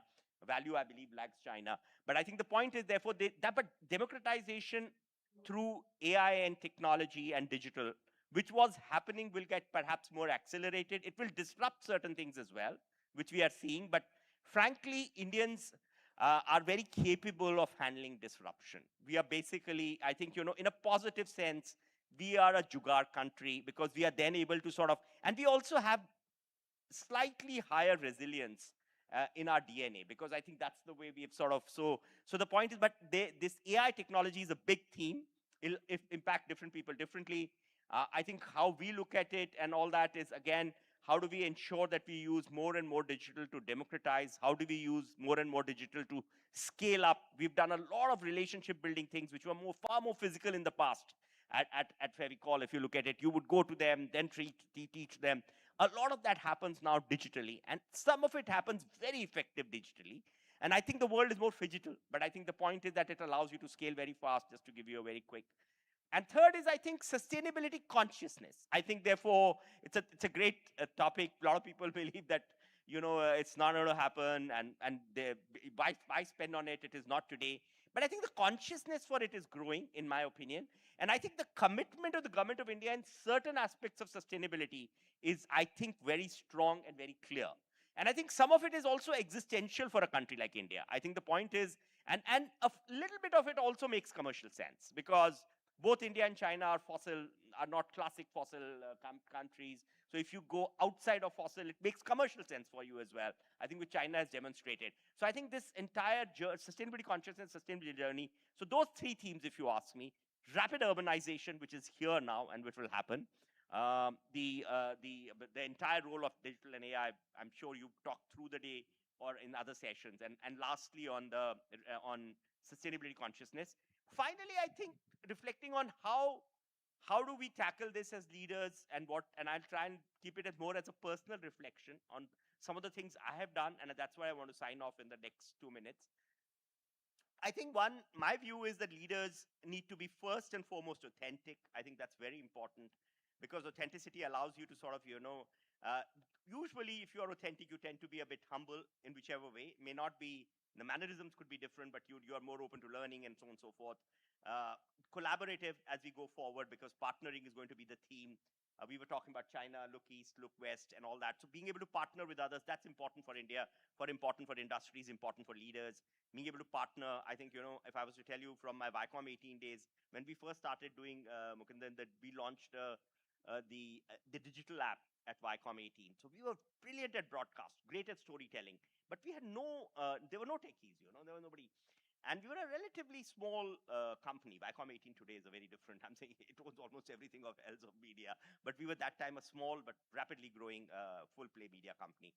When we did that, we partnered with 42 people with no system. We didn't have a person to help us with system operator. But all over the world, from small to big, and I'm saying some of the big guys, ability to partner and then be able to deliver this. So I think so partnering and collaboration is very important. I think to me, learning, unlearning, and relearning is very important. The world is changing very rapidly. It's extremely hard, let me tell you, because we get wired in the way we do things. I think that's important as we go forward. And lastly, I'd like to leave out, I hear a lot of conversation around skilling. A lot of it is very relevant, I think. But I think we have to sort of take a lot of it onto ourselves as organizations and work on skilling at our end as well, in whatever best way we can. Hire for attitude and skill the people as we go forward. All of us have to play a very active role in it. And I think that helps us to grow the organization rather than wait for classic educational institutions to skill people. I think that's not going to happen in a hurry, definitely not in a country like India. People have the attitude, they want to learn, they are young, just skill them. And I think some of that has to be done by industry and by ourselves. So I think those are a few thoughts which I've sort of wanted to leave with. Thank you. Thank you, Sudhanshu. There are very, very lot of thoughts. I think so. I think I would request all of you to get ready to engage with two of our panelists. But before you do, I have some opening questions. And firstly, to you, Neelkant, I think you left out one big piece around jobs and AI and the whole conversation around it. How do you see that as a let's say short term and a medium term and a long term? So the first and most important, there was a deliberate choice I made that I will not discuss AI. And there is a reason behind that. See, AI's impact on the economy, I see coming in 3 steps. You can call it anything, but say invention, innovation, and diffusion. So invention is that what is happening right now in data centers, DeepSeek, Algo, GPU design, and so on and so forth. I think it's a very important part of the ecosystem, but at this stage, India is somewhat unimpacted by that, meaning that we have no pluses or minuses. In fact, to the extent that when I was meeting investors in the US and Europe, India was being categorized as an AI loser. That in Taiwan you can play TSMC or some chip design companies. In Korea you have Samsung and Hynix. Of course, US and China have a lot of players. India has nothing. But by itself, even in 2030, this will be $1 trillion opportunity in a global GDP of $130 trillion. The real impact will come when AI starts to solve business problems. So we are also experimenting significantly, but we are not yet reaching a stage where beyond bells and whistles, we are actually starting to solve serious problems with AI. That's what we call the innovation stage, where the price of the token has fallen so much that you can start using it very regularly in a business process. The real impact is diffusion. Because if today in AI, you take a 55, 60 crore workforce in India, we'll address the jobs question also. Today, the segment worst affected, the most impacted, is the software engineering sector, where we have in total about 55 lakh people. So that's like 1% of our workforce. So when people say, oh, AI is going to take away jobs, I mean, has AI done something in agriculture? Has AI done something in construction? Has AI done something in steel production, in power generation? Nothing. And therefore, the impact of this is several years away in terms of economic output. And by the same corollary, is it going to take away jobs in construction faster than what is already happening? Are robots going to use AI and start doing construction automatically without workers? Not in the next 5, 7, 10 years, right? And therefore, as we think about our problems in the next 5 years, I would like to move away from the media glare and, so they're very strong, I think Sudhanshu mentioned very important issues about who will do the skilling. And I think that when it comes to job creation in markets like India, again, very important phrase that you mentioned, that hire on attitude, not on skills. That, if people are willing to learn. So when I asked Samsung Electronics, when they started setting up their assembly plants in India, are you finding enough skilled people? They said, what skills? We can train people in 3 to 6 months. So the hundreds of thousands of people that Tata Electronics is hiring or Foxconn is hiring, they're all unskilled people, 10th, 12th graduate young girls who are then brought in, trained for 3 to 6 months. So I think our first priority has to be to get the demand for jobs in. And even there, while people say, oh, AI will destroy jobs, in India, I think they will create jobs. See, because a lot of the problems we have are about what I call unit cost.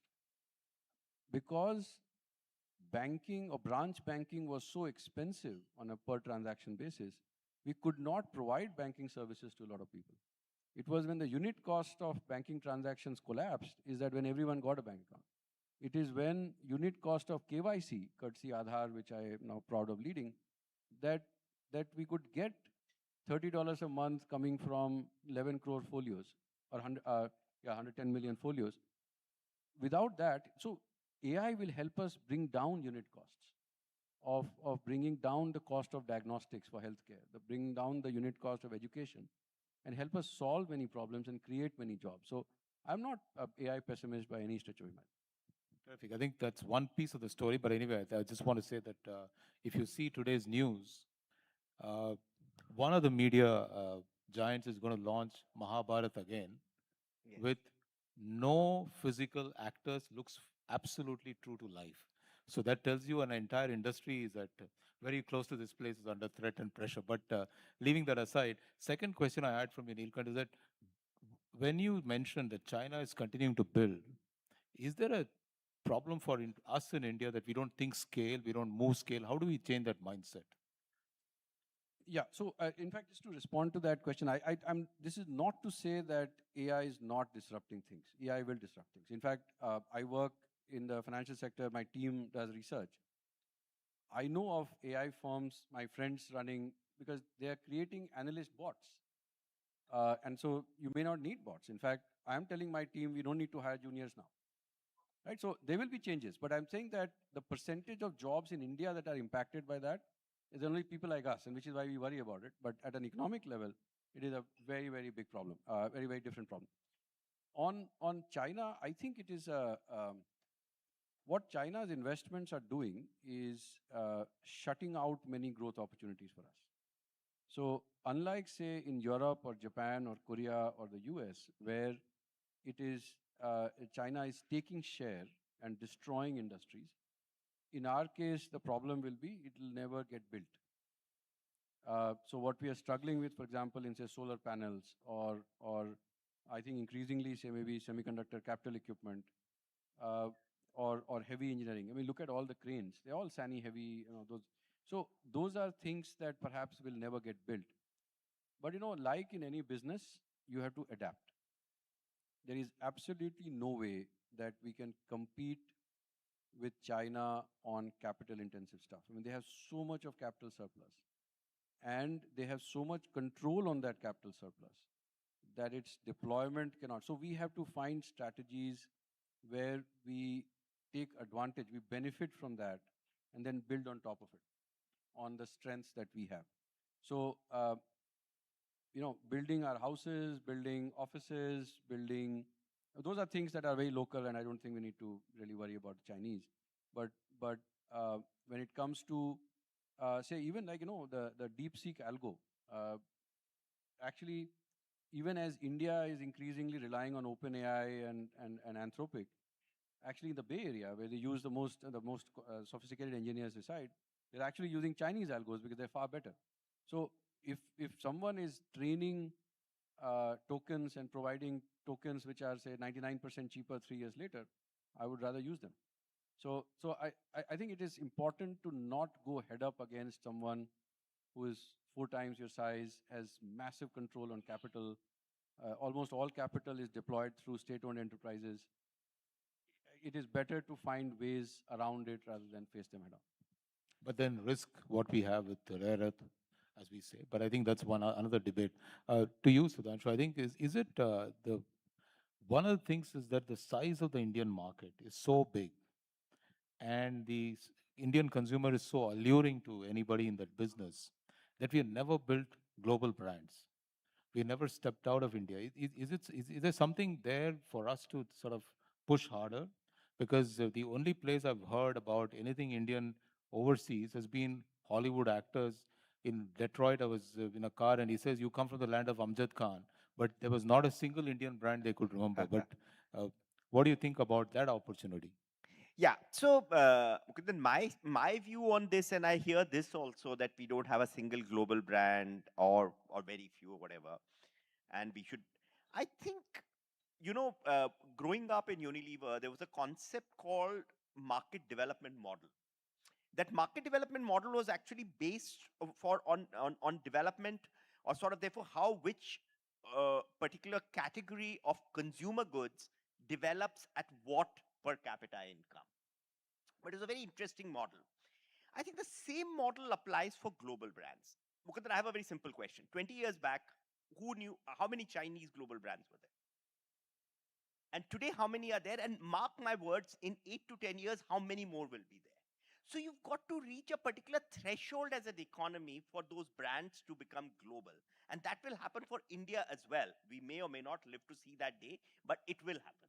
It will happen on its own. Naturally, it will happen. And someone, of course, one of us, one of the entrepreneurs, somebody will do it. But we should have, see, the challenge in India today is that because of our sheer numbers of 140 billion, we basically, or 1.4 billion, sorry, 1.4 billion, but our per capita are still very, very low, incredibly low. And even in this 1.4 billion, the income skew is high. Forget the wealth skew, even income skew is high. So therefore, the country is, there is no, if you look at China, which is about 12,000 per capita, that is relatively more even. I'm not saying it's even, but it's relatively more even. So the point is, when you get to those levels, when it happens, you will do. And two is, two, to your point, I fully endorse, the opportunity in India is so high. Why would you go out? I'm saying, it's distracting to go out. Build brands for India. Even Americans build brands first for America when they were so isolated in 200 years back. No, they were not bothered where else it is. They were building, and they were building big. Because they themselves, they were one of the large, whatever, 300 million or whatever. Today, 300 million, but must have been whatever number at that point in time. But what I'm saying is that there's enough and large market for you to build here, which is what you should do. As the country progresses and develops, you will have global brands. So I think this obsession of trying to build global brand today is a completely unfounded obsession and is a very Western thought, not relevant for India. I'm sorry, we should think for India as Indians and be proud as Indians. Very good. Sorry for being patriotic. I Atmanirbhar. think that's very important. So this time is yours. I think we got a couple of minutes, maybe a couple of questions. Yeah, go ahead, please. Just introduce yourself too. Yeah. Thank you so much for this insightful discussion. I'm Pradeep Ghare, representing a firm called The Catalyst. We work with a lot of owner-driven manufacturing companies. My question is not from a typical economics point of view, but whatever I'm understanding, the news which comes about GDP growing, per capita income growing in India, right? And then sometimes I look at when there is a disparity between the lowest person who is earning a salary and is still, I feel, quite large. So what, according to your, are these real indicators? When we listen to news like, that people have come out of poverty line, or there are many indicators which are coming up very nicely, right? So, but still fact remains, according to me, that the disparity between the income level is still large. So how you see this? Is first is very simple, genuine question. We as a common man would like to know from your, experts like you, whether this is a real growth or disparity is going to be there because of the supply side is more in India. I don't know, I'm framing my questions I got your question. And I think both these observations are right, that we are pulling people out of poverty.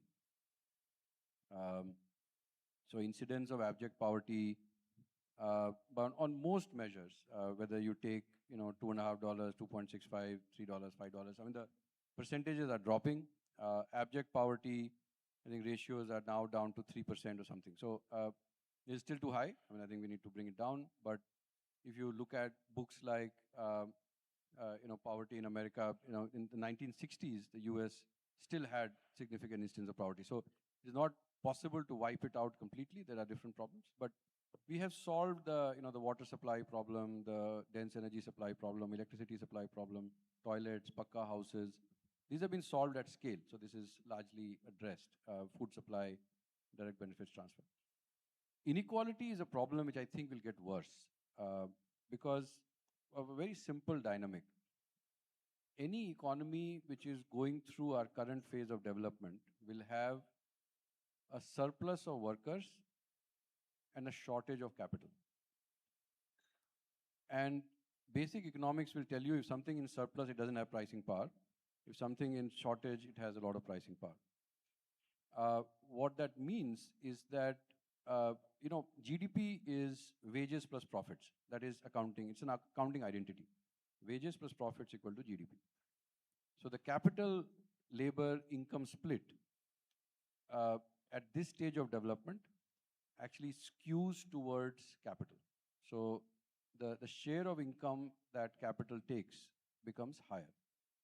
Now, because naturally capital is owned by a few people, especially at these levels of per capita income and wealth, you will find that the top 5, 10, 15, 20% are seeing much greater improvement in prosperity than the bottom 70%. The challenge for us is going to be that at this stage of development, most other economies, nearly all other economies, were not fully functioning democracies. And so therefore, the risk that this causes political churn and the new regime then tries to reverse it by, again, becoming fiscally profligate, raising cost of capital, reversing a lot of the reforms that were done, I think that remains a risk. And therefore, just because the whole world went through this cycle, you know, when Korea was going through this, it was an autocracy. Taiwan was going through it, it was an autocracy.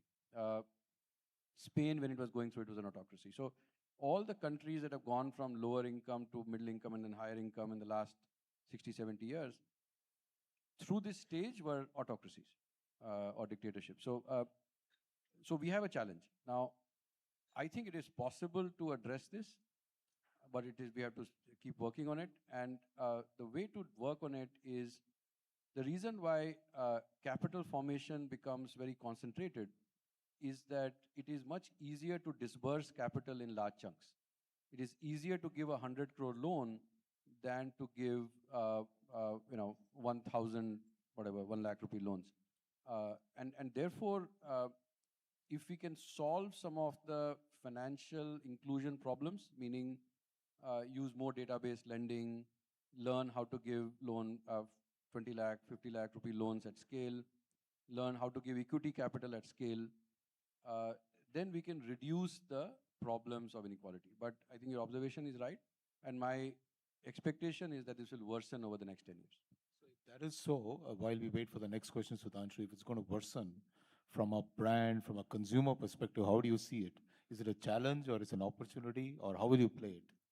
No, it's a great question. I think that's why I'm saying that in India, in order to succeed, particularly in consumer goods, and maybe is basically straddle the pyramid. As you build your portfolio, you have to, and we talked about that segmentation, you have to have something, and what Prahlad, CK Prahlad said, gold at the bottom of the pyramid or whatever, the phrase he used. So you have to have products which are designed for India at different levels, because people will buy more products. And I'm very happy that the latest GST 2.0 has fundamentally done one very good thing. And I think you have to still tinker on the fringes, Mukundan. But for basic usage goods, I think, your staples and even basic household items, the GST has now come to 5%. So that's the tax on the poor. But 5% tax on the poor, in order to formalize the economy and legitimize the thing, and with direct benefit transfers and other things available to you, I think is the right thing. I think, so therefore, and that over a period of time will give you a lot of opportunity. And I think another good thing we've done is we've kept it at 5% flat for those categories, so that it will still allow for premiumization as well. So that's the opportunity. And I think just reflecting on Neil Kantan's point, basically Neil Mishra's point, basically the second thing is that I think India personally, if you ask me, first of all, I think democracy all over the world is democracy functioning is a fundamental issue now. I think, so therefore democracy was very celebrated 22 decades back. But is democracy this thing one? But I think for India, if you ask me, socialist democracy may not be a bad thing, as long as there are administrative reforms or reforms, forget administrative reforms, but reforms to take this democracy as local as possible and devolve considerable amount of empower, monetary and other this thing at the local level, Mukundan. If you do that, because India has a lot of pockets of excellence. India as a community and as I'm saying, that it's a we country. And when you are in the small mohalla, you are very accountable. But when you go from that small mohalla to Delhi, and you're thinking for that small mohalla in Delhi, you're not accountable. You're not even aware of what is to be done. So my view is that if we can do that, it'll take a little bit of courage. But if you can do that, and I think genuinely follow this, it'll work in an Indian context, because that's the thought I have, I think, on that point. Great point. So we've got, my God, there's already someone standing there, then we come to this table. Go ahead. My question is for Sudhanshu, sir. Sir, I'm Hasid Dangi, founder of a school of manufacturing, where we are preparing next generation of manufacturing leaders who can make manufacturing more safe, sustainable, and more profitable. So my question to you is regarding, the requirement of the talent for coming years. So what kind of requirement do you see, sir, in terms of training such kind of people, in creating such kind of manufacturing leaders? I think thanks for the question, but I think for me, in the schools, imparting basic fundamental education and training them how to think logically is very important.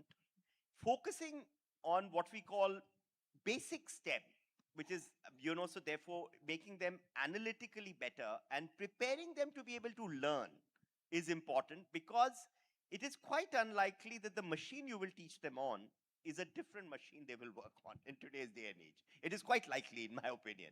So therefore, that is changing very rapidly. So, when we used to have those woodworking workshops, when we grew up as engineers, and those lathes, they didn't change for decades, to be honest, and Mukundan, you'll realize. But now these things are changing very rapidly. So my point is, as they say, basically, if we can prepare them for, and I think it's slightly philosophical and conceptual, and pardon me for that, but I think has to be like that, which is, if you can train them to sort of be able to think and to adapt and to look at fundamentals, basic principles, if we do that, that's very important. Even in the AI world, which we were discussing, people are telling me that the fundamental maths and physics grads are best equipped to tackle this world, because they are doing most fundamental thing. The guys who may suffer is what was called the computer science and whatever.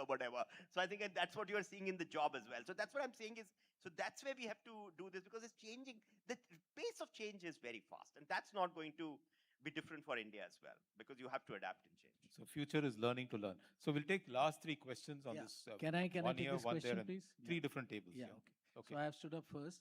So Mr. Watts, this is a question on the new leadership playbook in retail business.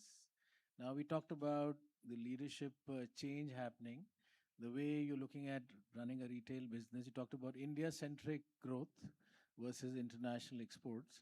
So what is the change happening in leadership, in retail, in consumer thinking, and how do you look at this change going to help our new leaders to become better and grow as we go along? So retail here, you mean? Your company, Pidlite, and the Yes. retail business you represent. Yeah, we can take all three. My question to Mr. Nilkant Mishra, as you have said in your deliberation, I would like to ask you how unit cost will come down in education sector. So if you elaborate little bit more, that will be great. Yeah, myself is Bipin Gala from Vishal Computer System Marketing. I work with the SME and MSME companies basically. I would like to focus you if you can elaborate more on the SME and MSME segment, how their leadership can grow their company and how they can become a future ready enterprise. What is our topic of the day basically? So what they small SME and MSME should do so that they can grow faster, and with them India can grow faster. Thank you. This is truly the last one. Yes, okay? Yeah. absolutely. My name is Vineet Nahata. I represent Power Guild Treasuries. My question would be to Nilkant ji. You had mentioned about the Chinese interest rates at 1.8%, the sovereign 10-year yield, US at 4.5%. Now, India, despite the rate cuts, we are still struggling at 6.5%. So what about the competitiveness of Indian industry with steeper interest rates, and what is the interest rate trajectory going to be in future? I would like to know your views. Two for you and two for you. Yeah, go ahead, Neil. Would you, like to You start go with it the last first. one? Huh? Yeah, you should go Yeah, first. okay. So the two I'll take are the one on education and one on rates. See, what is really the cost of education? So when you look at, say, the education programs that are being run in various schools or by the state governments, a very large part of the cost is actually the cost of the teacher. And educational outcomes, and this is across the world, are disproportionately dependent on the quality of the teacher and the work ethic. So basically, absenteeism, diligence, evaluation, process, discipline, all of those are very hard to replicate and manage at scale. So it's like, if you have to train 1 crore kids and your pupil teacher ratio, ideally is say 15, you need 6 lakh good teachers and 6.5 lakh good teachers. And where will you find them? And to train those 6.5 lakh teachers, if you again take a ratio of, so you need 60,000 master teachers. These are things which are very, very hard to solve at scale, which is what we are finding in many of the states in India, and making sure that they deliver and that these large organizations deliver. What technology and AI can do is, first generate content which is much simpler. So as Sudhanshu was saying, just like we all worked on engineering labs, and today the treatment is very different. When I look at the ability to teach my kid on what a quadratic function looks like on a graph, or a cubic function looks like on a graph, well, there are tools available where you can just plot it and see how it changes, right? And it's so much easier to train. And when you want to make an adaptive AI-based system where the engine adapts to what the level of the student is, all of those tools are available. I think the unit cost of education, so you train it once, it's very expensive, but then if you deploy it over 10 lakh, 20 lakh, 50 lakh kids, the cost comes down, the quality of the education does not. And I think those are the kind of problems, hard problems, where you can actually step jump instead of solving it incrementally. That's what I meant by educational cost. On the cost of capital, I think it is going to be very difficult for India to get to 1.8% or 2%, at least in the next 15 years. And there is a good reason for that, because all of this requires a certain level of inflation to be reached. I am in the camp that I think we tried to get to 4% too fast. Now that we have set it up, I think there's no point disturbing it. But it comes at a growth discount, meaning that there is so much internal demand that needs to be destroyed to get to that level of inflation. And that process will lose 5-7 years. So I don't think we should try to get to 2% inflation that everyone is targeting globally. Not right now. In which case, our nominal yields will be higher. But given that we are dealing with the local economy only, I think that disadvantage goes away. Because what we are also dealing with is much higher real growth rates, because we are going to be growing much faster than in China. So, so if we are coping with internal demand, I think attempting to get much lower rates is unwise. What I was trying to flag through my charts was that this yield gap used to be much higher earlier. So if you are dealing with a 6% yield gap versus a 2% yield gap, it's much easier.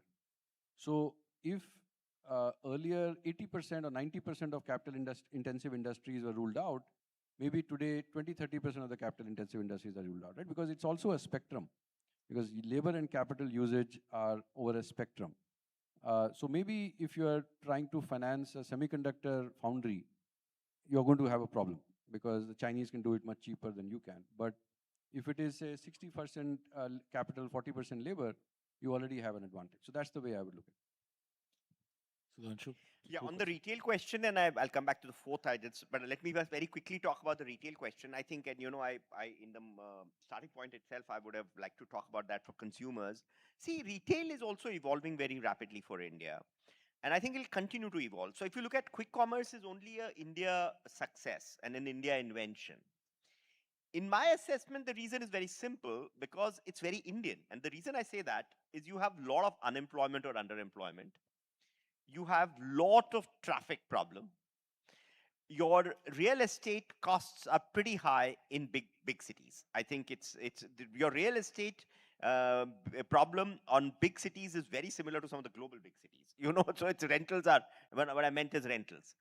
In the context of all of this, I'm saying quick commerce makes a lot of sense. I think, and that's how it's worked very well.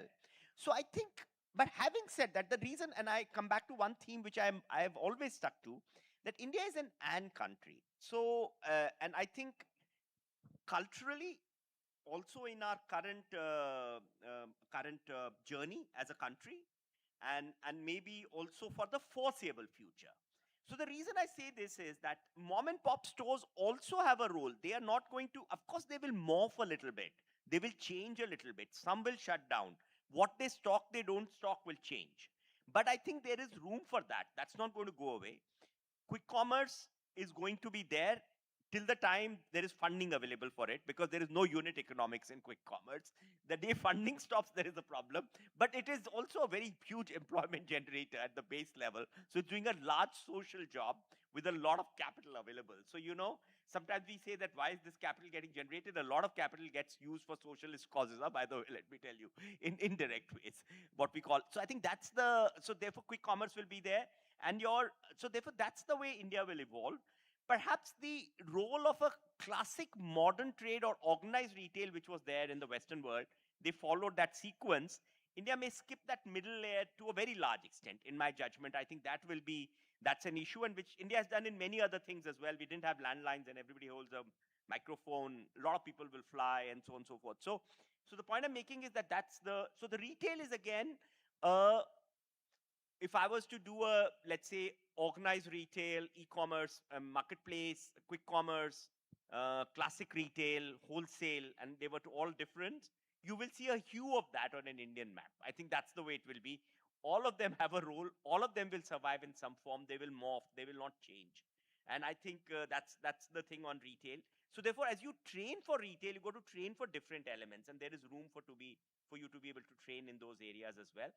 I think infuse technology adequately in all areas is what I would say. I think that will happen naturally. I think that's the piece on retail. The second question, I forget what was the second one which I missed, which was the... How should MSMEs... MSMEs, yeah. MSMEs question is a great question. And I reflect a lot on it. I think one of the challenges India has is that not sufficient MSMEs are moving up as they should, in my opinion.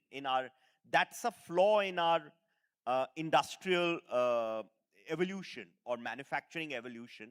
And that's also the reason that perhaps we are slightly uncompetitive and our manufacturing sector is not growing. So how do we tackle this from micro to small to whatever, you know, and then medium and so on and so forth, and from medium to large? I think, honest answer is I don't have an answer, but I'll attempt and give you share a thought with me. I think my thought is that MSMEs, at every stage, we have to look at how do we help them with things which big money buys, or the capital challenge. I think I'm sitting with Neil Kantan, so I'm getting a little bit of. So the capital challenge which they have, which applies not only to classic capital, it applies to a lot of multiple things. If we can socialize that or do it as a community for them. Now, again, it's philosophical. How will you do it? I don't know as of now. That needs to be thought through. But if you can do that, then maybe you will allow or help them to grow. And I think incentive is not the answer. I think this is a greater answer. Keep a bar on quality. Don't lower the bar on quality, which we've done in the past many times. Fortunately, we are doing less of it now. Keep the bar on quality because you have to deliver quality. But having said that, help them with anything which requires additional capital and which requires where the capital becomes a big bottleneck or size or scale becomes a big bottleneck. Can the state play an active role in it, or is it a consortium or something? I don't know. We've got to see. No easy answers. But that's a very important part for India, extremely important. And that will interest, in my judgment, it will help large industry as well. Because micro MSMEs or an ancillary industry always helps the main industry. And it's somewhat symbiotic done well. Because I think certain things can be done very well at a certain level, and certain things are done well at another level. I think that's the piece which is there. Terrific piece. I think a big round of applause to both of them. But I want you to stay there. I want you to stay here. Don't rush out for the food. I think we have an important task. This day which we have spent today, which is going through various facets, including family business, starting with the whole the way the macro world is in terms of geopolitics, now ending with this talk, has been put together with a lot of hard work by a bunch of committed people. And as the professor said in the morning, Amit is here, he may mention that ABC. So I hope many of you remember what ABC is. And I'm going to fact check whether I did remember, which was agility, bravery, and curiosity, three characteristics which a leader needs. And we also heard that purpose and the whole issue about culture is important. And the reason CII has grown, the reason CII is able to build institution is because all of us work for this institution. For this moment, I want to just call the people who put the work together. So Amita, you and your team, please come up on stage. And wherever, maybe stand up, just call them here, because I think they do deserve a big round of applause.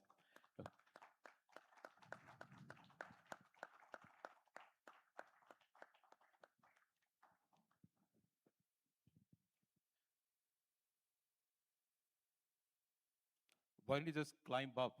It's only 3 steps up. Amita, 3 steps up. Come. I think we'll all stand together for them to take a picture. And thank you all for being a fantastic audience through the day. This is the team which put it all up.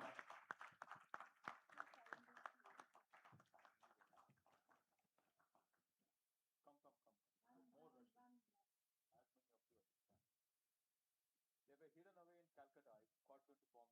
Can I call Jane and Tanish? Please do.